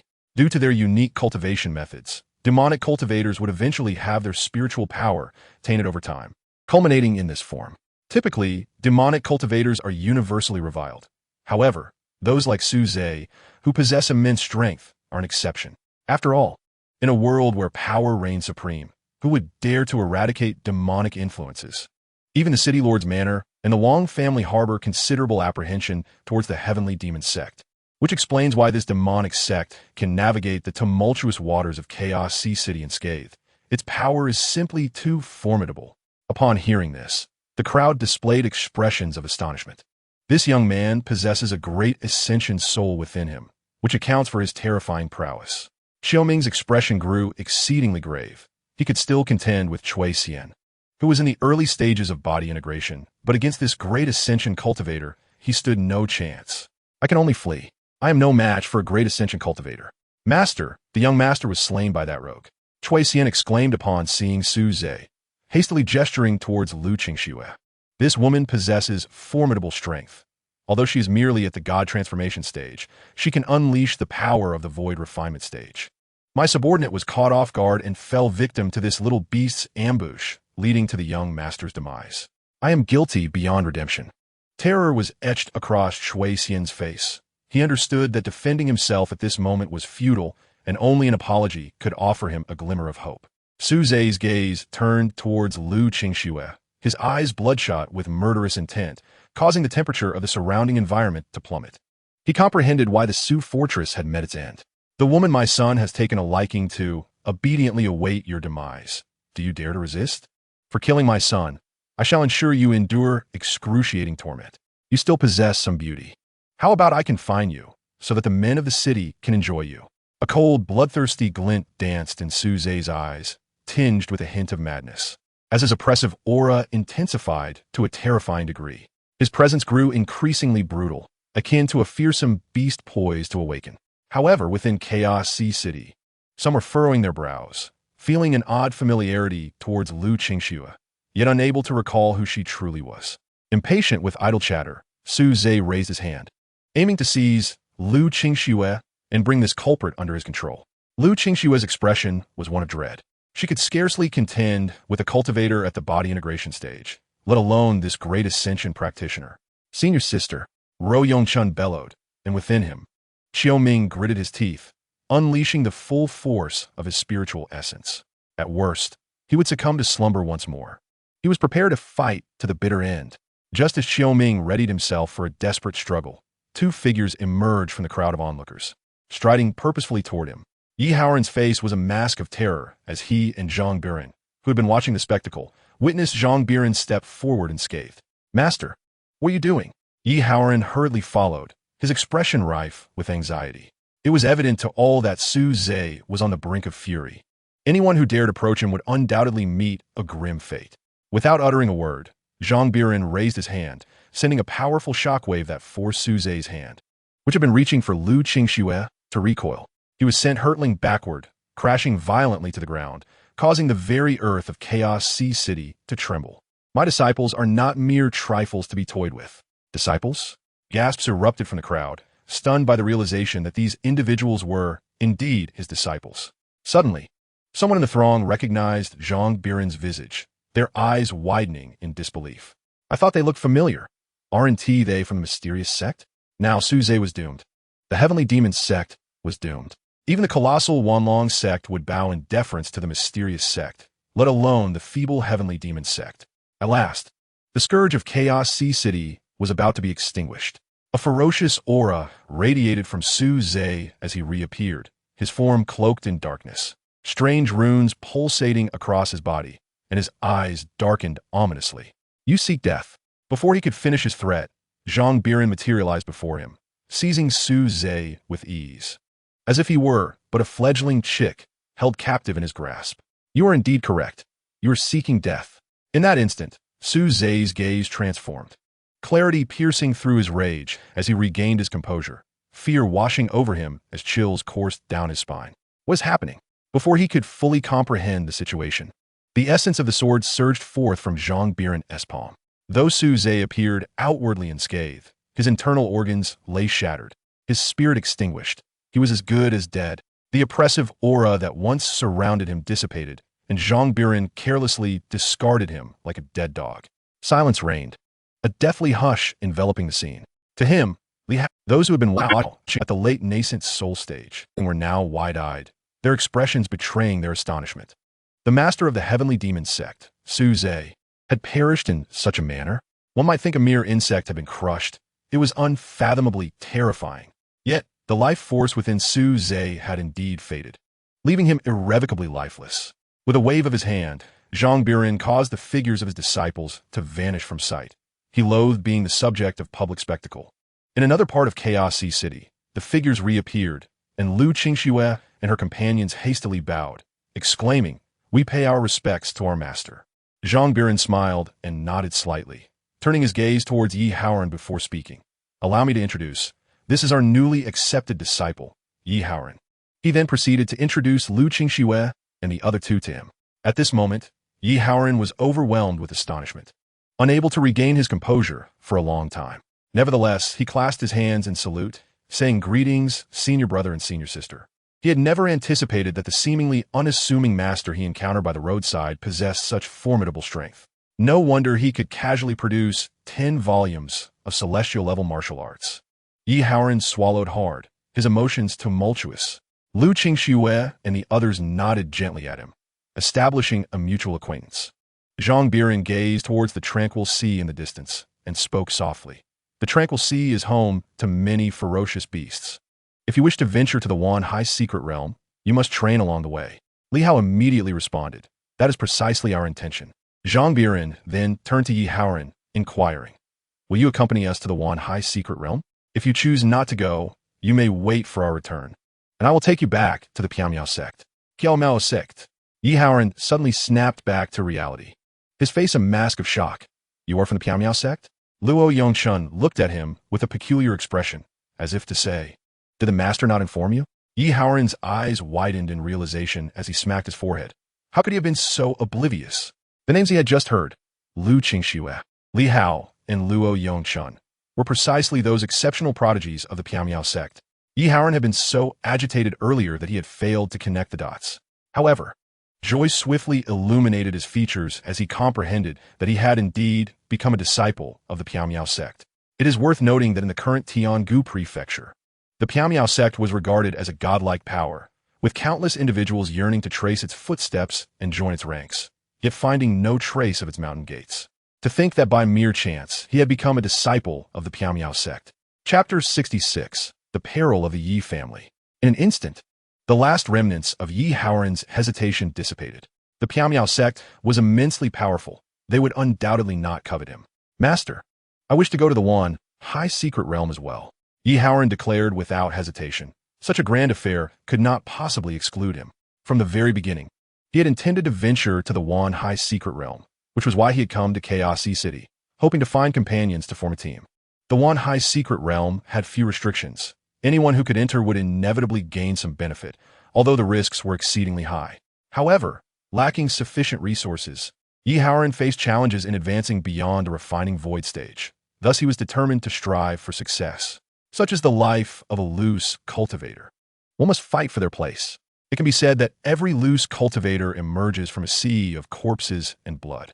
The difficulty of acquiring resources in martial arts for them far exceeds that of their sect disciples. Consequently, loose cultivators often exist in a polarized state. Some are hidden gems, possessing immense strength, while the majority remain relatively mediocre. Yet if one could stand out from the ranks of loose cultivators, their prowess would surely be remarkable. Yi Haoran turned his gaze towards his 3 senior brothers and sisters. The rumors surrounding them in the outside world were nothing short of legendary. Yet it was only upon witnessing their prowess today that he realized the truth behind those tales. They were extraordinarily formidable. The strength of the trio was terrifying beyond measure. The geniuses he had encountered before paled in comparison, akin to mere grains of sand against the brilliance of the moon. Zhang Biran nodded. "All right, considering the time, we should be heading to the Wan High Secret Realm soon." His purpose for this journey was solely to escort, unless they encountered insurmountable troubles. He had no intention of intervening. Suddenly, Yi Haoran's brow furrowed as he retrieved the token. A surge of information flooded his mind, and his expression quickly shifted to one of alarm. The message was exceedingly simple, consisting of just a few words. Yi family in danger, do not return. This token had been bestowed upon him by his father for the purpose of communication. The Yi family's location was approximately 2,000 miles from Chaos City, nestled within a town of about several tens of thousands of inhabitants. It was near the Silent Sea, with Chaos City being the only large city in the vicinity, surrounded by numerous smaller settlements, including the one where the Yi family resided. Yi Haoran hastily sent a reply. Father, what has transpired with the Yi family? After a lengthy silence, a response finally came through. The Iron Wolf Mercenary Corps has come, explicitly demanding your head and seeking to annihilate the Yi family. Yi Haoran's countenance darkened considerably. He had initially neglected to disguise himself, unaware that the Iron Wolf Mercenary Corps had tracked him down. Cursed be this fate. The Yi family had never treated him particularly well, otherwise he would not have ventured out in search of opportunities. With the Iron Wolf Mercenary Corps targeting the Yi family, Yi Haoran could easily surmise their likely course of action. They would surely use his father as a shield. Filled with urgency, he exclaimed, Master, the Yi family is in trouble. I must return. He felt little attachment to the Yi family and could easily disregard them, but his father was still there, along with an uncle who had always treated him kindly. He could not simply turn a blind eye. Moreover, this predicament stemmed entirely from his own actions. Despite his grievances against the Yi family for not providing him with ample resources, they had never truly harmed him. Thus, it was ultimately Yi Haoran who had brought this calamity upon them, and he felt compelled to rectify the situation. Trouble? Zhang Biran nodded. We shall accompany you. The commencement of the One High Secret Realm is still far off, and we are in no rush. Yi Haoran's heart soared with gratitude. Thank you, Master. The Iron Wolf Mercenary Corps was immensely powerful, far beyond what he could handle alone. However, with the support of his sect, they would be little more than insignificant foes. Changping Town, nestled amidst the mountains, resembled a vast tribal settlement. A formidable energy surged forth, causing trees to tremble violently, with those nearby being violently uprooted. Above the Yi family, over a dozen figures hovered, occasionally unleashing their might upon the ground below. The Yi family was expending all their efforts to activate their protective formation, striving to thwart the relentless onslaught. However, the formation trembled incessantly, clearly on the brink of collapse. Yi Jiu's countenance was exceedingly grim as he bellowed at a middle-aged man within the crowd. Yi Qian, this is the fine son you have raised, leading the entire Yi family to the brink of ruin. In his fury, Yi Jiu contemplated casting Yi Qian aside to appease the wrath of the Iron Wolf Mercenary Corps. Yet, the mercenaries were indifferent to such matters. Their intent was to annihilate the entire Yi family, regardless of who orchestrated the chaos. Yi Haoran had slain their young master, and they would not be satisfied until the entire Yi clan was extinguished. Moreover, their leader had issued a death decree. Anyone associated with Yi Haoran must be eradicated without exception. Standing high above, Duan Yu surveyed the scene with a chilling gaze, his eyes radiating a menacing intent. Why waste time here? The Yi family cannot escape their demise today. Furthermore, our leader of the Iron Wolf Mercenary Corps is en route. Any further struggle will only prove futile. Yi Jiu's expression was one of deep distress, yet he forced a conciliatory smile. My lord, Yi Haoran's actions do not reflect the will of the Yi family. We are prepared to surrender Yi Qian, allowing you to deal with him as you see fit. Please, spare the Yi family. Duan Yu sneered, raising his hand to strike downwards, causing the formation to quiver violently once more. It would be wise to refrain from further prattle. Pray that your formation hold a while longer. The Yi family's protective array was formidable, capable of withstanding the attacks of even an advanced practitioner. Yet Duan Yu, being merely half a step into that realm, would indeed require considerable effort to breach it. Nevertheless, he had already signaled the other advanced practitioners of the Iron Wolf Mercenary Corps, as well as their leader, who was at the brink of merging realms. Once they arrived, the formation would be nothing more than a flimsy obstacle. Yi Jiu's face darkened as he turned to glare fiercely at Yi Qian, wishing he could consume him alive. The two were well aware that had they banished him from the Yi family long ago, such calamity would have been averted. Those within the Yi household cast resentful glances at Yi Qian. Had it not been for the imminent threat, they might have surged forth to attack him. Yi Vin, filled with helplessness, bore a worried expression. Howren, do not return. He understood that his son often encountered peril while adventuring outside. Yet he had never anticipated such a grave predicament. The Iron Wolf Mercenary Corps was notorious in the vicinity of the Silent Sea. How had Yi Howren provoked their ire? Taking a deep breath, Yi Qian's eyes gradually calmed, though he could perceive the malice in Duan Yu's gaze. Should he fall into the hands of the Iron Wolf Mercenary Corps, his fate would undoubtedly be grim, a living hell. If the Yi family's formation were to shatter, his best course of action would be to take his own life, thus leaving no leverage for Yi Howren. As he pondered, a blinding light surged from the distance, violently colliding with the formation of the Yi family. The patriarch and the elders of the Yi family spewed blood, their eyes filled with despair. The formation had been breached. Simultaneously, an overwhelming and ferocious aura erupted. This was the oppressive force of a void refinement expert. The Iron Wolf Mercenary Corps had dispatched a formidable presence. Chapter 67. Half-step to void refinement. Just for amusement? Mu Feng cast his gaze downward, his expression dark and tinged with irritation. The young vice captain was nothing more than a useless pawn, holding little significance for the Iron Wolf Mercenary Corps. However, his death had driven the captain to madness, forcing them into a relentless pursuit of the murderer. Was this Yi family the lineage of that wretched child? Mu Feng's voice was icy and chilling.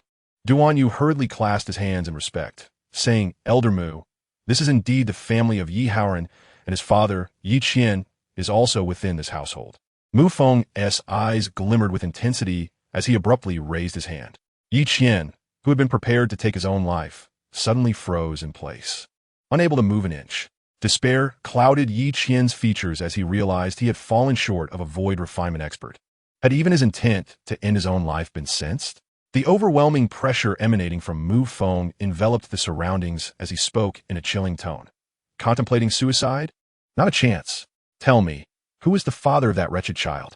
Yi Howren had been elusive, and those sent to apprehend him had failed to return with news, leaving the situation shrouded in uncertainty. Furthermore, that wretched child was as slippery as an eel, making him exceedingly difficult to capture. The only recourse was to leverage his family, as it was the sole means to compel Yi Howren to come forth. Yi Jiu knelt on the ground, pointing at Yi Qian, and urgently declared, This man is Yi Howren's father. His name is Yi Qian. Please spare us. Although we are of the same lineage as the Yi family, we had no knowledge of Yi Howren's heinous act of murdering the young vice captain of the Iron Wolf Mercenary Corps. His voice trembled, laden with terror. Ye harbored immense hatred for Yi Howren. Wretched child, the Yi family has sheltered you, yet you have brought such calamity upon us. With nearly 1,000 members of the Yi family, all are now doomed because of you. Despair filled Yi Jiu's gaze. The likelihood of Yi Howren showing himself was slim, and even if he did, would the Iron Wolf Mercenary Corps show mercy? Highly unlikely. As these thoughts consumed him, his expression grew increasingly hopeless. It felt like an unjust disaster, a tragedy of unimaginable proportions. Though Yi Qian might perish alongside them, it was the entire Yi family that faced annihilation. Mu Feng paid no heed to Yi Jiu's pleas, coldly stating, Yi Howren has killed the young vice captain of our Iron Wolf Mercenary Corps. This matter will not simply be brushed aside. If you possess any means to contact Yi Howren, urgently relay a message for him to return. I may plead with the captain for your lives. Of course, whether such a plea would hold any weight remained to be seen. Nevertheless, his words ignited a flicker of hope among the members of the Yi family, as if they had grasped a lifeline. Hurry, you can contact Yi Howren. Tell that wretched creature to return at once. He has brought our Yi family to the brink of annihilation, yet he hides away. How can he still call himself human? Yi Qian, he is your son. You must have a way to reach him. Several members of the Yi family, their eyes reddened with fury, approached, their demeanor transformed into one of madness and brutality. At that moment, a sound pierced the air, and several figures emerged. Father, Yi Howren exclaimed as he beheld the scene below, unable to suppress his shock. Upon hearing that familiar voice, Yi Qian's face contorted with a mixture of helplessness and despair. Why? Why did he have to return? Yi Qian was a selfish man. Though he did not wish for the Yi family to perish, he also did not want his son to die. If forced to choose between his family and Yi Howren, Yi Qian would undoubtedly prioritize his own son. What did the lives of his relatives matter, as long as his son remained alive? Yet now, Yi Howren had returned. With reddened eyes, Yi Qian could not help but bellow, "What are you back for?" However, The members of the Yi family were filled with elation. The return of Yi Haoran meant they might not have to perish after all. Mu Feng had promised to plead for them. The once despondent faces of the Yi family now bore expressions of hope. Yi Haoran clenched his fists. Though he was indeed a self-serving individual, he could not abandon Yi Qian to survive alone. For Yi Haoran, the plight of the world was indifferent to him, but he could not turn a blind eye to his own kin. Yet Mu Feng regarded Yi Haoran with a cold glare, his eyes gleaming with icy resolve. A detached smile playing on his lips. Yi Haoran, your emergence today may lead you to a fate worse than death. You have slain the only son of the commander.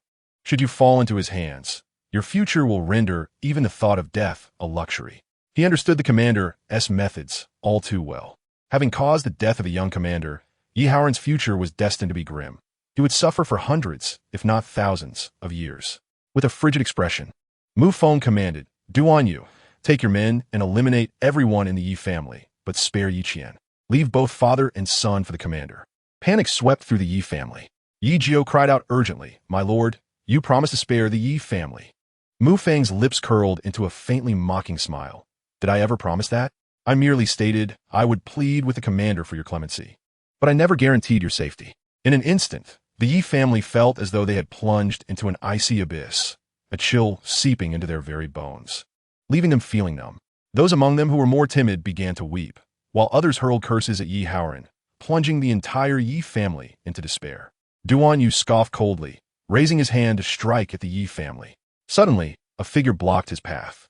Li Hao's eyes shimmered with brilliance, his aura as deep as the abyss. He raised his hand, a faint smile gracing his lips. Half-step into the void refinement stage. Is this a game? Duan Yu was filled with fury. A mere insect at the half-step transformation stage dares to obstruct my path? Seeking death. The fiery energy within him erupted, enveloping his fist as he struck downwards. Unbeknownst to him, Li Hao's true identity was of no interest. Anyone who dared to block his way would be killed without hesitation. Li Hao unleashed a punch, causing the void to warp abruptly, and a tremendous force surged forth. Duan Yu felt an overwhelming power bearing down upon him. With a gasp, he spewed forth blood, his body flattened and propelled backwards, crashing violently into the earth. A massive crater, nearly 500 to 600 meters in diameter, formed, with fine cracks extending outward for at least 1,000 meters. Naturally, Duan Yu was beyond salvation. The onlookers were utterly bewildered. What had just transpired? The residents of Chongping town, fearing collateral damage, had nearly all evacuated, yet many powerful individuals remained nearby, watching intently. When they witnessed Duan Yu, a half-step refinement expert, being struck down in a single blow, their expressions turned blank, especially Mu Feng, whose eyes widened in disbelief. How could a half-step refinement expert be killed with such ease? Mofumus gaze narrowed. A mix of gravity and murderous intent etched upon his face. He raised his hand, summoning a sword, and his aura surged dramatically. To have killed Duan Yu indicated a certain level of strength, but regrettably, you cannot be my match. His presence intensified, the power of a mid-refinement expert erupting forth, casting a terrifying pressure around him. Chapter 68. Lu Qingshue's Sword. Li Hao exuded an immense pressure, yet he was still merely at the half-step transformation stage. Mu Feng, being a mid-refinement expert, was on an entirely different level. Each major realm was akin to a chasm. No matter how formidable a half-step transformation practitioner might be, they could not possibly rival him. A cold smile crept upon Li Hao's lips as his own aura gradually escalated. Let us dispense with the pleasantries.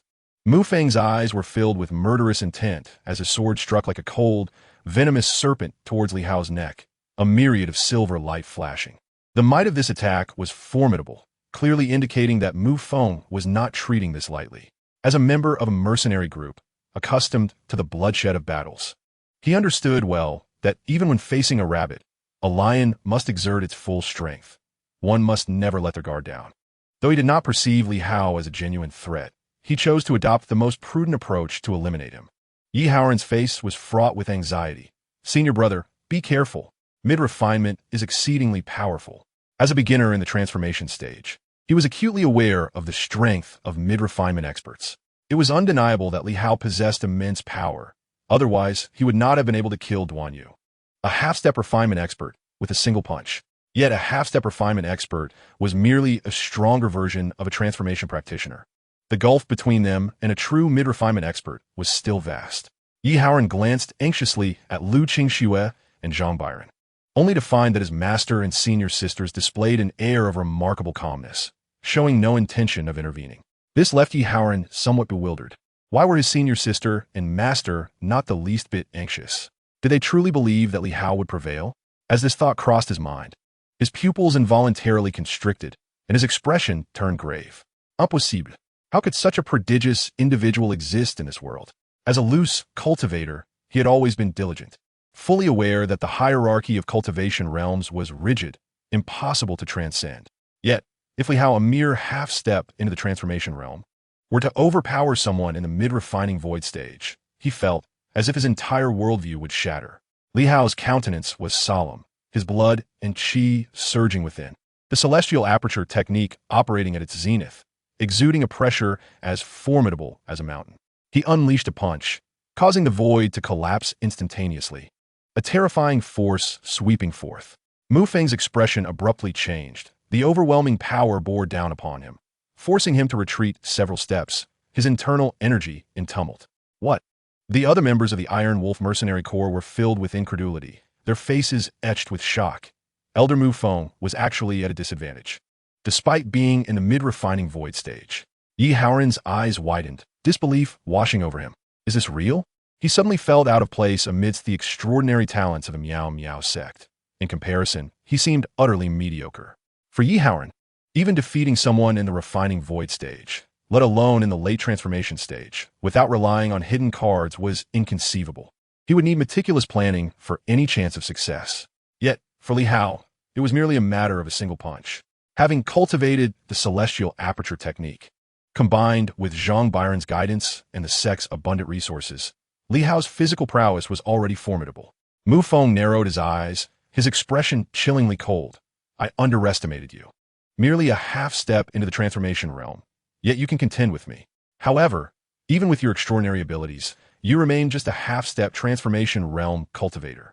He slashed again with his sword, this time without holding back, the fierce aura enveloping a power that could cleave through all, aimed directly at Li Hao.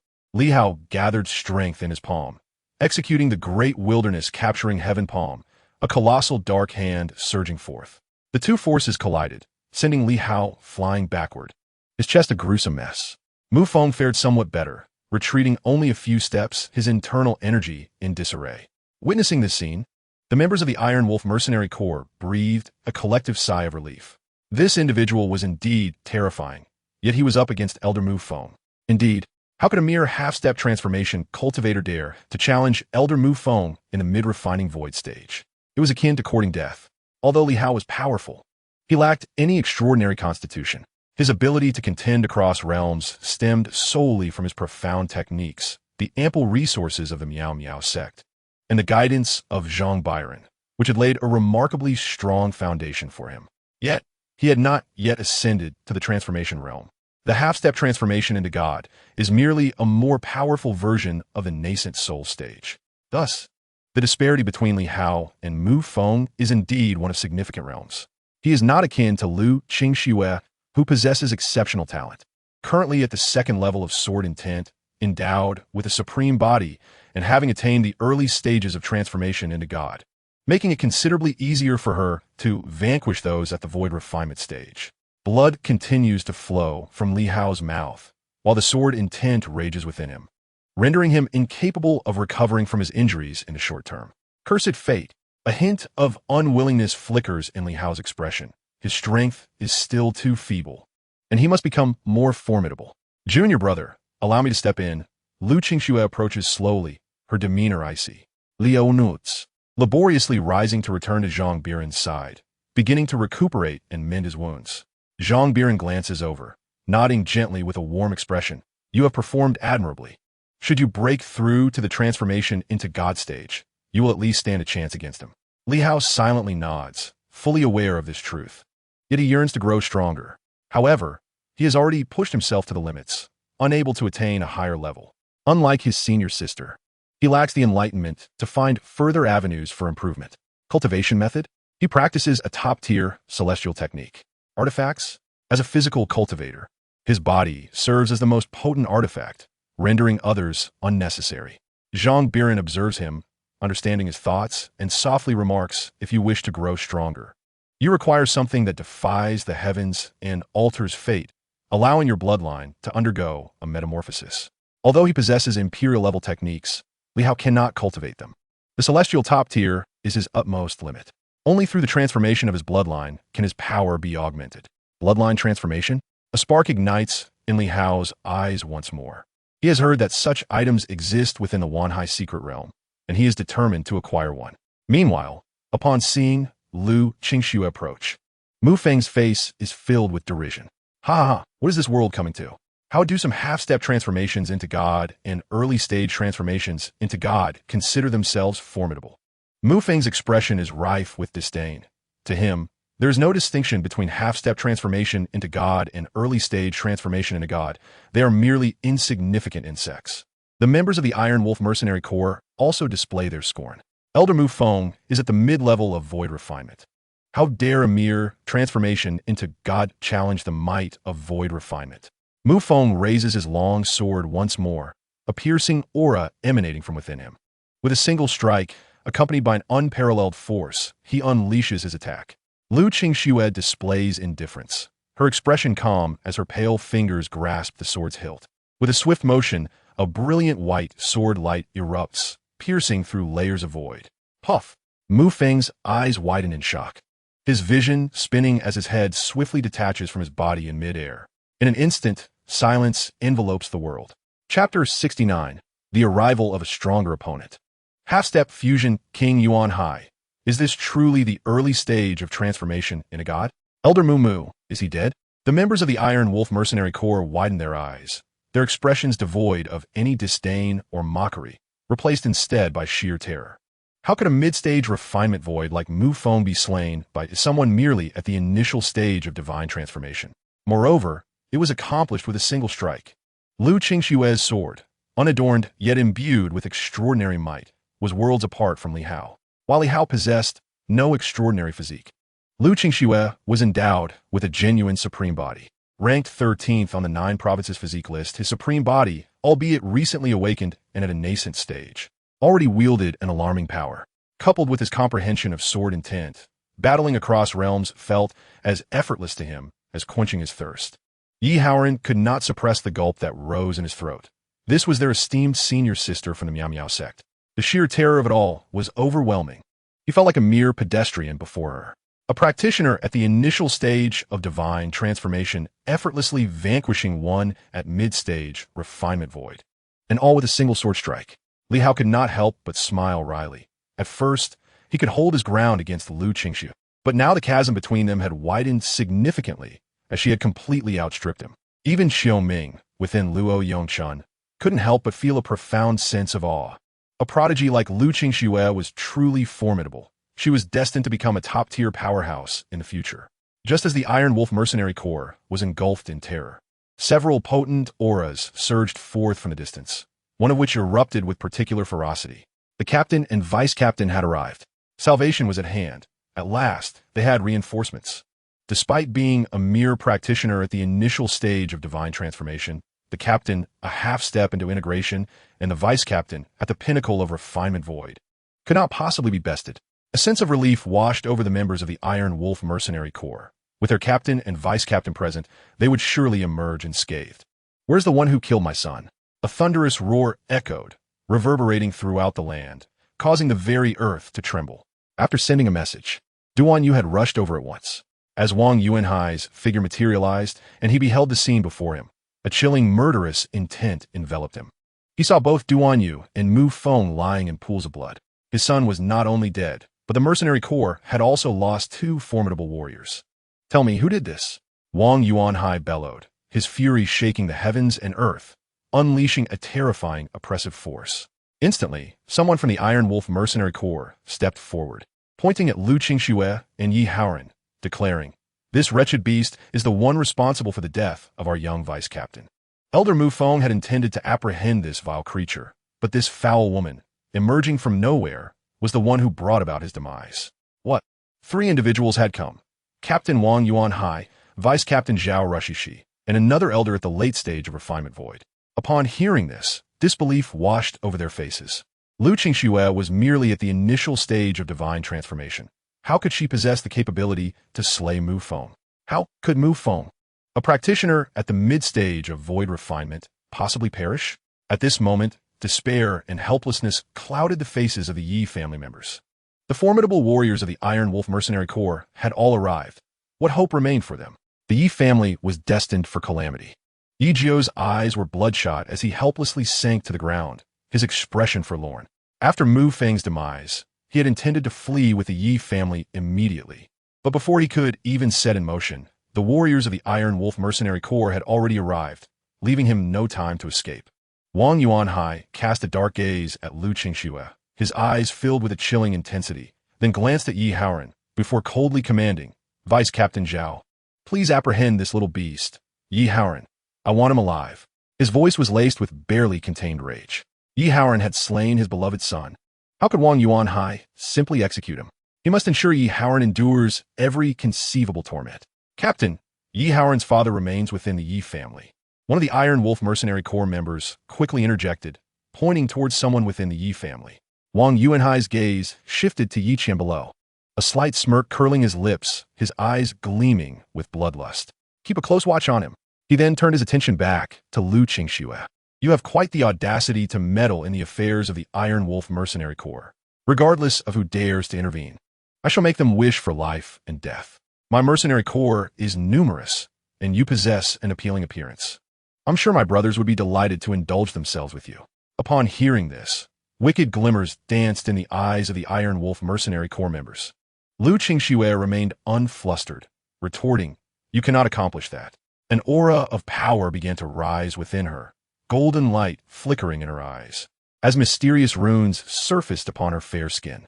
These runes seemed almost alive, exuding an immensely terrifying might. Wang Yuanhai narrowed his eyes, a cold smile gracing his lips. "Is this your confidence? Unfortunately, you are merely an insignificant insect at the initial stage of divine transformation. I could extinguish your life with a mere gesture." A sharp, icy sword energy surged forth, reaching him in the blink of an eye.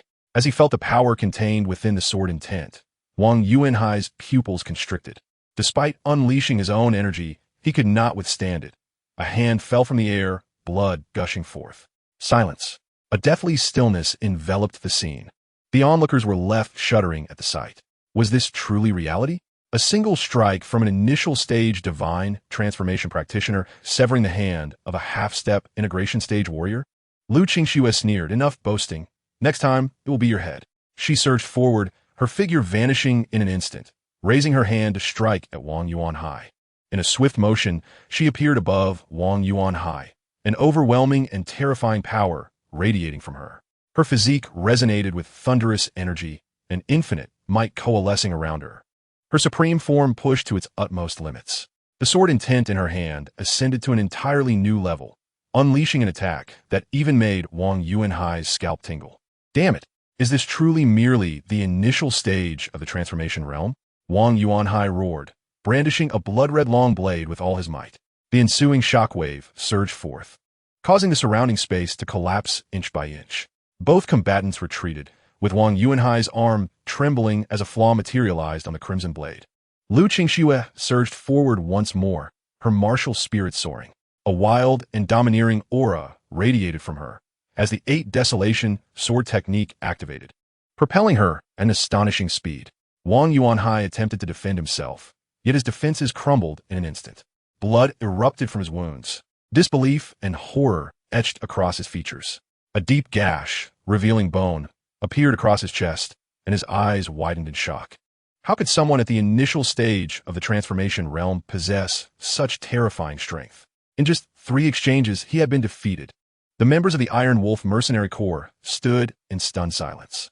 Their leader was defeated? How could this be? Their commander was a half-step into the integration realm. To be vanquished by someone at the initial stage of the transformation realm. Was this even human? Wang Yuanhai clutched his chest, blood pouring forth, rage and hatred consuming his expression. It was not over. Today, you would undoubtedly perish. A surge of overwhelming bloodlust erupted, his eyes turning a furious crimson, his aura turning tyrannical. as his cultivation soared from half-step integration to the integration realm. Forbidden art. Lu Qingshue's expression shifted dramatically. Wang Yuanhai was prepared to fight to the bitter end. Should he resort to the forbidden art, even if he ultimately managed to slay Lu Qingxue, his fate would be equally grim. Chapter 70. Journey to the Secret Realm of Wanhai. Wang Yuanhai's aura surged explosively, having transitioned from half-step integration to the integration realm in mere moments. His presence became extraordinarily brutal, his eyes gleaming red, resembling an emotionless killing machine, instilling terror in all who beheld him. Suddenly, Wang Yuanhai's figure vanished from sight. Yet in the next instant, Zhang Biran merely gestured lightly, and Wang Yuanhai found himself immobilized, his pupils dilating as he grappled to comprehend what had transpired. Zhang Biran spoke calmly. "Today, you shall slay no one." With a gentle grip, Wang Yuanhai's body exploded, his essence dissipating into the void. After utilizing the forbidden art to enhance his power, Wang Yuanhai was no longer an adversary Lu Qingxue could hope to defeat. As the battle progressed, the disparity between each major realm became immensely pronounced. While Lu Qingxue could vanquish a half-step integration expert, prevailing against a true integration master was nearly impossible. Wang Yuanhai's demise immediately transformed the expressions of all present, particularly for those of the Yi family who had believed themselves doomed. They were astounded by the inexplicable death of Wang Yuanhai. The Yi family members swiftly turned their gazes towards Yi Haoran, as these individuals had accompanied him and shared a close bond. Yi Jiu swallowed hard, a flicker of light igniting in his eyes as he immediately turned his gaze towards Yi Qian, forcing a smile onto his face. "Ye Vin, please do not take the previous matter to heart. I was merely upset for a moment and spoke in jest. We are of the same clan. Surely you won't hold it against me?" Yi Qian, however, displayed a cold smile, recognizing the value of Yi Haoran and understanding that it was time for flattery. His expression remained impassive. "It no longer matters. From this day forth, Yi Qian and Yi Haoran shall no longer be part of the Yi family." As he slowly ascended into the air, the countenance of those from the Yi family changed dramatically. Although Yi Qian was a direct descendant of a Yi family, he had not enjoyed the privileges that came with it over the years. Instead, due to the mediocre talents of both him and his son, they had faced exclusion within the clan. In fact, the resources for his son's cultivation had been outright denied by the family. The law of the jungle was something Yi Qian could comprehend. The family deemed their talents insufficient and thus refrained from allocating resources, which was understandable. However, the outright cessation of cultivation resources upon Yi Haoran's detection of inferior three-element spiritual roots was excessive, coupled with the family's neglect over the years. Yi Qian had long desired to depart. He glanced down at a middle-aged man from the Yi family, a bittersweet smile gracing his lips. "Second brother, the road ahead is long. May we meet again if fate allows." Yi Pangshan furrowed his brow, hesitating briefly before soaring into the sky. "This Yi family lacks any sense of kinship. I shall leave with you." Yi Qian's brows knitted together. "Second brother, are you certain? Following me will not lead to a life of ease." Yet Yi Pangshan appeared unfazed. "What does it matter? I am but a solitary wanderer. If you leave, what significance remains for me in the Yi family?" Upon hearing his words, Yi Qian fell silent. The expression of the Yi family members darkened upon learning that Yi Pangshan intended to depart. With his superior talents, his departure would indeed be a loss for the Yi family. However, with Zhang Biran and others nearby, Yi Jiu felt discontent but dared not voice it. Yi Haoran stepped forward. "Father, second uncle, this is not the place for discussion. Let us find somewhere else." He then turned to Zhang Biran, his gaze seeking approval. Zhang Biran nodded in response, tossing a piece of jade. "Infuse it with spiritual energy, and you shall find us. Once you have settled your family affairs, come to me." Yi Haoran's face radiated gratitude. "Thank you, Master." "Master." Both Yi Pangshan and Yi Qian widened their eyes in astonishment. The formidable figure capable of vanquishing Wang Yuanhai was, in fact, Yi Haoran's master. Soon, the crowd began to disperse, and Yi Jiu surveyed the ravaged Yi family, feeling an emptiness settle within him. His gaze dimmed, and a wave of regret surged in his heart. With Yi Haoran entering such a powerful sect, had he chosen to stay, perhaps the Yi family could have thrived alongside him. But now it was too late. Zhang Biran and the others made their way towards the Silent Sea. From a distance, numerous figures of human cultivators emerged, with some engaging in conversation, seemingly eager to embark on a journey together. The myriad treasures within the Wan High secret realm beckoned them, and although they were acutely aware of the perils of the Silent Sea, their enthusiasm remained unbridled. For many cultivators of mediocre talent, alternatives were scarce without taking a chance. The prospect of breaking through their own limitations seemed as daunting as scaling the heavens. Zhang Biran spoke slowly. Enter the Wan Hai secret realm in your own manner. Should you encounter insurmountable troubles, I shall, of course, intervene. Lu Qingxue immediately bowed respectfully as you command. Luo Yongchun pointed to a massive flying ship hovering in the distance and remarked for safety, it would be prudent to travel in pairs. Wouldn't it? Lu Qingxue nodded in agreement, clearly in favor of this notion. Let us await the return of junior brother Yi, and then we shall depart together. Approximately half an hour later, Yi Haoran arrived, clasping his hands in greeting. I pay my respects, master. Zhang Biran nodded slightly. Soon, the group made their way towards the distant ship. The fare was 500,000 spirit stones per person, and this vessel was a spiritual treasure, its speed comparable to that of a void refinement stage cultivator. Along the journey, should they encounter ordinary void refinement stage beasts, they need not fear. At once someone shouted, but this price is exorbitant. We are merely taking a ride, yet costs 500,000 spirit stones. Another voice chimed in. Indeed, you offer no guarantee of safety, merely transportation. Protests arose, deeming the charge excessively steep. However, the seller remained indifferent. Come if you wish. If not, so be it.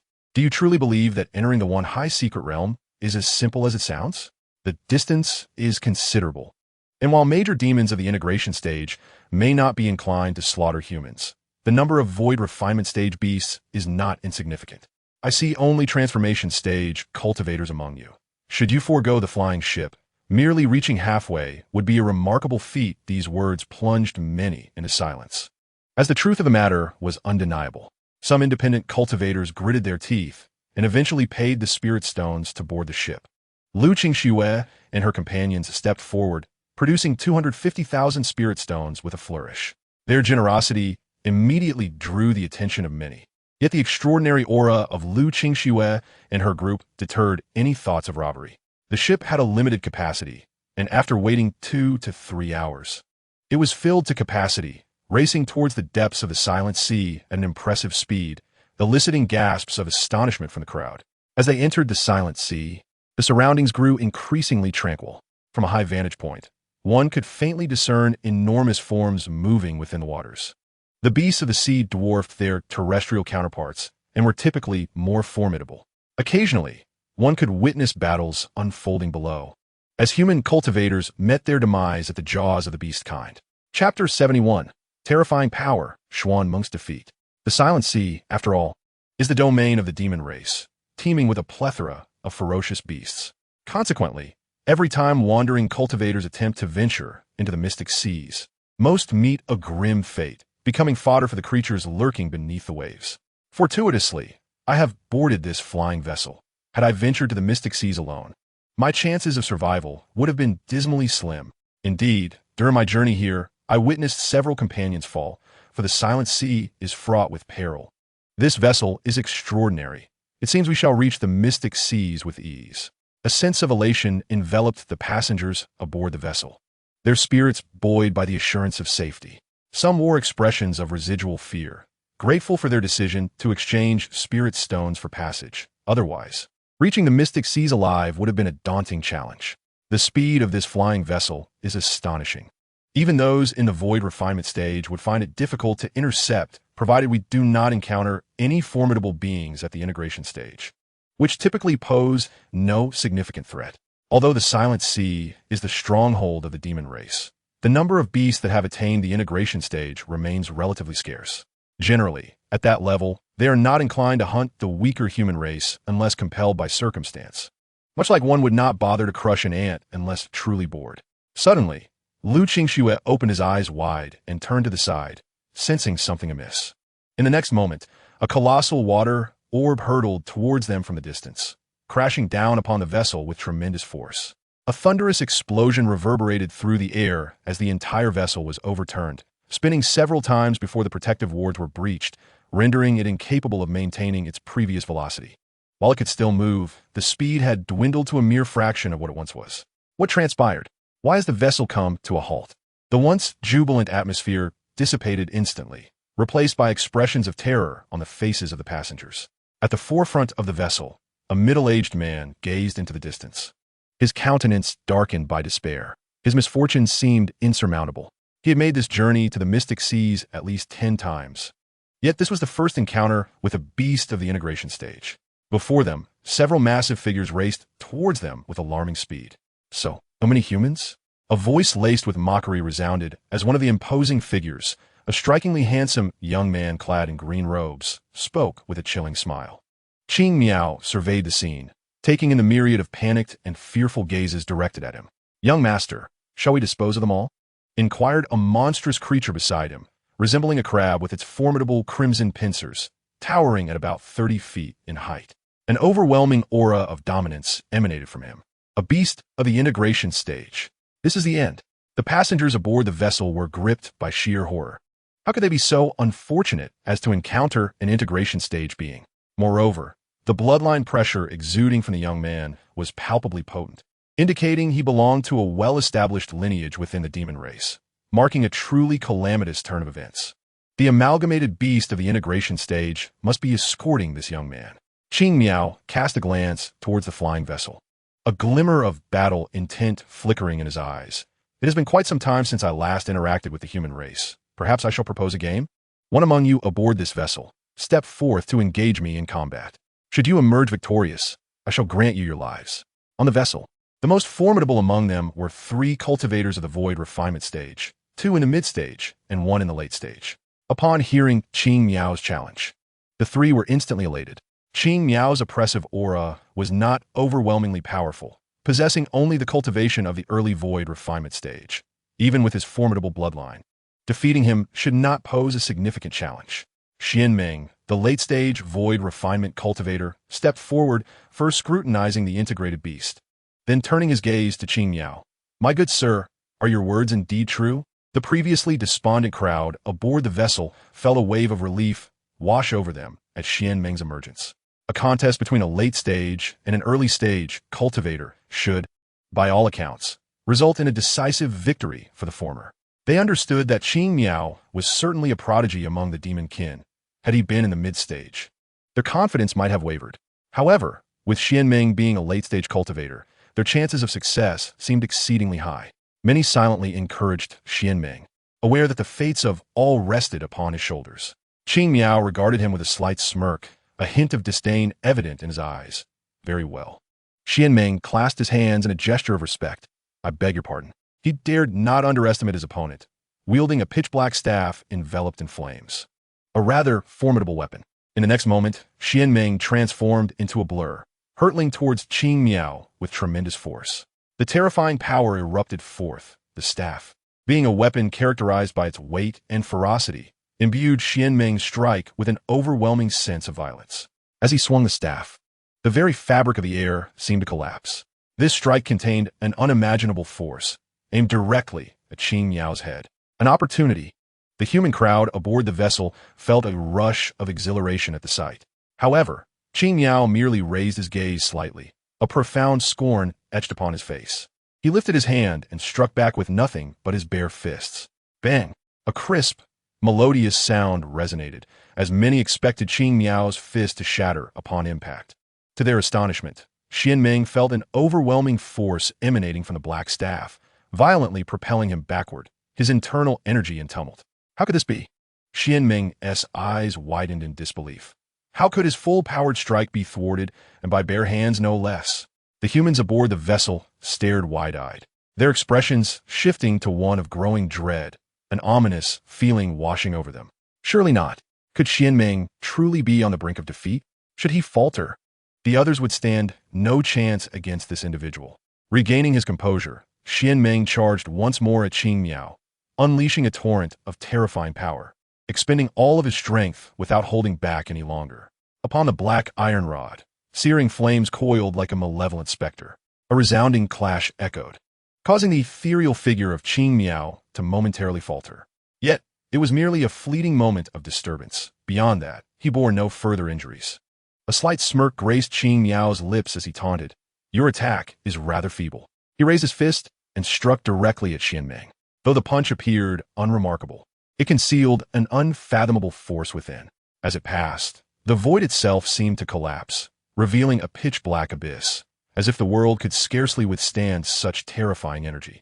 Xianmeng hastily defended himself, but the immense power surged through him instantaneously, forcing him to spew blood as he was sent hurtling into the sea, crashing down with a thunderous splash that sent waves soaring hundreds of meters high. The sight left all onlookers wide-eyed, a chill creeping up their spines. Xianmeng's defeat signified that no one here could rival him. It was over, utterly doomed. Qing Miao's expression was icy and indifferent. "This is dull, you're far too weak. I shall grant you another chance. Should you fail to win, you may all face your demise." Beside him, the colossal beasts revealed a chilling smile, their expressions almost human-like. After all, he hailed from a realm beyond, and how could mere mortals stand against him? Silence enveloped the air within the flying vessel. Who would dare rise? Who could even hope to? If even Xianmeng, a formidable figure in the late stage of void refinement, could be so easily vanquished, what difference was there between the others and mere chickens? Li Hao's eyes ignited with the fire of battle as he began to ascend. "I shall take on a challenge." Upon hearing a challenger, hope flickered in the eyes of the crowd. But their expressions quickly morphed to disbelief when they sensed that Li Hao's aura was only that of a half-step in his spirit transformation. Two individuals even burst into laughter. Was he seeking a swifter demise? Qing Miao's visage betrayed a hint of surprise, his gaze filled with murderous intent. A mere half-step into spirit transformation? "Are you attempting to insult me?" Li Hao replied with a smile. "Who says I am merely a half-step in a spirit transformation?" Suddenly, his inner energy erupted, radiating the fluctuations of early-stage spirit transformation. Following his battle with Mu Feng, he had gained profound insights, leading him to directly break through to this realm. However, even with this newfound power, overcoming Qing Miao would still prove to be an arduous task. Yet, this was inconsequential. Li Hao craved the exhilarating tension of battle. If it were too effortless, he would find it utterly boring. His master once stated that there were two paths to advancement: utilizing extraordinary items to enhance one's innate talent, or, as his master later elaborated, embracing perilous situations to awaken latent potential, triggering a transformation within one's bloodline. Though success was not guaranteed and relied heavily on personal will, Qing Miao regarded him with disdain. A mere early-stage spirit transformation. He raised his hand, unleashing a wave of energy that surged towards Li Hao. For Qing Miao, eliminating a nascent soul cultivator was a trivial endeavor. In his eyes, a nascent soul initial stage cultivator was no different from an ant, a being easily dispatched at will. Qing Miao, lacking enthusiasm, was convinced of Li Hao's imminent demise. He was just about to command his nearby guards to exterminate everyone aboard the flying vessel when he witnessed Li Hao effortlessly grasp the energy wave in his hand. With a firm grip, the wave dissipated into nothingness. Such an attack was akin to a mere tickle, Li Hao remarked indifferently. Qing Miao raised an eyebrow. Although this assault was not particularly formidable, even a peak nascent soul cultivator would struggle to withstand it. Yet, Li Hao had effortlessly shattered it. In an instant, Qing Miao vanished from his location, charging towards Li Hao with explosive power that instilled a sense of trepidation, even in Li Hao, whose expression grew solemn. With a resounding crash, the two collided, generating tremendous aftershocks that caused the sea below to erupt in waves. Li Hao was sent hurtling hundreds of meters away, barely managing to regain his footing, while Qing Miao remained utterly unscathed. Unlike all the virtual realm cultivators Li Hao had encountered previously, Qing Miao possessed an exceptionally strong physique, a formidable prodigy among the demon race. Upon seeing that his punch had only produced this level of impact, Qing Miao's interest was piqued. A mere nascent soul initial stage cultivator could withstand one of my strikes. Although I had only exerted 20% of my strength, your capabilities are indeed commendable. I have a penchant for the strong, and you barely meet the standard. Therefore, I shall grant you a chance at survival. If you submit to me, I may spare your life." Li Hao scoffed coldly. The battle is far from over. Instead of retreating, he advanced directly towards Qing Miao, channeling the Zhou Tian divine aperture technique, which enveloped the surroundings in an oppressive aura. With a powerful punch, his formidable strength radiated outward, shattering the void like a mirror and spreading outwards. Qing Miao remained unfazed, casually unleashing a whip kick that once again sent the two into collision. This time, Li Hao was propelled backward, his arm dislocated and slightly bent, clearly broken. Yet, Li Hao's countenance remained calm. He did not display fear or panic in the face of injury or Qing Miao's overwhelming might. In an instant, he vanished from view, employing the phantom shadow technique, transforming into an afterimage to strike. The injury to his arm healed rapidly within moments. Qing Miao let out a sneer, but he did not relent. Since you seek death, I shall oblige. He lunged forward, and, as the two clashed once more, the outcome was predictable. Li Hao was sent flying again, his chest caved in. The violent aftershocks erupted. With each encounter, the air expanded outward, a clear manifestation of their clashing powers. The several great demons accompanying Qing Miao exchanged glances, their eyes revealing a hint of surprise. The physical form of this human has surprisingly clashed with the young master, truly a remarkable sight. It appears he is indeed a prodigy of the human race. The young master has not exerted his full strength. Were he to do so, this human would scarcely endure 3 exchanges. Yet, this individual is merely at the early stage of the transformation realm. Were both to be at the same level, his prowess would be formidable. You are overthinking it. The young master still possesses hidden cards yet to be revealed. Currently, he is but a corporeal being of the human race, incapable of fully unleashing his potential. Were he to utilize his true form, the outcome would be different. The 3 colossal beasts conversed amongst themselves, expressing their surprise at Li Hao's physical resilience. Yet none believed he could truly contend with the young master. What they termed a battle was more akin to Li Hao enduring a one-sided beating. His body was a grotesque canvas of blood and flesh. With a grunt, he took another punch, blood spewing from his mouth as he was sent flying, gasping for breath in the sky. His blood-stained gaze, however, grew ever more serene, devoid of distraction, filled only with an insatiable thirst for combat. During the previous skirmish, several divine orifices of the celestial path technique were breached. This technique encompasses a total of 360 divine orifices, and only upon breaching them all can one attain the perfection of the art. With an indifferent expression, Qing Miao stated, "You cannot possibly be my match. Submit obediently."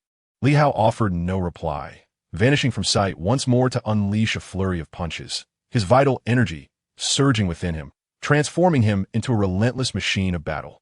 As Qing Miao struck out, their forms collided. Li Hao's arm shattered immediately, and he was sent reeling. Yet, in the blink of an eye, his arm reformed. Qing Miao squinted, gradually losing interest in the play, his face darkening with murderous intent as he charged forward anew, a fierce killing aura enveloping Li Hao. "Great wilderness prisoning palm," Li Hao bellowed, raising his hand to strike. Qing Miao, caught off guard, was hit by the blow and staggered back several paces before regaining his footing.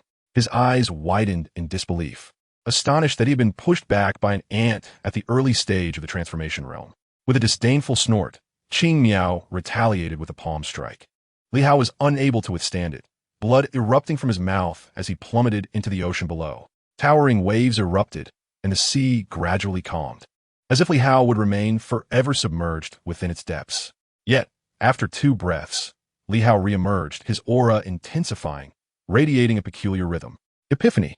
Lu Qingxue immediately recognized Li Hao's current state, for she was intimately familiar with such moments of enlightenment, having experienced them often herself. Li Hao charged once more at Qing Miao, as one divine orifice after another burst open.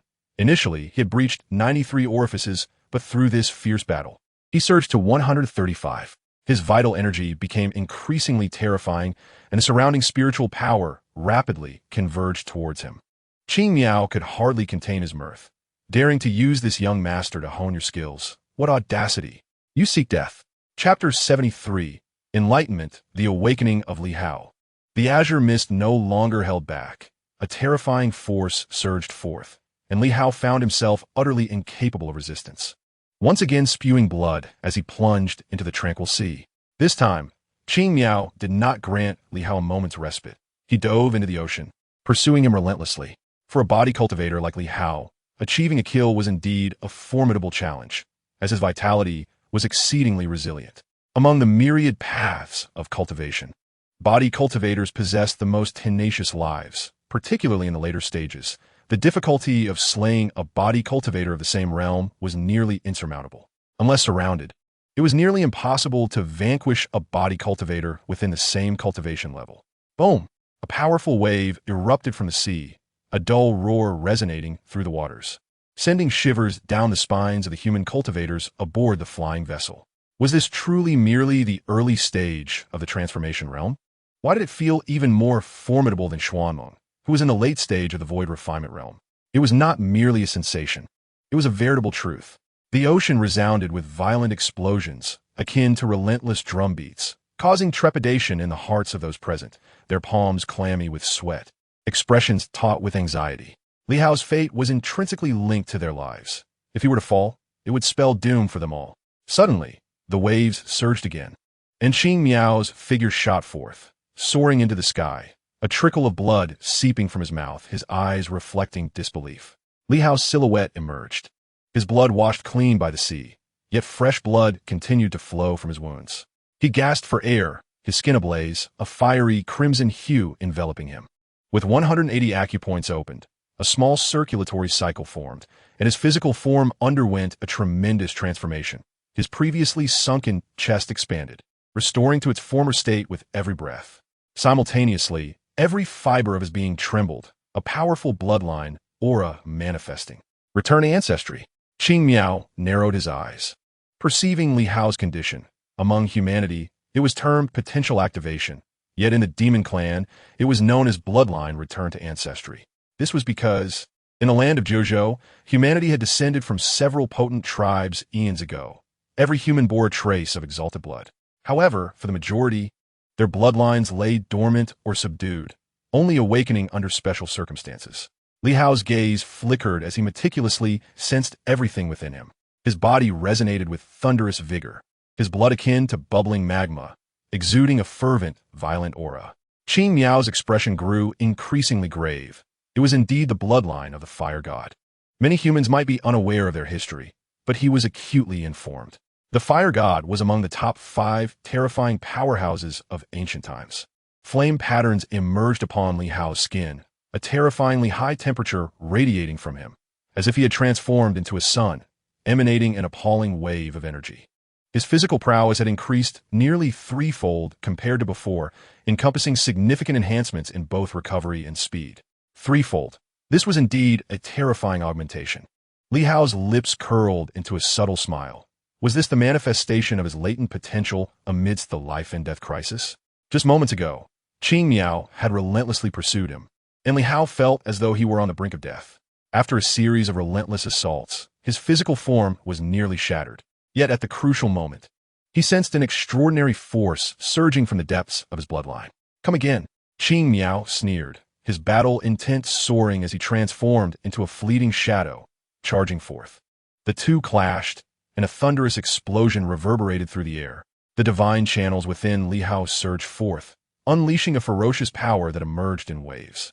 This time, he did not falter. He possessed the ability to contend with Qing Miao. The ensuing shockwaves left the onlookers in stunned silence. Yi Haoran felt a twitch at the corner of his mouth, overwhelmed by a sense of inadequacy. Compared to these senior brothers and sisters, he truly felt like an utter wastrel. Although he too was at the initial stage of the transformation realm, he sensed that facing Li Hao would result in his instant demise. Gome, Qing Miao laughed heartily. The two seemed to engage in a fierce exchange, yet in truth, Qing Miao maintained the upper hand. Li Hao endured injuries time and again, while Qing Miao remained unscathed. As Li Hao continued to fight, his demeanor grew increasingly composed. The world before him appeared to shift subtly, as if transformed into shades of black and white. Qing Miao's attacks seemed to slow considerably, akin to the effect of a slow-motion replay.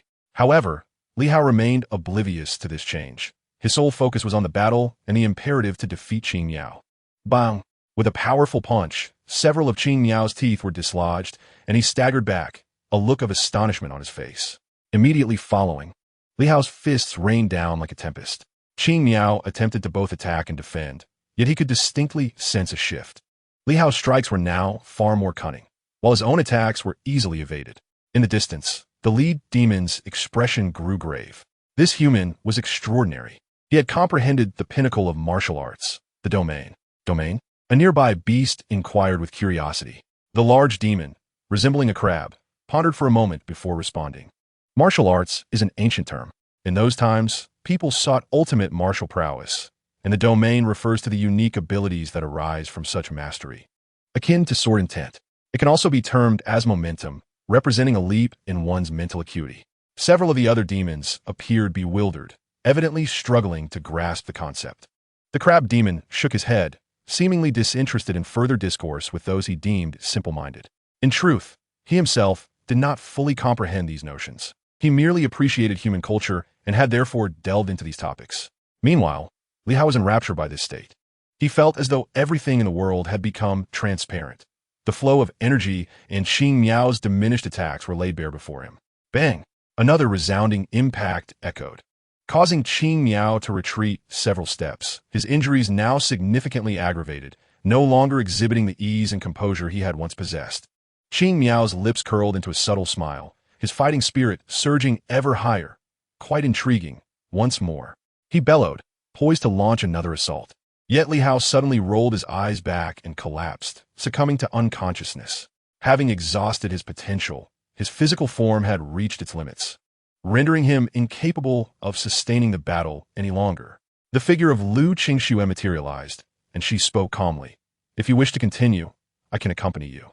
Luo Yongchun then lifted Li Hao's form, returning him to Zhang Biran's side. Qing Miao directed his gaze towards Lu Qingxue, narrowing his eyes slightly. They transformed into a deep emerald hue, only to revert to normal shortly after, the corners of his mouth lifting ever so slightly. Forget it, no need.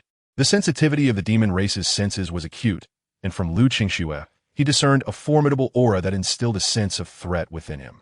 The strength of this woman likely surpassed that of Li Hao. Qing Miao wore a smile. Fascinating, truly fascinating. I never expected to encounter such a prodigy at the border of Beidou Prefecture and Tiangu Prefecture. Indeed, it is worth venturing out. The silhouette of the crab demon appeared, speaking in a hushed tone. "Young master, shall we go back on our word and eliminate them all?" Qing Miao's brow furrowed slightly, prompting the crab demon to add hastily. Cunning humans often resort to such tactics. Qing Miao wore a look of disdain, seemingly unimpressed.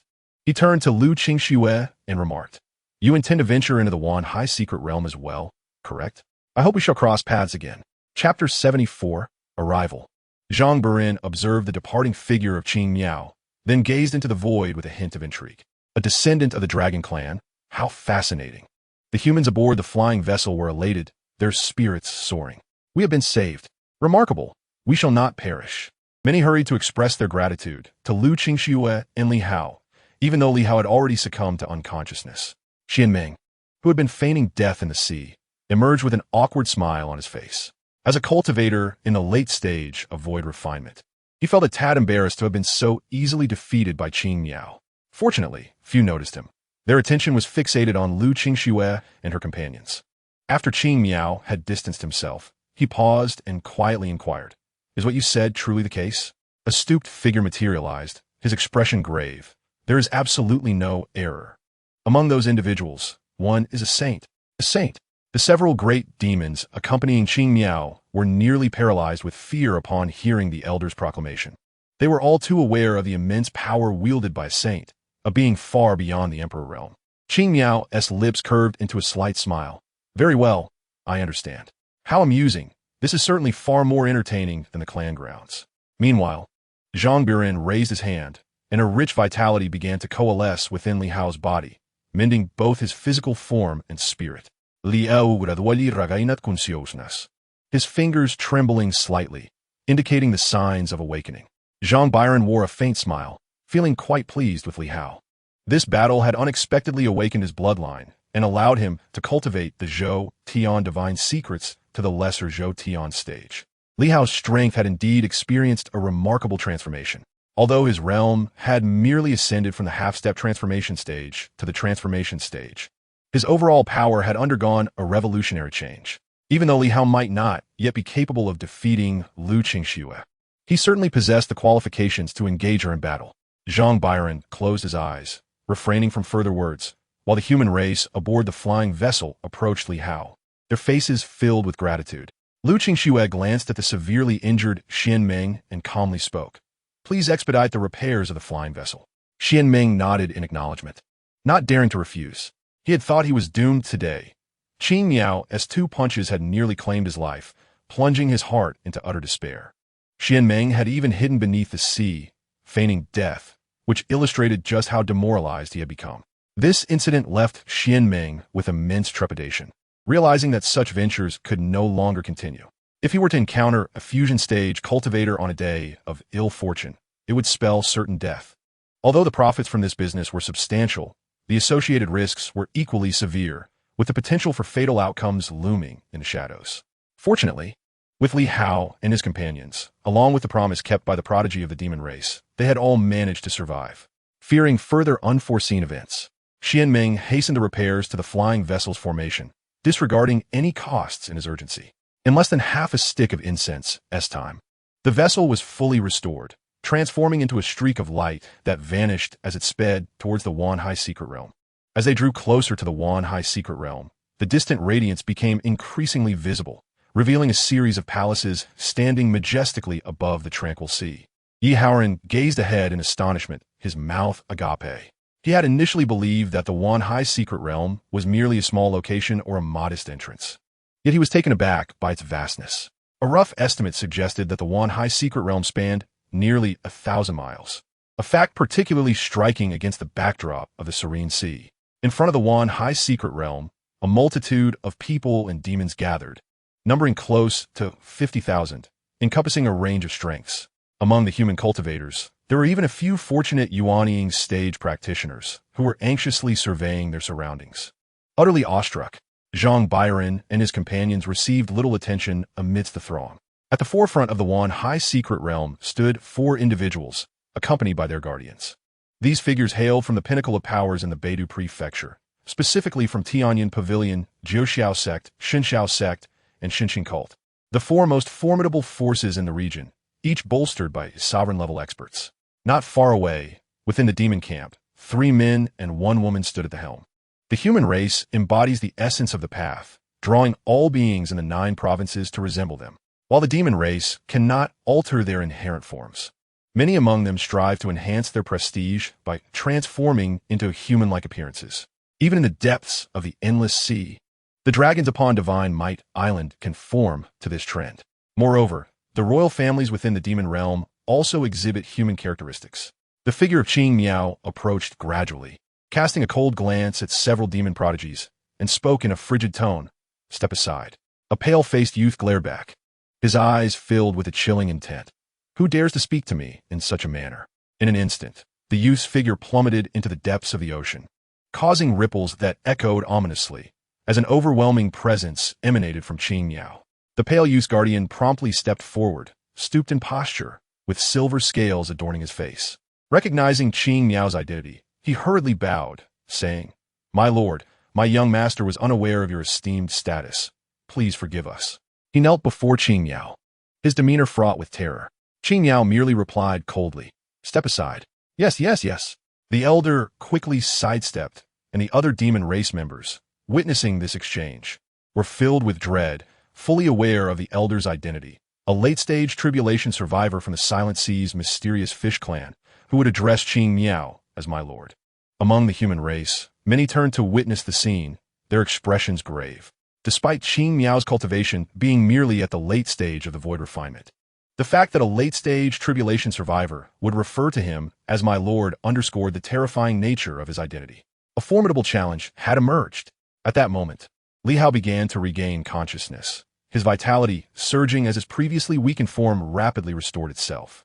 The remarkable aspect of physical cultivation lies in its extraordinary recovery capabilities. He coughed lightly and gazed in awe at the vibrant scenery before him. Is this the secret realm of 10,000 seas? Li Hao's eyes sparkled with wonder. Luo Yongshun surveyed the area, a bittersweet smile gracing his lips. "Senior brother, it seems that for you and your companions, this secret realm of 10,000 seas is merely a treasure hunt." Initially, their objective had been to witness the prodigies within the realm. However, he had just observed that the so-called prodigies no longer held the same status before Li Hao and Lu Qingxue. Moreover, the secret realm of 10,000 seas imposed restrictions, accommodating only cultivators below the integration stage. The realm's creator meticulously crafted this sanctuary and, prior to his demise, relocated it to the Silent Sea, not to bestow his treasures upon the demon race, but rather to temper the human cultivators. Just as the human race must confront the demon beasts upon entering the secret realm, the Creator evidently aimed to nurture the future generations of humanity. However, for extraordinary individuals like Lu Qingxue and Li Hao, the secret realm offered little challenge. Was it not akin to returning home? Li Hao shook his head in response, stating, "Junior brother, you must not speak in such a manner. The prodigy of the demon clan, despite being at the initial stage of the void refinement realm, possessed an extraordinarily formidable strength. Moreover, I can discern that he has not exerted his full power. We should not underestimate others." Luo Yongchun nodded in agreement and clasped his hands together, acknowledging, "Is indeed my lack of rigor." While Lu Qingxue and Li Hao are undeniably invincible against ordinary individuals, the odds become uncertain when facing another prodigy. Qing Miao sensed a familiar aura and turned to Li Hao, waving his hand. "Ah, you have awakened quite swiftly." A spark of combat spirit ignited in Li Hao's eyes, yet it soon concealed itself as he remained acutely aware of his purpose. Within the Wan High secret realm, there existed extraordinary items capable of enhancing one's foundation, which was a significant motivation for his journey. Having savored the benefits of bloodline awakening, Li Hao found himself somewhat entranced. Although his realm had not seen substantial advancement, his strength surged remarkably, allowing him to further harness his potential, rendering him even stronger among peers of the same level.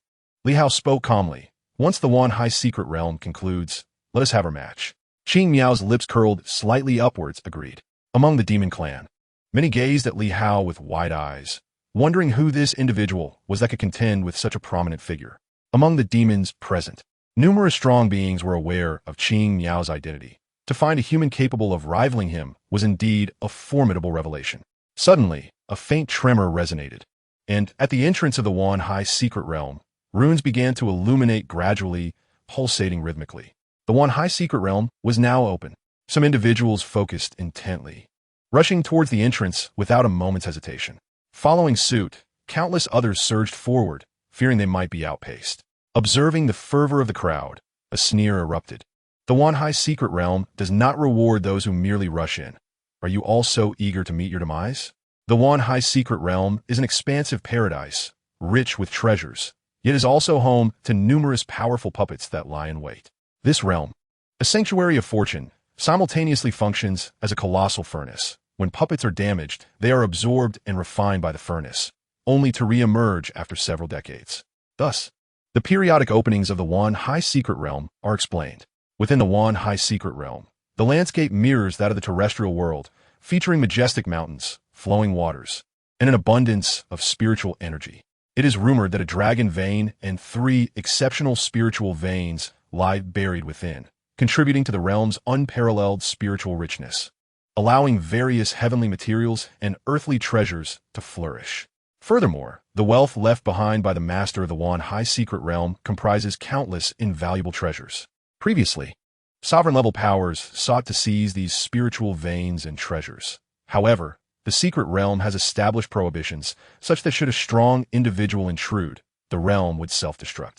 As for those at the saint level, they may enter, yet they might not find much of interest in these offerings. A rich and potent spiritual energy permeates the air, evoking laughter as the promise of treasures becomes evident. They eagerly shout to one another, urging a swift search lest they be outpaced by others. The group rushes in various directions, unaware of the sinister crimson gazes that begin to flicker in the shadows. In the external world, Lu Qingxue bows respectfully to Zhang Biran. "Master, I shall proceed within." Zhang Biran nods in acknowledgement. "Go ahead." The others also pay their respects before making their way to the Wan High secret realm. The moment they step into the Wan High secret realm, a disorienting sensation overwhelms them, but tranquility soon returns, and they find themselves amidst a lush forest. A thunderous roar reverberates, and Lu Qingxue senses a colossal beast charging from behind, its razor-sharp claws poised to strike. With a surge of sword intent, the beast is instantly shattered. Turning to observe, she sees a formidable armored creature, resembling a tiger, lying defeated and mangled on the ground, glowing with a crimson aura before sinking into the earth, as if the ground were a gaping abyss. Peering into the depths of the Wan High secret realm, Lu Qingxue realizes that the farther one ventures, the greater the treasures, yet the dangers also escalate. Along her journey, she encounters numerous puppets, each of which she effortlessly dispatches. soon reaching the inner sanctum. Her nostrils flare slightly as she gazes ahead. In her line of sight is a pool approximately 3 meters in diameter, filled with a translucent liquid suffused with terrifying spiritual energy. This is Qiong liquid. Lu Qingshue's expression shifts, delight illuminating her features. Indeed, the Wan Hai secret realm is replete with treasures. The Qiong liquid offers immense benefits to those in the void refining stage, significantly enhancing their chances of breaking through to the fusion stage, and it also aids those yet to reach the void refining stage. Such a vast pool, if absorbed and refined, would undoubtedly facilitate her advancement to the late stage of divine transformation. Her gaze drifts toward a humanoid puppet seated beside the pool, carrying a long sword, exuding the aura of the late void refining stage. In the Wan Hai secret realm, acquiring anything necessitates defeating its guardian. At that moment, the humanoid puppet lifts its head to scrutinize Lu Qingxue, remaining stationary, its emotionless eyes fixated upon her. Lu Qingshue's expression becomes serious as she senses the puppet's extraordinary nature. This is sword intent. The sharp aura emanating from the puppet surpasses that of an ordinary sword cultivator. Only sword intent could reach such heights. It is said that a powerful puppeteer can imbue their puppets not only with techniques, but also with spiritual insights, provided the puppeteer possesses such mastery themselves. The master of the Wan Hai secret realm is indeed remarkable. Filled with a fervent battle spirit, Lu Qingxue draws her sword and charges toward the puppet. Simultaneously, the puppet unsheathes its own blade.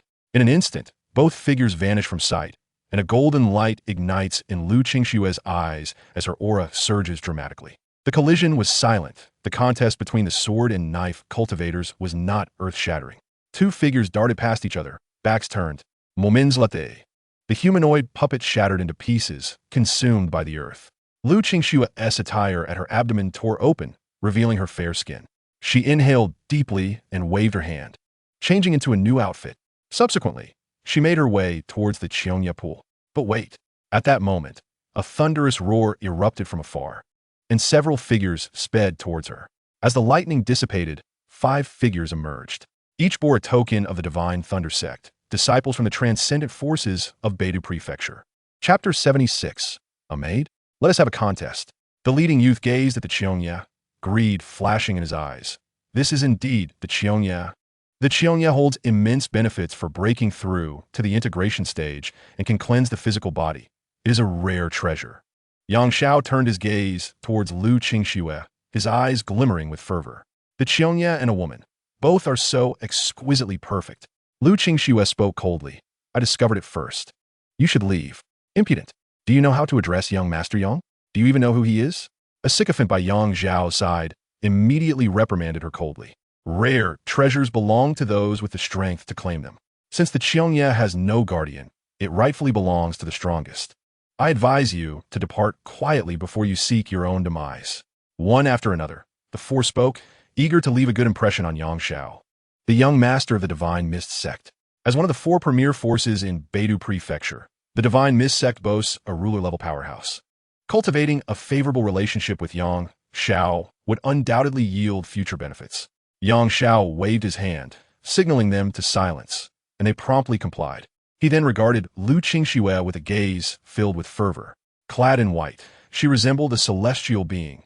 Her snow-white skin, combined with her stunning beauty, stirred emotions within those who beheld her. Yang Xiao took a deep breath, a warm smile gracing his face. My lady, are you aware of my identity? Lu Qingxue frowned. I do not. Yang Xiao's lips curled upward, confidence radiating from his eyes.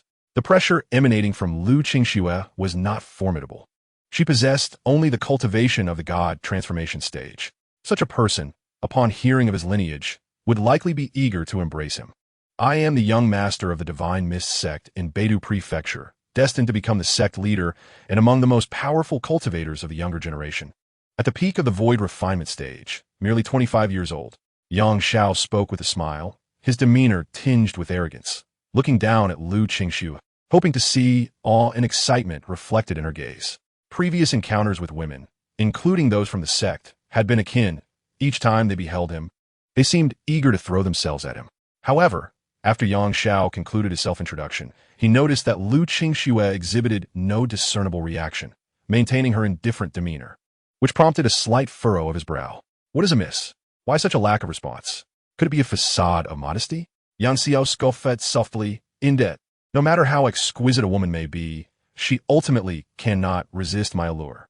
I find your beauty somewhat appealing, and, as I lack a maid, I can extend this opportunity for you to remain by my side in service.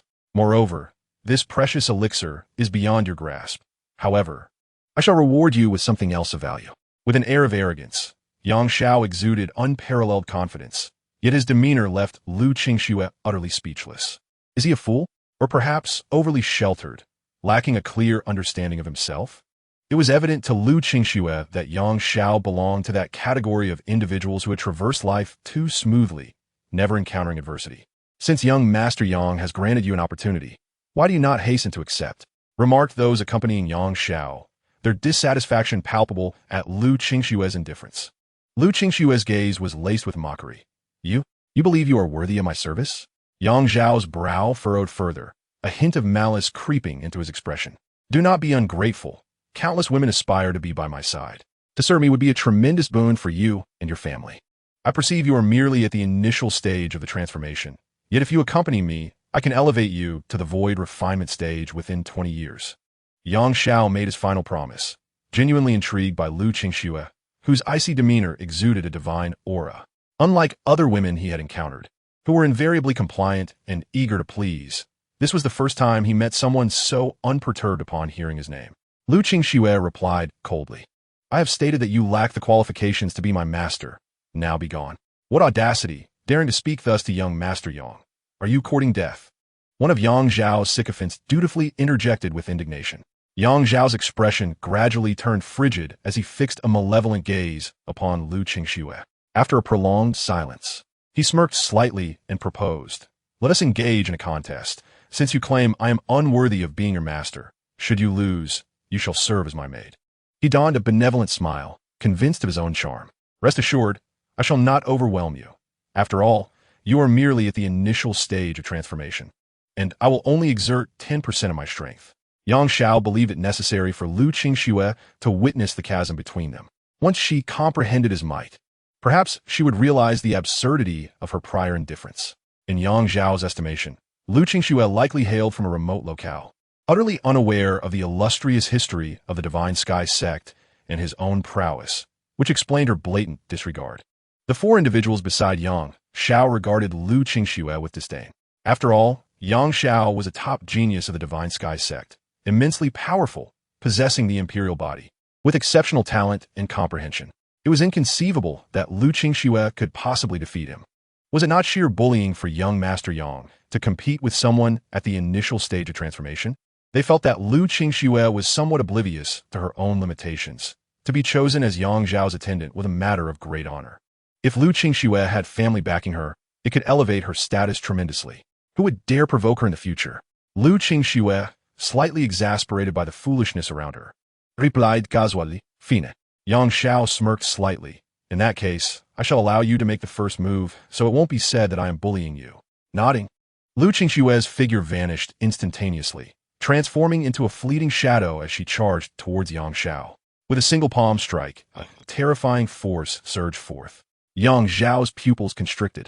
He had initially intended to use only a tenth of his strength, yet he found himself unleashing his full might with a punch in response. He sensed an overwhelmingly powerful force within Lu Qingxue's strike, realizing that a careless response could spell his doom. When their powers collided, Yang Xiao was sent flying, crashing heavily to the ground, blood spurting from his mouth, disbelief etched across his face. Was this truly someone at the initial stage of transformation? The four sycophants of Yang Xiao were wide-eyed, their mouths agape, as if they could fit a chicken egg inside. Young Master actually lost? As Yang Xiao rose again, his expression grim, his aura began to rise ominously. I was merely careless. Let us go again. As his words fell, a sword intense swept towards him. Yang Xiao could only see a flash of white before blood erupted. The iron ring on his wrist trembled violently, radiating an astonishing light to intercept this lethal strike. Chapter 77. Heart of the Tao Shattered, the eerie secret realm of the myriad seas. Yang Xiao crashed to the ground once more, his eyes wide with confusion and terror. That sword had sent shivers down his spine. Am I going to die? No, wait, I'm still alive. He glanced at Lu Qingxue. a chill running down his spine, his hair standing on end, a cold sensation surging through him. His eyes were filled with fear. Had it not been for the protective talisman given by his master, he would likely be dead by now. Is this the power of someone at the initial stage of transformation? Yang Xiao was shaken to the core, feeling as though his entire worldview had collapsed. How could someone at the initial stage of transformation be so formidable? Lu Qingxue remained indifferent. Leave. I do not wish to repeat myself. The companions who had come with Yang Xiao were now filled with terror, hastily assisting him to leave. Yet Yang Xiao's gaze was vacant. As the strongest genius of the Divine Sky sect, cherished since childhood and rarely facing rivals among his peers, being defeated today by a single sword strike from someone at the initial stage of transformation was a crushing blow to his spirit. Was she too powerful? Or is he too weak? Am I truly so weak? Yang Xiao found himself engulfed in profound doubt. For the first time in his life, he had suffered such a total defeat at the hands of someone whose realm was inferior to his own. His once proud heart now teetered on the brink of shattering. The image of that figure in white would forever be etched in his memory. After he departed, Lu Qingxue turned her gaze towards the Qiongya pool and leaped into its depths, her supreme physique fully activated, voraciously absorbing the essence within. The Wanhai secret realm was set to open for an entire month, so she felt no urgency, intending first to enhance her own strength. 2 days swiftly passed. Having completely absorbed the essence, Lu Qingxue's aura had transformed into something immensely formidable, marking her breakthrough to the late stage of the transformation realm. The essence contained a pure vitality that also contributed to the revival of her supreme physique. With a smile gracing her lips, she recognized that this single boon from the Wanhai secret realm was already a significant gain, just as she prepared to depart in search of other opportunities. Her brow furrowed slightly as she gazed into the distance. Extending her divine sense, she observed several figures darting frantically through the woods, with one familiar figure leading the way, her junior disciple, Yi Haoran. What is junior brother Yi doing with those people? Lu Qingxue mused, a peculiar expression crossing her face, but she quickly sensed something amiss. Yi Haoran appeared to be fleeing. That scoundrel dares to seize the opportunity we have set our sights on. He shall pay, she thought, her anger flaring. By my grandmother, should I catch you, I will surely end your wretched life. A group of pursuers, their faces contorted with fury, relentlessly chased after him. Yi Haoran clutched a fruit in his hand, its crimson hue glistening with rich, pure blood energy. As an alchemist, he instantly recognized that this treasure was extraordinary. Consuming it would undoubtedly provide immense benefits to his physical body. He formed a hand seal and swiftly sank into the earth below, for he was well versed in the art of earth escape, an essential skill for evading danger. Once underground, the soil would restrict the pursuers' divine senses and slow their pursuit, especially as many of them were untrained in this technique.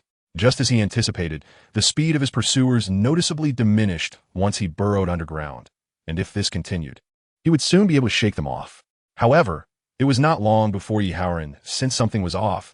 He detected a strong scent of blood ahead. What could it be? What treasure lies there?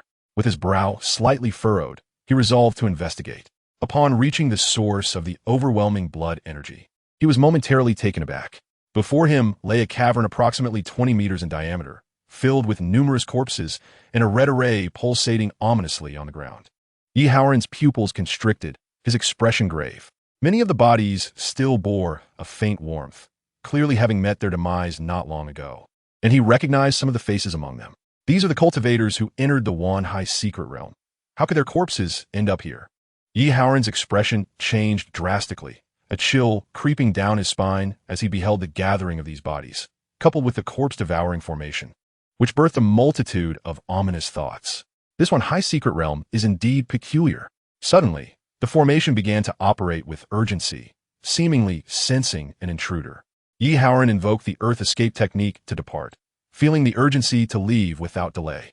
Just moments after his departure, a pitch-black hand reached out towards the spot where he had stood. A shadowy figure swiftly materialized, its voice gravelly, "Damn it, I've been discovered. Yet it matters not. The opportunity has ripened." A harsh, maniacal laughter echoed as the dark figure dissipated swiftly. The formation on the ground continued to operate silently, incessantly consuming the flesh and blood of the corpses. As Yi Haoran emerged from the ground, a chilling flash of light swept toward him, aimed at his neck. "You little beast, don't you dare run. Bring it out," roared a burly man, swinging a massive blade with overwhelming force that bore down upon him. Though he was merely at the late stage of the transformation god realm, for Yi Haoran it was quite formidable, especially since he had yet to practice the techniques bestowed upon him by his master. Despite having studied them, his lack of talent rendered his progress insufficient. Had he been able to grasp any of the heavenly tier techniques, his strength would not have been so lacking. Cultivating techniques is akin to refining one's physical form to align with the practice, and more powerful techniques significantly enhance overall strength, not merely varying in ability. Yi Haoran raised his hand, condensing a turtle shell before him to block the incoming strike. A verdant longsword appeared from his sleeve, causing the middle-aged man's expression to shift dramatically as he quickly swung his blade to parry. Yi Haoran knew this strike would not claim a life. Suddenly, a small orb shot forth from the sword's hilt. The orb spun in the air, radiating a searing heat. Bang! An explosive sound erupted, obliterating the man's upper body, extinguishing his life force entirely. The pursuers widened their eyes in shock, then swiftly charged at Yi Haoran. All of them were at the late stage of the transformation god realm. Aware of his disadvantage, Yi Haoran turned and fled into the distance, simultaneously retrieving a pill to restore his spiritual energy. In the distance, Lu Qingxue moved like a specter, closely trailing him, her eyes glimmering with interest. This junior brother is indeed intriguing, possessing both courage and cunning. She followed closely, observing how Yi Haoran seized opportunities to ambush his pursuers, each either meeting immediate death or suffering severe injuries. As only two remained in pursuit, Lu Qingxue could not help but applaud. Marvelous! This junior brother is truly a talent. Though his strength is not formidable, his quick wit leaves her feeling inadequate. Primarily, Lu Qingxue had never encountered such a situation. Throughout her journey, she had remained virtually invincible, particularly after becoming a disciple of Zhang Biran, facing no rivals among her peers, save for Xuanjia, who was not truly her equal. In Chapter 78, titled Nine-Turn Spiritual Ginseng, the terrifying puppet, Yi Haoran, covered in wounds and gasping for breath, maintained a vigilant demeanor as he sprinted into the distance, casting wary glances behind him. However, the remaining two individuals, witnessing Yi Haoran's peculiar state, dared not pursue him further. After running for a considerable while, Yi Haoran finally exhaled in relief and hastily retrieved several medicinal pills to heal his injuries. Suddenly, footsteps echoed, and Yi Haoran's eyes widened as he swung his sword towards the source of the sound. Yet, before he could strike, Lu Qingxue effortlessly pinched the blade between two fingers, a smile adorning her face. "Junior brother, quite impressive," she remarked. Upon seeing Lu Qingxue, Yi Haoran was momentarily taken aback. "To catch my full-strength strike with just two fingers seems rather impolite," he thought, managing a wry smile. Although he was aware of Lu Qingxue's formidable strength, experiencing it firsthand revealed the extent of her extraordinary prowess. "Senior sister, please refrain from teasing me. My meager skills are nothing in your eyes," he replied. Lu Qingxue chuckled softly. "You should tend to your wounds. I will keep watch." Yi Haoran nodded appreciatively. "Thank you, senior sister." Meanwhile, deep within the Wan High secret realm, Li Hao casually crushed a puppet at the late stage of the refining void realm and ventured further inside. With a wave of his hand, two fruits floated towards him, brimming with abundant spiritual energy. These must be heavenly spirit fruits, he mused, having heard of their significant benefits for the physical body and their contribution to breakthrough advancements in cultivation. Without hesitation, he consumed them. Over the past 2 days, he had gathered numerous rare treasures, and now, on the brink of advancing to the mid-stage of divine transformation, the addition of these heavenly spirit fruits propelled him directly into that realm. An overwhelming aura emanated from him as he exhaled a breath of turbid energy. With a solid bloodline foundation, the difficulty of his breakthrough had noticeably increased. Li Hao sensed that the energy required for his advancement was now 3 to 5 times greater than when his bloodline had yet to awaken. Rising to his feet, he continued deeper into the realm. Li Hao sniffed the air, detecting an extraordinarily enticing aroma that caused his bloodline to quiver slightly in anticipation. Could this scent belong to a miraculous substance capable of enhancing one's foundation? He pondered. His speed quickened, and in the blink of an eye, he reached the source of his scent. Before him, a blood-red spiritual ginseng grew quietly amidst the mountains. "This is the 9-turn spiritual ginseng." Li Hao's face lit up with joy. Just 3 meters away stood a humanoid puppet, wielding a long sword and exuding an astonishingly sharp aura, an entity at the pinnacle of the refining void realm. Li Hao narrowed his eyes, a fierce battle intent surging within him. As he prepared to engage in battle, several figures swiftly approached from various directions. When the brilliance faded, Li Hao squinted his eyes. Before him stood one human and 2 demon entities, all at the pinnacle of the void refinement realm. The young human directed his gaze toward the 2 demon beings and instantly recognized their identities, the Winyan clan and the Water Spirit Horse clan from the Silent Sea. Both clans possessed formidable strength and boasted sovereign-level warriors, comparable to the might of their Tianyin pavilion. Among them, the member of the Winyan clan was a woman, possessing a bewitching figure, clad in a form-fitting light blue gown that accentuated her alluring silhouette. Her beauty was undoubtedly among the finest within the human realm. Water Jew turned his attention to a distant 9-transmutation blood ginseng, a smile gracing his lips. What a treasure! My dear friends, how shall we divide this? Or shall we engage in a battle? And the last one, standing, claims it. With a smile, Qi Xiao from the Water Spirit Horse clan proposed, Sister Shui, why don't we join forces to eliminate this human? We can then split the 9-transmutation blood ginseng equally. Upon hearing this, Zhao Lupan's expression shifted, his demeanor turning vigilant as he regarded the duo. However, Water Jew shook his head, stating, Brother Qi, your suggestion lacks merit. If the 9-transmutation blood ginseng is damaged, its efficacy will be significantly diminished. How can we possibly divide it in such a manner? Zhao Lupan calmly interjected, why the haste? The guardians of the 9-transmutation blood ginseng have yet to be defeated, and you're already intent on disposing of me? He felt no fear. Although he could not contend against the 2 together, he was confident in his ability to escape. As the strongest genius of Tianyin Pavilion, he would not be easily vanquished. The 3 had already noticed Li Hao, yet none regarded him as a threat. A mid-stage transformation realm cultivator was no different from an ant in their eyes, an existence easily crushed at will. Water Jew and his companion nodded in agreement, redirecting their focus toward the puppet beside the 9-transmutation blood ginseng. Water Jew glanced at Li Hao with a smile.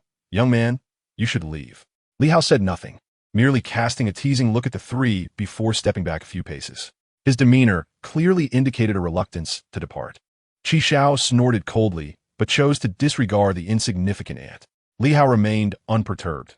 Having spent considerable time with Lu Qingxue, he understood the puppet's prowess well.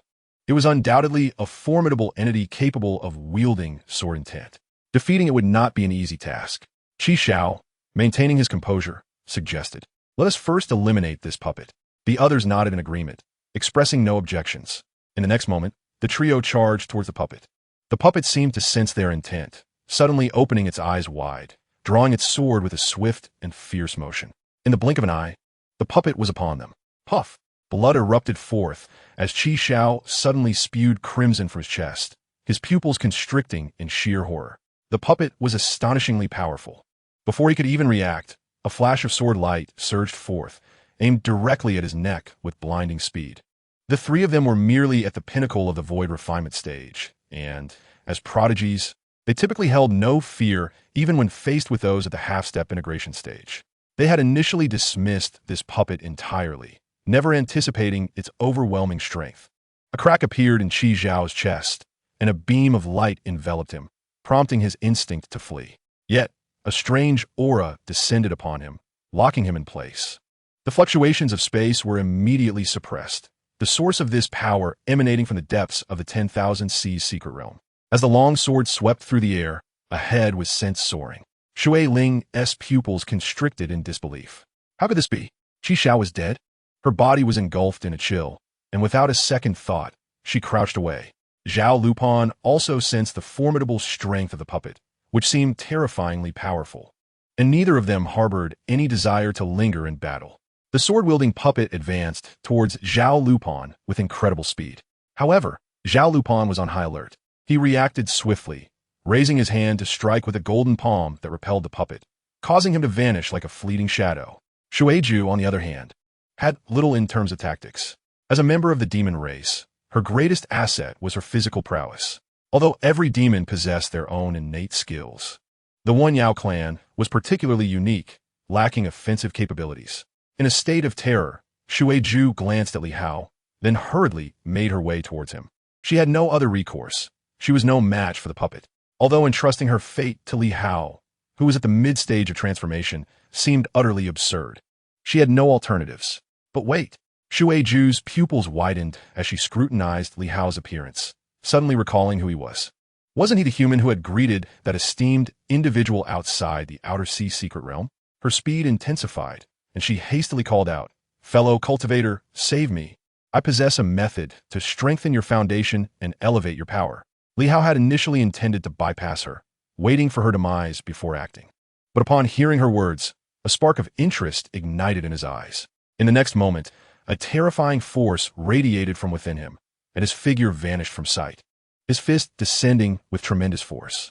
While the humanoid puppet boasted impressive offensive capabilities and speed, its defense paled in comparison to its aggression. Although it managed to react to Li Hao's punch, it was still impacted by the overwhelming force, cracks appearing all over its body. A searing heat emanated from within, not as a form of energy, but as its blood surged with power, causing its temperature to rise uncontrollably. Once more, it vanished, its fist descending like a cataclysmic storm. The humanoid puppet swung a sword, and instantly, a wound deep enough to expose bone appeared on Li Hao's arm, nearly severing it entirely. However, for a body cultivator, such a wound was nearly inconsequential. Li Hao's fist descended with unrelenting force, striking the puppet's head, causing its form to shatter and be absorbed by the ground. Witnessing this spectacle, Shuaiju was rendered speechless. What terrifying power was this?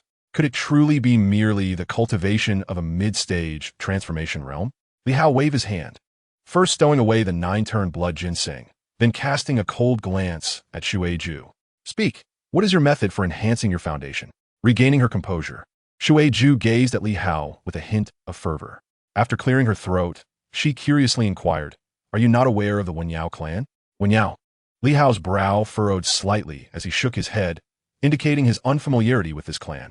Yet, he pondered how enhancing one's foundation could relate to the Wenyao. A tinge of shyness graced Shuaiju's features as she explained. The Wenyao clan possesses a unique cultivation technique, which begins from childhood, allowing one to condense innate essence within their body. Through mutual cultivation, one can enable their partner to absorb this innate essence. Furthermore, continuous mutual cultivation can significantly enhance both parties' physical forms and foundations. However, once the innate essence is digested, the subsequent speed of enhancement will diminish considerably. Liaos frowned up and up. Mutual cultivation? Shuaiju hastily replied, "Do not underestimate it, my friend. This innate essence is immensely beneficial. Not only is it the quintessence of my Wenyao clan, but also presents a singular opportunity. In terms of strengthening one's foundation, its effects may even surpass that of the 9-turn blood ginseng." Li Hao's expression shifted to one of astonishment. Could it truly offer greater assistance than the 9-turn blood ginseng? He felt a stirring within, contemplating the immense potential of such an enhancement. As a scion of the Li family, he had no reservations regarding matters between men and women. "Very well, but I have a condition. I require you to sign a soul contract with me. Otherwise, how can I ensure you will not betray me?" "A soul contract?" Shuaiju's expression faltered slightly. After a moment of contemplation, she revealed a charming smile and playfully nodded. "All right, I agree." The Wenyao clan had always aligned themselves with the powerful, making this an easy concession for Shuaiju. In fact, Li Hao's strength made her feel as though she had gained an advantage, as the innate essence would also prove beneficial to her, especially considering the long-term benefits of mutual cultivation. Moreover, had it not been for Li Hao, she would likely have met a grim fate. Shuaiju immediately released her soul, presenting herself as one willing to be plucked at will, her demeanor exuding an alluring charm. Li Hao's consciousness enveloped her, penetrating deep within to inscribe his mark, thereby placing her very life entirely within his control.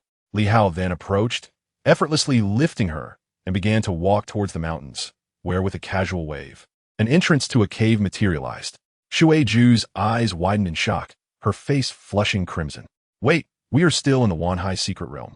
We can afford to wait until we exit." Li Hao, uninterested in her ramblings, promptly blocked the cave entrance, observing that everything appeared normal from the outside. The following day, within a small space of approximately 30 square meters inside the cave, Li Hao sat bare-chested, his eyes narrowed. The restless heat within him intensified, and his bloodline surged, experiencing notable enhancement. A pure essence of innate energy coursed wildly through his body, fortifying his muscles and bones significantly wherever it flowed. Turning to glance at Shui-Ju, he noticed her face glowing red, her clothing barely concealing her form, large swathes of her alabaster skin exposed. Continue. For an entire week, Li Hao remained in that cave. Sitting cross-legged on the ground, his skin turned a vivid crimson, and faint, blood-red patterns appeared on the surface. To his astonishment, a gentle flame ignited around his body, accompanied by an excruciating burning sensation. His bloodline had awakened once more. A smile spread across Li Hao's face as the energy within him surged, heralding a breakthrough to the late stage of the transformation of spirit. Shui-Ju had indeed not deceived him. This assistance was unparalleled, far surpassing even the 9 transformation blood ginseng. Just as he reveled in his elation, a soft sobbing sound broke the silence. Turning his head, Li Hao saw Shui-Ju with reddened eyes, tears streaming down her cheeks. Her expression tinged with grievance. Initially, Shui-Ju had sought to align herself with Li Hao, but through their recent interactions, she realized he merely viewed her as a tool, a means to elevate his own cultivation. Li Hao offered no words of comfort, merely gazing at her intently. After a time, Shui-Ju's frustration bubbled to the surface, and she lamented, "I've cried so much, yet you do not offer any solace. My mother was right. All men are wicked." Li Hao sighed, draping his clothing over her. "Rest assured, from now on, you are mine, and I shall protect you." Although he initially sought to exploit Shui-Ju, he was not devoid of compassion and would not abandon her. Upon hearing his words, a smile broke across Shui-Ju's face. Li Hao retrieved the 9 transformation blood ginseng, beginning to absorb its essence, which significantly uplifted Shui-Ju's spirits. She sat cross-legged, cultivating her energy. Engaging in dual cultivation with Li Hao was proving to be mutually beneficial. While the recipient of the Wanyao clan's innate divine powers reaped substantial rewards, she too could gain from the connection. For more days passed, and Li Hao's aura grew increasingly formidable. He felt confident that he now possessed the strength to contend with Qing Miao. Suddenly, his gaze sharpened as the world around him transformed. The once vibrant colors faded into stark black and white, and the flow of energy became crystal clear to his eyes. I have seen this before in the Li family scripture repository. Could it be the legendary realm? It is said that countless years ago, martial arts reigned supreme, and people revered absolute strength, with a single punch capable of burning the heavens and splitting the earth. The concept of domain was the ultimate pursuit of martial practitioners at that time. There were many names for this concept. Some referred to it as momentum. Chapter 80, The Enigmatic Secrets of the 10,000 Seas, the Puppets of the Integration Stage. The path of cultivation gradually evolved from earlier times when the human race had fewer options and a less refined approach to training. Back then, it could be said that everyone was a physical cultivator, for martial arts was the only path available. However, with the passage of countless years, the avenues of cultivation multiplied, and the techniques became increasingly sophisticated and comprehensive. Today's path of cultivation is more accessible to all, yet it does not imply that it is stronger than before. On the contrary, the earlier paths of cultivation were undoubtedly more potent, as the martial practitioners of that era pursued the pinnacle of strength, striving for the limits of heaven and earth. The reason today's cultivation paths have become mainstream is their simplicity, allowing anyone to engage in the practice. Thus, is this my domain? Li Hao's lips curled into a slight smile. His visit to the 10,000 Seas secret realm had resulted in a significant enhancement of his strength, and he felt he had gained the ability to contend with his senior sister. He was no longer the same person he once was. Li Hao appeared contemplative. This domain is so transparent, capable of perceiving the operations of myriad laws. Perhaps I shall call it the transparent world. However, he also sensed that while operating the transparent world, his mental energy would be consumed rapidly. Fortunately, as a physical cultivator, his recovery speed was remarkable. Thus, the impact was minimal. Li Hao felt that this transparent world would be a nemesis to other spiritual cultivators. Suddenly, Li Hao's brow furrowed. He detected an anomaly. He observed the forces of heaven and earth rapidly converging beneath his feet. Within his line of sight, deep underground, a massive crimson orb of light was expanding swiftly. From this orb, he sensed a bloody and brutal aura. What is this? Li Hao's gaze grew serious. Could this be a remnant left by the master of the 10,000 Seas secret realm? He instinctively felt that something was amiss, prompting him to grasp the water Ju and depart. However, Shortly after, he encountered a familiar figure. Qing Miao. Upon seeing Li Hao, Qing Miao's eyes narrowed with intrigue. Has your bloodline reverted? Reverted? Li Hao expressed curiosity. Qing Miao elaborated. In the terms of your human race, is referred to as bloodline awakening. Li Hao nodded. Indeed. Beside them, Shui Ju, upon noticing Qing Miao, displayed a look of alarm, hastily bowing. I pay my respects. My lord. Yet, Qing Miao paid her no mind, focusing solely on Li Hao, his battle intent gradually escalating. You have indeed surprised me. Such a remarkable enhancement in such a short span of time indicates that you have encountered significant fortuity within the 10,000 Seas secret realm. Liu, being a combat enthusiast, immediately responded, enough with the idle talk. Let us engage in battle. A tempesture aura érupté de forte. As he surged forward like a meteorite colliding with the earth. Bang! Qing Miao raised his hand in defense, his legs embedded in the ground. Yet he was still propelled backwards over 100 meters before regaining his balance, a smile gracing his face. Huh, how intriguing. Come again. The two clashed once more, a heavy and resonant sound erupting, imbued with astonishing might. Each encounter caused the ground to tremble slightly, revealing fine fissures. Not far away, Shui Ju observed this spectacle, rendered speechless by the sheer display of power. Was this strength not exceedingly monstrous? Just as they prepared to continue their fierce duel, a scream resonated from a distance. Not good. The puppets have gone berserk. We must flee. What was happening? Such a scenario of high-tier puppets hunting actively had never occurred before. Quick! Find a place to hide and await the opening of the Wanhai secret realm. Then we shall escape. Many, panicked and disoriented, rushed about, their faces etched with terror, as formidable puppets relentlessly pursued them, claiming numerous souls.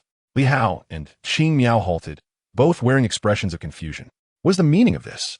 A mid-stage refining puppet charged at them, but was effortlessly shattered by Shui Ju before it could even approach. Yet, numerous late-stage and even peak refining puppets were advancing towards them. Qing Miao stretched his neck, a faint smile curving his lips. This is going to be amusing. He understood that something was amiss within the Wanhai secret realm, yet he felt indifferent. Turning to Li Hao, he proposed, shall we compete to see who can slay more puppets? Indeed, let us compete. He then called to Shui Ju, please keep count for us. A hint of excitement flickered in Li Hao's eyes, his battle spirits surging. Very well, Shui Ju replied with a smile. The two figures immediately surged toward the throng of puppets. Witnessing their audacity, someone could not help but shout, are you two seeking death? You must flee quickly. Staying here is tantamount to certain death. However, Li Hao and Qing Miao remained undeterred. A few murmured curses of recklessness escaped lips before they vanished from sight. As Li Hao plunged into the horde of puppets, 3 mid-stage refining puppets swiftly surrounded him. With a single strike, he dispatched one, then charged further into the fray. 2 peak refining puppets pursued him, both previously guardians of the 9-turn blood ginseng. Yet now, Li Hao stood unyielding.